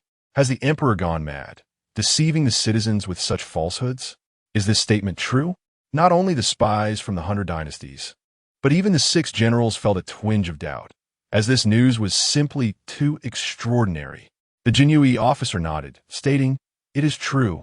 His Majesty the Emperor has slain the 5 nascent soul beings of the top 5 dynasties in the Great Merchant, annihilated hundreds of golden core cultivators, and suppressed millions of cavalry from the Great Merchant." The atmosphere grew tense once more, falling into silence. "Bring forth the items." The Jinyue officer, aware that mere words would hardly convince them, was already prepared. The Jinyue brought forward several boxes, blood seeping from within. "Open them." At the command, the boxes were opened to reveal bloodied, severed heads. The citizens of the capital looked at the heads with little reaction, but the hidden spies from the 100 dynasties could no longer maintain their composure. Their eyes reddened, resembling beasts ready to pounce, howling. "Our emperor, how is this possible? The heads of the 100 dynasty sovereigns are all here." The the Jinui officer calmly stated, simultaneously motioning for the Jinui to begin clearing out the spies hidden in the crowd. "This is the head of the merchant emperor," someone exclaimed, recognizing one of the severed heads in the box. A stone stirred up 1,000 waves. "This is the head of the Song emperor. This is the head of the Qing emperor." One by one, the heads of sovereigns were recognized. His Majesty the Emperor truly did slay the 5 nascent soul beings of the top 5 dynasties. At that moment, the capital of Qin erupted into chaos. In the Qin Palace, within the Afong Palace, Qin Feng paid no mind to the turmoil outside. Before him lay several corpses, 5 nascent souls, and 3 transformation gods. Chapter 48, A Triumphant Slaughter. The massacre of the 3 great sects in the transformation stage. First, one must devour the Tao fruits of the nascent soul realm to ascend into that very realm. It would indeed be a waste to break through to the nascent soul using the Tao fruits of the transformation stage. Qin Feng aimed to utilize several nascent soul Tao fruits to advance as far as possible within the nascent soul realm, and only then employ the Tao fruits of the transformation stage. This is the most rational combination. Should he use the transformation Tao fruits first, the efficacy of the nascent soul Tao fruits would be diminished after his ascension. Suddenly, Qin Feng unleashed his sky-swallowing demon technique. A torrent of demonic energy surging forth from his body, enveloping the corpses before him. Streams of Tao fruits flowed into Qin Feng, his aura steadily rising. Within his Dantian, the golden core was gradually evolving, as if undergoing some transformation. 2 days later, while in deep meditation, Qin Feng abruptly opened his eyes, a look of intrigue crossing his face. Someone has entered the grand formation. The scale appears considerable. Meanwhile, deep within the eastern sea, 3 spatial rifts suddenly rippled, and hundreds of flying vessels from the 3 great immortal sects emerged from the fissures. This foray into the mundane world demands a display of overwhelming force, ensuring that the mortal empires will not dare harbor any thoughts of rebellion against our 3 great sects for a millennium. That lad, Qin Feng, possesses an immense secret. I believe it is best to capture him alive. Although soul searching can uncover memories, it may also result in the loss of crucial details. Missing any vital information would be a tremendous loss. Indeed, it is preferable to seize him alive, extract the great secret through inquiry, and subsequently conduct a soul search to validate the information. As the members of the 3 great sects conversed and laughed, they unwittingly sealed Qin Feng's fate. Suddenly, a cry of alarm arose. "Elder Yi, what is wrong?" The others turned to the 3rd elder of the demon spirit sect. "Have you not noticed that despite our vessels sailing so far, the surrounding scenery has remained unchanged?" The 3rd elder's expression turned grave. Indeed, there was no change. "We have been stationary." With Elder Ye's reminder, the members of the 3 sects in the transformation stage immediately sensed the anomaly. Speaking in hushed tones, having emerged from the spatial rift, we should feel the spatial forces weaken as we distance ourselves. Yet, the spatial power is inexplicably strengthening. What could this mean? This is bad. It is a formation. Someone has set up a vast spatial formation at the exit of our sect's small world. Cried a voice. The crowd turned towards the speaker, their expressions shifting drastically. This was Elder Lu, the 10th elder of the Immortal Pill sect, and the only formation master among the 4 great sects in the transformation stage. If such a formation could induce such panic, it must be extraordinary. "Elder Lu, how long will it take to break this formation?" Spatial formations are among the most intricate and formidable of all formations, possessing terrifying destructive power. Elder Lu shook his head, terror etched on his face. "This formation, I have only read about in ancient texts. It has never manifested in this realm. I cannot decipher it. The only way is to return to the small world before the formation is triggered." Hearing this, the hearts of the members of the 3 great sects trembled. "Do you think you can escape?" In the Afong Palace, Qin Feng observed through the grand formation as the members of the 3 great sects maneuver their vessels, attempting to retreat to the spatial rift, casually raising his hand. Boom! The surface of the eastern sea erupted as the void stranglehold formation activated, its thunderous roar echoing throughout the heavens. This is bad. The formation has been triggered. As the hundreds of vessels from the three great sects turn around, the surrounding space violently trembled, causing the world to spin. With a series of sickening sounds, the fabric of time and space tore apart, transforming into blades that sliced through countless vessels, reducing them to fragments amidst the cacophony of screams, severed limbs flying, blood staining the sea. "Who are you?" roared the third elder of the demon spirit sect, his hair disheveled. One of his legs had been struck by a temporal blade, severed completely, and he was among the more fortunate. The demon spirit sect had dispatched over 100 vessels, half of which were obliterated, their occupants annihilated, while the remaining half could not muster a single intact vessel, as wounded elders of the demon spirit sect lamented in agony. "Ah, what enmity do I, the Cloud Sky sect, bear against you?" The losses suffered by the Cloud Sky sect were even more devastating. Of the 100 vessels caught in the most concentrated area of the temporal blades, 90% were utterly destroyed. In the A Feng Palace, Qin Feng's expression remained tranquil as he waved his hand once more. Within the formation, the members of the three great sects were horrified to discover that the previously vanished temporal blades had reappeared. "Would it be possible for you to reveal yourself?" The third elder of the demon spirit sect was pale with terror. If the fearsome temporal blades were to strike again, it was unlikely that any of the demon spirit sect would survive. "Let us speak civilly. If there are grievances against our three great sects, I assure you," the crowd shouted in panic, their spirit of resistance extinguished in the face of the terrifying temporal blades, desperate for the architect of the formation to disperse it, even making numerous promises. Yet, the response they received was the relentless slicing of temporal blades through every space of the formation. A quarter of an hour later, the formation fell silent. What a pity! In the A Feng Palace, Qin Feng gazed through the formation at the blood-stained sea and the countless severed limbs floating upon it. These represent exceptional Tao fruits. There are many more Tao fruits to be had, as long as I consume these before me.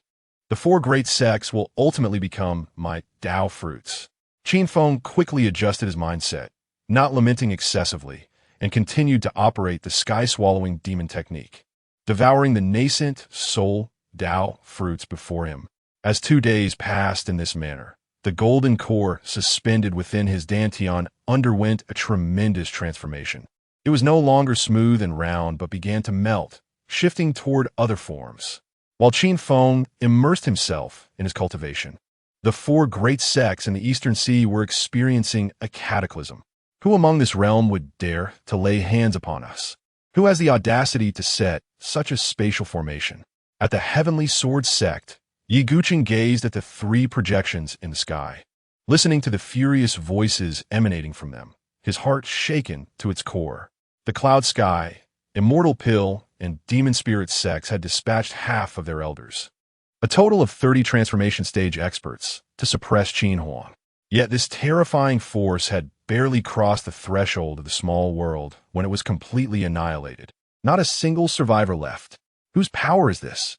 In Yi Guqing's mind, the figure of Qin Huang instantly materialized. Who else among the mortals possesses such terrifying means? If not Qin Huang, who else among the mortals has the audacity to strike against the immortal sects? If not Qin Huang, it must be that Qin Huang from the mortal imperial court.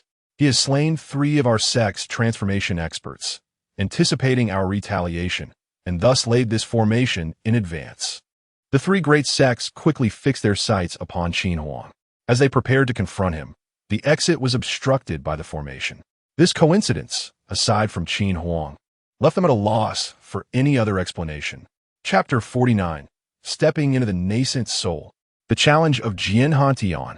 This young man has risen with astonishing speed, employing ruthlessly effective methods. If granted a few more years, our sects may very well meet their demise at his hands. This individual must not be allowed to remain. The master of the demon spirit sect, an elder cloaked in black robes with hair ashen and surrounded by a palpable aura of demonic energy, emanated an imposing presence. Not only he, but also the leaders of the Yinshao sect and the Xianan sect had awakened from their seclusion. While this youth must indeed be dealt with, the most pressing matter at hand is to dismantle the spatial formation. The master of the Xianan sect spoke gravely. I have examined the formation. It is exceedingly profound. The array's creator possesses extraordinary mastery of the array arts, surpassing the limits of this realm. Even the most formidable array masters throughout history could not have crafted such an intricate formation. Upon hearing this, the hearts of the assembly sank. Is it breakable? Inquired the leader of the Yinshao sect. The master of the Xianan sect replied with a serious tone. There are indeed methods to dismantle it. This formation is founded upon 4 spatial fissures. If we can destroy these fissures, the formation will naturally collapse. However, these fissures are remarkably stable, impervious to human strength. Moreover, if the fissures are destroyed, the small world will be completely sealed off, rendering this method unfeasible. Aside from this, there remains but one option: to expend vast amounts of time and drain the spatial energy until it reaches its nadir, at which point we may forcibly breach the grand formation. The expressions of the crowd darkened, feeling an unprecedented sense of frustration and humiliation. The 3 great sects have suffered grievous losses and are now trapped at the spring, unable to seek revenge. A month later, in the Qin Palace, within the Afong Palace, waves of Dao fruits continuously flowed into Qin Feng's being, deepening his aura. Within his Dantian, the originally smooth and round golden elixir had vanished, replaced by a pool of golden liquid. Suddenly, a profound transformation occurred within Qin Feng. Countless Dao fruits surged into the golden liquid like a flood breaching its dam. Instantly, the golden liquid began to writhe, seemingly evolving into a humanoid form. A day later, within the Dantian, the golden liquid had dissipated, leaving behind a diminutive figure no larger than a palm. In an instant, the small figure opened its eyes, radiating with brilliance, and a surge of terrifying energy swept through the Qin Palace. At the same moment, Qin Feng opened his own eyes. The nascent soul realm. In just 1 month, Qin Feng had ascended to the nascent soul realm. The terrifying cultivation speed of the swallowing heaven demon art was now manifesting. Qin Feng mused to himself. The transformation from golden elixir to nascent soul is an extraordinarily unique stage, requiring considerable time even for the most gifted prodigies across the myriad realms. In his previous life, he too took a month to undergo this transformation. This indicates that the cultivation speed of the swallowing heaven demon art has now matched that of his past self, who possessed the heavy eyes and supreme bone. However, his demon body has yet to undergo a second transformation. Qin Feng sensed that he was close to this next metamorphosis. Perhaps, once he steps into the deity transformation realm, his demon body will once again evolve, giving rise to a new divine ability. Qin Feng seemed to sense something. Gazing eastward, his eyes appearing to pierce through layers of obstruction to glimpse distant scenes, a look of intrigue gracing his features. With a snap, the doors of the Afong Palace swung open, and Qin Feng vanished from the palace. Meanwhile, in the skies above Qin capital, the atmosphere was tense. The White Tiger Camp and the Vermilion Bird Camp stood ready, arrayed against one another. Who are you, and why have you intruded upon my Qin capital? Bai Shun and Nya Shaoqian regarded the white-clad youth before them with grave expressions. This individual appeared no different from an ordinary person, yet he exuded an unfathomable terror. The soldiers of the White Tiger and Vermilion Bird camps had generally reached the Qi refining realm, skillfully mastering the celestial star formation, even against peak golden elixir cultivators. They could hold their own. Yet this white-clad youth had shattered their defenses with nothing more than a glance. I have an appointment with the Qin Emperor. Let him come forth. Jian Hantian stated calmly. His Majesty is currently in seclusion and must not be disturbed. If you truly have an appointment, you may wait here for His Majesty's emergence. Bai Shun understood the gravity of the situation. Knowing the Qin Emperor was on the verge of breaking through to the nascent soul realm, he would not allow anyone to interrupt. Jian Hantian furrowed his brow. He had waited a month. Could he wait longer? Suddenly, his gaze turned towards the Qin palace, and his expression relaxed. In the distance, Qin Feng was approaching, walking on air. "Your Majesty." Bai Shun and Ye Shaoqian were filled with excitement upon seeing the Qin Emperor, their hearts finally relieved. The power wielded by this white-clad youth was overwhelmingly terrifying. Had he attempted to force his way into the palace, they would have been powerless to stop him. But now, with His Majesty's emergence, all crises had been averted. "Qin Emperor, you have entered the nascent soul realm?" Jian Hantian stared at Qin Feng in astonishment. Just a month prior, the Qin Emperor had been at the peak of the golden elixir stage, and now he had transformed it into a nascent soul in such a short time. This speed was truly fearsome. Qin Feng nodded and replied, "I have just broken through. Your timing is impeccable. Let's engage. Now that I have entered the nascent soul realm, I am quite curious about my own combat prowess." Though Jian Hantian was astonished by the Qin Emperor's rapid advancement, as a swordsman, he felt no fear. Without further ado, he drew his sword. The clear ringing of the sword echoed throughout Qin capital, and the air was filled with sword energy, shattering the very fabric of time and space. With a wave of his hand, Qin Feng grasped a blade of grass beside the Qin River, wielding in place of a sword as he clashed with Jian Hantian. In the void, brilliant sword light spanned miles, and the two figures collided repeatedly, appearing all over Qin capital, having exchanged blows thousands of times in mere moments before finally separating. "Qin Emperor, you are indeed formidable." Jian Hantian gazed at the blade of grass in Qin Feng's hand, shaking his head in disbelief. To engage in thousands of exchanges with a mere blade of grass, and yet it remained unscathed, turning decay into the miraculous. The superiority of strength was abundantly clear. "You are stronger than they are," Qin Feng stated, referring to the three great sects that had fallen to his hand. "Qin Emperor, I have one final sword technique, honed over 2,000 years. Do be cautious." Jian Hantian's expression grew serious as he slightly bent his body, resembling a taut bowstring. One hand gripped the sheath, while the other held the hilt, gradually drawing the blade from its scabbard. A dazzling white light erupted, engulfing time and space, as a chilling sword intent swept across the heavens and the earth. With a clang, the sword was fully drawn, its radiance astonishing. Jian Hantian swung his sword, unleashing a terrifying white sword chi that tore through the skies, hurtling towards Qin Feng like a whirlwind.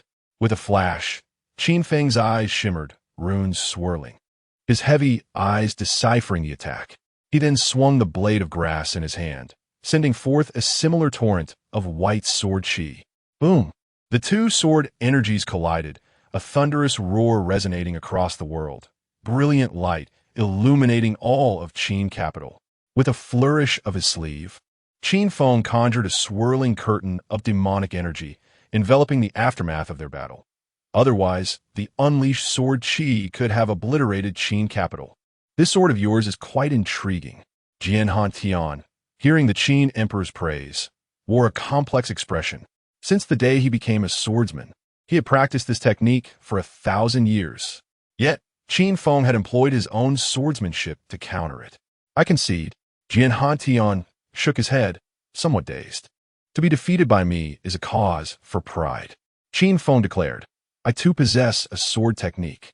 With a flick of his wrist, Qin Feng seized Jian Hantian's sword, gripping the hilt as he began to gather his strength. A resounding clang, a magnificent sword intent radiated outward from Qin Feng, expanding in all directions. What has transpired? Countless cultivators within Qin capital marveled at the sudden uproar of the sword in their hands, gasping in astonishment. In that moment, every sword in Qin capital trembled, as if welcoming their sovereign. Jian Hantian's eyes widened, fixated on Qin Feng. With a swish, the Qin wind was still gathering momentum, as if time and space had come to a standstill. At last, he drew his sword, unleashing a sword aura that soared towards the heavens. This strike was utterly terrifying.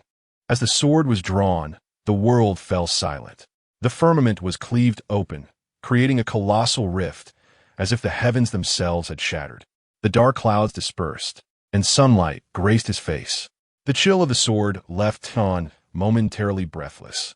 After a long pause, he turned to the Qin Emperor and could not help but inquire, Mighty Emperor, may I ask the name of this sword technique? It is called the sword technique of heaven's cleaving. Chapter 50. The sword technique of heaven's severance. Jianhantian's submission. The sword technique of heaven's severance. Jianhantian murmured, to sever the heavens with a single sword, what tremendous ambition. Qin Feng tossed a long sword to Jianhantian, saying, I have vowed not to kill you. You may leave. Jianhantian received the sword but remained motionless, paralyzed by an insatiable thirst for the sword path. The allure of the sword technique of heaven's severance was overwhelmingly captivating, as if it were crafted specifically for him. Is there something else you wish to discuss? Qin Feng inquired. Your Majesty, I. Jianhantian hesitated, his expression troubled, finding it difficult to articulate his thoughts. With a flick of his finger, Qin Feng unleashed a beam of sword light, piercing Jianhantian's brow. Jianhantian closed his eyes as the sword energy coalesced around him, swirling like a tempest. Moments later, he opened his eyes. The sword technique of heaven's severance. Upon its emergence in his mind, Jianhantian fully grasped the terrifying nature of this technique. Severing the heavens was not merely a figure of speech. Mastery of this technique could indeed rend the heavens asunder. Jianhantian pays his respects to your Majesty, he declared with utmost seriousness, addressing Qin Feng with the honorific of your Majesty, signifying his allegiance. Indeed, Qin Feng was not taken aback by Jianhantian's submission. The sword technique of heaven's severance was created by a legendary sword emperor in a past life, who devoted an entire lifetime to perfecting this singular move, rendering the world silent with a single strike. No sword cultivator could resist the temptation of this technique. What is your status within the Tianjin sect? Qin Feng asked. If he could sway the Tianjin sect to the allegiance of the Great Qin, it would significantly bolster his position against the other three great sections. I am the foremost prodigy of the Tianjin sect in a millennium. My father is the sect master, and my grandfather was the previous sect master. The Tianjin sect was established by our ancestral sword family. Jianhantian spoke candidly, leaving no secrets from Qin Feng. However, after revealing this, he felt a pang of regret, as though he were boasting before the emperor. Yet, he was merely overthinking. Qin Feng, upon hearing this, was only slightly surprised. Beyond that, he felt little. After all, in terms of lineage and background, who in all realms could rival him? What is the highest realm of the strongest among the three great sects? Qin Feng inquired, curious. Since he ascended to the Yuanying stage, no one below the Huashan stage could pose a threat to him. The strongest of the three great sects, including the Tianjin sect, are all at the He-Ti stage. Yananti underplead. Your Majesty, I can summon my father and grandfather to shield you from one of the He-Ti masters. Very well. Qin Feng nodded, satisfied with Jianhantian's attitude. You shall return to the Tianjin sect and keep a vigilant watch over the three great sects. Relay any news to me. Jianhantian took his leave, departing the Qin capital to return to the East Sea. Qin Feng then entered the Golden Long Hall. Long live the Emperor. May he reign for eternity. The officials collectively hailed, their voices echoing with excitement within the Grand Hall. Qin Feng gestured for silence, turning to Li Si. What is the progress of our campaigns against the 100 dynasties? Li Si stepped forward, reporting, Your Majesty, ever since you issued the military code of the Great Qin, our citizens have eagerly enlisted. We now boast an army of 50 million cavalry. In just 1 month, 6 generals have conquered 5 dynasties. The soldiers of the conquered dynasties have surrendered to the Great Qin, totaling 7 million in defectors. Li Si recounted the remarkable achievements of the Great Qin cavalry over the past month, his voice resonating within the hall. The officials were exhilarated, unable to fathom that the Great Qin had grown so formidable, all thanks to the emperor. Dispatch orders to the 6 generals to expedite their efforts. The Great Qin must unify the 100 dynasties in the shortest time possible. Qin Feng was aware that the limits of this realm were defined by the He-Ti stage, indicating that his time in this realm would soon come to an end. Yes, Li Si acknowledged. As the court session concluded, Qin Feng intended to depart and return to the Afong Palace to continue his cultivation. However, Li Si and the officials lingered, appearing hesitant to speak. Your Majesty, Qin Feng frowned, urging, "Speak plainly, do not hesitate. Your Majesty, over the past month, we the officials have sensed a change within ourselves." Li Si articulated the confusion shared among the officials. The officials, possessing average cultivation talent, found it challenging to advance due to their bureaucratic duties. The highest among them had only reached the third level of body refinement. Yet, remarkably, in the past month, they had not actively cultivated, yet their realms had inexplicably progressed. Especially Li Si, who, despite decades of effort, had remained at the first level of body refinement. In this month, he had broken through to the 8th level. "Your Majesty, we also feel that the power of belief within us has grown denser."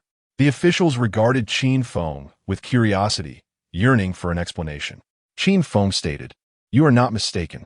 The greater the expanse of the great Qin, the stronger its might, and the more citizens it possesses, the more prosperous its fortune becomes, resulting in a denser power of belief. As you serve as officials in the great Qin, residing in positions of authority, the fortune of the great Qin flourishes, and so too does your own. Your cultivation speed will enhance with the strength of the great Qin, and the power of belief available to you will increase. This is the path of belief." With that, Qin Feng vanished from the Golden Long Hall. The path of belief created by His Majesty is truly terrifying. Does this not mean that we too may one day become great beings? The officials erupted in fervor, their faces aglow with excitement. In life, who does not wish to transcend the mortal realm, achieving immortality? Initially, their average talents and mundane bureaucratic roles rendered cultivation arduous, making it nearly impossible to reach the Qi refinement stage. However, the Emperor had bestowed upon them a new path, the path of belief. As long as the great Qin thrived, so too would they. Having merely annexed less than 10 dynasties, their cultivation rates already rivaled those of ordinary prodigies. What heights might their cultivation reach should the great Qin unify the 100 dynasties? Congratulations, esteemed Chancellor. The officials collectively praised Li Si, envy written across their faces. "Indeed, congratulations to all," Li Si replied, his demeanor radiant. As the Chancellor of the Great Qin, he bore the most potent fortune among the officials, and thus his cultivation speed was unparalleled. From now on, we must exert our utmost efforts to serve His Majesty and the Great Qin, not only for His Majesty, but for our own sakes, Li Si declared earnestly. "That is as it should be," the officials replied in unison, their voices resonating with an unprecedented harmony. They understood the principle that the prosperity of the Great Qin equated to their own. At that moment, the Great Qin had truly become an unbreakable entity, with both civil and military officials united by a singular goal, to ensure the continued flourishing of the Great Qin. Any who dared to obstruct it would be deemed an enemy, to be vanquished without hesitation. Meanwhile, deep within the East Sea, at the Tianjin sect, Chapter 51, The Upper Realm, the 9th level of the nascent soul. "Master, have I wronged you in any way?" Yi Guqing gazed at the formidable Jian Han before him, his heart filled with trepidation. Jian Han had returned from the Great Qin and unexpectedly appeared before him, declaring that he need no longer address him as master. It seemed he had uncovered the secret of Yi Guqing's entry into the Tianjin sect. "We are both subordinates of the Qin Emperor. Let us refer to each other as equals henceforth." Jian Han had always been intrigued by Yi Guqing's mastery of sword intent, for such formidable prowess did not appear to belong to this realm. Previously, he had not considered the Qin Emperor's expertise in the sword path. But after their journey to the Qin capital, he realized that Yi Guqing's sword intent must indeed be derived from the Qin Emperor. This would explain why Yi Guqing had assisted the Emperor's subordinates during the great competition of the 100 dynasties. Yi Guqing's expression shifted as he pondered whether Jian Han words were genuine or merely a test. "Brother Han." He clasped his hands in greeting. Ultimately, he made the judgment to trust Jian Han, believing that the likelihood of his words being true was high. Through the month they had spent together, he had come to understand that the man before him was so enamored with the sword path that he would not stoop to deception. Furthermore, if it were not true, Jian Han would not have lowered himself to call himself a subordinate of the Qin Emperor. Hantian, come here for a moment. Suddenly, a voice echoed from the back mountain of the Jian sect. Upon arriving, Jian Hantian found not only his father Jianzhua, but also his grandfather Jian Wuchen, who had emerged from seclusion. Father, grandfather, I have something significant to share. Jian Hantian recounted his subservience to the Qin emperor. Jian Wuchen and Jian Zhua seemed to have been engaged in an animated discussion, but upon hearing this, their smiles vanished, and they stared at Jian Hantian in disbelief. Xianya, what are you saying? Jian Wuchen inquired. Jian Hantian reiterated, I have submitted to the Qin emperor. Jian Wuchen and Jian Zhua exchanged glances, and Jian Zhua exclaimed, Tian'er, you are to be the next leader of the Tianjian sect. How can you submit to a mundane emperor? Jian Wuchen could no longer maintain his composure, stating, I have heard of that young man. He is indeed remarkable, harboring great secrets. Yet, you're the first prodigy of the Tianjian sect in a millennium, not inferior to any, and he has offended the three great sections. His fate is already sealed. Is the Qin emperor merely extraordinary? Jian Hantian countered. He has transcended 2 realms to slay his enemies, arranged spatial formations to eliminate half of the elders from the 3 sects, and established a path of faith. All these feats indicate that the Qin emperor is far from ordinary. Furthermore, who in his presence can claim to be a prodigy? Jian Wuchen and Jian Zhua fell silent, reluctantly acknowledging the formidable nature of the mundane Qin emperor. Tian'er, had you wished to submit to him before today, I would not have interfered. However, now, I must stop you. Jian Wuchen shook his head. What has transpired? Jian Hantian detected the unusual gravity in his grandfather's tone. Jian Wuchen continued solemnly. The 3 great sects have consumed the spatial energies from 4 fissures and, by a twist of fate, uncovered a great secret, capturing the essence from above. Jian Wuchen's expression darkened at the implications. Since the ascension of the 4 founders of the 4 great sects, this realm had been severed from the upper realm for millennia. Tian'er, do you understand why your grandfather said he would not stop you until today? Jianzhua spoke softly. This realm can sense the essence above, and, conversely, the upper realm can perceive our essence. It is said that the ancestors of the 3 sects may still be alive in the upper realm, and perhaps our own ancestor has not perished either. The ancestors of the 4 great sects have been absent for thousands of years. If they are indeed alive, they could be immensely powerful. Moreover, in the upper realm, where spiritual energy abounds, their cultivation speed would be exponentially accelerated. Thus, no matter how monstrous that young man may be in the mundane world, he cannot stir up a tempest, even if he could contend with the 3 great sects. A mere flick of a finger from the ancestors of the upper realm would spell his demise. Grandfather, I do not understand why you would submit to that young man. However, forget this matter. Jian Wuchen gazed at his grandson, offering comfort. No, Jian Hantian suddenly shook his head. Jian Wuchen, preparing to depart, halted and looked at Jian Hantian. Perplexed, he had articulated his stance clearly. Why would his stubborn grandson not reconsider? What sort of enchantment had that young man cast upon him? In an instant, he felt an urge to confront that young man. Suddenly, Jian Hantian grasped the sword sheath. The air hummed ominously. Jian Wuchen and Jian Zhua's expressions changed as countless swords on the mountain trembled. More astonishingly, Jian Hantian, at the transformation stage, emanated an incredibly sharp and terrifying sword intent, instilling a sense of life-threatening danger even in his combined stage elders. With a swift motion, Jian Hantian's aura peaked as he drew his sword and slashed towards the heavens. The sky split open. Tian'er this. Jian Wuchen and Jian Zhua were stunned, their gazes fixed on the rift in the sky, unable to look away. This was the sword technique of heaven-slaying imparted by the Qin emperor. Jian Hantian sheathed his sword and declared, "The power I have demonstrated is but a fraction of the Qin emperor's might." He then turned to Jian Wuchen and Jian Zhua, earnestly asking, "May I inquire, are the ancestors of the upper realm stronger than the heavens?" In the Qin palace, within the Afan palace, Qin Feng, who was absorbing the Dao fruit, opened his eyes. Capturing Jian Hantian had indeed proven to be a sagacious move, for he had returned to the Tianjian sect not long ago. delivering crucial intelligence. Contact with the upper realm? Qin Feng murmured, then closed his eyes once more, continuing his cultivation. As time flowed slowly, a month later, Qin Feng ascended to the second level of the nascent soul. Bai Qi and the 6 generals led the great Qin cavalry to conquer 8 more dynasties. 2 months later, Qin Feng reached the third level of the nascent soul. Bai Qi and the 6 generals conquered 10 more dynasties. Half a year later, Qin Feng achieved the 9th level of the nascent soul. The great Qin's conquests multiplied, and their fortunes flourished. Even his cultivation of the swallowing heaven demon art and absorption of the Tao fruit accelerated remarkably, allowing him to ascend from the 1st level to the 9th level of the nascent soul in a mere 6 months.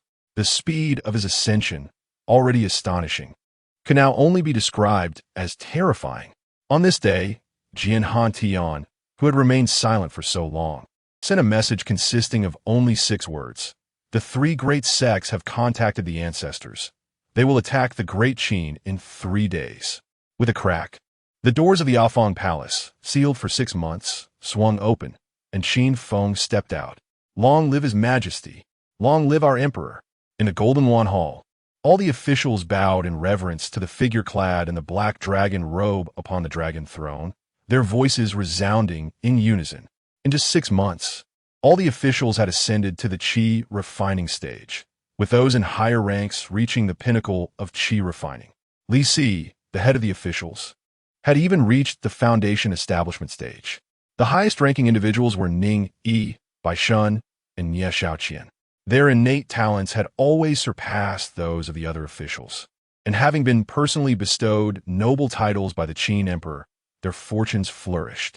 They had now reached the pinnacle of foundation establishment, mere steps away from the Golden Core stage.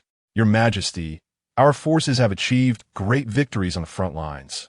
The 6 generals have conquered 10 more dynasties this month, and with only 1 dynasty left, the great Qin will dominate all the mundane realms. Li Si reported excitedly. Chapter 52. The great Qin unifies the hundreds of dynasties. The 3 great immortal sects strike. Within the Golden Long Hall, the civil and military officials were filled with fervor. Once upon a time, Great Qin was but a modest dynasty. Who could have imagined that in just over a year, Great Qin would ascend to such heights? With just 1 more dynasty to conquer, Great Qin would unify the world. On the dragon throne, Qin Feng's demeanor remained serene. This was merely the first step for the demon kingdom. Suddenly, the imperial banner of the human emperor trembled violently above the Qin palace, manifesting in the void with a brilliant white light that illuminated the entirety of Qin capital. What was happening? The power of faith within me surged several times. The officials gasped in astonishment. Qin Feng raised his gaze, beckoning towards the sky, and the imperial banner was drawn into his grasp. Now, the imperial banner radiated a dazzling white brilliance, with the power of faith swelling like an ocean, far surpassing its previous state, reaching its zenith. With the last dynasty conquered, Great Qin would unify the mundane world. Qin Feng instantly understood the reason for the surge in the power of faith. Unifying the mundane dynasties held profound significance for Great Qin. Only in this way could the power of faith within the imperial banner swell, and the fortunes of Great Qin flourish so immensely. Your Majesty, the 6 generals have conquered the final dynasty. Great Qin has unified the world. A voice echoed as Ning Yi soared into the Golden Long Hall, his expression brimming with excitement. The hall erupted into a frenzy. Great Qin had truly unified the world. Long live His Majesty, the ruler of the world. Long live, long live, long live. The officials collectively shouted, their spirits soaring. Soon, the entire Qin palace, the city of Qin, and indeed millions of subjects of Great Qin were chanting for the Qin Emperor. The Qin Emperor had vanquished the hundreds of dynasties, unifying the secular realm. In the mundane world, countless cultivators were left aghast, and the subjects of the fallen dynasties were in shock. The Qin Emperor had indeed achieved the impossible. Unifying the mundane world, a feat never accomplished throughout history, was now realized by the Qin Emperor. The Qin Emperor, the first of his kind in all of history, Countless individuals reflected on this, especially those subjects of the fallen dynasties who harbored resentment and dissatisfaction. They could not help but acknowledge that the Qin emperor was a true sovereign. With such a sovereign ruling the world, it seemed there was little to lament. It was said that the Qin emperor had enacted the Great Qin Military Codex, granting the common folk an opportunity for promotion and honor. It was rumored that by joining the Great Qin army, one could receive the supreme technique bestowed by His Majesty, the ultimate combat scripture. This scripture was extraordinarily formidable. Even those without cultivation talent could embark on the path of cultivation, and their progress would be remarkably swift. Realizing that the unification of the world by Great Qin was irrevocable, countless commoners began to study Great Qin and ultimately discovered with delight that the Qin emperor's unification of the world was not so unfavorable after all. To govern the hundreds of dynasties was merely the first step. In the Golden Long Hall, Qin Feng spoke. The officials fell silent, their gazes filled with reverence for the emperor on the dragon throne. Qin Feng declared, "In this realm, there remain the four great immortal sects. Until the four great immortal sects submit, how can Great Qin claim to have unified the world?" The officials were taken aback, astonished beyond measure. The four great immortal sects loomed above the mundane world, transcending the hundreds of dynasties, with countless formidable beings. The emperor was indeed preparing to make the four great immortal sects submit. What astonished the officials even more was what followed. Beyond this realm, there existed countless worlds. Without unifying these realms, how could Great Qin profess to have unified the world? Qin Feng's gaze swept across the shocked officials, and he remarked calmly, "Are you afraid? With your Majesty's guidance, we have nothing to fear. What of the myriad realms? They shall undoubtedly submit beneath Great Qin." As Qin Feng's most loyal subordinate, Ning Yi's heart surged with emotion upon hearing the emperor's words. With Ning Yi's declaration, the officials regained their composure. What is there to fear? The emperor's focus is on the myriad realms. What are the three great immortal sects in comparison? 3 days hence, the three great immortal sects shall assault Great Qin. Prepare yourselves. Qin Feng was quite pleased with the officials' response, stating, "Since they dare to come, let us ensure their complete destruction. Have you heard? The three great immortal sects are descending upon the mundane realm to slay the Qin emperor." The Qin emperor's slaughter of the hundreds of dynasties has disrupted the cosmic order. Has he ultimately provoked the ire of the three great immortal sects? It is far more complicated than that. During the competition among the hundreds of dynasties in the Xanadu, the Qin emperor had slain 3 elders of the 3 great immortal sects who had reached the transformation realm. It was said that later, to prevent retaliation, the Qin emperor had set up a spatial formation at the exit of the 3 great immortal sects and had exterminated dozens of their transformation realm elders.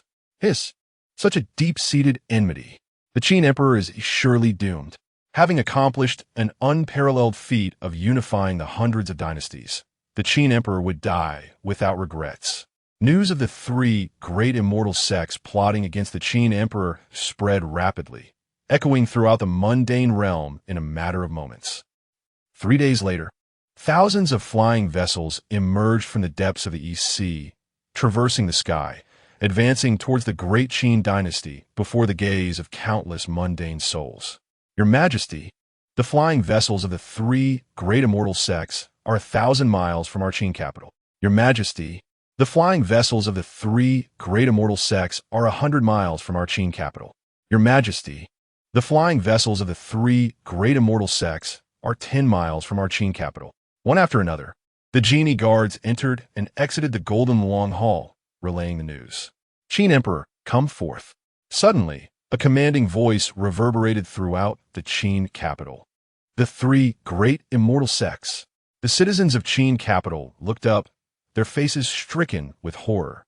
Above the void, thousands of flying vessels clustered densely, obscuring the sun, casting the Qin capital into shadow, as if the day of reckoning had arrived. "Why do you not bow before me?" A calm voice emanated from the Golden Long Hall. In the next moment, a figure clad in a black dragon robe soared from the Golden Long Hall, stepping through the void, ascending step by step to the pinnacle.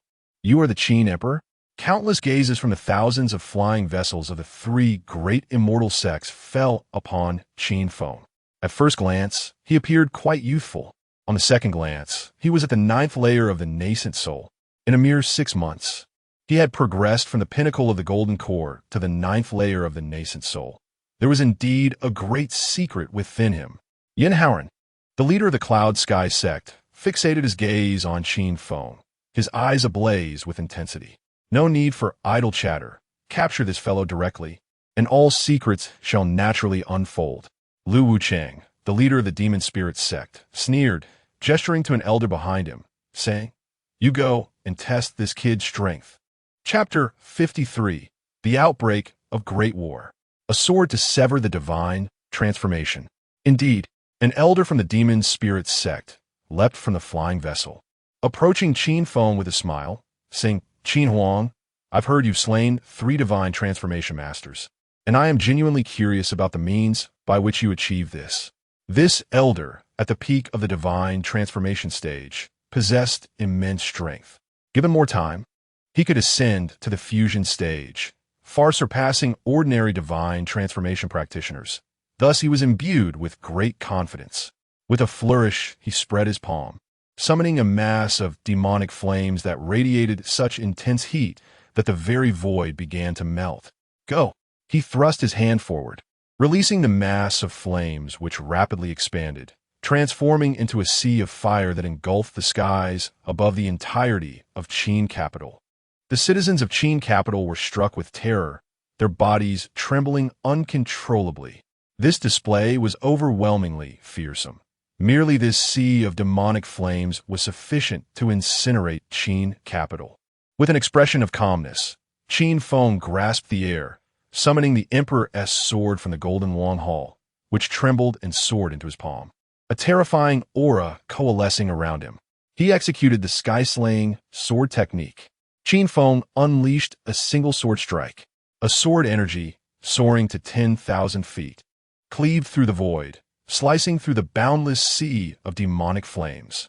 With a resounding pu, the elder from the demon spirit sect was cleaved in two, the sword energy continuing its ascent. Boom! Boom! Boom! Wherever the sword energy passed, flying vessels erupted in a cacophony of destruction.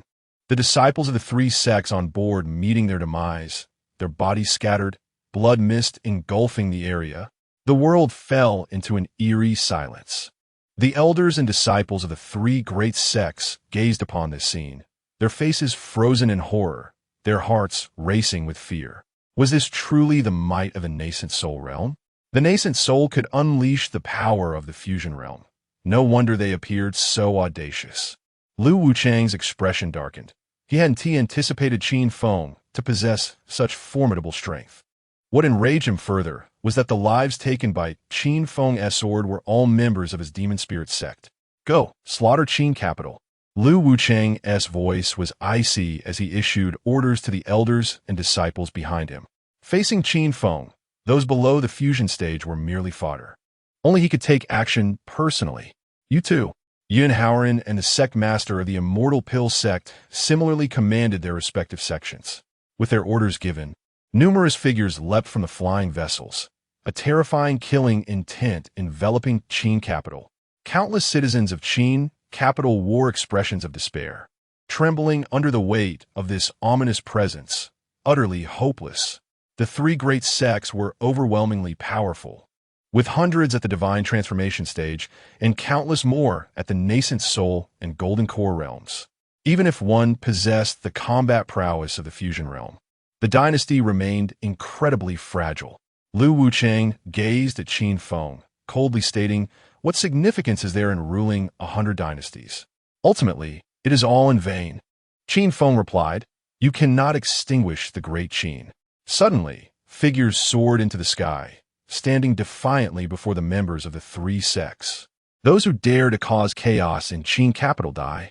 Ning Yi by Shun, Nie Shaoqian, the 6 generals, along with countless civil and military officials, emerged.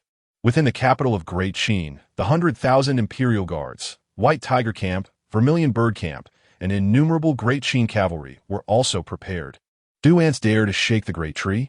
An elder from the Immortal Pill sect looked at Ning, Yi, and the others, a group of Qi refiners, the highest among them merely at the foundation establishment stage, and scoffed dismissively. With a mere flick of his hand, he unleashed a divine power.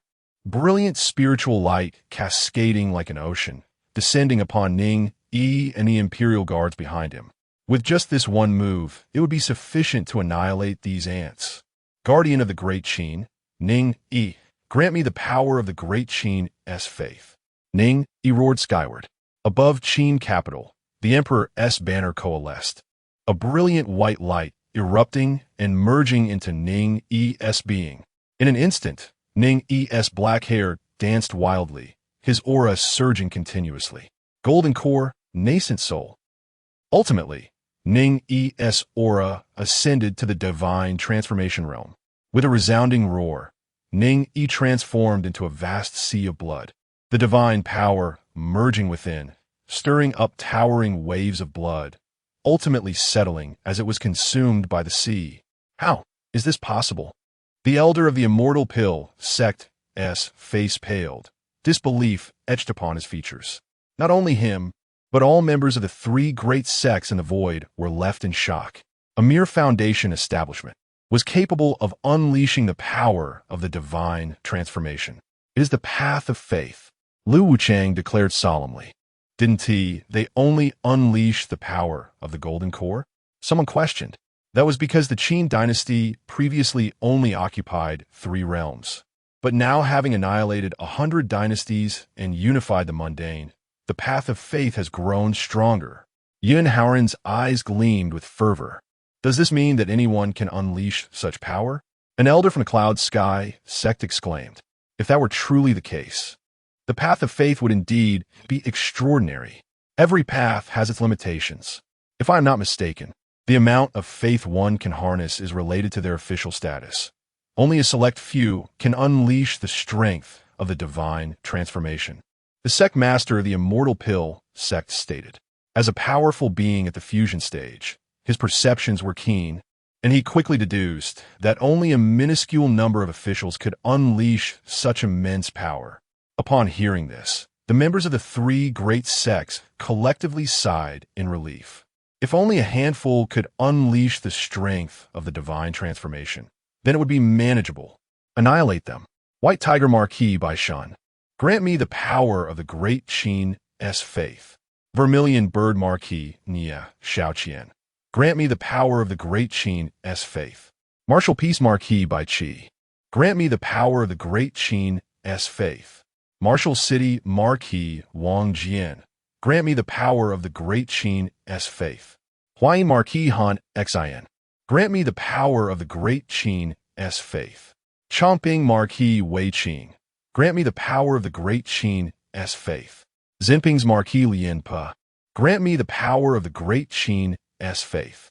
Champion Marquis Hua Xiubing. Grant me the power of the Great Qin's faith. Li Si. Grant me the power of the Great Qin's faith. A chorus of roars resounded through the heavens and earth. Above Qin capital, the Emperor's banner radiated beams of light, merging into the bodies of the masses. In an instant, all their auras surged at an extraordinarily terrifying pace.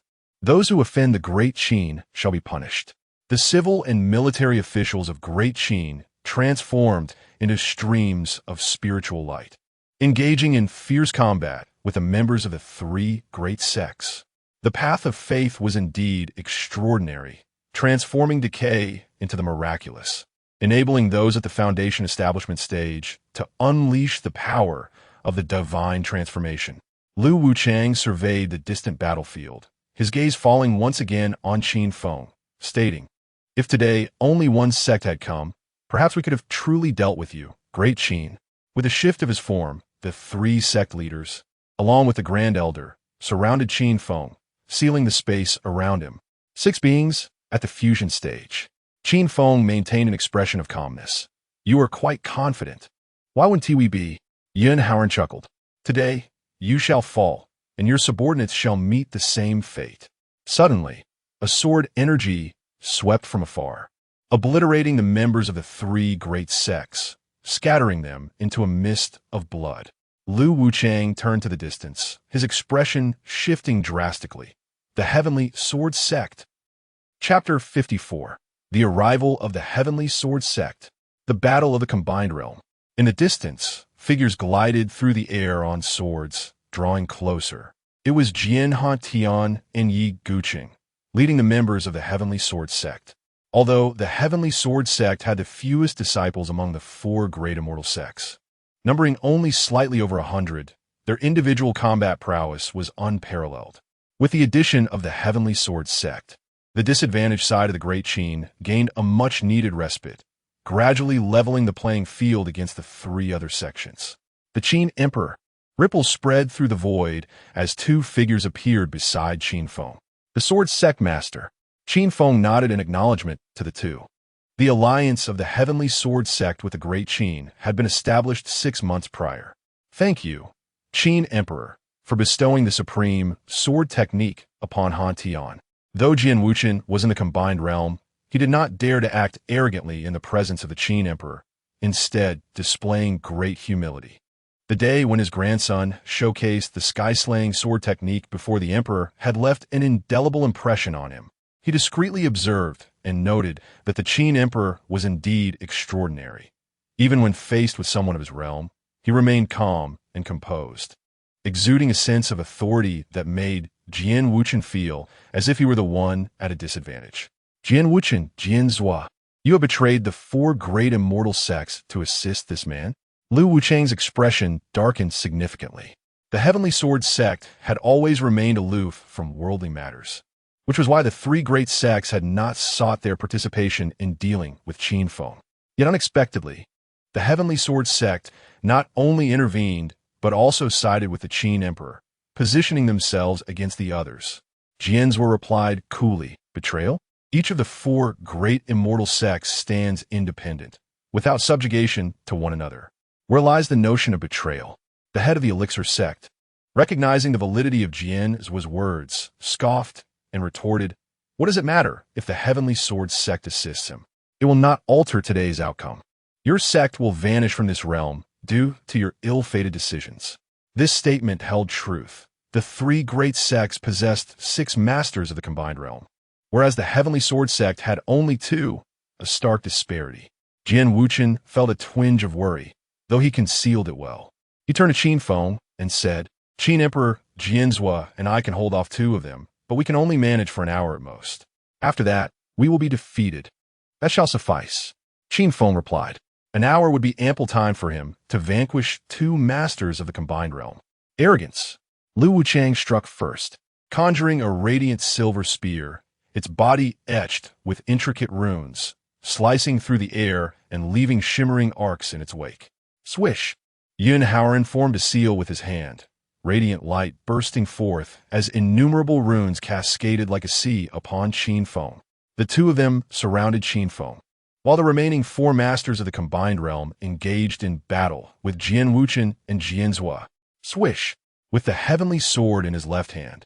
The essence of the extermination sword enveloped the heavens, while his right hand unleashed the 6 paths of reincarnation fist, illuminating the void. Boom, boom, boom. Qin Feng invoked the great rock technique, golden wings materializing behind him, as he navigated the clouds with agility, continuously unleashing various divine abilities, single-handedly contending against 2 masters of the combined realm. The ferocity of the battle shattered the void, spiderweb-like cracks spreading in all directions. In the midst of the fray, Qin Feng unleashed his attacks, divine light erupting as he dismantled wave upon wave of divine techniques. This fellow's combat strength, with a resounding impact, Lu Wuchang was forced back, his silver spear colliding with the heavenly sword, vibrating incessantly, the runes upon it pulsating as they absorbed the residual shockwaves. His expression darkened, more so in disbelief. A mere 9th level of a nascent soul was not only matching the strength of a master of the combined realm, but could also battle 2 of them simultaneously. Puff! The sea of runes was dispersed by the 6 paths fist, transforming into countless wisps of spiritual light as Yun Haoran retreated beside Lu Wuchang, gritting his teeth and declaring, This fellow is simply a prodigy. If we do not eliminate him today and allow him to escape, it won't be long before we meet our demise at his hands. Having engaged in battle, the two felt the terrifying might of the Qin emperor, solidifying their resolve to eliminate him. Kill him, Lu Wuchang bellowed, as the runes on his spear flared to life. Merging into the silver spear, igniting it in a brilliant silver flame. Brandishing the silver spear, Lu Wuchang charged towards Qin Feng like a streak of silver fire across the sky. Swish! Qin Feng's eyes glimmered with an otherworldly light. As the world around him seemed to slow, the essence of the silver flames was unveiled before him. It was not merely flames, but a multitude of spear intents summoned by Lu Wuchang. Any ordinary individual touched by this spear intent would be reduced to ash. Swish! Qin Feng wielded the heavenly sword, sweeping through the sky as he executed various sword techniques, no longer limited to the extermination sword intent. Yin Wuchang had also reached him, enveloping his palm with runes as he struck towards Qin Feng. Crack! The heavenly sword, adorned more for aesthetics than practicality, ultimately could not compare to Lu Wuchang's divine spear. After numerous clashes, it disintegrated into ash, and Qin Feng opened his palm, invoking the profound dark abyss, summoning a veil of darkness to shield himself. Boom! Boom! Boom! A barrage of divine techniques struck, shattering the black veil, and Qin Feng was suddenly propelled backward. At that moment, Jian Wuchen and Jian Zhuo also retreated to Qin Feng's side. Both were now stained with traces of blood on their robes. Qin Emperor, we can hardly hold on any longer. As long as the Green Mountains remain, one need not fear a lack of firewood. Jian Wuchen gasped heavily, astonished. As a master of the combined realm, fending off two from the three major sects was exceedingly challenging, leading to multiple injuries. Yet, the Qin Emperor, a mere nascent soul, appeared to handle Lu Wuchang and Bai Haoran with greater ease. This was truly astonishing. If the Qin Emperor were to ascend to the transformation realm, would he not then be able to effortlessly subdue masters of the combined realm? Qin Feng shook his head and replied calmly, "They are not enough to compel me to retreat." Thinking of fleeing? The 6 masters of the combined realm from the 3 sects closed in, and Lu Wuchang coldly declared, "Today, none of you shall escape."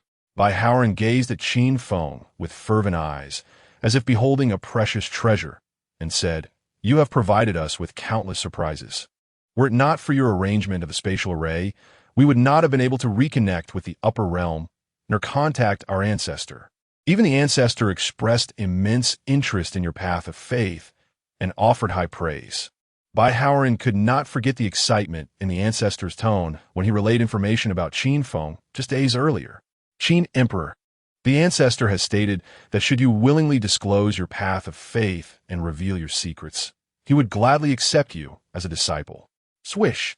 Qin Feng remained silent, extending his palm. "Hurry, act now. He is channeling the power of faith." The head of the Elixir sect's countenance changed drastically as he shouted urgently. In the skies above Qin City, the Emperor's banner suddenly trembled, radiant white light erupting as an overwhelming force of faith surged forth from the banner, far surpassing the power of faith previously utilized by Ning, Yi, and the others, 10-fold, 100-fold, even 1,000-fold, like a vast ocean of white crashing toward Qin Feng, engulfing him entirely.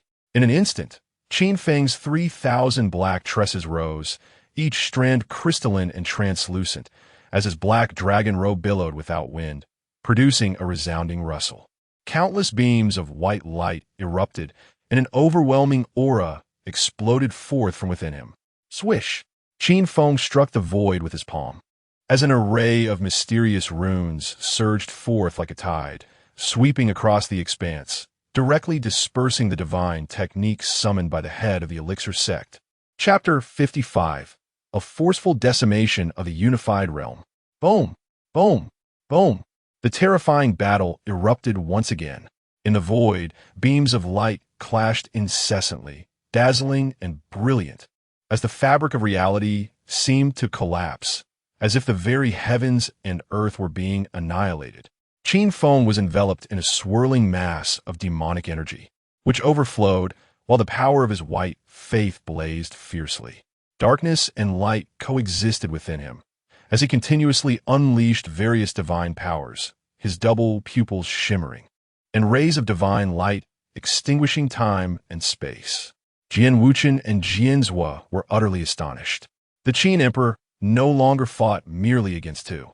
He had begun to confront three, even four adversaries simultaneously, significantly alleviating the pressure they faced. Alarmingly, Lu Wuchang and his companions were filled with dread, their expressions pale with shock. After the infusion of faith power, the Qin emperor's combat prowess surged to an unprecedented level, rendering him overwhelmingly powerful. In stark contrast, their side, comprised of four unified realm experts, found themselves unable to suppress the Qin emperor. As time passed, the Qin emperor grew increasingly formidable, even beginning to overpower the four of them. Suddenly, with a flourish of his sleeve, Qin Feng unleashed a wisp of black light that vanished into the void, exuding no aura. Swish! The Grand Elder of the Yunxiao sect gazed at Qin Feng, his expression icy, as a flying dagger coiled within his sleeve, its murderous intent intensifying. This was his ultimate trump card, the absolute sky flying dagger, whose lethality grew the longer it was charged. Originally, he had intended to use it against Jian Wuchen, but the situation had shifted too rapidly. With the Qin emperor harnessing the power of faith, his strength had far surpassed Jian Wuchen's, prompting the elder to resolve to slay the Qin emperor with this strike. Qin emperor, should you perish beneath my dagger, you shall have the right to take pride in it. This dagger, having been charged for so long, was capable of annihilating any being below the dividing spirit realm. With a motion of his hand, the Grand Elder sent the dagger hurtling into the void. Buzz! Suddenly, the dagger re-emerged from the void, yet it fell helplessly downward, as if stripped of all power, merely a foot away from the Grand Elder. His pupils dilated in horror, his expression froze, and then he plummeted towards the ground, a nondescript blood hole appearing at his temple, the very mark that extinguished his soul. Yunhe! Yun Haoran cried out, witnessing the fallen body, his face shifting dramatically. The Qin emperor had slain a unified realm expert from the Yunxiao sect. The three great sects, 5 unified realm experts, recoiled in shock, gazing at Qin Feng from afar, their faces etched with astonishment and trepidation. Jian Wuchen and Jian Zhua were equally stunned. As unified realm beings, they understood the immense power possessed by their kind. Determining a victor at the same level typically required a protracted struggle, and to slay one was akin to reaching for the stars. It was that needle, Lu Wuchang exclaimed suddenly. A black needle, having killed Yun He, vanished once more into the void, the entire sequence occurring in the blink of an eye. Qin Emperor, today, I shall undoubtedly slay you. Yun Haoran fixated on Qin Feng, his expression cold as the aura of murder enveloped him. The loss of a unified realm expert from his Yunxiao sect was catastrophic, and only by seizing the great secrets from the Qin Emperor could he hope to recover their losses. Swish! Qin Feng unleashed a powerful fist, cutting through their discourse. As a radiant fist light surged towards them, he refrained from employing the annihilation needle again, having achieved a significant success with it in the battle. It would be exceedingly difficult to replicate that success once they grew wary. Rather than using the needle, instilling fear with it would yield greater results. Puff! An hour later, Yun Haoran, who had previously boasted of slaying Qin Feng, was sent flying as the 6 paths of reincarnation fist struck his chest, blood splattering as the force of temporal power enveloped him. Swish! Qin Feng executed the great Peng technique, soaring through the clouds like a giant bird, traversing the void with great speed, his palm ablaze with runes as he descended. Temporal power! Yun Haoran gasped. The injury to his chest was trivial for a being of his caliber, but as he prepared to counterattack upon seeing Qin Feng approach, he suddenly sensed a mysterious force radiating from his chest, swiftly draining his lifespan as his body visibly aged. Boom! Qin Feng's palm strikes bombarded him relentlessly, the runes dazzling. Yun Haoran's expression shifted as he struggled to withstand the onslaught. The temporal force at his wound was too terrifying to dispel, not only hindering the healing of his injury, but extending its reach throughout his body, causing his strength to plummet as he was hurled backward. Swish! Lu Wuchang and his companions, witnessing this scene, were alarmed and immediately launched an attack to suppress the Qin emperor. Should Yun Haoran fall, their predicament would be irrevocably transformed. Bang! Qin Feng's body radiated a luminous brilliance. Faced with the onslaught of several unified realm experts, he felt no fear. He deftly countered their myriad techniques, his eyes sparkling with divine light as he seized upon a fleeting weakness in Yun Haoran, striking out with his finger as if wielding a sword. The sword intent of extermination shattering the void. A significant portion of Yun Haoran's body was severed, blood gushing forth, starkly visible in the sunlight. Yun Haoran, Lu Wuchang, and the others cried out in shock. Qin Emperor, Jian Wuchen and Jian Zhuo were utterly astounded. The Qin Emperor single-handedly battled for unified realm experts, not only refusing to be defeated, but also slaying one. And now he had dismembered Yun Haoran, defying all reason. In that instant, exhilaration surged within them, their blood boiling as they recognized their correct choice. Swish! Severely injured, Yun Haoran exhaled a mouthful of essence blood, transforming into runes that revived some of his vitality. Then, with a sudden burst of speed, he attempted to escape, but Qin Feng would not let him go, stepping into the void in pursuit. Stop him! Lu Wuchang and his companions understood that if Yun Haoran perished, they would not only lose their chance to slay the Qin Emperor, but they might also meet the same fate. Boom! Qin Feng's palms spread wide as shadowy veils emerged from the void, encircling him like the most impenetrable shield, obstructing all divine powers. Damn it! Lu Wuchang's expression darkened as he beheld the formidable black veils. Their defensive capabilities were astonishing, nearly impossible to destroy. Even more alarmingly, these shadows seemed endless. Even if one were obliterated, countless others awaited. Cease. Though Yun Haoran utilized his essence blood to hasten his escape, he could not elude the pursuing Qin Feng, who approached like a bolt of lightning. In desperation, he shouted, "I, the ancestor of the Yunshao sect. We have contacted the ancestral beings from the higher realms, who shall soon descend. If you dare to kill me." Puff! Qin Feng remained indifferent, too lazy to respond, raising his hand as the sword intent of extermination sliced through, silencing Yun Haoran as his head flew off, blood erupting like a fountain. Yun Haoran was dead. A profound silence enveloped the realm. Both unified realm experts from the Yunshao sect had perished at the hands of the Qin Emperor. Originally 6 unified realm experts had come to besiege him, and now only 4 remained. Lu Wuchang and his companions wore complex expressions, no longer daring to attack, and began to retreat in unison. Now, with only 4 of them remaining and 3 on Qin Feng's side, and with the Qin Emperor's prowess rivaling that of 4 unified realm experts, they had unwittingly shifted from a position of advantage to one of disadvantage. However, as they retreated, Qin Feng had no intention of letting them escape. These were all exceptional fruits of the Tao. Kill! With a fierce shout, the golden wings on Qin Feng's back unfurled as he lunged towards Lu Wuchang and his companions. Jian Wuchen and Jian Zhuo, who had long been suppressed, were brimming with fury and would not let Lu Wuchang and his allies escape unscathed, following closely behind Qin Feng.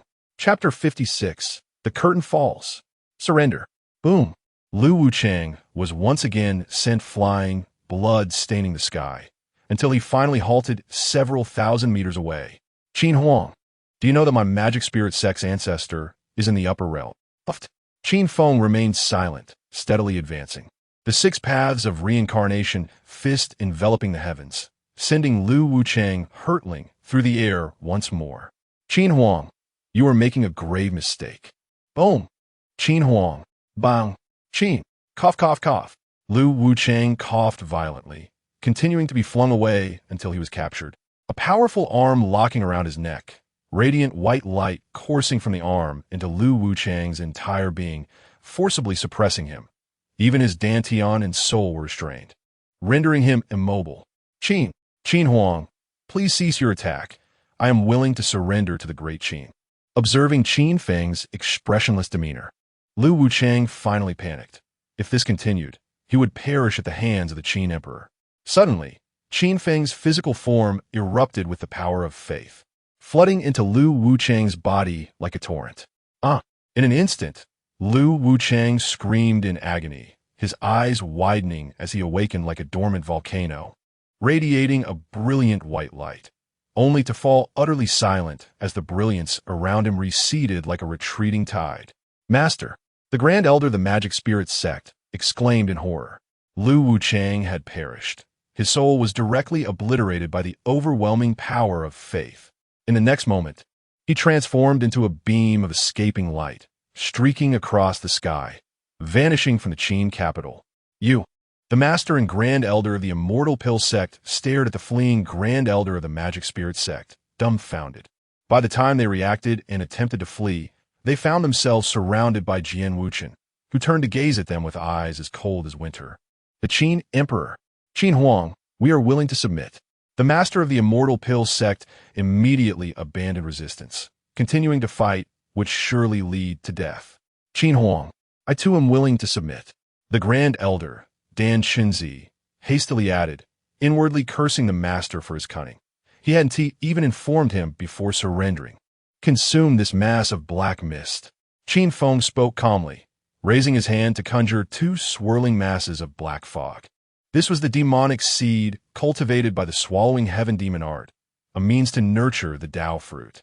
Once planted, regardless of the opponent's cultivation level or distance, the practitioner of the swallowing heaven demon art could take their life at will, causing their soul to dissipate and harvesting the fruit. The Master of the Immortal Pill sect gazed at the mass of black fog, hesitation evident on his face. Though he did not know what it was, he understood one thing. Once he swallowed it, he would be entirely at the mercy of the Qin Emperor. "Qin Huang, I." Puffed. Qin Feng pointed, piercing the Master of the Immortal Pill sect's forehead, blood erupting from the gaping hole as his body fell to the earth. Witnessing this, Dantian did not hesitate. He swallowed the black fog before kneeling before Qin Feng, sincerely stating, "I, Dantian, pay my respects to your majesty." Qin Feng nodded and said indifferently from now on, "You shall be a vassal of the great Qin." Dantian had not anticipated receiving a position as a vassal.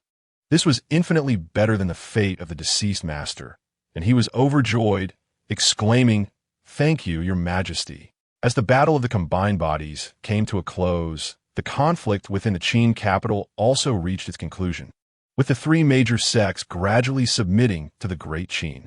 His Majesty the Qin Emperor has slain three formidable beings of the combined body realm. The great Qin has triumphed, someone exclaimed.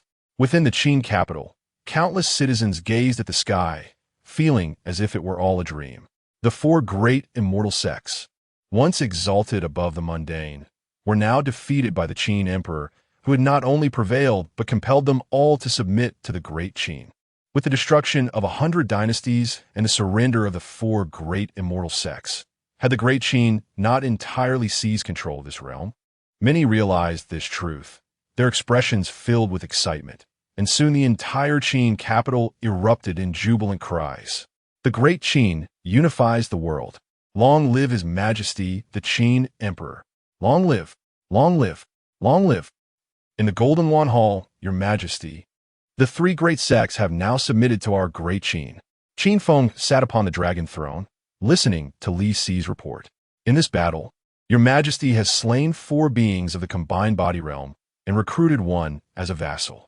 The civil and military officials, the great Qin Iron Cavalry, and the disciples of the Heavenly Sword sect have collectively slain 30 transformation stage beings and 200 nascent soul beings. At this moment, the civil and military officials were flushed with excitement, their gazes filled with profound respect for the figure draped in the black dragon robe upon the throne. In this battle, all of you have contributed. Li Si, you are in charge of this matter. Reward all who have merited. While mundane empires might face awkward situations where there are no rewards to dispense, the great Qin would never suffer such a fate, for the path of faith exists, granting rewards in the form of faith power. The greater the merit, the more faith power one could receive. As the civil and military officials achieved merit and the great Qin's territory expanded, the power of faith would become ever more formidable. And Qin Feng, as the pioneer of the path of faith, wielded the only artifact of faith, the human sovereign banner, securing an unshakable position. Jianhantian, I bestow upon you the title of Heavenly Sword Marquis, making you the commander of my great Qin sword division. In this battle, the Heavenly Sword sect played a crucial role.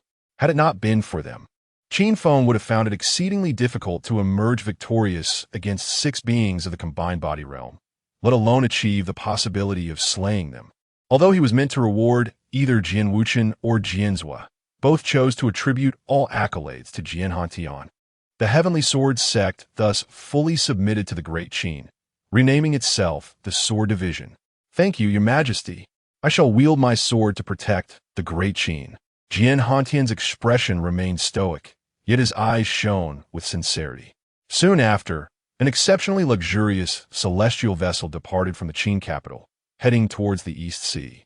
Qin Feng stood at the bow of the vessel, clouds and mist swirling past him, his black hair dancing in the wind, the black dragon robe billowing dramatically. What name does this upper realm connected to our world bear? Chapter 57. Preventing the arrival of the supreme beings from the upper realm. Another seclusion. Your Majesty, I once inquired with the ancestor of the Immortal Pill sect, yet he seemed reluctant to discuss the matter, only vaguely mentioning a few terms such as sin and cage. Responded Dantian with utmost respect. Sin cage, Qin Feng murmured, his gaze shifting as countless memories surged forth, ultimately leading him to contemplate a profoundly mysterious and somewhat eerie upper realm. It turns out that this world is connected to the realm of sin. The realm of sin is an exceptionally unique upper realm, one that Qin Feng had traversed in his previous life after attaining immortality, even lingering there for a time. On the flying vessel, Dantian and Jian Wuchen were filled with astonishment. It appeared that His Majesty possessed considerable knowledge about the upper realm. Soon, the vessel entered the Eastern Sea, traversing through a spatial rift into the small world of the demon spirit sect. This small world was shrouded in a gray haze, with a mist that seemed to linger for countless eons. Your Majesty, something feels amiss. Jian Wuchen surveyed the surroundings, his expression suddenly turning grave. Everyone has vanished. Qin Feng sensed it too.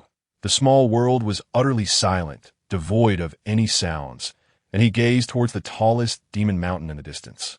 Suddenly, a pitch-black beam of light erupted from that mountain, piercing the heavens and creating an opening in the sky. In an instant, a vast aura began to emanate from this breach, sweeping through the small world like a tidal wave. This is Jian Wuchen and the others gasped in horror. Even from thousands of meters away, they felt an overwhelming pressure, as if their own realms and comprehensions were on the verge of collapse, instilling a sense of foreboding within them. With a flicker, Qin Feng vanished from his position, appearing atop the demon mountain. Ha ha, Qin Emperor, you have arrived too late, laughed the grand elder of the demon spirit sect beside the black beam, his demeanor bordering on madness. Beneath his feet lay a black altar, teeming with corpses from which torrents of blood flowed into the summoning formation, powering its operation. Boom! The opening in the sky expanded, and one could faintly discern a phantom figure gazing down upon this world. Seemingly approaching an alarming speed, the figure becoming increasingly distinct. Qin Emperor, my ancestor of the demon spirit sect is about to descend. Your demise is imminent. With a swift motion, Qin Feng spread his palm, revealing the god-slaying needle nestled in his hand. The elder within the grand formation remained unperturbed, exuding confidence as he proclaimed, Qin Emperor.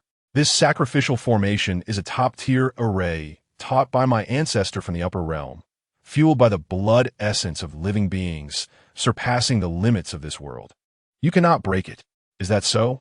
Qin Feng's eyes radiated divine light as the laws of the emerged, rendering the grand formation before him devoid of secrets. With a wave of his hand, the god-slaying needle transformed into a dark beam, hurtling towards a concealed spot on the black altar. The Grand Elder of the Demon Spirit sect looked down upon Qin Feng's actions with contempt, as if he were watching a farce. Qin Emperor, all your efforts are in vain. Swish! The god-slaying needle pierced through the defenses surrounding the black altar effortlessly, striking the altar's intricate patterns.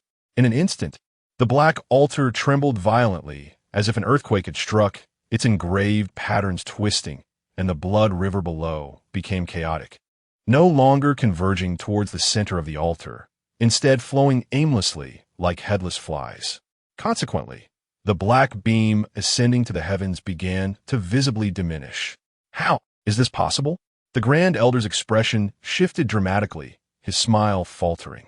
The opening in the sky was rapidly contracting. The summoning formation was shattered by the Qin Emperor. Though he had laid the formation, it was entirely constructed based on the ancestors' guidance, and even he was unsure of how to dismantle it. How could the Qin Emperor possibly break it? Boom!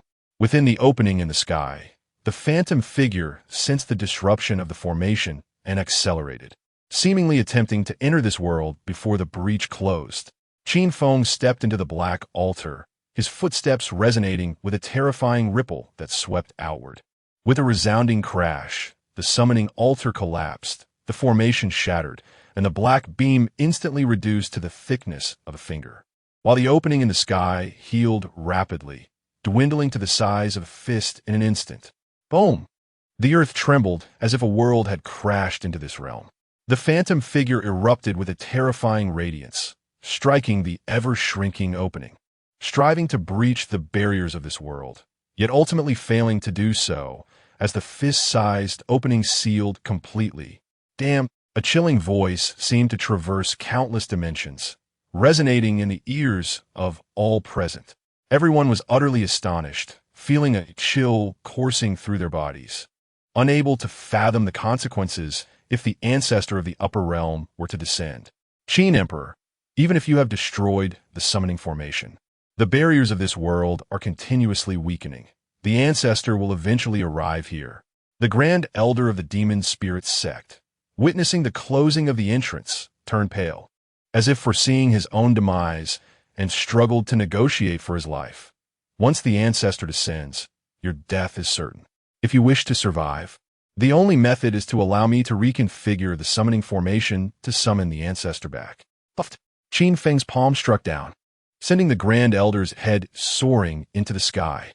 Meanwhile, in the realm of sin of the upper realm, deep within an actively mind divine or sight, an elder clad in black robes suddenly opened his eyes, filled with shadowy intensity. That wretched boy has actually broken my formation. He has opened the path to faith. He can even dismantle the formations of the upper realm. Moreover, that little needle is no ordinary object. This boy is simply a prodigy, surpassing even the greatest talents of the realm of sin. Greed flickered across his face. If I could acquire everything from this boy, who in the realm of sin could stand in my way? In a year's time, I shall breach the barriers of space. Having dealt with the matter of the ancestor of the demon spirit sect descending, Qin Feng returned to the Qin capital. He subsequently held a grand ceremony to confer titles and rewards to those who had rendered meritorious service. With the announcement of the military achievements of the Great Qin, countless prodigies emerged during the battle against the 100 dynasties, securing numerous accolades. I shall enter seclusion. Li Si, you will temporarily manage the affairs of the court. Within the Golden Lawn Hall, civil and military officials gathered. Although many officials had perished in the battle against the three major sects, numerous others had distinguished themselves, resulting in an increase in the number of ministers present in the hall compared to before. With Li Si at the helm, managing the affairs of the Great Qin, Qin Feng need not worry. He had gained an abundance of insights from the formation. It was time for him to enter seclusion for cultivation. I obey. Li Si accepted the command. The civil and military officials were no longer curious about the Qin Emperor's seclusion, as such events had occurred numerous times before. When I emerge from seclusion, I shall breach this world. The Great Qin shall ascend alongside me to the upper realm. Qin Feng declared before vanishing from the hall. To the upper realm. Witnessing the Qin Emperor vanish from the hall, the civil and military officials gasped, their expressions filled with excitement. Do we also have the chance to ascend to the upper realm? The upper realm, a place existing in legend, vast beyond measure, teeming with powerful beings, abundant in spiritual energy, far surpassing the lower realm, and a coveted destination for countless cultivators. Never did they imagine that one day they might also ascend to the upper realm, all thanks to their emperor. Li Si was equally exhilarated, proclaiming, "Your Majesty, during this seclusion, we must ensure that the great Qin completely dominates this vast land. Upon your emergence, no matter what, nothing should hinder your grand plans." Such was the consensus, as the civil and military officials nodded in fervent agreement. In the Qin Palace, within the Afong Palace, one could not help but wonder if this period of solitude would facilitate a second transformation of the demonic body. Before Qin Feng lay dozens of corpses, all of which belonged to beings of the transformation realm, along with several from the harmonization realm. With a roar, the surging demonic energy within Qin Feng enveloped one of the corpses as he commenced his cultivation of the swallowing heaven demonic art. Half a month later, Qin Feng ascended from the nascent soul stage to the transformation realm. Following the unification of the great Qin, the fortunes of the realm flourished even further. Qin Feng mused that with the elevation of the great Qin's fortunes, his own speed of breakthrough had increased significantly. In just half a month, he advanced from the 9th level of the nascent soul to the transformation realm. Had the fortunes of the great Qin not improved, this breakthrough would have taken at least a month. However, to his surprise, the demonic body did not undergo a second transformation. This deviation from his expectations also confirmed that each transformation of the demonic body posed greater challenges than the last, while the awakened divine abilities grew increasingly formidable. Although the breakthrough to the transformation realm did not yield a metamorphosis, he was now but a step away from it. The day he entered the harmonization realm would herald the second transformation of the demonic body. Chapter 58, Ascension, Journey to the Upper Realm. 9 months later, the long-sealed gates of the Afong Palace swung open. Qin Feng emerged from his seclusion. During this period of introspection, he not only transcended a significant realm, but also reached the 6th level of the fusion stage. As anticipated, his demonic body underwent a second transformation. It was time to ascend to the upper realm. Qin Feng made his way to the Golden Yuan Hall, where the esteemed officials of the great Qin dynasty heard a resonant voice echoing in their ears. "His Majesty has emerged." The officials were filled with elation and quickly gathered at the Golden Yuan Hall to welcome their sovereign. Long live the emperor! The civil and military officials, along with the imperial guards, the Vermilion Bird Camp, the White Tiger Camp, and the Sword Camp, soared towards the depths of the East Sea, all preparing to ascend together. Qin Feng turned to Li Si and said, "You shall govern the lower realm in my stead. Once the great Qin has established its position in the upper realm, you shall lead our cavalry and citizens to ascend. Your command is my duty." Li Si felt a tinge of regret for not being able to ascend alongside the emperor. Yet he understood that being entrusted with the governance of the lower realm was a sign of the emperor's confidence in him. With the emperor's prowess, it would not take long for the great Qin to secure its foothold in the upper realm. Soon, the black dragon carriage traversed the void, departing from the great Qin towards the East Sea. Behind it, the imperial guards, the White Tiger Camp, the Vermilion Bird Camp, and the Sword Camp followed suit. The emperor was leading them to ascend to the upper realm. Everywhere they passed, cultivators and common folk alike marveled, filled with envy, wishing they could join in this grand journey. In the deepest part of the East Sea, within the small world of the demon spirit sect, the spatial barriers were growing increasingly fragile. Jian Wuchen, Jian Zhua, and Dantian observed the sky with grave expressions. Over the past 9 months, the ancient ancestor of the demon spirit sect had attempted to breach the lower realm every month, each attempt growing more formidable. A month ago, a small breach had appeared, merely the width of a finger, but it hinted that a complete rupture of the barriers was imminent. "Your Majesty!" Suddenly, Jian Wuchen exclaimed, his face lighting up with joy. In the distance, the black dragon carriage, accompanied by the civil and military officials and a vast army, was swiftly approaching. "Salutations, Your Majesty!" As Jian Wuchen and the others beheld the emperor, they were taken aback. The 6th level of fusion. In just 9 months, the emperor had ascended from the 9th level of the nascent soul to the 6th level of fusion. What an astonishing rate of cultivation. "What news?" Qin Feng inquired. Jian Wuchen promptly relayed the recent actions of the ancient ancestor of the demon spirit sect. According to past patterns, he should attempt to breach the spatial barrier in 3 hours. Upon hearing this, the others could not help but feel a surge of anxiety. The ancient being, having lived for tens of thousands of years, possessed immense power. If he were to strike, even the emperor might find it challenging to contend with him.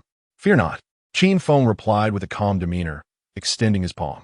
With a resounding whoosh, a torrent of spatial energy erupted, and a vortex appeared in his palm, expanding at a visible rate until it transformed into a towering portal within mere breaths. White Tiger Camp, Vermilion Bird Camp, Sword Camp, enter the space. Ascend to the upper realm and emerge afterward. Given the sheer number of ascendants, the process would be cumbersome. Hence, Qin Feng opted to envelop them within this space, saving considerable time and maintaining a low profile. This space was a divine ability born from the second transformation of his demonic body after breaking through to the fusion stage, known as the space of Shumi seeds. Unlike ordinary spatial techniques, where living beings could not thrive, all creatures could flourish, even reproduce within the Shumi seed space, bearing nearly indistinguishable qualities from the normal world. Although currently only spanning 100,000 square meters, as his realm progressed, so too would the space within it expand. Jian Wuchen and his companions were increasingly awestruck. The emperor's capabilities were truly remarkable, creating a space that could harbor hundreds of thousands. Ascend with me. Once all the soldiers from the various camps entered the Shumi seed space, Qin Feng concentrated the power of the great Qin's faith within himself and unleashed the celestial severing sword technique, tearing a rift in the heavens. Instantly, a wave of energy from a higher plane surged forth from the fissure. Qin Feng was the first to ascend, stepping into the rift, followed closely by Ning Yi, Jian Wuchen, and others. Meanwhile, in the upper realm, in the province of Zhuai, a vast white jade plaza was adorned with a colossal, multicolored portal, pulsating with a potent spatial force. With each flicker of the portal, silhouettes were ejected into the world. Chapter 59, The Ascension Plaza, the 965, 265, 434th Ascender. Tang San, is it? Wait in the plaza. Beside the colorful portal, the elder gazed at the ascending youth with an impassive expression. Behind the elder, in the plaza, countless ascenders were confined together, corpses littering the ground, while terrifying guardians surrounded them menacingly. Tang San's expression shifted. This was far from what he had envisioned. As the continent's foremost prodigy, he should have been celebrated and courted by various sects after his ascension. Yet here stood this indifferent old man. What was the meaning of this group of ascenders treated like prisoners? "May I inquire, esteemed elder, what is to be done after ascension?" Tang San asked softly. The elder, with a face full of impatience, was about to erupt in anger when he noticed Tang San offering him a bone. "Esteemed elder, this is a 10,000-year-old external soul bone. I humbly ask for your acceptance," Tang San said quietly, observing the elder's expression. Though well masked, he detected a subtle twitch in the elder's eyelids upon presenting the soul bone. Inwardly elated, Tang San thought that the world of martial arts was not merely about combat, but also about human relationships. With this soul bone, he was certain to earn the elder's favor, unlike the other ascenders in the plaza.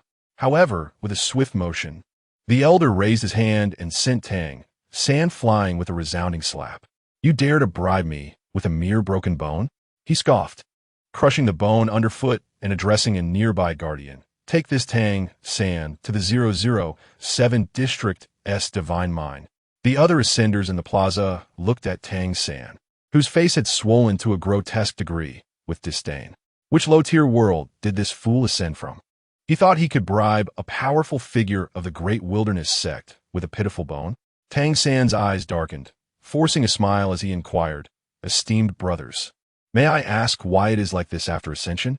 And what does the 007 District's Divine Mine signify?" This realm is known as the Sin Province, where demons run rampant and human factions are chaotic.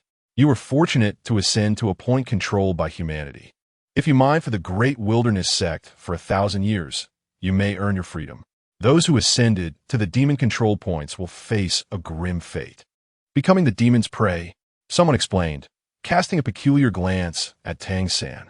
As for the 007 divine mind, it means you shall work 7 days a week, 12 hours a day. Tang San's expression darkened upon hearing this. Just then, the colorful portal glowed once more, and a figure clad in a black dragon robe stepped through. This was not the end. Several others followed behind him. Core integration stage? The ascenders in the plaza were taken aback. It was known that those who ascended here had at least reached the spirit division stage, with most at the cave void stage. While this new group had only a few at the core integration stage, with the rest being golden elixirs, they must have arrived through a spatial rift, not by breaking through the world's barriers. These individuals were doomed. With such low cultivation, they wouldn't even qualify for mining and would likely be sold to demons by the Great Wilderness sect. Many ascenders found solace in the misfortune of others, thinking their own plight was dire, only to discover someone worse off. The elder beside the portal scanned the newcomer's realms, his demeanor colder than when he faced Tang San, even refusing to announce their ascender numbers, simply stating, "Take them to the trading point." A guardian wielding a great halberd approached. Jian Wuchen and his companions' expressions shifted. The post-ascension realm was clearly not what they had anticipated. "Will you walk on your own, or shall I break your limbs and carry you?" the guardian said, his gaze sweeping over Qin Feng and the others, his expression devoid of emotion. "How dare you? You would show such disrespect to His Majesty." Even though the guardian was vastly stronger than Ning Yi, when someone disrespected the emperor, he stood unafraid to admonish him. This boy is in for it. The other ascenders in the plaza shook their heads, knowing the guardians, though seemingly ordinary, were former ascenders who had trained for years in the upper realm, at the peak of the cave void stage, and had comprehended the upper realm's laws, possessing extraordinary combat power. They had witnessed an ascender attempting to flee, only to be slain by a guardian's halberd. Evidently, you prefer not to walk voluntarily.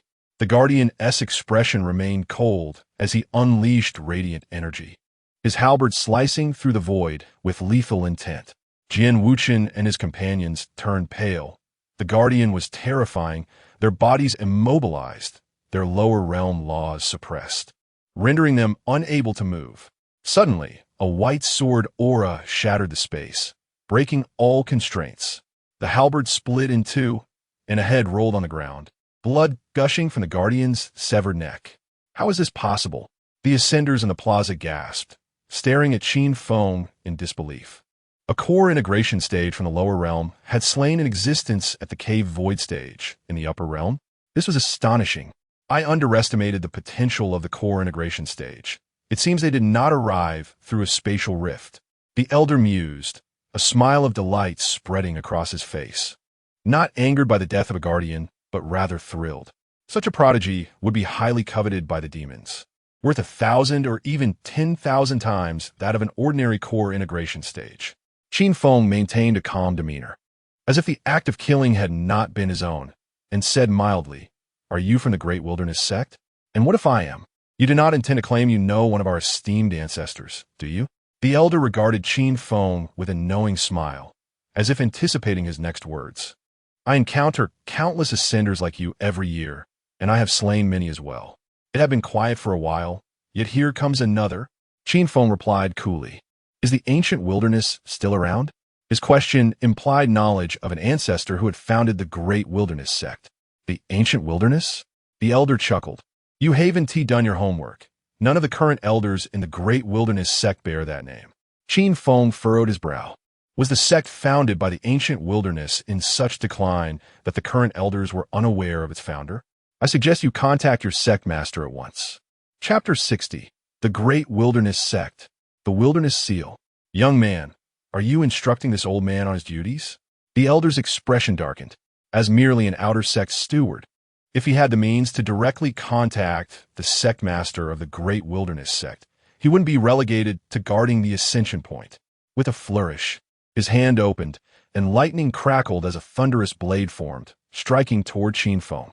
The overwhelming power of the thunder distorted the very fabric of time and space. With a sweep of his wide sleeves, Qin Feng unleashed the force of space, creating a portal that devoured the lightning's might entirely. In an instant, he flickered and vanished, reappearing from the space behind the elder, wielding his finger as a sword to summon the extermination sword Qi, aimed directly at the elder's head. The elder of the great wilderness sect paled, a chill creeping from his heels to the nape of his neck. He never anticipated that a mere cultivator from the lower realm could dismantle his attack, nor did he expect his opponent to be adept in spatial techniques, retaliating with such swiftness that he had no time to evade. In that critical moment, a surge of demonic energy tore through the void. "Young man, I intended to seek you out, but it seems you've come to me instead." A figure cloaked in black suddenly appeared before Qin Feng, hands clasped behind him, as a torrent of demonic energy coalesced into a black shield, isolating the extermination sword Qi, the ancestor of the demon spirit sect. The faces of Jian Wuchen and the others paled.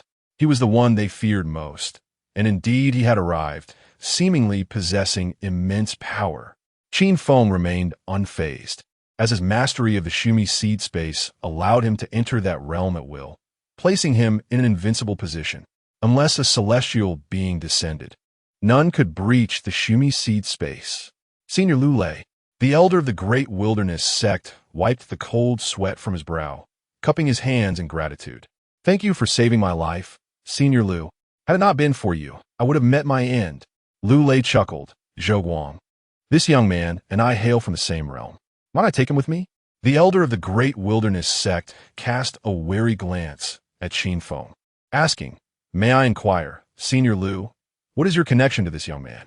Lu Lei spread his palm, a spatial ring soaring forth. "I am aware of the rules. Moreover, rest assured, I do not intend to save him. Senior Lu has saved my life. Since you have spoken, I shall not obstruct your wishes. This young man may go with you." Upon hearing that Lu Lei had a grudge against Qin Feng, the elder Zhou Guang relaxed, no longer opposing the matter. Lu Lei's abilities far surpassed his own. If this young man fell into Lu Lei's hands, his fate would be dire. "You have ultimately fallen into my grasp." Lu Lei gazed at Qin Feng, unable to conceal his excitement. Who would have imagined that this young man possessed the heavy eye and had forged the path of imperial faith? Capturing him and extracting the secrets of the heavy eye and the path of faith would, in time, make him one of the most formidable beings in the Xin province. Qin Feng glanced toward the distant horizon, speaking coolly. "You may be celebrating prematurely. Huh, young man, do you have any hidden cards in the upper realm? I concede your combat prowess is commendable. Yet before me, you shall not stir a ripple." Lu Lei scoffed, dismissing Qin Feng entirely. With his palm inscribed with runes, he summoned a colossal hand that descended upon Qin Feng, shattering the very essence of time and space. "Stop!" Suddenly, a commanding voice echoed, and several beams of spiritual light traversed the skies, materializing in the square in an instant. A divine light pierced the void, directly shattering Lu Lei's colossal hand. "Young master, young miss," the elder Zhou Guang exclaimed in shock. Before him stood a young man and woman descending from the heavens, their faces adorned with eager smiles. They were the grandchildren of the sect master of the great wilderness sect, Huang Feng and Huang Yu, esteemed figures of their generation and regarded as the pinnacle of talent. "Master Huang Feng, Miss Huang Yu, I am Lu Lei, having long been acquainted with your illustrious names." Although Lu Lei's technique had been thwarted, his demeanor remained composed, for he dared not confront such esteemed disciples of the great wilderness sect. He feigned nonchalance and pointed at Qin Feng, stating, "This young man extinguished my path in the lower realm, which is why I sought him. Should there be any irregularities, I hope you will be forgiving." However, the two prodigies of the great wilderness sect paid Lu Lei no heed, advancing toward Qin Feng. Huang Feng regarded Qin Feng, inquiring, "Did you issue the wilderness seal?" Huang Yu remained silent, her curiosity palpable as she scrutinized Qin Feng. Moments ago, their grandfather, who had been in seclusion for thousands of years, had suddenly communicated with them, instructing them to meet with the one who had issued the wilderness seal. The wilderness seal was a significant legacy, a unique rune technique bestowed only once in a lifetime by the ancient ancestor Huang Gu, and it was said that anyone who issued the wilderness seal commanded the absolute obedience of the great wilderness sect. This ancestral decree had been passed down for millions of years, and the wilderness seal had not been seen for ages, nearly forgotten by the sect. Yet, unexpectedly, after millions of years, the wilderness seal had re-emerged. Qin Feng surveyed the young man and woman before him, stating indifferently, "Why are you two here? Where's the sect master?" "You." Huang Yu bristled slightly, displeased. The audacity of this man from the lower realm to speak to her in such a commanding tone. "Our grandfather is currently in seclusion and cannot attend. So we have come to welcome you in his stead." Huang Feng quickly interjected, sensing his sister's agitation. Meanwhile, Lu Lei's expression grew increasingly grim. This young man had connections with the Great Wilderness sect. The elder Zhou Guang, who oversaw the ascension platform, felt a sense of dread. The sect master had ordered that the young master and young miss personally greet this individual. What could his origins possibly be? "Brother, you may accompany my sister and me to the Great Wilderness sect. Our grandfather will soon conclude his retreat." Huang Feng extended the invitation. The reappearance of the wilderness seal after millions of years, now in the hands of a mere cultivator from the lower realm, piqued his intense curiosity. Qin Feng did not decline. As a newcomer to the upper realm, leveraging the influence of the Great Wilderness sect would assist him greatly in stabilizing the Great Qin. Furthermore, he sought to inquire about the Yao pool from the Great Wilderness sect. However, before departing, he swiftly raised his hand, unleashing a sword chi that severed Zhou Guang's head from his shoulders with a swift, decisive cut. "You dare to slay a steward of the Great Wilderness sect." Huang Yu turned back, her frustration boiling over at this blatant act of defiance against the sect. "Little sister, do not." Huang Feng restrained his sister, shaking his head. "Have you forgotten our ancestral decree, or our grandfather's admonition? Whoever issues the wilderness seal is regarded as equal to our ancient ancestor, and any orders must be unconditionally obeyed by the Great Wilderness sect. Are we to let him act with such impunity?" Huang Yu fumed, yet found herself at a loss for a solution. Qin Feng's demeanor remained tranquil, as if he had merely accomplished a trivial task. He brushed past Huang Feng and Huang Yu, striding toward the center of the square. Chapter 61. Journey to the Desolate Tower. News from the Yao pool. "Are you willing to submit to me?" Qin Feng inquired as he approached Tang San. Ever since he embarked on the path of faith, Qin Feng's dual pupils had undergone certain transformations, allowing him to perceive the fortune of an individual. For instance, the man before him, whose face resembled that of a swollen pig, possessed an extraordinarily profound fortune, surpassing even that of Ning Yi and his companions, who held official positions in the Great Qin. In this plaza, no one else compared to him in terms of fortune. "Brother, I am accustomed to a carefree life and dislike being constrained." Tang San shook his head in refusal. What nonsense! He was the chosen one, destined to become an immortal ancestor. How could he submit to another? "You wish to recruit him as a subordinate? You are courting death." However, realizing the man before him had strong ties to the Great Desolate sect, he smiled and said, "Brother, our meeting here is quite fateful. Why not become sworn brothers of different surnames?" With a sudden puff, Tang San's head flew off, since he was unwilling to submit. He was doomed to die. Qin Feng turned away and said to Huang Feng, "Let us depart." This fellow. Huang Yu glared at Qin Feng's retreating figure. His teeth clenched in frustration. How arrogant. At the Great Desolate sect, a banquet had been prepared, adorned with various celestial wines and spiritual fruits, their fragrances wafting through the air, creating an ethereal ambience. Within the grand hall, the elders of the Great Desolate sect were seated. After millions of years, the Desolate Seal had finally appeared. I had believed the Desolate Seal to be mere legend. I never imagined it to be real. It is said that the ancestor only bestowed the Desolate Seal upon one person in his lifetime. I wonder who that person was and what connection this young man has to him. In the grand hall, the elders of the Great Desolate sect scrutinized Qin Feng, communicating via sound transmission. However, they were unaware that their presumed private discourse held no secrets before Qin Feng's dual pupils. Huang Feng raised his wine cup and remarked, "Brother Qin, once the banquet concludes, grandfather should emerge from seclusion." Qin Feng kept his eyes tightly shut, remaining silent. Ning Yi and the others, lacking Qin Huang's command, remained seated. These are treasures exclusive to the upper realm. Even a single spiritual fruit would be fought over by thousands in your realm. If I were you, I would indulge now. For once you leave the great desolate sect, you may never encounter such delicacies again. Huang Yu had long harbored resentment towards Qin Feng, and now seeing him, an ascendant from the lower realm, indifferent to the abundance of celestial wines and fruits, thought him to be merely feigning disinterest. As Huang Yu spoke, a sudden silence enveloped the grand hall. The elders of the great desolate sect did not intervene against Huang Yu's provocation, their gazes intent on Qin Feng, seemingly eager to gauge his reaction and discern his origins and the forces behind him.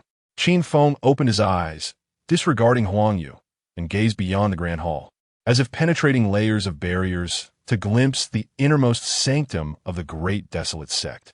He coldly remarked, after millions of years, "It seems the descendants of the ancient desolate have forgotten the ancestral teachings left behind. He can see me?" In the sealed space deep within the great desolate sect, the sect leader, Huang Mo, was observing the grand hall. Upon noticing Qin Feng looking in his direction, he was taken aback, unable to believe it. Impossible. How could a mere harmonization realm cultivator penetrate the barriers and discover my presence? Even before receiving the desolate seal, Huang Mo had already emerged from seclusion. However, the desolate seal was of utmost importance. According to the ancestral teachings, the bearer of the desolate seal held a status that even surpassed that of the sect leader. The great desolate sect was obliged to fulfill any request from him. Should he make exorbitant demands, would they have to relinquish the sect? To prevent such a scenario, he chose not to emerge, but instead sent Huang Feng and Huang Yu to welcome him. Firstly, these two were his grandchildren and the sect's prodigies, their status second only to his own, ensuring they would not be disrespectful and that the guest could find no fault. Secondly, if the guest truly made outrageous demands, neither Huang Feng nor Huang Yu would be able to make decisions, and Huang Yu's temperament would likely not allow her to easily consent, leading to trouble that he could later resolve. Initially, everything was proceeding according to his plans, especially after witnessing Qin Feng's domineering demeanor, which made him feel his strategy was impeccable. Yet, he did not anticipate that the other party seemed to have discerned his intentions, directly targeting his secluded location. Even if you have issued the desolate seal, do not show disrespect to the ancient ancestor. Huang Yu glared at Qin Feng and scolded in a delicate tone. She could no longer tolerate him and seemed ready to take action. "Beware, do not be rude," a commanding voice echoed, rippling through the air as a figure emerged from the undulating waves. Sect Master, the elders of the great desolate sect quickly rose. "Grandfather!" Huang Yu rushed forward to the elder, reporting, "This fellow is too unreasonable. He killed the steward of our great desolate sect and showed disrespect to our ancient ancestor." Huang Mo's expression hardened as he reprimanded, "Young Master Qin bears the desolate seal and is our most esteemed guest. How can you be impolite? Quickly apologize to young Master Qin. Who knows where he obtained the desolate seal? Anyone who received the ancestor's desolate seal must possess extraordinary talent and be exceptional. Their descendants would surely thrive, and even if they did not surpass our great desolate sect, they would not be far behind." Huang Yu's gaze swept over Qin Feng and the companions behind him, curling her lip as she said, "They are merely harmonization realm at best, and the others are golden core. A single true disciple from our great desolate sect could annihilate them. I do not believe that someone deemed worthy by our ancestor could have descendants so lacking." Ning, Yi, and the others clenched their fists at her words. Insulting them was one thing, but to insult the Emperor Qin was intolerable. "Beware, do not speak recklessly." Huang Mo turned to Qin Feng, filled with regret, and said, "Young Master Qin, my granddaughter is accustomed to being spoiled. She means no harm in her thoughtless words, so please do not take it to heart." As he spoke, he assured, "Since young Master Qin has issued the desolate seal, you are a friend of our great desolate sect, and we can fulfill any reasonable request you may have." "Reasonable requests?" Qin Feng's gaze grew colder as he calmly inquired, "Where is the ancient desolate?" Shortly after establishing the great desolate sect, it is said that one day, the ancient ancestor received some news and hurriedly departed this realm, seemingly to rescue someone, after which he lost contact and never returned. Fang Montag explained it. Somewhat curious as to why Qin Feng would inquire about the ancient ancestor who had fallen millions of years ago. Departing in a hurry from this realm, Qin Feng mused inwardly, suspecting he had deduced the reason for the ancient desolate's hasty departure. It was likely upon hearing of his scheme by the Yao Pool, leading him to the demon realm for support, only to ultimately be slain by a powerful figure from the celestial realm. Reflecting on these thoughts, Qin Feng's murderous intent towards the great desolate sect diminished somewhat as he stated, "Take me to your great desolate sect's desolate tower." Chapter 62, 600 Years. News from the Yao Pool. Suddenly, silence enveloped the Grand Hall, and an atmosphere of tension thickened the air. The ruins tower, the treasure of the great wilderness sect, left behind by the ancient ancestors, harbors countless martial arts and techniques, symbolizing the profound heritage of the sect spanning millions of years. The ruins tower is the sacred artifact of our great wilderness sect, rarely open to outsiders.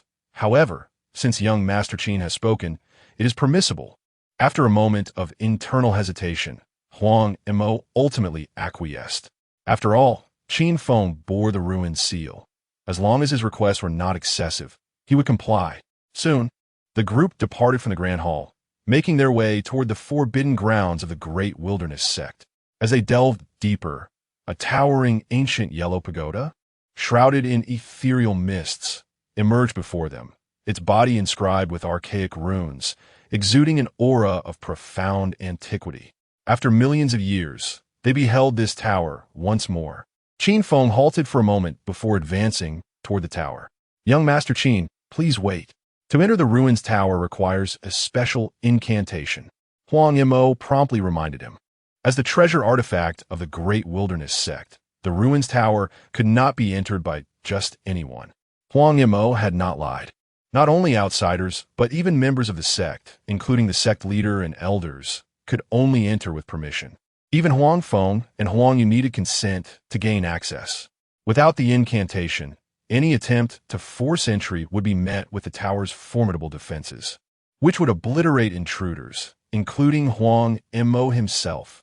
With a flourish, Qin Feng formed a seal, and mysterious runes ascended, merging with the copper door of the ruins tower.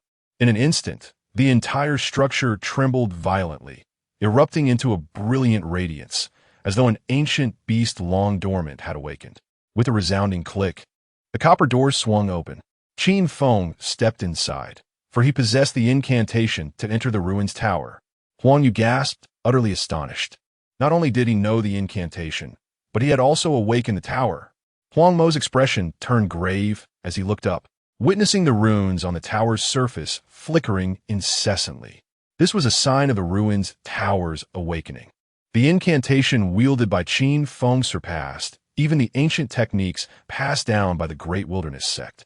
In other words, Qin Feng's command over the ruins tower exceeded that of Huang Mo, and he could potentially take the tower at will. Sect leader this. The Grand Elder of the Great Wilderness sect approached Huang Mo, his gaze fixated on Qin Feng's retreating figure, a hint of murderous intent gleaming in his eyes. Huang Mo, observing Qin Feng's silhouette, felt his expression shift continuously. No, Huang Feng realized their intentions and quickly intervened. The elders of the sect turned their attention to Huang Feng. Huang Mo also looked at him, saying, What do you mean?"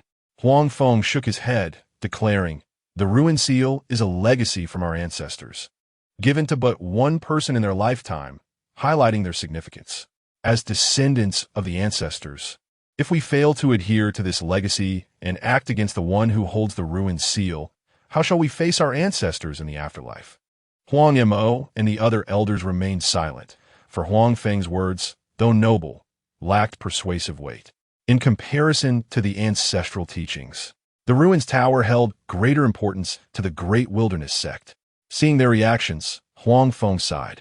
This young Master Qin dares to come to our great wilderness sect and openly demonstrate the incantation of the ruins tower. Do you believe he possesses no other cards up his sleeve? From the outset, this young master has treated our sect with disdain. He is either a fool or utterly unafraid of us. Upon hearing this, Huang Mo's heart sank. He recalled how Qin Feng had previously glanced at his secluded chamber in the Grand Hall, causing a chill to run down his spine. He quickly addressed the elders. From this moment forth, young Master Qin's status is equivalent to mine. Should anyone show him disrespect, let it be known that I shall not be merciful." He then turned to Huang Yu, sternly instructing, "When we enter the ruins tower, immediately apologize to young Master Qin and seek his forgiveness." Huang Yu's face fell, but the group hastily entered the ruins tower. Upon their entrance, the members of the Great Wilderness sect were stunned. Instead of proceeding to the uppermost level, which housed the supreme martial arts and techniques, Qin Feng remained on the first floor. This level contained no treasures, merely records of the myriad realms. "This young Master Qin is indeed extraordinary." Huang Mo signaled for everyone to stand back and refrain from disturbing Qin Feng. At that moment, Qin Feng finally discovered information about the Yao Pool in a book titled Great Events of the Myriad Realms. 600,000 years ago, the celestial maiden Yao Pool, in an effort to suppress the demonic path, sacrificed herself by marrying the heir of the demon realm. On the day of the grand wedding, the celestial realm launched an assault on the demon realm, and Yao Pool personally eliminated the heir, eradicating the demonic threat once and for all. Qin Feng's eyes glowed crimson, a torrent of murderous intent surging forth as memories of his past life flooded his mind. 600,000 years. Qin Feng continued to peruse the ancient texts. The records detailed numerous exploits of Yao Pool. Since the annihilation of the demon realm, she had soared to unprecedented heights, dominating the heroes of the myriad realms. "Yao Pool, you truly have not perished." The account ceased 100,000 years ago. Yao Pool, the emperor of the myriad realms, had not graced the world with her presence for a century. Upon learning that Yao Pool had not died, Qin Feng felt no sorrow. "Yao Pool, splendid. I shall personally sever your head and offer it as tribute to my demon realm." After placing the book down, Qin Feng leaped toward the pinnacle of the ruins tower. "Grandfather, look at this fellow. He is heading to the top of the tower." Huang Yu scoffed disdainfully. She could not believe that someone who had ascended from the lower realms would show any interest in the supreme martial arts and techniques within the ruins tower. Her earlier presence on the first floor was merely a guise of composure, and now she could hardly contain her eagerness to reach the highest level. Suddenly, the ruins tower shook violently. Radiant light, erupting as an aura of profound yellow, descended upon the crowd, striking Huang Yu with a resounding force, forcing her to the ground. Immobile. "Ah!" Huang Yu cried out in agony, her expression contorted in pain, blood seeping from her 7 orifices. This ethereal yellow aura, although seemingly light, bore an immeasurable weight, akin to a divine mountain. "You are..." Huang Mo's complexion paled as he gazed at the aura enveloping Huang Yu. "Tower spirit, have you awakened?" A mysterious voice resonated. The bearer of the ruins seal commands all within the Great Wilderness sect. Have you all forgotten? A mere junior dares to show disrespect to the master? Have you forgotten the ancestral teachings? Hearing the tower spirit's rebuke, the faces of the Great Wilderness sect members turned ashen. "Do not anger the tower spirit, my lord," Huang Mo hastily implored. "Yuer is young and ignorant. Might the tower spirit forgive her this once?" Chapter 63. The Empress of the Yao Pool. Whether to spare her is a matter for the esteemed master to decide. The tower spirit spoke coldly. "Dare I inquire about the origins of young Master Qin?" Huang Mo asked, his voice trembling. The Huang Tower has existed for an eternity, and its high-ranking members have always held the tower spirit in the utmost respect. Yet now, the tower spirit addresses Qin Feng as master with profound reverence. Huang Yu, having merely spoken a few words against Qin Feng, has drawn the tower spirit's wrath and faced severe punishment. All of this signifies the extraordinary identity of Qin Feng. "Your name is Huang Mo, is it not?" "Yes, esteemed tower spirit. I am indeed Huang Mo, the current leader of the Great Desolation sect," Huang Mo replied, his heart swelling with joy at being recognized. "Huang Mo, should you wish to avoid the demise of the Great Desolation sect at your hands, refrain from prying into the master's identity, and do not make any rash moves." The tower spirit warned coldly before vanishing from the first level. The expression of Huang Mo and the others shifted drastically as they watched the tower spirit disappear. The Grand Elder of the Great Desolation sect whispered, sect leader. What is the true identity of this young Master Qin? Why does the Tower Spirit hold him in such high regard? If the Tower Spirit were to follow that young man suddenly, Huang Mo struck, his fist piercing through the Grand Elder's chest. The onlookers were stunned by this unforeseen turn of events. Sect leader the Grand Elder gazed at Huang Mo in disbelief. The Tower Spirit has decreed that we must not question young Master Qin's origins. You previously bore ill will toward him, and now you dare to question the Tower Spirit. For the future of the Great Desolation sect, I must eliminate you. Huang Mo shook his head and sighed. The esteemed status of the Huang Tower, coupled with the respect shown to Qin Feng, suddenly made him realize the significant background behind Qin Feng. Grandfather, save me! Huang Yu spat blood, filled with rage. Why does the Tower Spirit place such importance on an outsider? Is the Huang Tower truly ours? Or is it that Qin Feng's? Huang Mo felt a twinge of sympathy at the first part of Huang Yu's words, but his expression hardened at the latter half. With a wave of his hand, he unleashed a surge of spiritual light that shattered Huang Yu's mouth, rendering him unable to speak, only able to whimper. Expel Huang Yu from the Great Desolation sect, never to return. Huang Mo declared coldly before soaring into the air above the Huang Tower. At the pinnacle of the Huang Tower, Qin Feng ignored the surrounding top-tier manuals and combat techniques, instead pausing before a portrait. The image depicted a young man of extraordinary grace. As he gazed upon it, fragments of 600,000 years past flickered in Qin Feng's mind. At that time, he had just ascended to immortality, brimming with ambition, traversing the myriad realms, and arriving at the state of sin. At that time, the state of sin was ruled by demons, with humanity reduced to prey. The situation was dire. The ancient Huang was the foremost prodigy of the state of sin, leading the human race against the demons. An inevitable clash occurred between the foremost prodigy of the heavens and that of the state of sin, and, unsurprisingly, Qin Feng subdued the ancient Huang and planned to depart. However, the severely injured ancient Huang knelt before him, offering to serve as his disciple, begging for assistance for humanity. 600,000 years have passed, and the ancient Huang has unexpectedly perished. Is it you, my lord? A trembling voice emerged. The Tower Spirit materialized behind Qin Feng. Qin Feng turned and gazed at the Tower Spirit, saying, "Little Tower, it's good to see you well. My lord, it truly is you." Upon hearing the term Little Tower, the Tower Spirit's voice quivered, as if it were weeping. It had been countless years since someone had called it by that name. The world knows it as the fated artifact of the ancient Huang, forged by him. Yet, what they do not realize is that it was also shaped by another, Qin Feng, the illustrious prodigy of 600,000 years past, the possessor of the supreme bone and without Qin Feng's divine power, the Huang Tower would not have achieved such heights. My lord, 600,000 years ago, upon hearing of your plight, the ancient Huang rushed to the demon realm, only to be slain by that woman. Qin Feng nodded, softly replying, "I understand. My return in this life is to settle all accounts. My lord, that woman is ruthless and exceedingly skilled. After acquiring your supreme bone, she advanced rapidly, and soon there was no one in the myriad realms who could withstand her. All were subdued by her. Now, she has not shown herself for 100,000 years, and we do not know what conspiracy she is brewing." The Tower Spirit expressed deep apprehension toward the Yao Pool. Having survived for 600,000 years, it had heard countless tales of the Yao Pool. Even though this woman is an adversary, it must admit that her brilliance is unparalleled, her radiance overshadowing the myriad realms.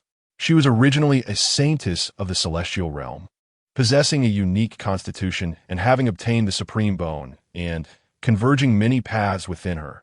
Thus, her achievements are not surprising. Qin Feng did not deny the Yao Pool's talents and methods. Otherwise, she would not have been able to deceive him. However, he felt no fear. In this life, he returned with the devouring demon art and the 10,000 souls banner, having pioneered the path of faith, and he would not be inferior to the Yao Pool. "I shall slay her," Qin Feng asserted once more. "In the myriad realms, who could subdue that woman but you, my lord?" The Tower Spirit brimmed with confidence in Qin Feng, stating, "My lord, that little girl has shown you disrespect. I have already shattered her Dantian. She shall never cultivate again and will be reduced to a wastrel. Do you find this punishment acceptable? Qin Feng gazed at the tower spirit, asking, Are you afraid I shall annihilate the great desolation sect? The tower spirit fell silent. Out of respect for the ancient Huang, I shall spare the great desolation sect this once. Upon hearing this, the tower spirit was overjoyed. My lord, I shall ensure that all within the great desolation sect heed your command.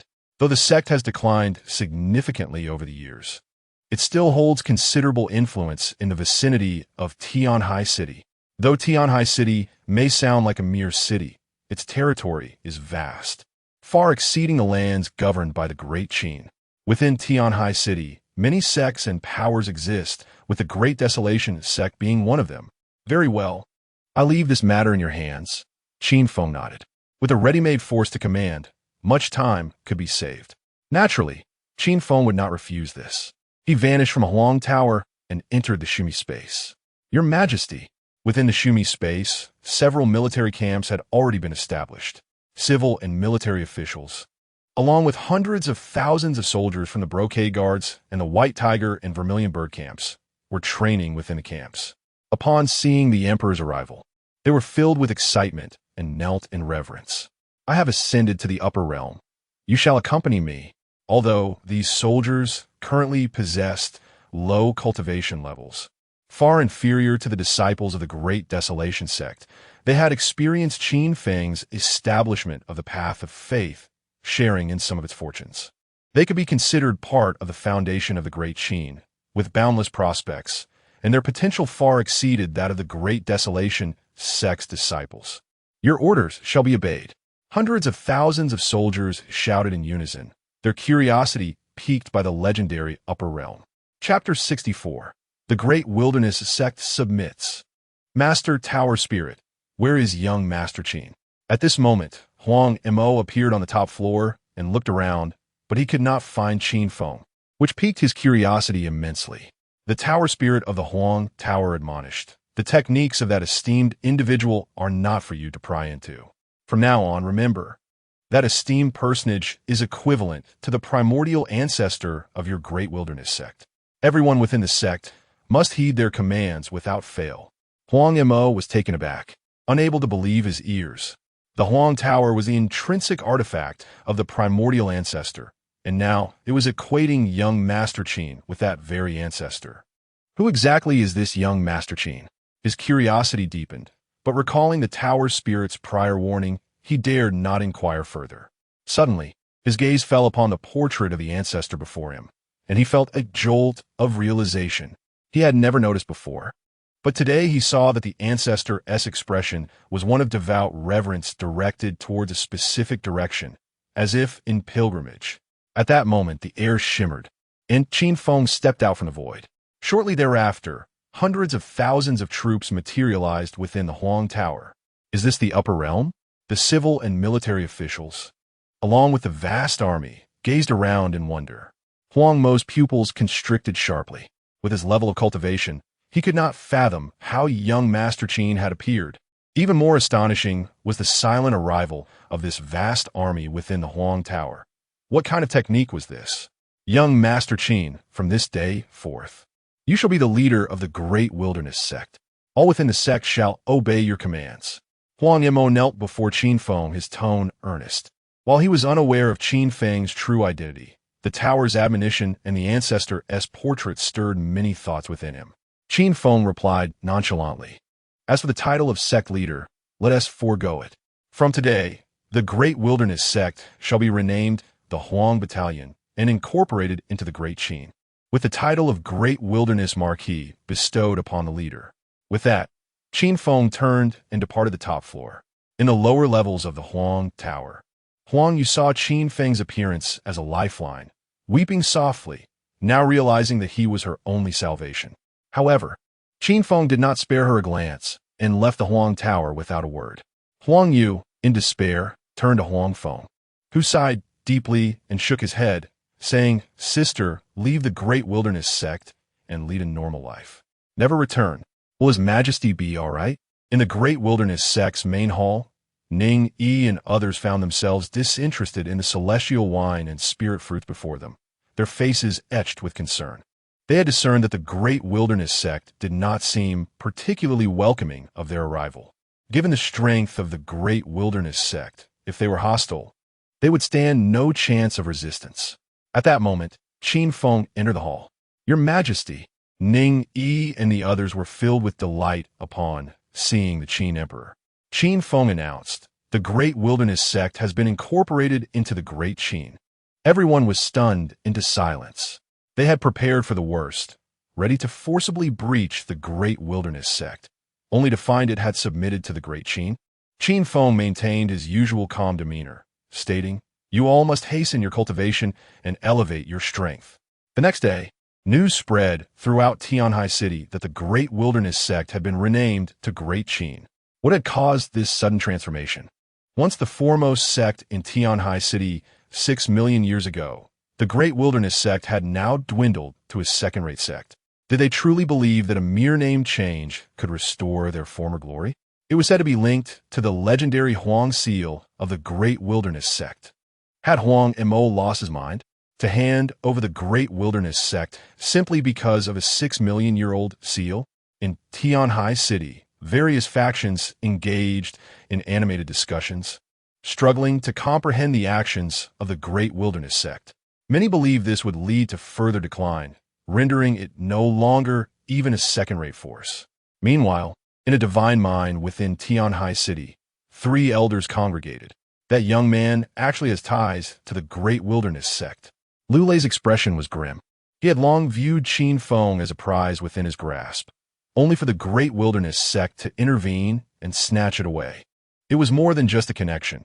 He bore the Huang seal, compelling the great wilderness sect to rename itself as the Great Qin.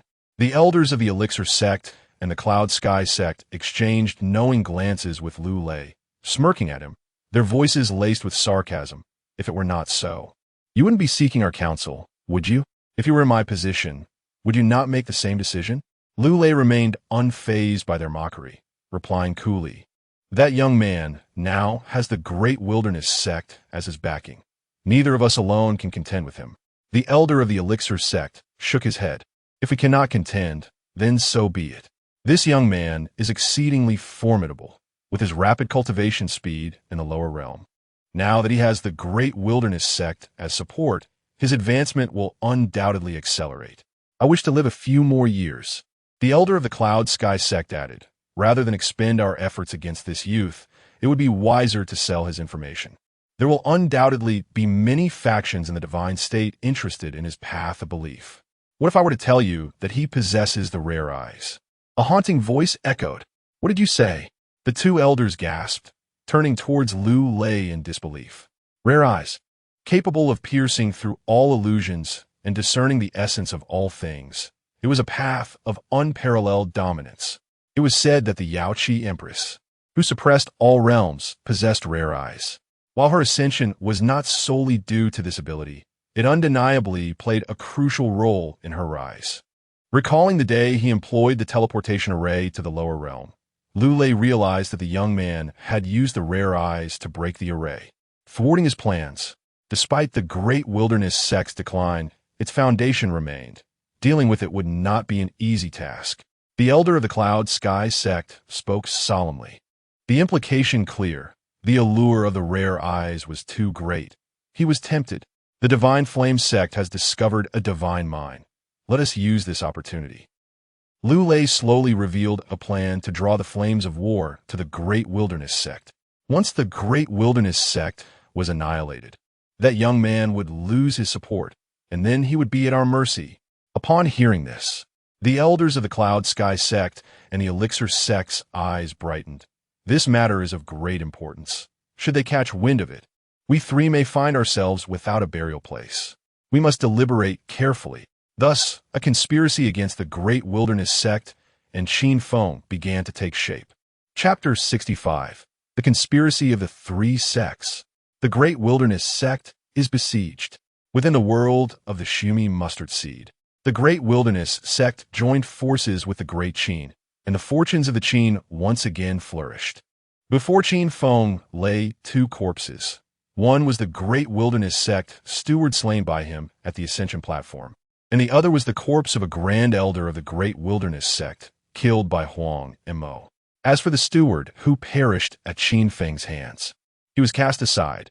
He no longer lacked Dao fruits, and consuming those of a lower realm seemed a frivolous waste of time. Once he devoured the two Dao fruits before him, he would emerge from his seclusion and continue his path of slaughter, acquiring even more corpses of high-level beings. One Dao fruit from the communicating spirit realm, and one from the divine unity realm. Who knows what heights they might propel me to? The realms above the integration stage are the spirit division, void traversing, communicating spirit, and divine unity. The pinnacle of strength in Tianhai City lies within the divine unity realm, where the elders and sect masters of the great wilderness sect, as well as the demon spirit sect's ancestor, all stand. Tianhai City is teeming with factions. A mere city should not harbor other powers apart from the great Qin. Suddenly, a surge of demonic energy erupted, enveloping the corpses before him as streams of Dao fruits flowed into Qin Feng's body. A year and a half later, in Tianhai City, within the Tianyin mountain range, beams of purple light burst forth from the earth, reaching into the sky. The dazzling radiance bathed the area in a violet hue, with an abundance of spiritual energy permeating the surroundings, hundreds of times richer than in other locales. Huang Mo, the great wilderness sect, is truly insatiable. A voice chided. Countless figures swirled in the void above, their terrifying pressure causing time and space to stagnate. There must be a misunderstanding. Huang Mo's forehead glistened with a fine sheen of sweat. The Tianyin mountain range stretches for tens of thousands of miles and is jointly managed by the Great Wilderness Sect, the Divine Flame Sect, the Celestial Origin Church, and the Yin Sect. A year prior, a colossal divine mine was discovered within the Tianyin mountain range, the largest found by the four sects in nearly a millennium, with at least 1 billion divine crystals inside. Once mined, the Great Wilderness Sect would be free from the scarcity of divine crystals for the next millennium. However, such a monumental divine mine could not be monopolized by the Great Wilderness Sect alone. Ultimately, after prolonged discussions, the four sects agreed to jointly send disciples to extract the treasures from this divine mine. Yet, just 3 days prior, when the disciples of the four sects entered the mine to begin extraction, tragedy struck. All the disciples from 3 sects met a gruesome fate, while those from the Great Wilderness Sect remained unscathed, making the sect the target of collective ire. Misunderstanding? The 4 sects jointly oversee the divine mine, and now our 3 sects' disciples lie dead, with only the Great Wilderness Sect's disciples thriving. How can you claim this is a misunderstanding? A red-haired, irascible elder bellowed. Fiery, how can my Great Wilderness Sect commit such an act? Even if we wished to monopolize the divine mine, we would not resort to such base methods as slaying your disciples while sparing our own. This is clearly an attempt to sow discord among our sects. Vang Montag explained. Who knows whether your Great Wilderness Sect is intentionally using this method to escape suspicion? A pale-faced, middle-aged man with a frigid demeanor sneered. Miao, refrain from slandering us. Huang Mo glared at him. The Great Wilderness Sect and the Yin sect have long been at odds, having clashed countless times. Yin Miao's brother had once fallen to Huang Mo's hand, and their enmity had reached an irreconcilable point.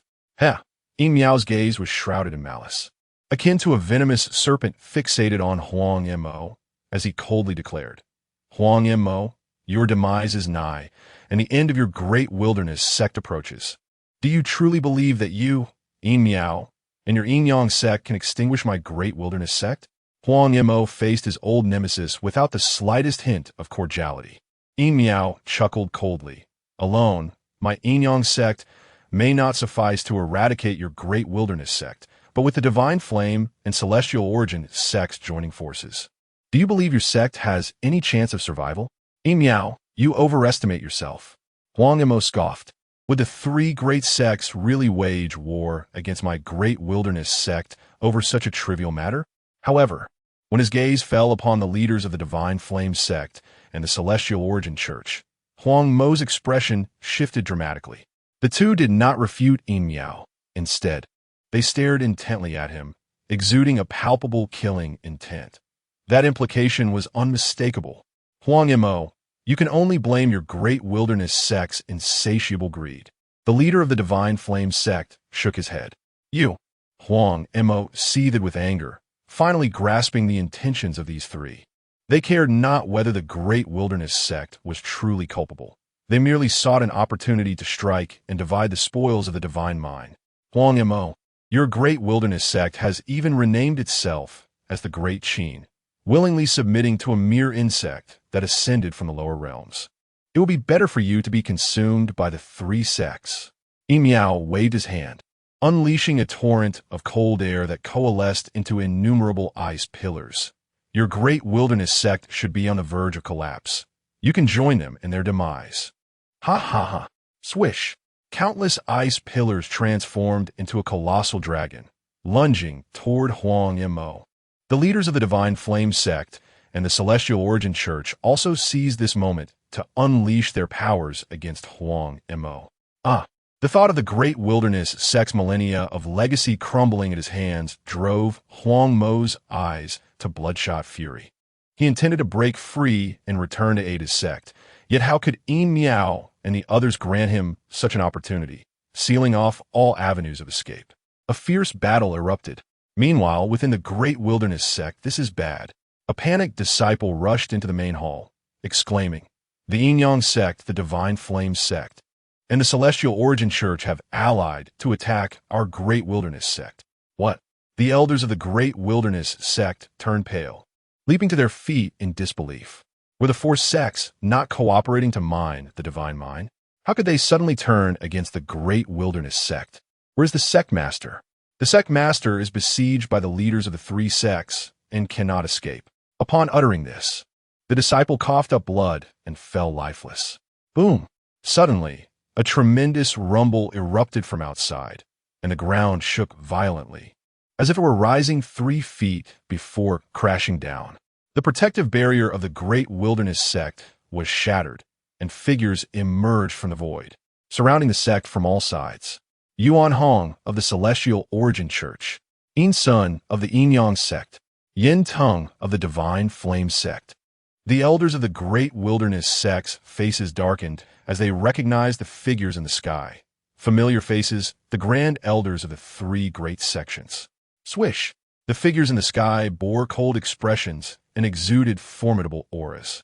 Without further ado, they launched their attacks, unleashing myriad laws to suppress the great wilderness sect, the radiant spiritual light engulfing it entirely. Puff! In an instant, countless disciples of the great wilderness sect exploded, turning into clouds of blood mist. Damn it! The elders of the great wilderness sect had bloodshot eyes, each soaring into the sky to engage in battle with the elders of the 3 sects. Boom!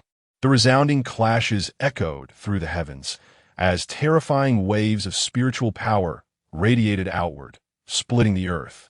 Even though the disciples and elders of the great wilderness sect fought valiantly, they stood no chance against the combined might of the 3 sects.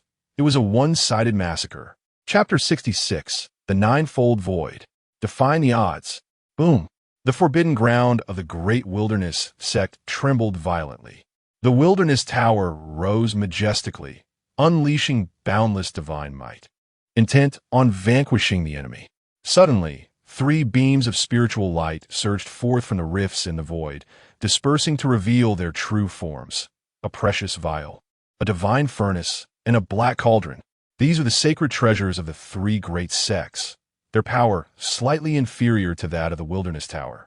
Yet their storied existence spanned eons and should not be underestimated, encircling the wilderness tower entirely. Even though the wilderness tower emanated invincible divine might, it was ultimately constrained by the 3 treasures, which continuously erupted with divine brilliance, yet still failed to shatter the confinement. This battle was exceedingly brutal. Corpses plummeted to the ground, staining the earth red. After such a long preparation, the moment for reaping the rewards had finally arrived. In the shadowy depths of the void, 3 figures concealed their presence, observing the great wilderness sect embroiled in flames of war. These three were Lu Lei, the ancestor of the Cloud Sky sect, and the ancestor of the Immortal Pill sect. The assault on the Great Wilderness sect was orchestrated by none other than these three. However, where had that lad hidden? The ancestor of the Cloud Sky sect furrowed his brow. His spiritual awareness enveloped the Great Wilderness sect, scouring every corner, yet he found no trace of Qin Feng. No matter. Someone will lead us to that lad, Lu Lei remarked coolly. The ancestors of the Cloud Sky sect and the Immortal Pill sect followed Lu Lei's gaze. We shall venture to the depths of the forbidden ground to meet His Majesty, the Qin Emperor. Only he can save the Great Wilderness sect now.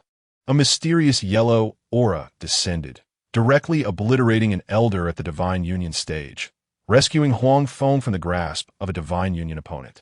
The voice of the Wilderness Tower echoed in Huang Feng's ears. The Qin Emperor? Huang Feng was taken aback. The Qin Emperor was merely at the integration stage. How could he possibly save the Great Wilderness sect? Besides, since the Great Wilderness sect submitted to the Qin Emperor over a year ago, he had vanished without a trace, along with his hundreds of thousands of troops, sparking considerable speculation within the sect. Huang Feng left the battlefield, his heart filled with confusion. Yet he dared not defy the words of the Wilderness Tower. Soon, he reached the depths of the Forbidden Ground. The Qin Emperor was not present. Huang Feng's spiritual awareness swept through the depths, but he found no sign of anyone. Could it be that the Wilderness Tower had erred? Huang Feng grew anxious.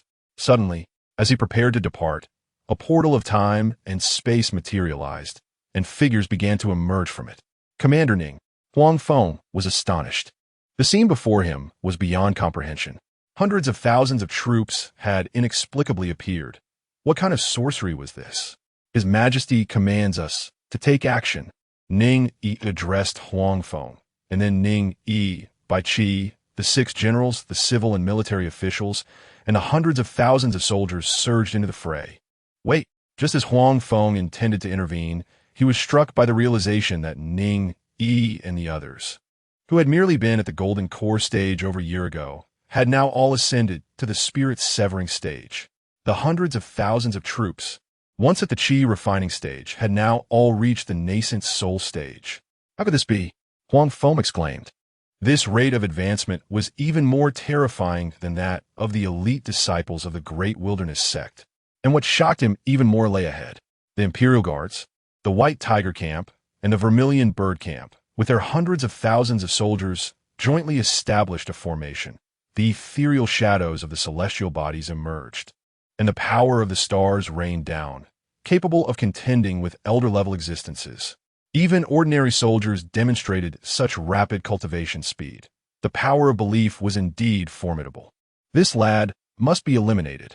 In the void, Lu Lei witnessed this scene, his expression shifting, increasingly coveting the power of belief, and his desire to eliminate Qin Feng intensified. You dare to kill me? A chilling voice echoed in their ears. Lu Lei and the others trembled, a wave of cold rising from their heels to the nape of their necks, and they hastily retreated. Swish! 3 blades of sword energy slashed through the heavens. Despite their swift evasion, they were ultimately a moment too late, blood splattering as 3 severed limbs were left behind. At the pinnacle of the ninefold void, Lu Lei gasped, staring at the figure of Qin Feng before him, his pupils widening in disbelief. Your Majesty, the Qin Emperor. Huang Feng below was equally stunned. A year and a half ago, the Qin Emperor was merely at the 6th integration stage. In just 18 months, he had vaulted across 2 major realms to reach the pinnacle of the ninefold void. What a terrifying rate of cultivation. Furthermore, with a single strike, he had severed the arms of 3 Divine Union experts, showcasing an even more formidable combat prowess. Qin Feng surveyed the battlefield, comprehending the gruesome scene, and his gaze fell once more upon the 3 figures. It appears that all of this was orchestrated by the 3 of you. If blame is to be assigned, it lies solely with you. Had you not hidden here, the Great Wilderness sect would not have faced annihilation. Attack! Lu Lei bellowed, summoning a black divine hammer inscribed with countless runes, radiating a chilling light. The very fabric of time and space around it seemed to freeze. The ancestors of the Cloud Sky sect and the Immortal Pill sect simultaneously unleashed their treasures, pressing down towards Qin Feng. Swish! Qin Feng remained unfazed, forming seals with his hands, radiant light bursting forth, as a series of laws manifested, ultimately coalescing into a character representing instrument, which suddenly expanded, enveloping Lu Lei and the others. This was the innate divine ability of the instrument clan, endowed with an innate affinity for all treasures of the world. Even the life treasures of others could be interfered with, severing their ties to their masters. During his time with the instrument clan, Qin Feng had inscribed this ability with his. What was happening? Gasps of astonishment erupted. The expressions of Lu Lei and the others shifted dramatically. Their life treasures trembled, their connection waning, as if they were about to break free. He is manipulating it. The ancestor of the Immortal Pill sect recalled the character Qin Feng had just summoned, his face a mask of horror. This ability was too astonishing. It could affect their life treasures. Swish! Qin Feng stepped forward, traversing the void. As the three treasures were immobilized in midair, unable to move, Qin Feng passed through, launching a fist towards the three. Boom! The battle erupted. Fist lights shimmered, and sword chi filled the skies. Qin Feng radiated brilliance, unyielding and relentless, suppressing three opponents single-handedly, like a war god. After the second metamorphosis of his demonic form, Qin Feng's combat strength surged even further. Engaging in battle across two major realms brought him not pressure, but rather ease. How was this lad so terrifying? The ancestor of the Cloud Sky sect was filled with dread as he was struck by a beam of sword energy, sent flying, a gaping wound blossoming on his chest. Blood pouring forth. Chapter 67. The Arrival of the Tower. The Battle for the Supreme Treasure. With a sudden exclamation, the ancestor of the Immortal Pill sect spat blood. His chest caved in from the force of the 6 paths of reincarnation fist. How could this young man, at the ethereal realm, fight across 2 major levels? The ancestor's face was etched with terror, the initial excitement now a distant memory. You have sought me for so long, and now that I stand before you as you wished, why do you evade? Qin Feng unleashed the Great Peng technique, golden wings manifesting behind him as he navigated through the clouds. In front of him, Lu Lei was fleeing with all his might, blood cascading behind him. Qin Emperor, do you truly intend to eradicate us completely? Lu Lei's face was pale, his expression filled with dread. The Qin Emperor was terrifying in just a year and a half. He had progressed immensely, transforming from a mere ant he could crush at will into an unmovable giant tree. With a swift motion, Qin Feng spoke no more, unleashing several sword energies that cleaved through the air. With a sickening thud, a head flew into the air, and with a flourish of his sleeve, the corpse was drawn into the realm of the Shumi Ring. This young man has become formidable. He cannot be killed. Witnessing this scene, the ancestors of the Cloud Sky sect and Immortal Pill sect felt a chill run down their spines, their will to resist evaporating as they transformed into beams of light, attempting to escape. However, would Qin Feng allow their flight? Mere breaths later, both were reduced to lifeless bodies. This, Huang Feng's eyes widened in disbelief. Was the Qin Emperor's strength so terrifying that he could annihilate 3 divine unity realms with a mere gesture? Qin Feng remained calm, hands clasped behind his back. Striding out of the forbidden area, the battle at the Great Wilderness sect had turned decisively one-sided, with the 3 sects overwhelming them, the disparity in power vast. The Great Wilderness sect had already lost more than half its members, with only a handful of elders and disciples still struggling to survive. One in the void dares to be so arrogant? A mocking voice rang out. An attendant from the Divine Flame sect crushed several disciples of the Great Wilderness sect, and, upon spotting Qin Feng entering the battlefield, immediately attacked, sending forth a blaze of divine fire. With a flick of his sleeve, Qin Feng casually dispelled the divine fire with a wave of demonic energy, enveloping the attendant, who did not even have time to scream before being reduced to nothingness. Qin Feng did not pause, continuing forward. The same scene unfolded repeatedly. Time and again, people attempted to strike at Qin Feng, but without exception, they fell to his might, their bodies littering the ground in his wake. Gradually, a path formed behind Qin Feng. Qin Emperor, disciples and elders of the great wilderness sect cried out in disbelief. Ethereal realm? The members of the three sects also recognized Qin Feng, with an elder from the Yin-Yang sect sneering. So you're the one who ascended from the lower realms. Such combat prowess at the ethereal realm is indeed extraordinary.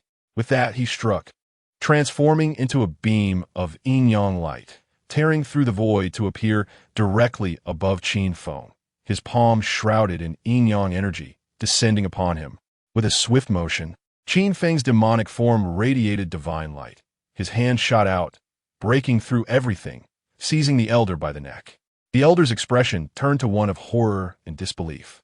Before he could utter another word, Qin Feng's arm pulsed with divine light, crushing his neck. The sight of the elder's body, discarded like refuse by Qin Feng, sent shockwaves through the ranks of the three sects.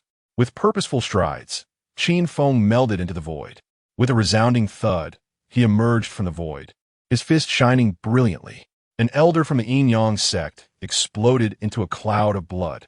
After killing one, Qin Feng vanished once more, only to reappear from the distant void, the intent of the exquisite sword descending, severing yet another head. In a matter of breaths, nearly 10 elder-level figures had been slain by Qin Feng. Together, we must kill him, someone shouted, realizing the gravity of the situation. This ascendant from the lower realms was a monstrous prodigy and was undoubtedly the greatest variable of the day. Boom, boom, boom. The elder-level figures in the area unleashed their full might, a barrage of divine techniques descending upon Qin Feng, radiant and overwhelming, intent on obliterating him. Clang! Qin Feng pressed his hands together. Mysterious runes surged forth, the power of laws erupting, coalescing into a character that expanded and fused into the very fabric of the universe.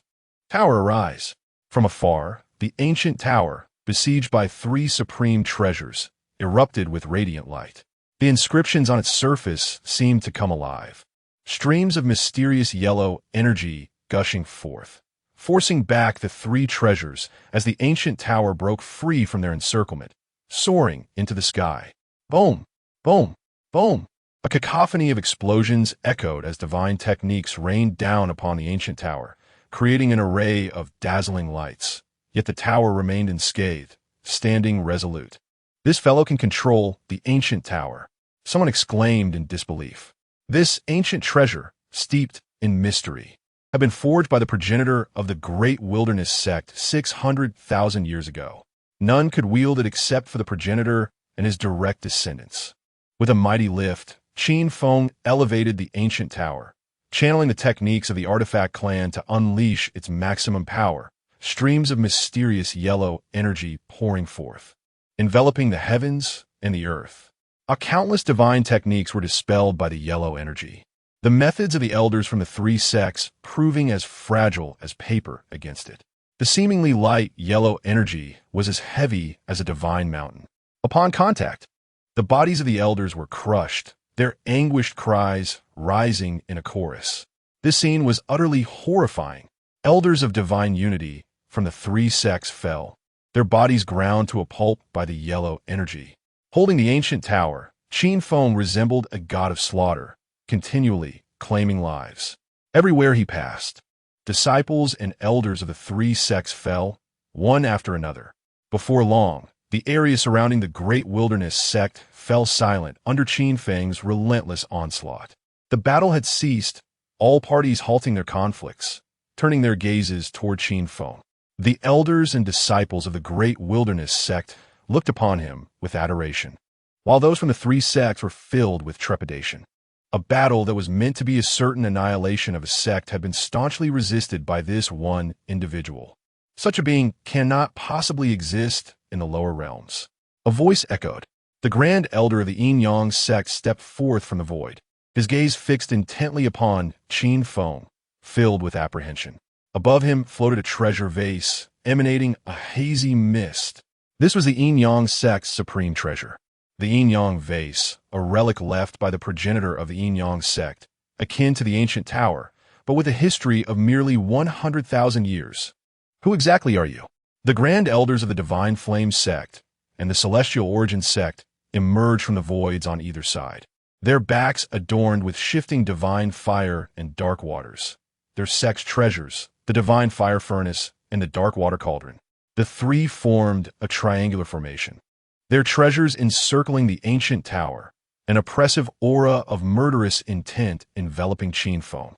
The weight of their treasures creating a terrifying pressure that threatened to collapse the very space around him.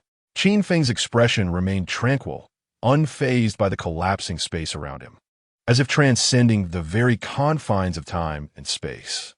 In terms of spatial control, he possessed the Shumi space technique, rendering him untouchable by all present. Dead men need not know too much. Qin Feng's voice was cold as he took the initiative, summoning the ancient tower. Chapter 68. The Might of the Ruined Tower. The Destruction of the Three Treasures. Seeking death. The Grand Elder of the Three Sects was instantly enraged upon hearing these words and summoned the Three Treasures.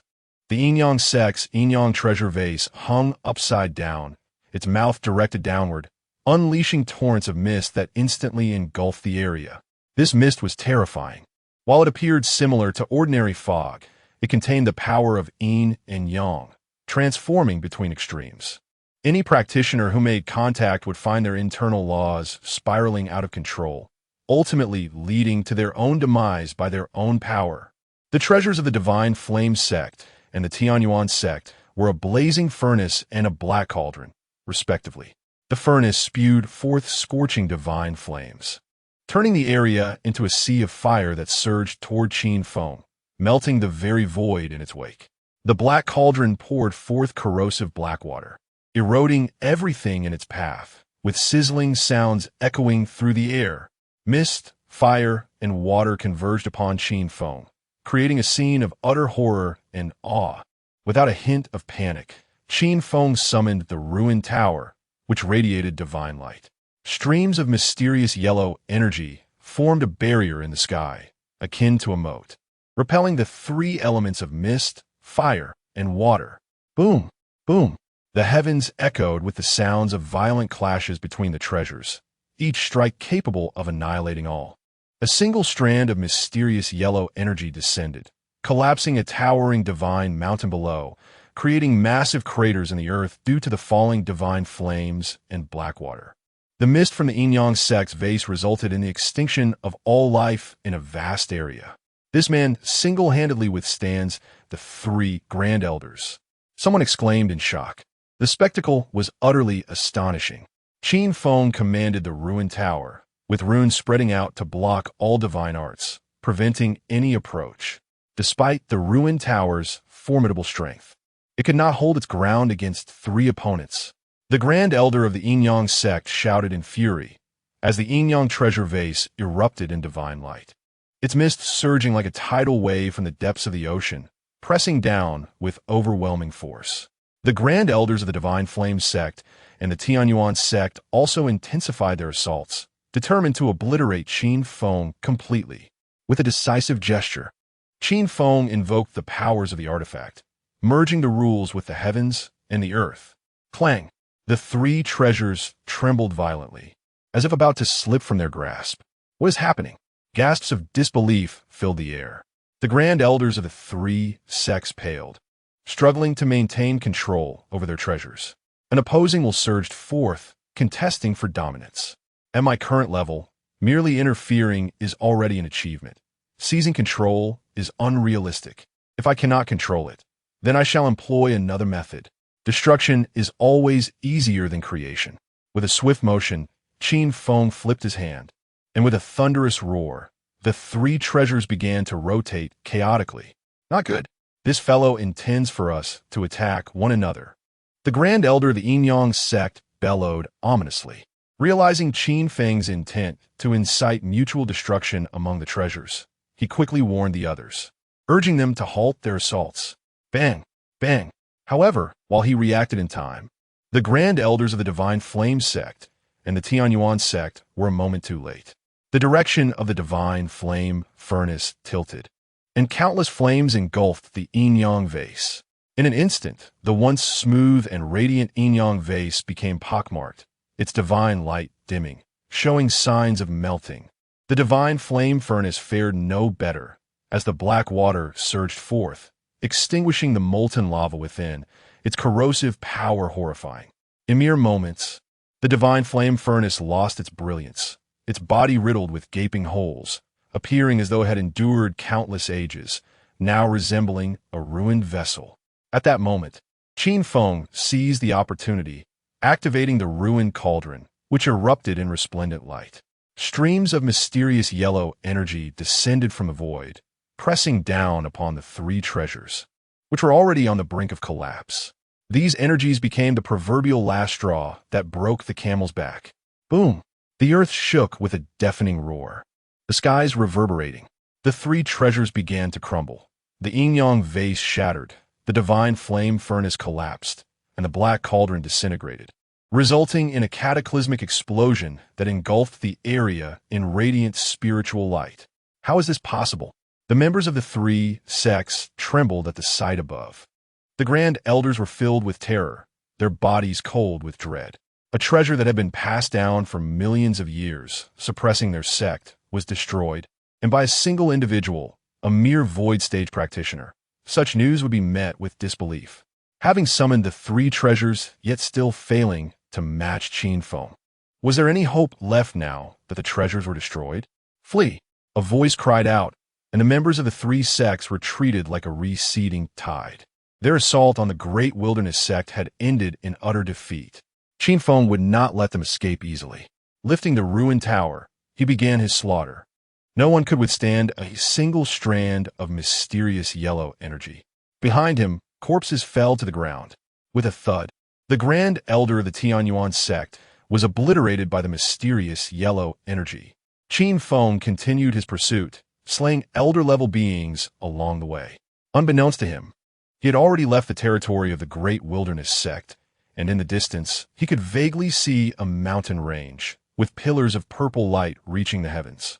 Before him, the grand elders of the yin-yang sect and the divine flame sect exerted all their strength to flee. Yet even so, the distance between them and Qin Feng did not widen. Instead, it continued to shrink. A scream pierced the air. The grand elder of the yin-yang sect watched in horror as his companion, Yin Teng, was pierced through the chest by the mysterious yellow energy, plummeting to the ground. In a panic, he burned his life force to hasten his escape toward the Tianyuan mountain range. Meanwhile, within the Tianyuan mountain range, the battle was nearing its conclusion. Boom! A black hammer tore through the void, striking the wasteland with such force that it sent the terrain flying like a meteor, piercing through dozens of mountains before finally halting. Three beings of equal rank besieged a lone individual. Initially, the wasteland could barely withstand the onslaught, but as time passed, the disadvantage became overwhelming, and it was constantly sent flying. Wasteland, you killed my brother. Today, I shall annihilate the great wilderness sect as an offering for him. Yin Miao descended from the void, hovering before the wasteland with a victorious demeanor, looking down upon it. He wasted no words and directly attacked to eliminate the wasteland, lest complications arise. Who would have thought that the great wilderness sect, with a legacy of 600,000 years, would face annihilation today? It was said that 600,000 years ago, the founder of the great wilderness sect was the foremost genius of the Xin province, who ascended to the realm of immortals and repelled demons. It was he who brought about both success and failure. The siege of the great wilderness sect by the three sects was too peculiar, but it undoubtedly had ties to the ruined seal and the ascendant from the lower realm. The various observing factions whispered among themselves, filled with deep emotion. Chapter 69. The chaos is pacified. The divine mind takes shape. Is the great wilderness sect destined to perish at my hands? At this moment, the desolate plains are in utter ruin, drenched in blood, with the laws within collapsing, rendering no resistance against Yin Miao. Despair etched on his face. He could not fathom who could rescue the great wilderness sect. Just then, a beam of yin-yang light soared from afar, growing larger as it approached, manifesting before everyone's eyes in an instant. The sect leader, Yin's son, cried out for help in the distance, as if he had spotted a lifeline. However, Yin Miao seemed to misinterpret Yin Sen's intent, casting a cold smile toward the wasteland and declaring, "It appears that all is over." At that moment, a blast of profound yellow energy pierced the void, halting Yin Sun's figure, which then plummeted to the ground with a thunderous crash. "What is happening?" Someone exclaimed in disbelief. "The Grand Elder of the Yin Yang sect has fallen. This is a calamity." The smile on Yin Miao's face froze. The leaders of the Tianyuan sect and the Xinyanzong exchanged grave glances, sensing an ominous premonition. Suddenly, a golden light streaked across the sky, rapidly approaching, accompanied by an overwhelming pressure that engulfed the realm. As the golden light drew nearer, the oppressive force intensified, rendering all present as if submerged in the depths of the ocean, their bodies creaking under the immense pressure. "What in the world is this?" The onlookers from the smaller factions gasped in astonishment. This pressure was too terrifying to withstand, causing many to kneel. Not only them, even the leaders of the three sects found themselves hindered, their figures immobilized. The archaic tower. Yin Miao gazed toward the distance, recognizing the figure approaching while carrying the tower. His expression darkened as he realized it was the archaic tower, the treasured relic of the great wilderness sect. A treasure from 600,000 years ago. It was truly fearsome. The leaders of the Yin Yang sect and Tianyuan sect wore increasingly grim expressions. The three sects were meant to suppress the archaic tower. Yet now it had appeared while their treasures were nowhere to be found. The implications were clear. The Emperor Qin. The wasteland erupted in disbelief. The Emperor Qin was unharmed, descending with the tower, and having slain the Grand Elder of the Yin Yang sect. Did this signify that the great wilderness sect remained unscathed? Qin Feng stepped forth in the void, hovering above the Tianyuan mountain range, his gaze sweeping across the various factions before finally resting upon the three sect leaders. He spoke calmly, "I offer you a chance. Submit to the great Qin." "Ha ha ha." Yin Miao sneered, as if hearing an absurd joke. "With your mere cultivation at the 9th level of the void, you dare to demand my submission." Just then, the archaic tower radiated light. A beam of profound yellow energy surged forth, and Yin Miao looked down at the gaping wound in his chest, then lifted his gaze to Qin Feng in disbelief. "You..." Bang! Qin Feng struck out with a palm, and Yin Miao's head was sent flying. A sudden silence enveloped the heavens and earth. As they beheld Yin Miao's corpse being absorbed by Qin Feng, the onlookers' eyes widened in horror, swallowing hard. The peak of divine harmony, Yin Miao, had fallen just like that? What sort of jest is this? The leaders of the Tianyuan sect and Xinyanzong turned pale. Yin Miao's strength was on par with both of them, and now he had been slain by Qin Feng with a single strike of profound yellow energy, indicating that should he turn his hand against them, the result would be the same. "Emperor Qin, our sects have passed down their legacies for millions of years. How can we submit to another?" The leader of the Tianyuan sect, suppressing his inner dread, endeavored to maintain the demeanor befitting of a sect leader, stating, "This siege against the great wilderness. Indeed, we were in the wrong. I am willing to surrender this divine mine." Suddenly, his words were cut short. "Emperor Qin, I am willing to lead the Xinyanzong and submit to the great Qin." The leader of the Xinyanzong, Yin Yin, gazed at the Tianyuan sect leader, who bore a chest wound identical to Yin Miao's, his face ashen, and without a moment's hesitation, he pledged his allegiance. "Emperor Qin, we too are willing to submit." Simultaneously, the various factions echoed in unison. Initially, they had planned for the three sect leaders to resist, but with two of them dead and the last kneeling, they had no choice but to follow suit. After planting a demonic seed in Yin Yin to oversee the various factions, Qin Feng ascended above the divine mind. This divine mind was indeed substantial. Suddenly, a look of surprise crossed Qin Feng's face as he seemed to discover something intriguing. With a sweep of he pierced through all obstructions and illusions, revealing the very depths of the divine mind. Within the purple space of the divine mind, a small purple rabbit lay in slumber. Suddenly, sensing something, the little rabbit awakened and prepared to flee. Boom! The earth trembled violently. "What is happening?" the crowd exclaimed. The divine mind before them appeared to come alive. Twisting like a dragon, and then it abruptly lifted off the ground, soaring into the distance. Indeed, this divine mind had developed sentience. Qin Feng's radiated divine light, his hand forming seals, as runes spread forth, unleashing waves of law power. Boom, boom, boom. The divine mind was ensnared in the air, struggling relentlessly, yet unable to break free. Where can you escape? Anyone who discovers you will refine you. Submit to me, and I shall ensure your sentience remains intact. Qin Feng hovered above the divine mind, his gaze penetrating through layers of barriers, directly locking onto the position of the little purple rabbit. This was the sentience birthed from the divine mind, an exceedingly rare treasure. Only divine minds of considerable scale had a chance to develop such intelligence. Once it did, the mind possessed a semblance of life, capable of continuous enhancement, even cultivating like a practitioner. In the demon realm, there had once been a divine mind that achieved great power. Are you speaking the truth? A voice echoed, half convinced. The divine mind ceased its struggle, becoming tranquil, and a small rabbit emerged, timidly gazing at Qin Feng. With a wave of his hand, Qin Feng stirred the void, creating a portal of space. The little rabbit looked on in curiosity at the world within the portal. I do not speak falsehoods. Enter my little world, where spiritual energy flows endlessly, and I shall ensure your eternal security. The little rabbit hesitated, but after a moment of internal struggle, it made its decision. The world within the portal was indeed far safer than the outside, free from the fear of being refined, requiring only to stay inside and provide spiritual energy.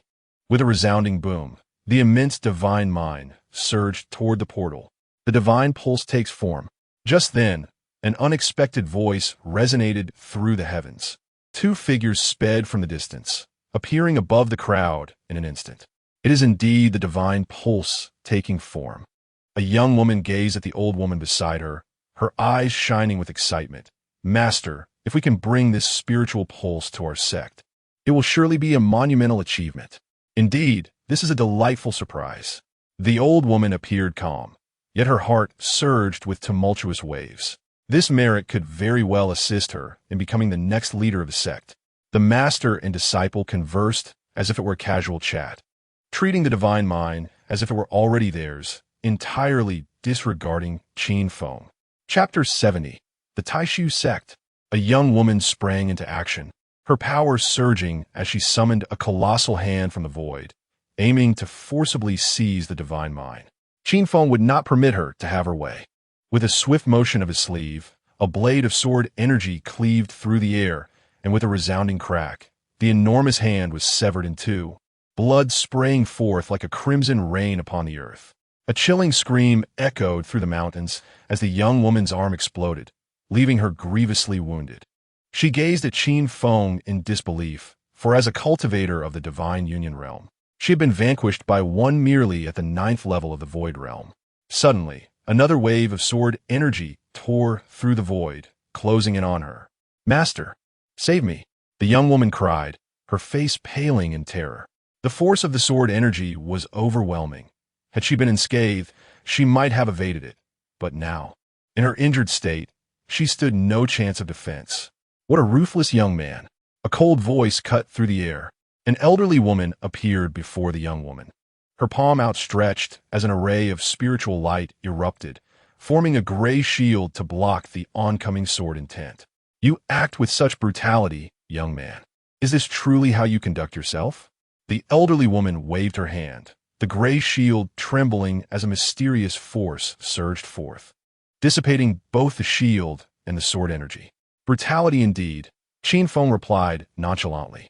To take what belongs to me is a crime worthy of death. Me? The elderly woman was taken aback. Are you the ruler of a dynasty? The consequences of such actions in this realm are too great, and the forces of nature will not allow it. Yet, how could one of your apparent caliber surpass the talents of the Tian High City S elite? With a dismissive wave, Qin Feng summoned the ruins tower, its primordial energy enveloping the heavens and earth as it descended upon them. Recognizing the tower, the elderly woman's expression shifted to one of dread. She hastily invoked her powers to defend against it, but the might of the ruins tower was overwhelming, forcing her to retreat. The young woman, however, was not so fortunate. She was struck by a tendril of primordial energy, her body cleaved in two, and her remains plummeted to the ground. You!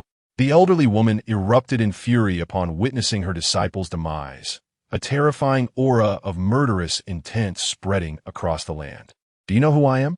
Yet, the only response was the explosive power of the ruins tower. Even with her formidable cultivation, the elderly woman found herself being sent flying. I am an elder of the Taishu sect. Cease this at once. She bellowed, revealing her identity. Ataiksu sect elder.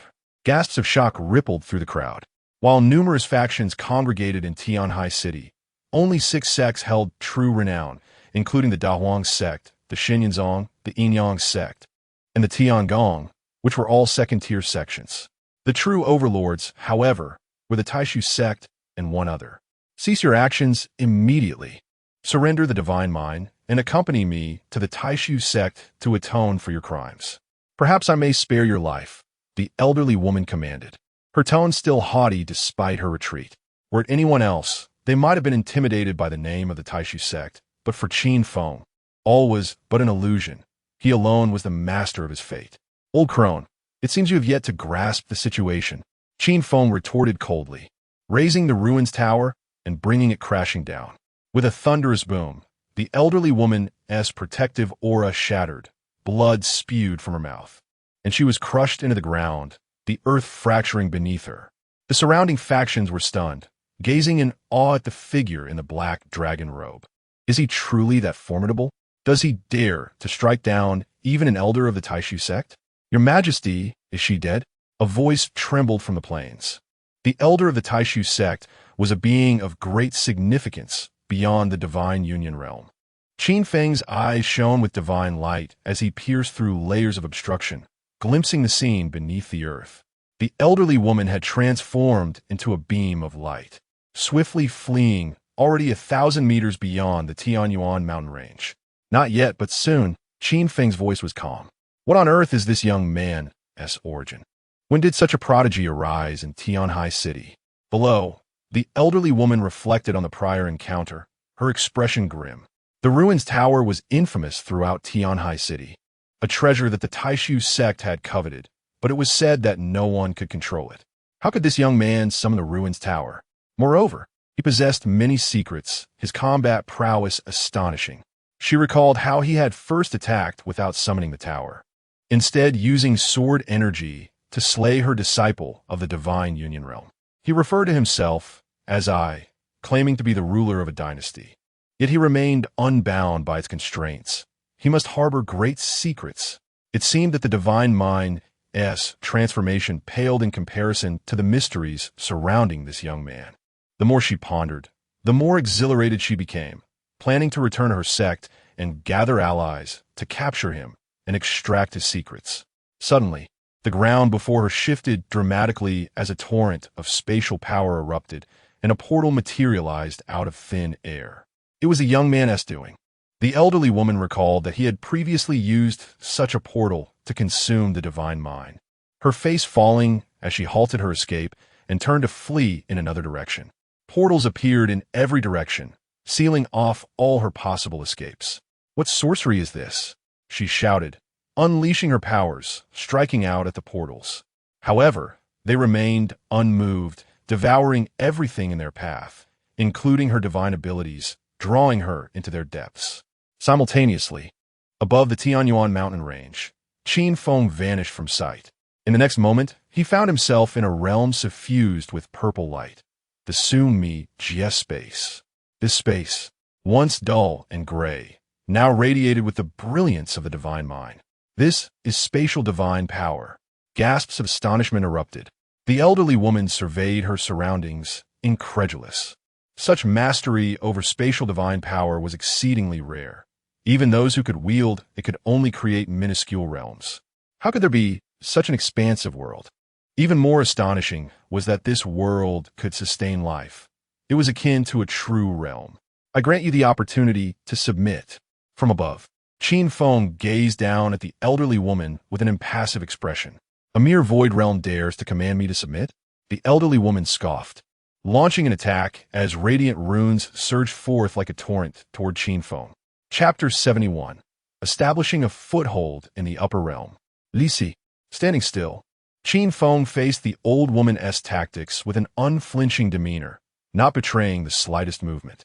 Beneath his feet, a portal manifested, and a torrent of runes surged into it. Simultaneously, a portal appeared behind the old woman, and a fierce stream of runes erupted forth. In a display of reciprocal strategy, Qin Feng employed the Sumeru mustard seed space technique to return the old woman's means back to her. It seemed she had anticipated this. Her figure flickered and vanished from sight. If you hadn't drawn me into this space, I might indeed have been no match for you, relying solely on the wild tower. However, now that you have brought me into this realm, considering your 9th level of void realm cultivation, how robust can this space truly be? A mere fluctuation could annihilate it, and the wild tower would be powerless here. The old woman sneered, intent on shattering the limits of this miniature world with her myriad powers. With a flurry of gestures, she unleashed a series of divine techniques, illuminating the small world as brightly as day. Boom! As she had predicted, with her divine techniques rampaging through this realm, the miniature world began to tremble, seemingly on the brink of collapse. Ha ha ha! Boy, your doom is at hand. The old woman rejoiced, immediately intensifying her efforts to breach this world in a single stroke. However, in the next moment, the trembling space suddenly stabilized. No matter how she attempted to destroy it, the miniature world remained steadfast, as immovable as a mountain. Your thoughts are commendable, but with your capabilities, you have yet to reach the limits of this world. Qin Feng spoke emotionlessly, his eyes swirling as the power of his heavy pupil erupted forth. The spatial framework of the Sumeru mustard seed world materialized within his gaze. With a flash, beams of divine light shot forth from his, merging into the skeletal structure of the miniature world. Initially, the framework that constituted this realm had developed fissures due to the old woman's frenzied onslaught. However, with the divine light of it to mend it, the spatial structure rapidly healed and became even more resilient, remaining entirely unaffected by the old woman's relentless attacks. A practitioner, the old woman's complexion shifted dramatically. It was only now that she realized this young man before her was indeed a wielder, with a ripple surrounding him. Qin Feng's form began to grow increasingly ethereal. No, I'm willing to submit. The old woman panicked, observing as Qin Feng was on the verge of vanishing into the Sumeru mustard seed space. If he departed, this realm would transform into an impenetrable prison, rendering her helpless. Yet, without a backward glance, Qin Feng disappeared into the Sumeru mustard seed space. He would not repeat himself, nor would he afford the same opportunity to anyone twice. Your Majesty, the 3 major sects and 30% of the smaller factions in Tianhai City have now submitted to our Great Qin. The remaining 70% of the minor factions have pledged their allegiance to the Taisu sect and Wuji sect. Ning reported within the Golden Lawn Hall. Since 3 days prior, when the Qin Emperor forcefully suppressed the 3 sects, the equilibrium that had sustained Tianhai City for countless years was shattered. Numerous factions had divided into 3 major camps, one led by Great Qin, while the other 2 were the first-rate sects of Tianhai City, Taisu sect and Wuji sect. In the Grand Hall, civil and military officials were filled with immense excitement. Within less than 2 years of ascending to the upper realm, Great Qin had acquired such vast territories. It was indeed astounding. What are the capabilities of the Taisu sect and Wuji sect? Qin Feng inquired. Your Majesty, these 2 sects are first-rate sects in Tianhai City, possessing formidable strength, even renowned across the entire Sin continent. Huang Yuan provided an introduction to the 2 sections. They were extraordinarily powerful, with the lowest-ranking elders within their ranks being at the late stage of the Divine Union realm, and over 10 existences beyond that level. In other words, any one of these 2 sects could easily obliterate a second-rate sect like the Great Wilderness sect. Inform Li Si to lead the Great Qin Iron Cavalry to ascend to the upper realm. Qin Feng stated with a calm demeanor, issuing the decree. Now that Great Qin occupied 1/3 of Tianhai City's territory, which was several times that of the lower realm, it had established a solid foothold. It was time for the countless great Qin iron cavalry from the lower realm to ascend. Understood. Ning, he responded with excitement.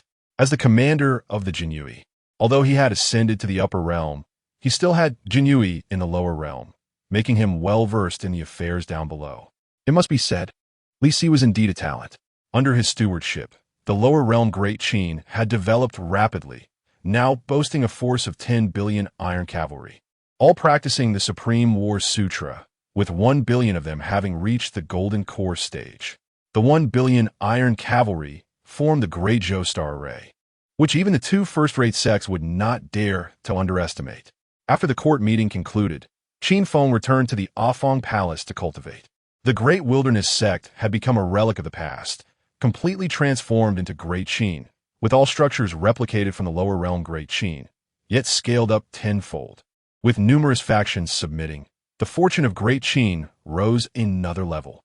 Qin Feng harnessed the devouring heavenly demon art, consuming a divine union realm Tao fruit. From the onset, he felt the speed of absorption had increased significantly compared to before. At this rate, he would reach the communication of Mystery's realm within half a month. Meanwhile, in the lower realm, within the Golden Lawn Hall, Li Si presided over the court assembly, positioned at the forefront of the officials. The dragon throne above remained empty. Even in the absence of the Qin Emperor, Li Si dutifully adhered to his role as a minister, leading the officials in bowing and paying respects to the empty throne during each court session.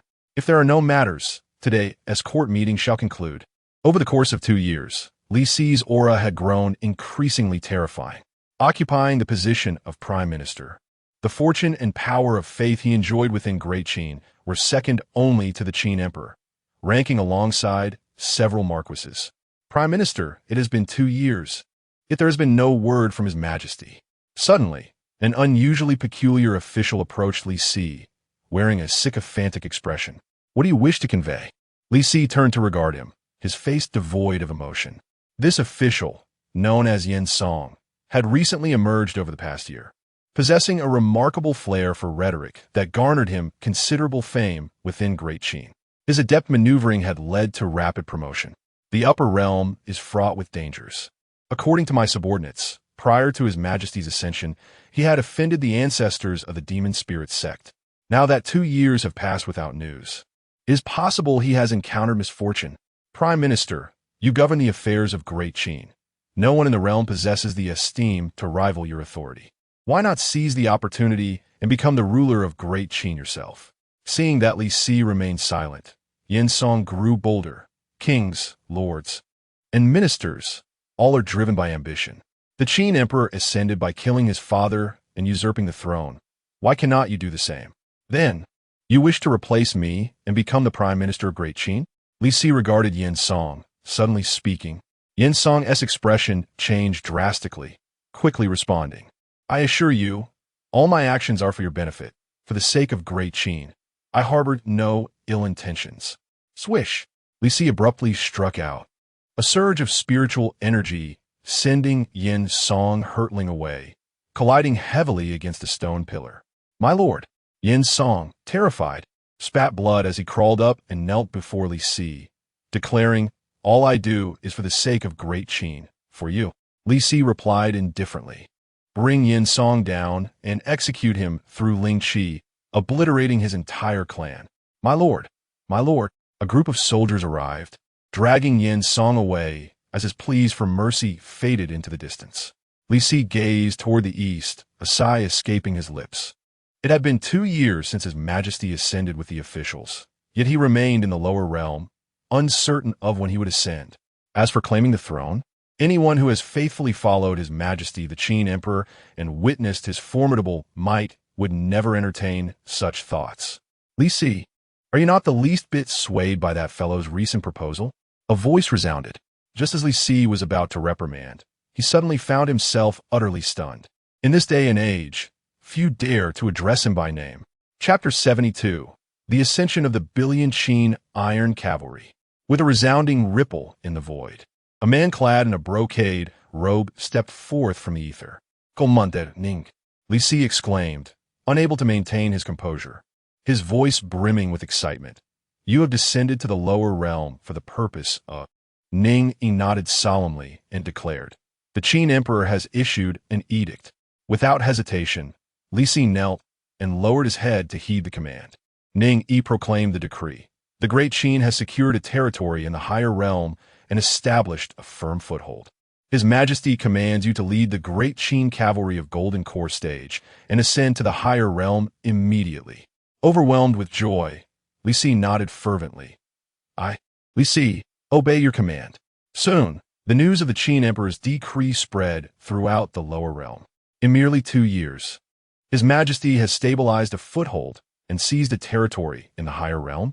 The citizens of Great Qin gasped in astonishment, and the cultivators widened their eyes in disbelief. What could be accomplished in 2 years? Many had struggled to break through a single major realm, yet the Qin Emperor had achieved such monumental feats in the higher realm. Those above the Golden Core can ascend, ha ha ha. I am above the Golden Core. Little did I expect that one day I too could ascend to the higher realm. Many rejoiced, their realms meeting the requirements for ascension. Alas, I am only at the 9th level of foundation establishment. Likewise, numerous others sighed in despair, their realms falling short of the ascension criteria. There is no need for excessive lamentation. His Majesty has decreed that henceforth, ascensions will occur annually. Those who reach the Golden Core stage may ascend. Is that truly so? On this day, Great Qin was utterly ablaze with excitement. Deep within the Eastern Sea, Li Si prepared the billion-strong Qin cavalry for departure. Commander Ning, is it truly possible for such a vast number to ascend together? After the initial thrill, Li Si felt a twinge of anxiety. This continent had seen no ascensions for thousands of years prior to the Qin Emperor, reflecting the difficulty of the ascent. Today is unlike any other. Ning gazed towards the heavens and respectfully stated, "May your Majesty open the skies." Buzz! A clear sound of a sword echoed across the heavens. A sword aura burst forth from the heavenly sea city of the higher realm, tearing the sky asunder, and a colossal passageway appeared above the Eastern Sea. "Ascend!" Within the golden lawn hall of the higher realm, Qin Feng spoke softly, yet his voice resonated in the ears of Li Si and the billion Qin soldiers. "It is His Majesty, the Qin Emperor." Upon hearing this voice, the billion Qin cavalry erupted in exhilaration. Li Si shouted, "Ascend!" One by one, figures soared into the sky, stepping into the ascension passageway. In the higher realm, at the ascension square, tens of thousands of ascenders congregated in the center. What is happening? Why is it like this after ascending? The young ascenders looked around at the guards, their faces filled with dismay. This was not what they had envisioned for the higher realm. This is the sin state. All ascenders arriving here must mine for the higher realm sects for 1,000 years to earn their freedom. Someone whispered an explanation. Mine for 1,000 years? The ascenders screamed. They had cultivated for centuries. This mining period exceeds their entire cultivation time. Is this highest? Of course, there are other ways to avoid mining. Someone quietly remarked. It is said that 2 years ago, an ascender brought forth something unknown, and the Great Wilderness sect immediately sent someone to retrieve him. Subsequently, they even bowed to him, and the Great Wilderness sect changed its name to Great Qin. The Great Wilderness sect acknowledges a lower realm ascender as their master. Are you telling a myth? The ascenders scoffed at such claims, incredulous in their disbelief. Not to mention, the guards surrounding the square are all at the void realm. How could an ascender from the lower realm compel the sects of the higher realm to bow? Just then, the ascension platform shimmered with light, and a figure stepped forth from it. Transformation stage? Can a transformation stage cultivator break the barriers of ascension? The gathered ascenders gasped at Li Si's cultivation level. When did those of the transformation stage gain the ability to ascend?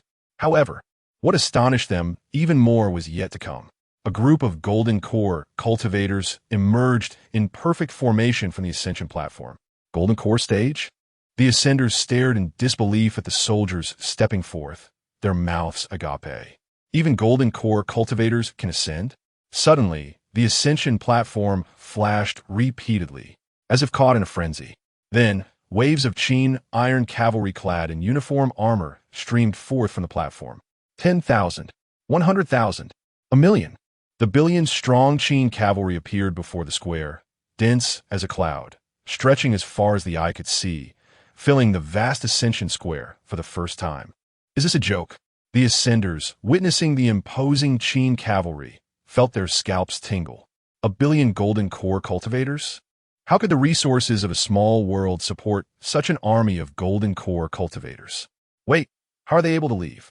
The billion Qin cavalry departed the ascension square, soaring into the distance, disregarding the guards who did not obstruct them, leaving the ascenders in utter dissatisfaction. They were all prodigies from the lower realm, superior in both talent and cultivation compared to these golden core soldiers. These are the most loyal soldiers of His Majesty the Qin Emperor.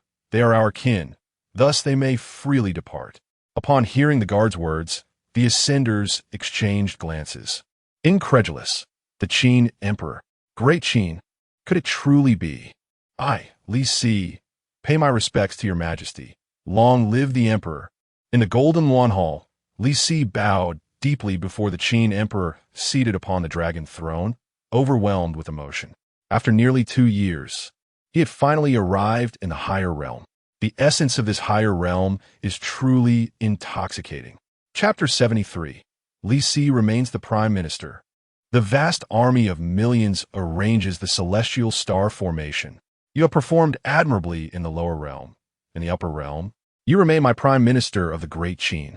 Qin Feng's voice was calm as he announced that there would be no change in the selection of the prime minister. I shall not fail your majesty's trust. I will serve diligently for your majesty and the Great Qin, even at the cost of my life. Li Si felt a pang in his heart. Earlier, he had worried that the Qin emperor might have acquired new subordinates in the upper realm and would forget him. Now, it was evident that the emperor had not overlooked him. How proficient is our celestial star formation? Qin Feng turned his gaze to the 6 generals. Your majesty, the Great Qin's millions of iron cavalry have mastered the celestial star formation to perfection. Bai Qi replied, a hint of excitement in his demeanor. The celestial star formation was indeed formidable, capable of condensing the strength of millions of Great Qin riders and unleashing tenfold or even 100-fold combat power. The lower realm had long been unified under the Great Qin, with no rivals, and even they were unaware of the extent of the Great Qin's cavalry's prowess. Upon hearing this, Qin Feng could not help but feel intrigued. Moments later, he appeared on the vast plaza in front of the Qin palace, gazing down at the million Great Qin cavalry. Come, activate the celestial star formation and unleash your full power against me. The 6 generals gasped, worried for the emperor's safety. Noticing their concern, Ning Yi reassured them, fear not. His Majesty's strength has reached an exceedingly terrifying level. He will be unharmed. As the Emperor's closest confidant, Ning Yi was well aware of the Emperor's capabilities. Beyond the terrifying might of the Emperor himself, the existence of the Shumi seed space ensured that he stood invincible. Hearing this, the 6 generals no longer hesitated and commanded, form the array. Boom! The breath of the million Great Qin cavalry converged, forming beams of light that shot skyward. The heavens themselves seemed to shift, stars twinkling densely, infinite and boundless, as if one were immersed in the cosmos. This scene, the various factions that had submitted to the Great Qin were astonished, trembling in fear at the overwhelming aura of destruction, their very laws seeming on the verge of shattering. Such a multitude of golden core cultivators. Could it be that there are 1 million? Someone exclaimed. Not only was the number impressive, but their formation was also extraordinary. Many among them had some understanding of formations, and as they gazed at the ethereal stars in the void, they were filled with curiosity, eager to uncover the secrets. Yet, ultimately, they found themselves at a loss. This formation was too profound, embodying the principles of the universe and employing the power of the stars, surpassing the rules of a single realm and touching upon higher cosmic laws. Truly, it was reminiscent of the former grand array of the demon court. Qin Feng was quite satisfied with the momentum of the celestial star formation. At that moment, the myriad stars in the void began to move, their brilliance flickering as streams of star power cascaded down like divine waterfalls, threatening to obliterate all existence. Qin Feng extended his palm. a ghostly glow emanating as dark curtains materialized, soaring into the sky to counter the star power. Boom! A resounding crash echoed throughout the heavens.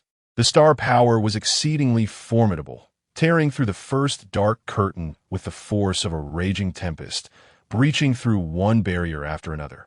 Brilliant starlight erupting and enveloping the entire area. Is your majesty unharmed? Li Si and the others expressed their concern. The celestial star formation, arranged by 1,000,000 golden core cultivators, was terrifying, its convergence of star power seeming to threaten the very fabric of heaven and earth. Though Ning Yi held confidence in the emperor, the immense disturbance in the distance caused him to harbor some worry as well. Indeed, a calm voice resonated. Qin Feng emerged from the area engulfed in spiritual light, his black dragon robe unblemished. The destructive power of this formation has indeed reached beyond the divine unity level. Qin Feng nodded, offering his praise. The Shin and Dark Realm is an unparalleled defensive technique. He continued, the star power just now could annihilate thousands of Shin and Dark Realms before being expended. Even a practitioner at the divine unity level would find it impossible to achieve such a feat. However, whether it could truly reach beyond the divine unity level still required practical verification. Coincidentally, there was indeed an existence above the divine unity level available right now. Once more, Qin Feng commanded, and the star power in the void coalesced again, striking down with ferocity. With a wave of his grand sleeves, ripples spread through the air, revealing a portal. In the Shumi Seed world, the old woman was on the brink of madness. Her conjure techniques were being devoured by the space, only to assault her from another direction.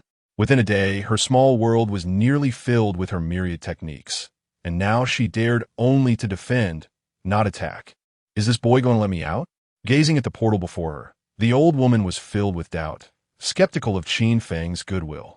If she did not escape, it would merely be a matter of time before she was ground to dust in this space. Could it be that someone from the sect was compelling this boy to release her? In her desperate state, the old woman ultimately managed to convince herself, envisioning a promising possibility, and thus she flew towards the spatial portal without hesitation. Boom! However, reality was often too cruel. The moment the old woman stepped through the portal into the outside world, she was greeted by a deluge of starlight descending upon her. By the heavens! Before she could comprehend, she was struck by the torrent of starlight, plummeting to the earth like a meteor. Indeed, it possessed combat power exceeding the divine unity level. Qin Feng appeared at the very bottom of the abyss, observing the old woman lying on the ground, unable to move.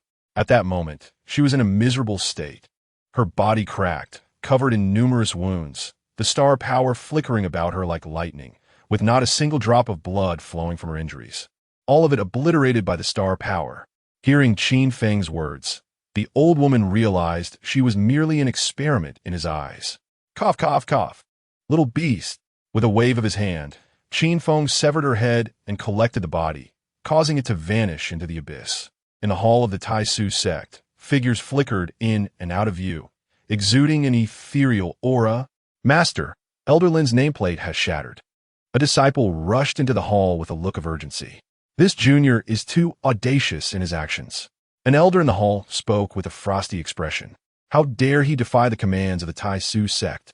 It was no secret that Qin Feng had captured the old woman atop the Tian Yuan mountain range. Witnessed by countless eyes, the Tai Su sect had dispatched individuals to contact the Great Qin yesterday, demanding that Qin Feng release the old woman, only to be flatly rejected. The Tai Su sect believed that Qin Feng's actions were intended to gain favor with them, never expecting that he would actually dare to kill the old woman. Furthermore, he had forcibly annexed 30% of the forces in Tianhai City. What was his intention? To rebel? Many elders in the hall were deeply dissatisfied with Qin Feng. How could one who ascended from a minor realm dare to show such disrespect to the Tai Su sect? Chapter 74. The Secret Realm of Time and Space. Do not underestimate this young man. An elder of the Tai Su sect expressed his apprehension, stating, this young man can command the desolate tower, and none in the myriad realms can match him. Moreover, his own combat prowess is astonishing. Even without the desolate tower, he can slay those in the divine union realm. And he wields a spatial divine power that even Elder Lin fell victim to. The hall fell silent. Many elders wore solemn expressions. Above the divine union realm lies the myriad realms. And although the Taishu sect is a premier sect in Tianhai City, there are only 10 beings in the myriad realms. More accurately, 9, as one has just perished. The vengeance for Elder Lin must be exacted, yet it is not urgent. In the upper hall, the sect leader of Taishu spoke. The secret realm of time and space is about to open. Our immediate priority is to enter this realm and seize the Time Tower. Once we possess the Time Tower, the strength of our Taishu sect will experience a meteoric rise. At that point, what can that young man do?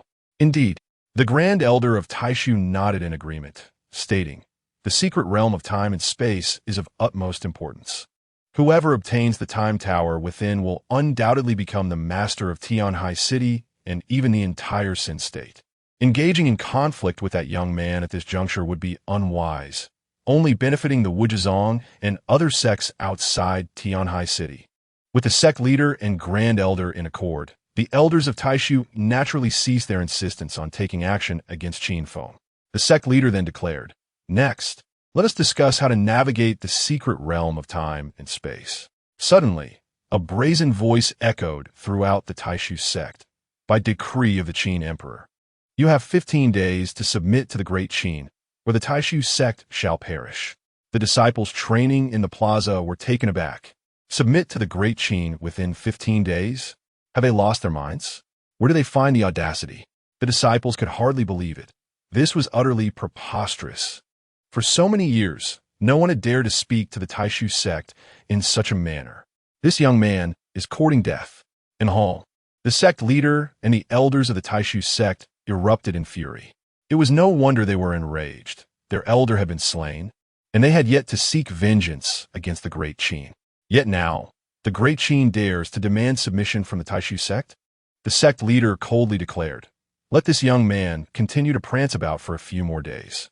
Once the secret realm of time and space concludes, I shall ensure he is utterly obliterated." In the Golden Wan Hall, the ministers gathered. The current Golden Wan Hall was several times larger than its counterpart in the lower realms. It resembled more of a vast plaza than a palace. Officials lined up in 2 rows, resembling 2 great dragons, stretching as far as the eye could see. Such a grand assembly surpassed the scope of mortal empires, advancing toward a demonic dynasty. How will the Taishu sect and Wujizong respond? From the dragon throne, Qin Feng's voice resonated. "Reporting to Your Majesty, both the Taishu sect and Wujizong have stated that they need a few days to consider." Ning Yi interjected, "My subordinate believes they are merely stalling for time, aiming to enter the secret realm of time and space." He then proceeded to report the information he had gleaned about the secret realm. The secret realm of time and space was left behind by being known as the Time and Space Immortal millions of years ago in the Sin State. His life-bound treasure is the Time Tower, said to be extraordinary and infused with the power of time, with time flowing within it at a pace several times faster than outside. "Oh," Qin Feng's expression shifted. "Treasures related to time are exceedingly rare. In my previous life in the celestial demon realm, there was but one. To think such a thing exists in the Sin State as well. It appears that many remarkable figures have emerged in the Sin State over the past 600,000 years. If we could obtain a treasure related to time, our cultivation speed would accelerate, and the strength of the Great Qin would grow exponentially. It seems that a visit to the secret realm of time and space is indeed in order." 15 days later, Qin Feng emerged from seclusion. Having ascended from the 9th level of the Void Realm to the Divine Union Realm, the countless iron cavalry of the Great Qin had already assembled, with Bai Qi and the 6 generals standing before the vast army, awaiting the Qin Emperor's command. "Convey my decree. Proceed to the secret realm of time and space." Yes, the black dragon chariot soared through the sky, departing from the Qin Palace. Behind it, the multitude of iron cavalry followed like a rolling black cloud, their terrifying presence solidifying the very air. Simultaneously, at the entrance to the secret realm of time and space, numerous figures dotted the mountain peaks, occupied by various factions. Among them, The Taishu sect and Wuzhizong occupied the peaks closest to the secret realm. Su Kunci remarked, I have heard that your Taishu sect's elder was slain by that young man who ascended from the lower realms, and now he demands your submission within 15 days. Can your Taishu sect truly endure this humiliation? The master of Wuzhizong, Jidaozi, taunted, gazing at the sect leader of Taishu from across the mountains. And you, Wuzhizong, are also swallowing your pride, are you not? Su Kunci replied with a calm demeanor, showing no sign of anger. He was already aware that the Great Qin had issued a similar decree for Wuzhizong to submit. Jidaozi did not deny it, provoking two premier sects in Tianhai City simultaneously. Clearly, after years of inaction, our sects have been forgotten. Once the secret realm concludes, let us annihilate that young man's faction. In mere moments of conversation, the two premier sects of Tianhai City reached a consensus, determining the fate of the Great Qin. Various factions were left astonished and perplexed. Where did the Great Qin find the audacity to offend both the Taishu sect and Wuzhizong simultaneously? Boom! Suddenly, a series of thunderous roars erupted from afar, akin to an army of thousands galloping forth, their momentum magnificent. The Qin Emperor has arrived. Someone gasped, unable to believe it. In the distance, the black dragon chariot traversed the sky towards the secret realm, beneath which the countless iron cavalry of the Great Qin exuded an extraordinary killing intent, their breaths synchronizing with their heartbeats, echoing like the thunder of heaven and earth. To offend both the Taishu sect and Wuzhizong, the Qin Emperor dares to appear here. It has long been said that the Qin Emperor commands an army of countless Golden Core warriors, and now it seems true. Many factions gazed upon the vast iron cavalry, their hearts shaken, struggling to comprehend such immense power emerging from the lower realms. What does it matter how many Golden Core warriors there are? Mia Ents. Some powerful figures dismiss them, regarding Golden Core warriors as no different from insects, easily crushed with a single blow. However, the next moment, their expressions changed. A massive black palm print surged forth from the black dragon chariot, expanding with the wind until it loomed directly above them. Save me. The once dismissive powerful figures, upon seeing the colossal palm print overhead, turned pale, hastily pleading for mercy from the Taishu sect and Wuzhizong. Boom! The tremendous roar reverberated through the sky, shaking the earth. Several mountain peaks vanished entirely, the massive palm print sinking deep into the ground. Divine Union Realm. Su Kunci and Jidaozi exchanged glances, their expressions shifting. Just 15 days prior, he was merely at the 9th level of the Void Realm, and in a mere fortnight, he has ascended to the Divine Union Realm. What terrifying rate of advancement is this? Even more astonishing was that their attempts to intervene had been thwarted, their divine powers obliterated by the Qin Emperor. Qin Feng stepped forth from the black dragon chariot, hands clasped behind his back, his hair flowing wildly as he surveyed the land, speaking calmly. Before me, why do you not kneel? Chapter 75, Domineering. The mighty Qin iron cavalry displays its power. Various minor factions gazed in astonishment at the shadow of the black dragon robe in the sky. For so many years, who in Tianhai City had dared to show disrespect towards the two sects of Taishu and Wujizi? Only the Qin Emperor had the audacity to utter such words, compelling the two sects to submit. Tyranny. Such overwhelming tyranny. The Qin Emperor was too arrogant. Sometimes such arrogance could lead to demise. Su Kunci remarked coldly. Wujizi added, Young man, it is wise not to be overly impetuous. With a flick of his sleeve, Qin Feng remained silent, causing the earth to stir with flying sand and stones. The flora of the mountains was swept up, blotting out the sun. Under the enhancement of the sword intent of extermination, the sand and plants transformed into divine swords, raining down upon the peaks occupied by various factions. Qin Emperor, you seek death. Su Kunci and Wujizi exclaimed in fury. Raising their hands, countless runes erupted, forming a luminous barrier of spiritual light above the mountains to protect their forces. Clang, clang, resonating booms echoed. The spiritual barrier rippled, its brilliance flickering.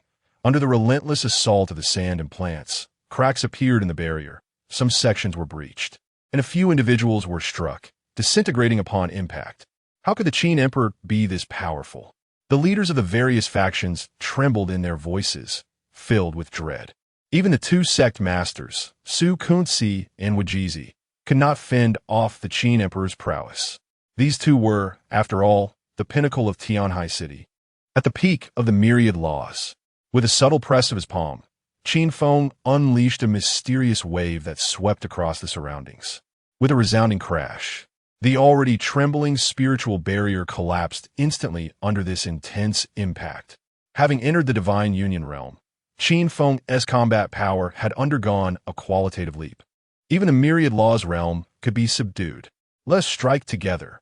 Su Kunci and Wajizi shouted, their expressions grave. At this moment, they reached a tacit agreement.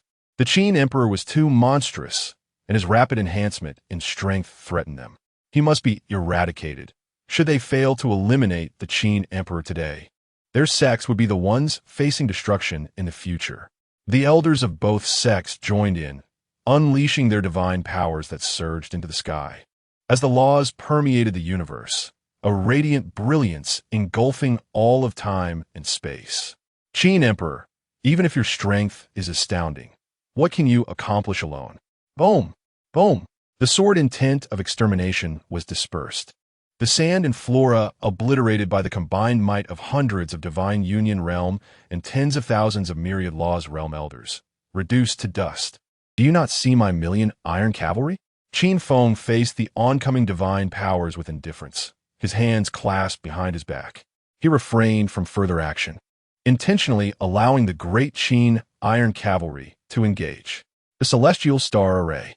Behind Qin Feng, a million iron cavalry roared in unison, their breath converging towards the heavens. Above, the ethereal shadows of stars appeared vividly in the daylight, showering down countless starry energies. Boom! The resounding echoes filled the cosmos. The energies of the stars collided with the divine powers, erupting in a dazzling display of spiritual light, while the powerful fluctuations obliterated mountains outside the temporal secret realm. How? Is this possible? The various factions widened their eyes in disbelief. This was utterly astonishing, beyond comprehension. The millions of golden core practitioners rising from the lower realms could actually withstand the elders of Taishu and Wajizi. What ayist? This was beyond everyone's understanding. They had failed to defend and had sustained injuries. Su Kunci sensed the anomaly. Hearing his warning, the crowd focused their attention, and relief washed over them. The faces of the million great Qin soldiers turned pale, many with blood trickling from the corners of their mouths, clearly wounded. Strike! Annihilate the Qin Emperor and these ants together. Wajizi spoke coldly.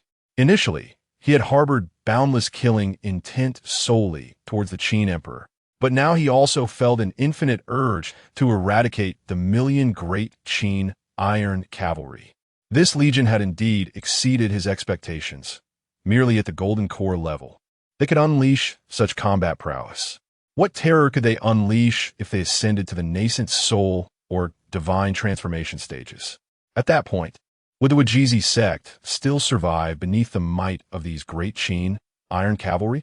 With a decisive action, not only the elders of the two sects, but also their disciples joined in, a brilliant spiritual light erupting as countless divine powers descended upon the great Qin, vowing to obliterate it. Qin Feng remained composed, standing in the void, hands clasped behind him, treating everything as inconsequential. Meanwhile, the 6 generals of Baiqi raised their voices to the heavens. Baiqi, the Marquis of Wuan, grant me the power of great Qin's faith. Wang Jian, the Marquis of Wucheng, grant me the power of great Qin's faith. Han Xian, the Marquis of Huayin, grant me the power of great Qin's faith. Wei Qing, the Marquis of Chongping, grant me the power of great Qin's faith. Lian Pe, the Marquis of Xinping, grant me the power of great Qin's faith. Hui Yubing, the Marquis of Champion, grant me the power of great Qin's faith. As the voices of the 6 echoed, 6 streams of white faith energy soared from the direction of great Qin, merging into their bodies. Their realms were on the rise. Some gasped in disbelief. As the white strands entered their bodies, the realms of the 6 surged wildly. ascending by 2 major levels and still climbing. However, what astonished them even more followed. Li Hu, the captain, grant me the power of Great Qin's faith. Zhao Tian, the sergeant, grant me the power of Great Qin's faith. Sun Zhuang, the squad leader, grant me the power of Great Qin's faith. The million Great Qin iron cavalry roared in unison. Countless strands of white faith energy flew from the Qin palace, enveloping the heavens like a vast white ocean, merging into the bodies of the million Great Qin warriors. 5th layer of golden core. 9th layer of golden core. 1st layer of nascent soul. 5th layer of nascent soul. The million Great Qin iron cavalry were also using the power of Great Qin's faith to elevate their realms. These soldiers, although of lower rank than the 6 generals, still drew upon the power of Great Qin's faith, albeit in lesser measures. Yet even so, their realms ascended, crossing a major level, all advancing from golden core to nascent soul. At this moment, outside the temporal secret realm, all cultivators were left stupefied. What kind of heaven-defying technique was this? How could it allow millions of cultivators to elevate their realms simultaneously? The celestial star array operated, the stars shifted, and countless starlight cascaded down. Boom! The resounding echoes were ceaseless. Outside the temporal secret realm, an unprecedented battle erupted. The ascenders from the lower realms shook the 2 top sects of Tianhai City with their golden core power. Above the sky, the energies of the stars collided with myriad divine powers, creating a scene of extreme terror and shock, as if the heavens and earth were truly on the brink of destruction. How can this be? Everyone was incredulous. It was one thing for the 6 generals to elevate their strength instantly, but why could the million iron cavalry also rise in power together? Even if there were many ants, they remained ants. Yet today, the gathering of ants had genuinely shaken the great tree. Haha, you are but this. The million Great Qin iron cavalry laughed heartily, filled with exhilaration. Initially, they had thought that upon entering the upper realm, their abilities would no longer suffice to serve the Qin emperor, leaving them disheartened. Yet now, they proved they were still of use, still able to fight for their sovereign. What the upper realm sects? Before the Qin emperor, before the Great Qin iron cavalry, they would still bow their heads. The morale of the million Great Qin iron cavalry surged. The celestial star array erupted once more, waves of stellar energy cascading down like a meteor shower, enveloping not only Taishu and Wajizi, but all other factions as well. Su Kunzi, Wajizi, have your sects fallen so low? A group of ascenders from the lower realms can tread upon your heads? Suddenly, a gentle voice echoed. The void rippled as an immensely magnificent celestial vessel emerged from the rift in time and space. Chapter 76, Xingyao of Xingluo City. With a resounding clang, a golden sword aura erupted from the celestial vessel, shattering everything in its path. The power of countless stars and numerous divine abilities was obliterated, dissipating into ethereal light. A striking young man, with golden hair and chiseled features, stepped forth from the celestial ship. Xingyao of Xingluo City. Gasps of astonishment filled the air, a wave of shock sweeping through the crowd. Among the many grand city-states of Ji State, Xingluo City is situated near Tianhai City. Unlike Tianhai City, which is rife with various factions, Xingluo City is dominated by a single sect, the Qin family. The Qin family has governed Xingluo City for millions of years. Their roots deep and their power formidable, far surpassing that of Tianhai City. Both Sukunzi and Wajizi were taken aback upon seeing the young man. He was the pinnacle of the younger generation of the Qin family, having reached the zenith of the myriad laws realm before the age of 100, with combat prowess that could transcend great realms to vanquish foes. Ignoring the two, the golden-haired youth fixed his gaze upon Qin Feng and smiled. I've heard that you ascended from the lower realm. In just 2 years, you have reached the divine fusion realm, even overpowering both the Taishu and Wajizi sections. You are truly exceptional. Evidently, he possessed considerable knowledge of Qin Feng, perhaps even having conducted an investigation. In Xingluo City, we have always admired prodigies. I can offer you an opportunity. As my protector, I shall grant you Tianhai City. With this astonishing declaration, Xingyao intended to bestow Tianhai City upon the Qin Emperor. Sukunzi and Wajizi's expressions darkened. If the Qing family truly harbored such intentions, their two sects would stand no chance, especially with the Qin Emperor involved. The two anxiously watched Qin Feng, knowing their fates rested upon his decision. Gifted? Qin Feng replied coolly, "What I desire, I shall claim myself. I have no need for your offerings. You have made a grave mistake." Xingyao's expression remained cheerful, yet a hint of murderous intent flickered in his eyes. He turned to Sukunzi and Wajizi, grinning. "You are fortunate. Tianhai City remains yours. Deal with those golden core ants as you wish, but this one is mine." "Thank you, young Master Xingyao." Sukunzi rejoiced, feeling as though fate had smiled upon him. He had not anticipated that Qin Feng would be foolish enough to comply with Xinglua, allowing him to eliminate Taishu and Wajizi first. "Wajizi, let us strike together." Wajizi, undeterred by Sukunzi, gazed resolutely at Xingyao, proclaiming, just moments ago, "It was the Qin Emperor seeking the destruction of my Wajizi sect. Now, you ask me to annihilate him. Young Master Xingyao, while my Wajizi sect may not compare to your Qing family, we are still a grand sect with a legacy spanning millions of years, not to be toyed with at your whim." Sukunzi's expression darkened further upon hearing these words. Though Wajizi's remarks were not directed at him, they felt like a blatant mockery, taunting him for his lack of spine and allowing the Qing family to play with them. Xingyao could no longer maintain his smile, his countenance growing grim. To Qin Feng's surprise, he had not anticipated Wajizi to exhibit such fortitude. "Seeking death," Xingyao scoffed, condensing a golden divine sword in his hand, its resplendent glow erupting. The golden sword aura tore through the fabric of space, descending upon Wajizi with overwhelming force. Indeed, Xingyao was a true prodigy of the Qing family, his strength terrifying. Though both were at the peak of the myriad laws realm, his combat prowess far exceeded Wajizi's. The sword aura slicing through with such force that Wajizi struggled to withstand it, blood staining the sky as he was sent flying with a single blow. "Is this where I meet my end? Will my Wajizi sect perish in my hands?" Wajizi gazed at the encroaching golden sword aura, despair washing over him. Clang! At that moment, a white sword aura cleaved through space, colliding with the golden sword aura, shattering it with a resounding impact. Wajizi looked incredulously at the Qin Emperor hovering above. "Did you not wish to duel with me?" Qin Feng spoke calmly from the void. "You seek death, boy." Xingyao's expression turned frigid.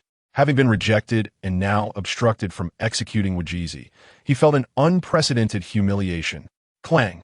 The golden sword in Xingyao's hand erupted with dazzling brilliance.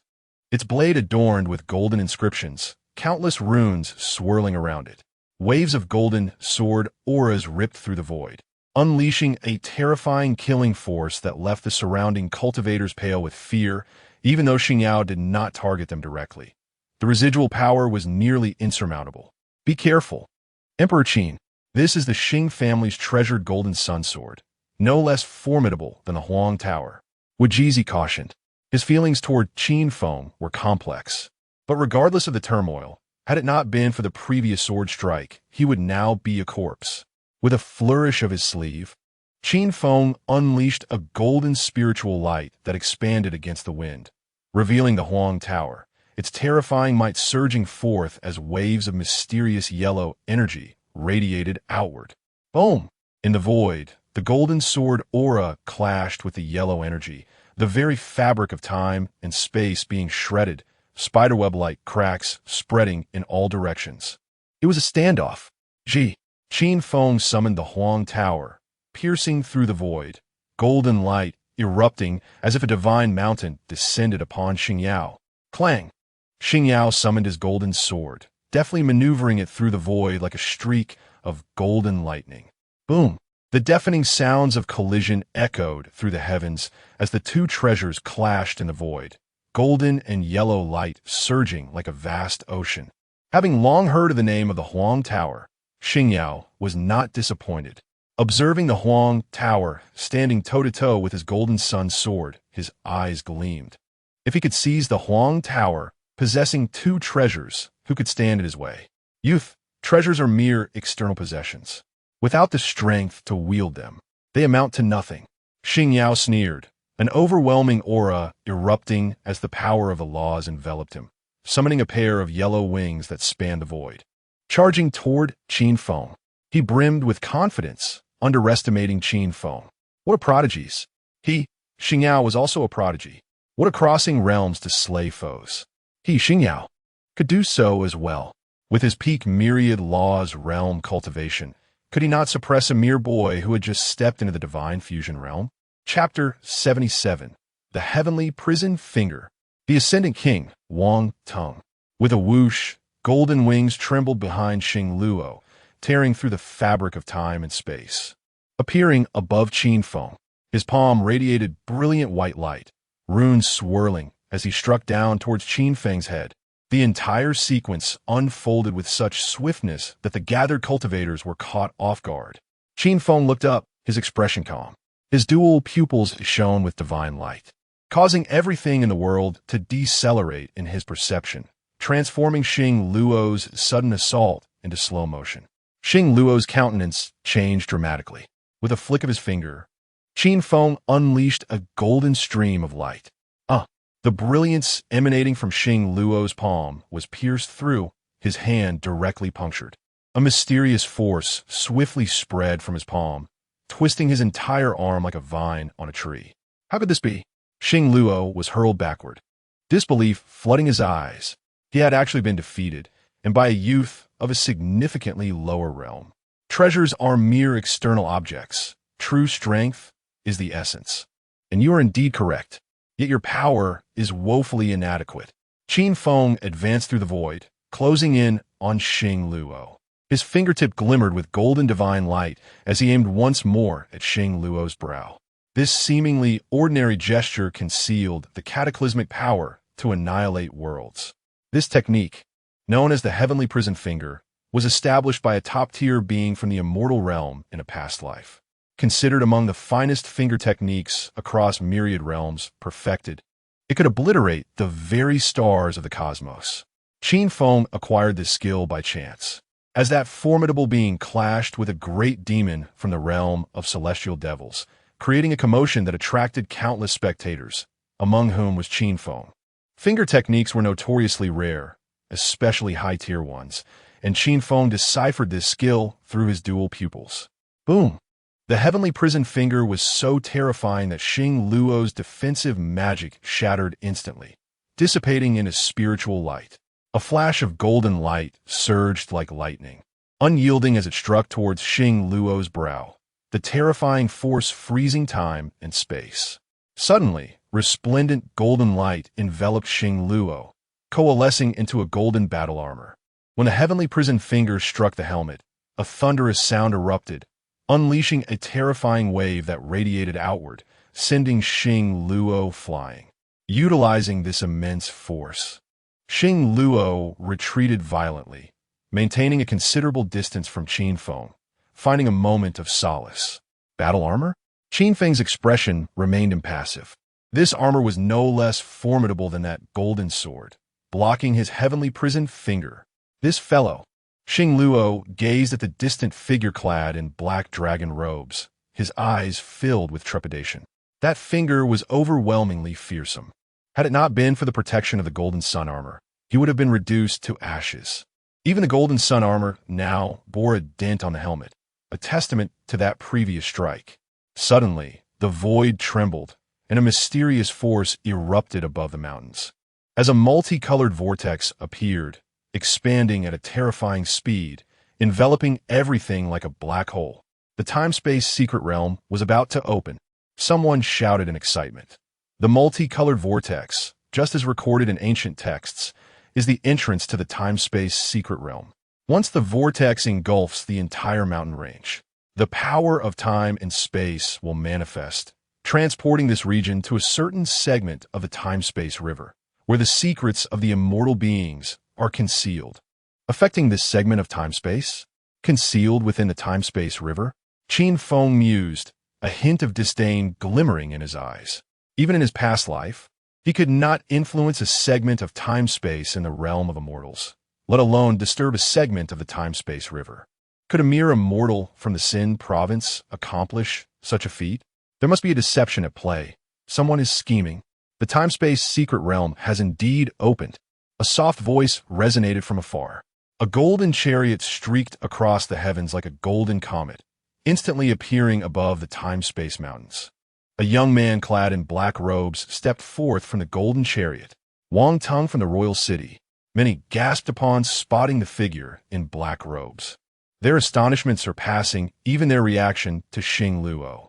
Is this Wang Teng truly exceptional? Someone inquired with curiosity.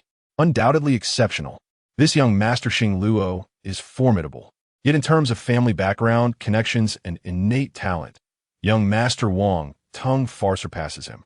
Your Majesty, the royal city of Qin province ranks among the top 100 city-states, its strength vastly exceeding that of Xing Luo City, governed by the Wang family. Wang Teng is the divine scion of this generation, rumored to have received a great opportunity in his youth, believed to be a legacy from an immortal. It is said that this golden chariot is a treasure inherited from that immortal.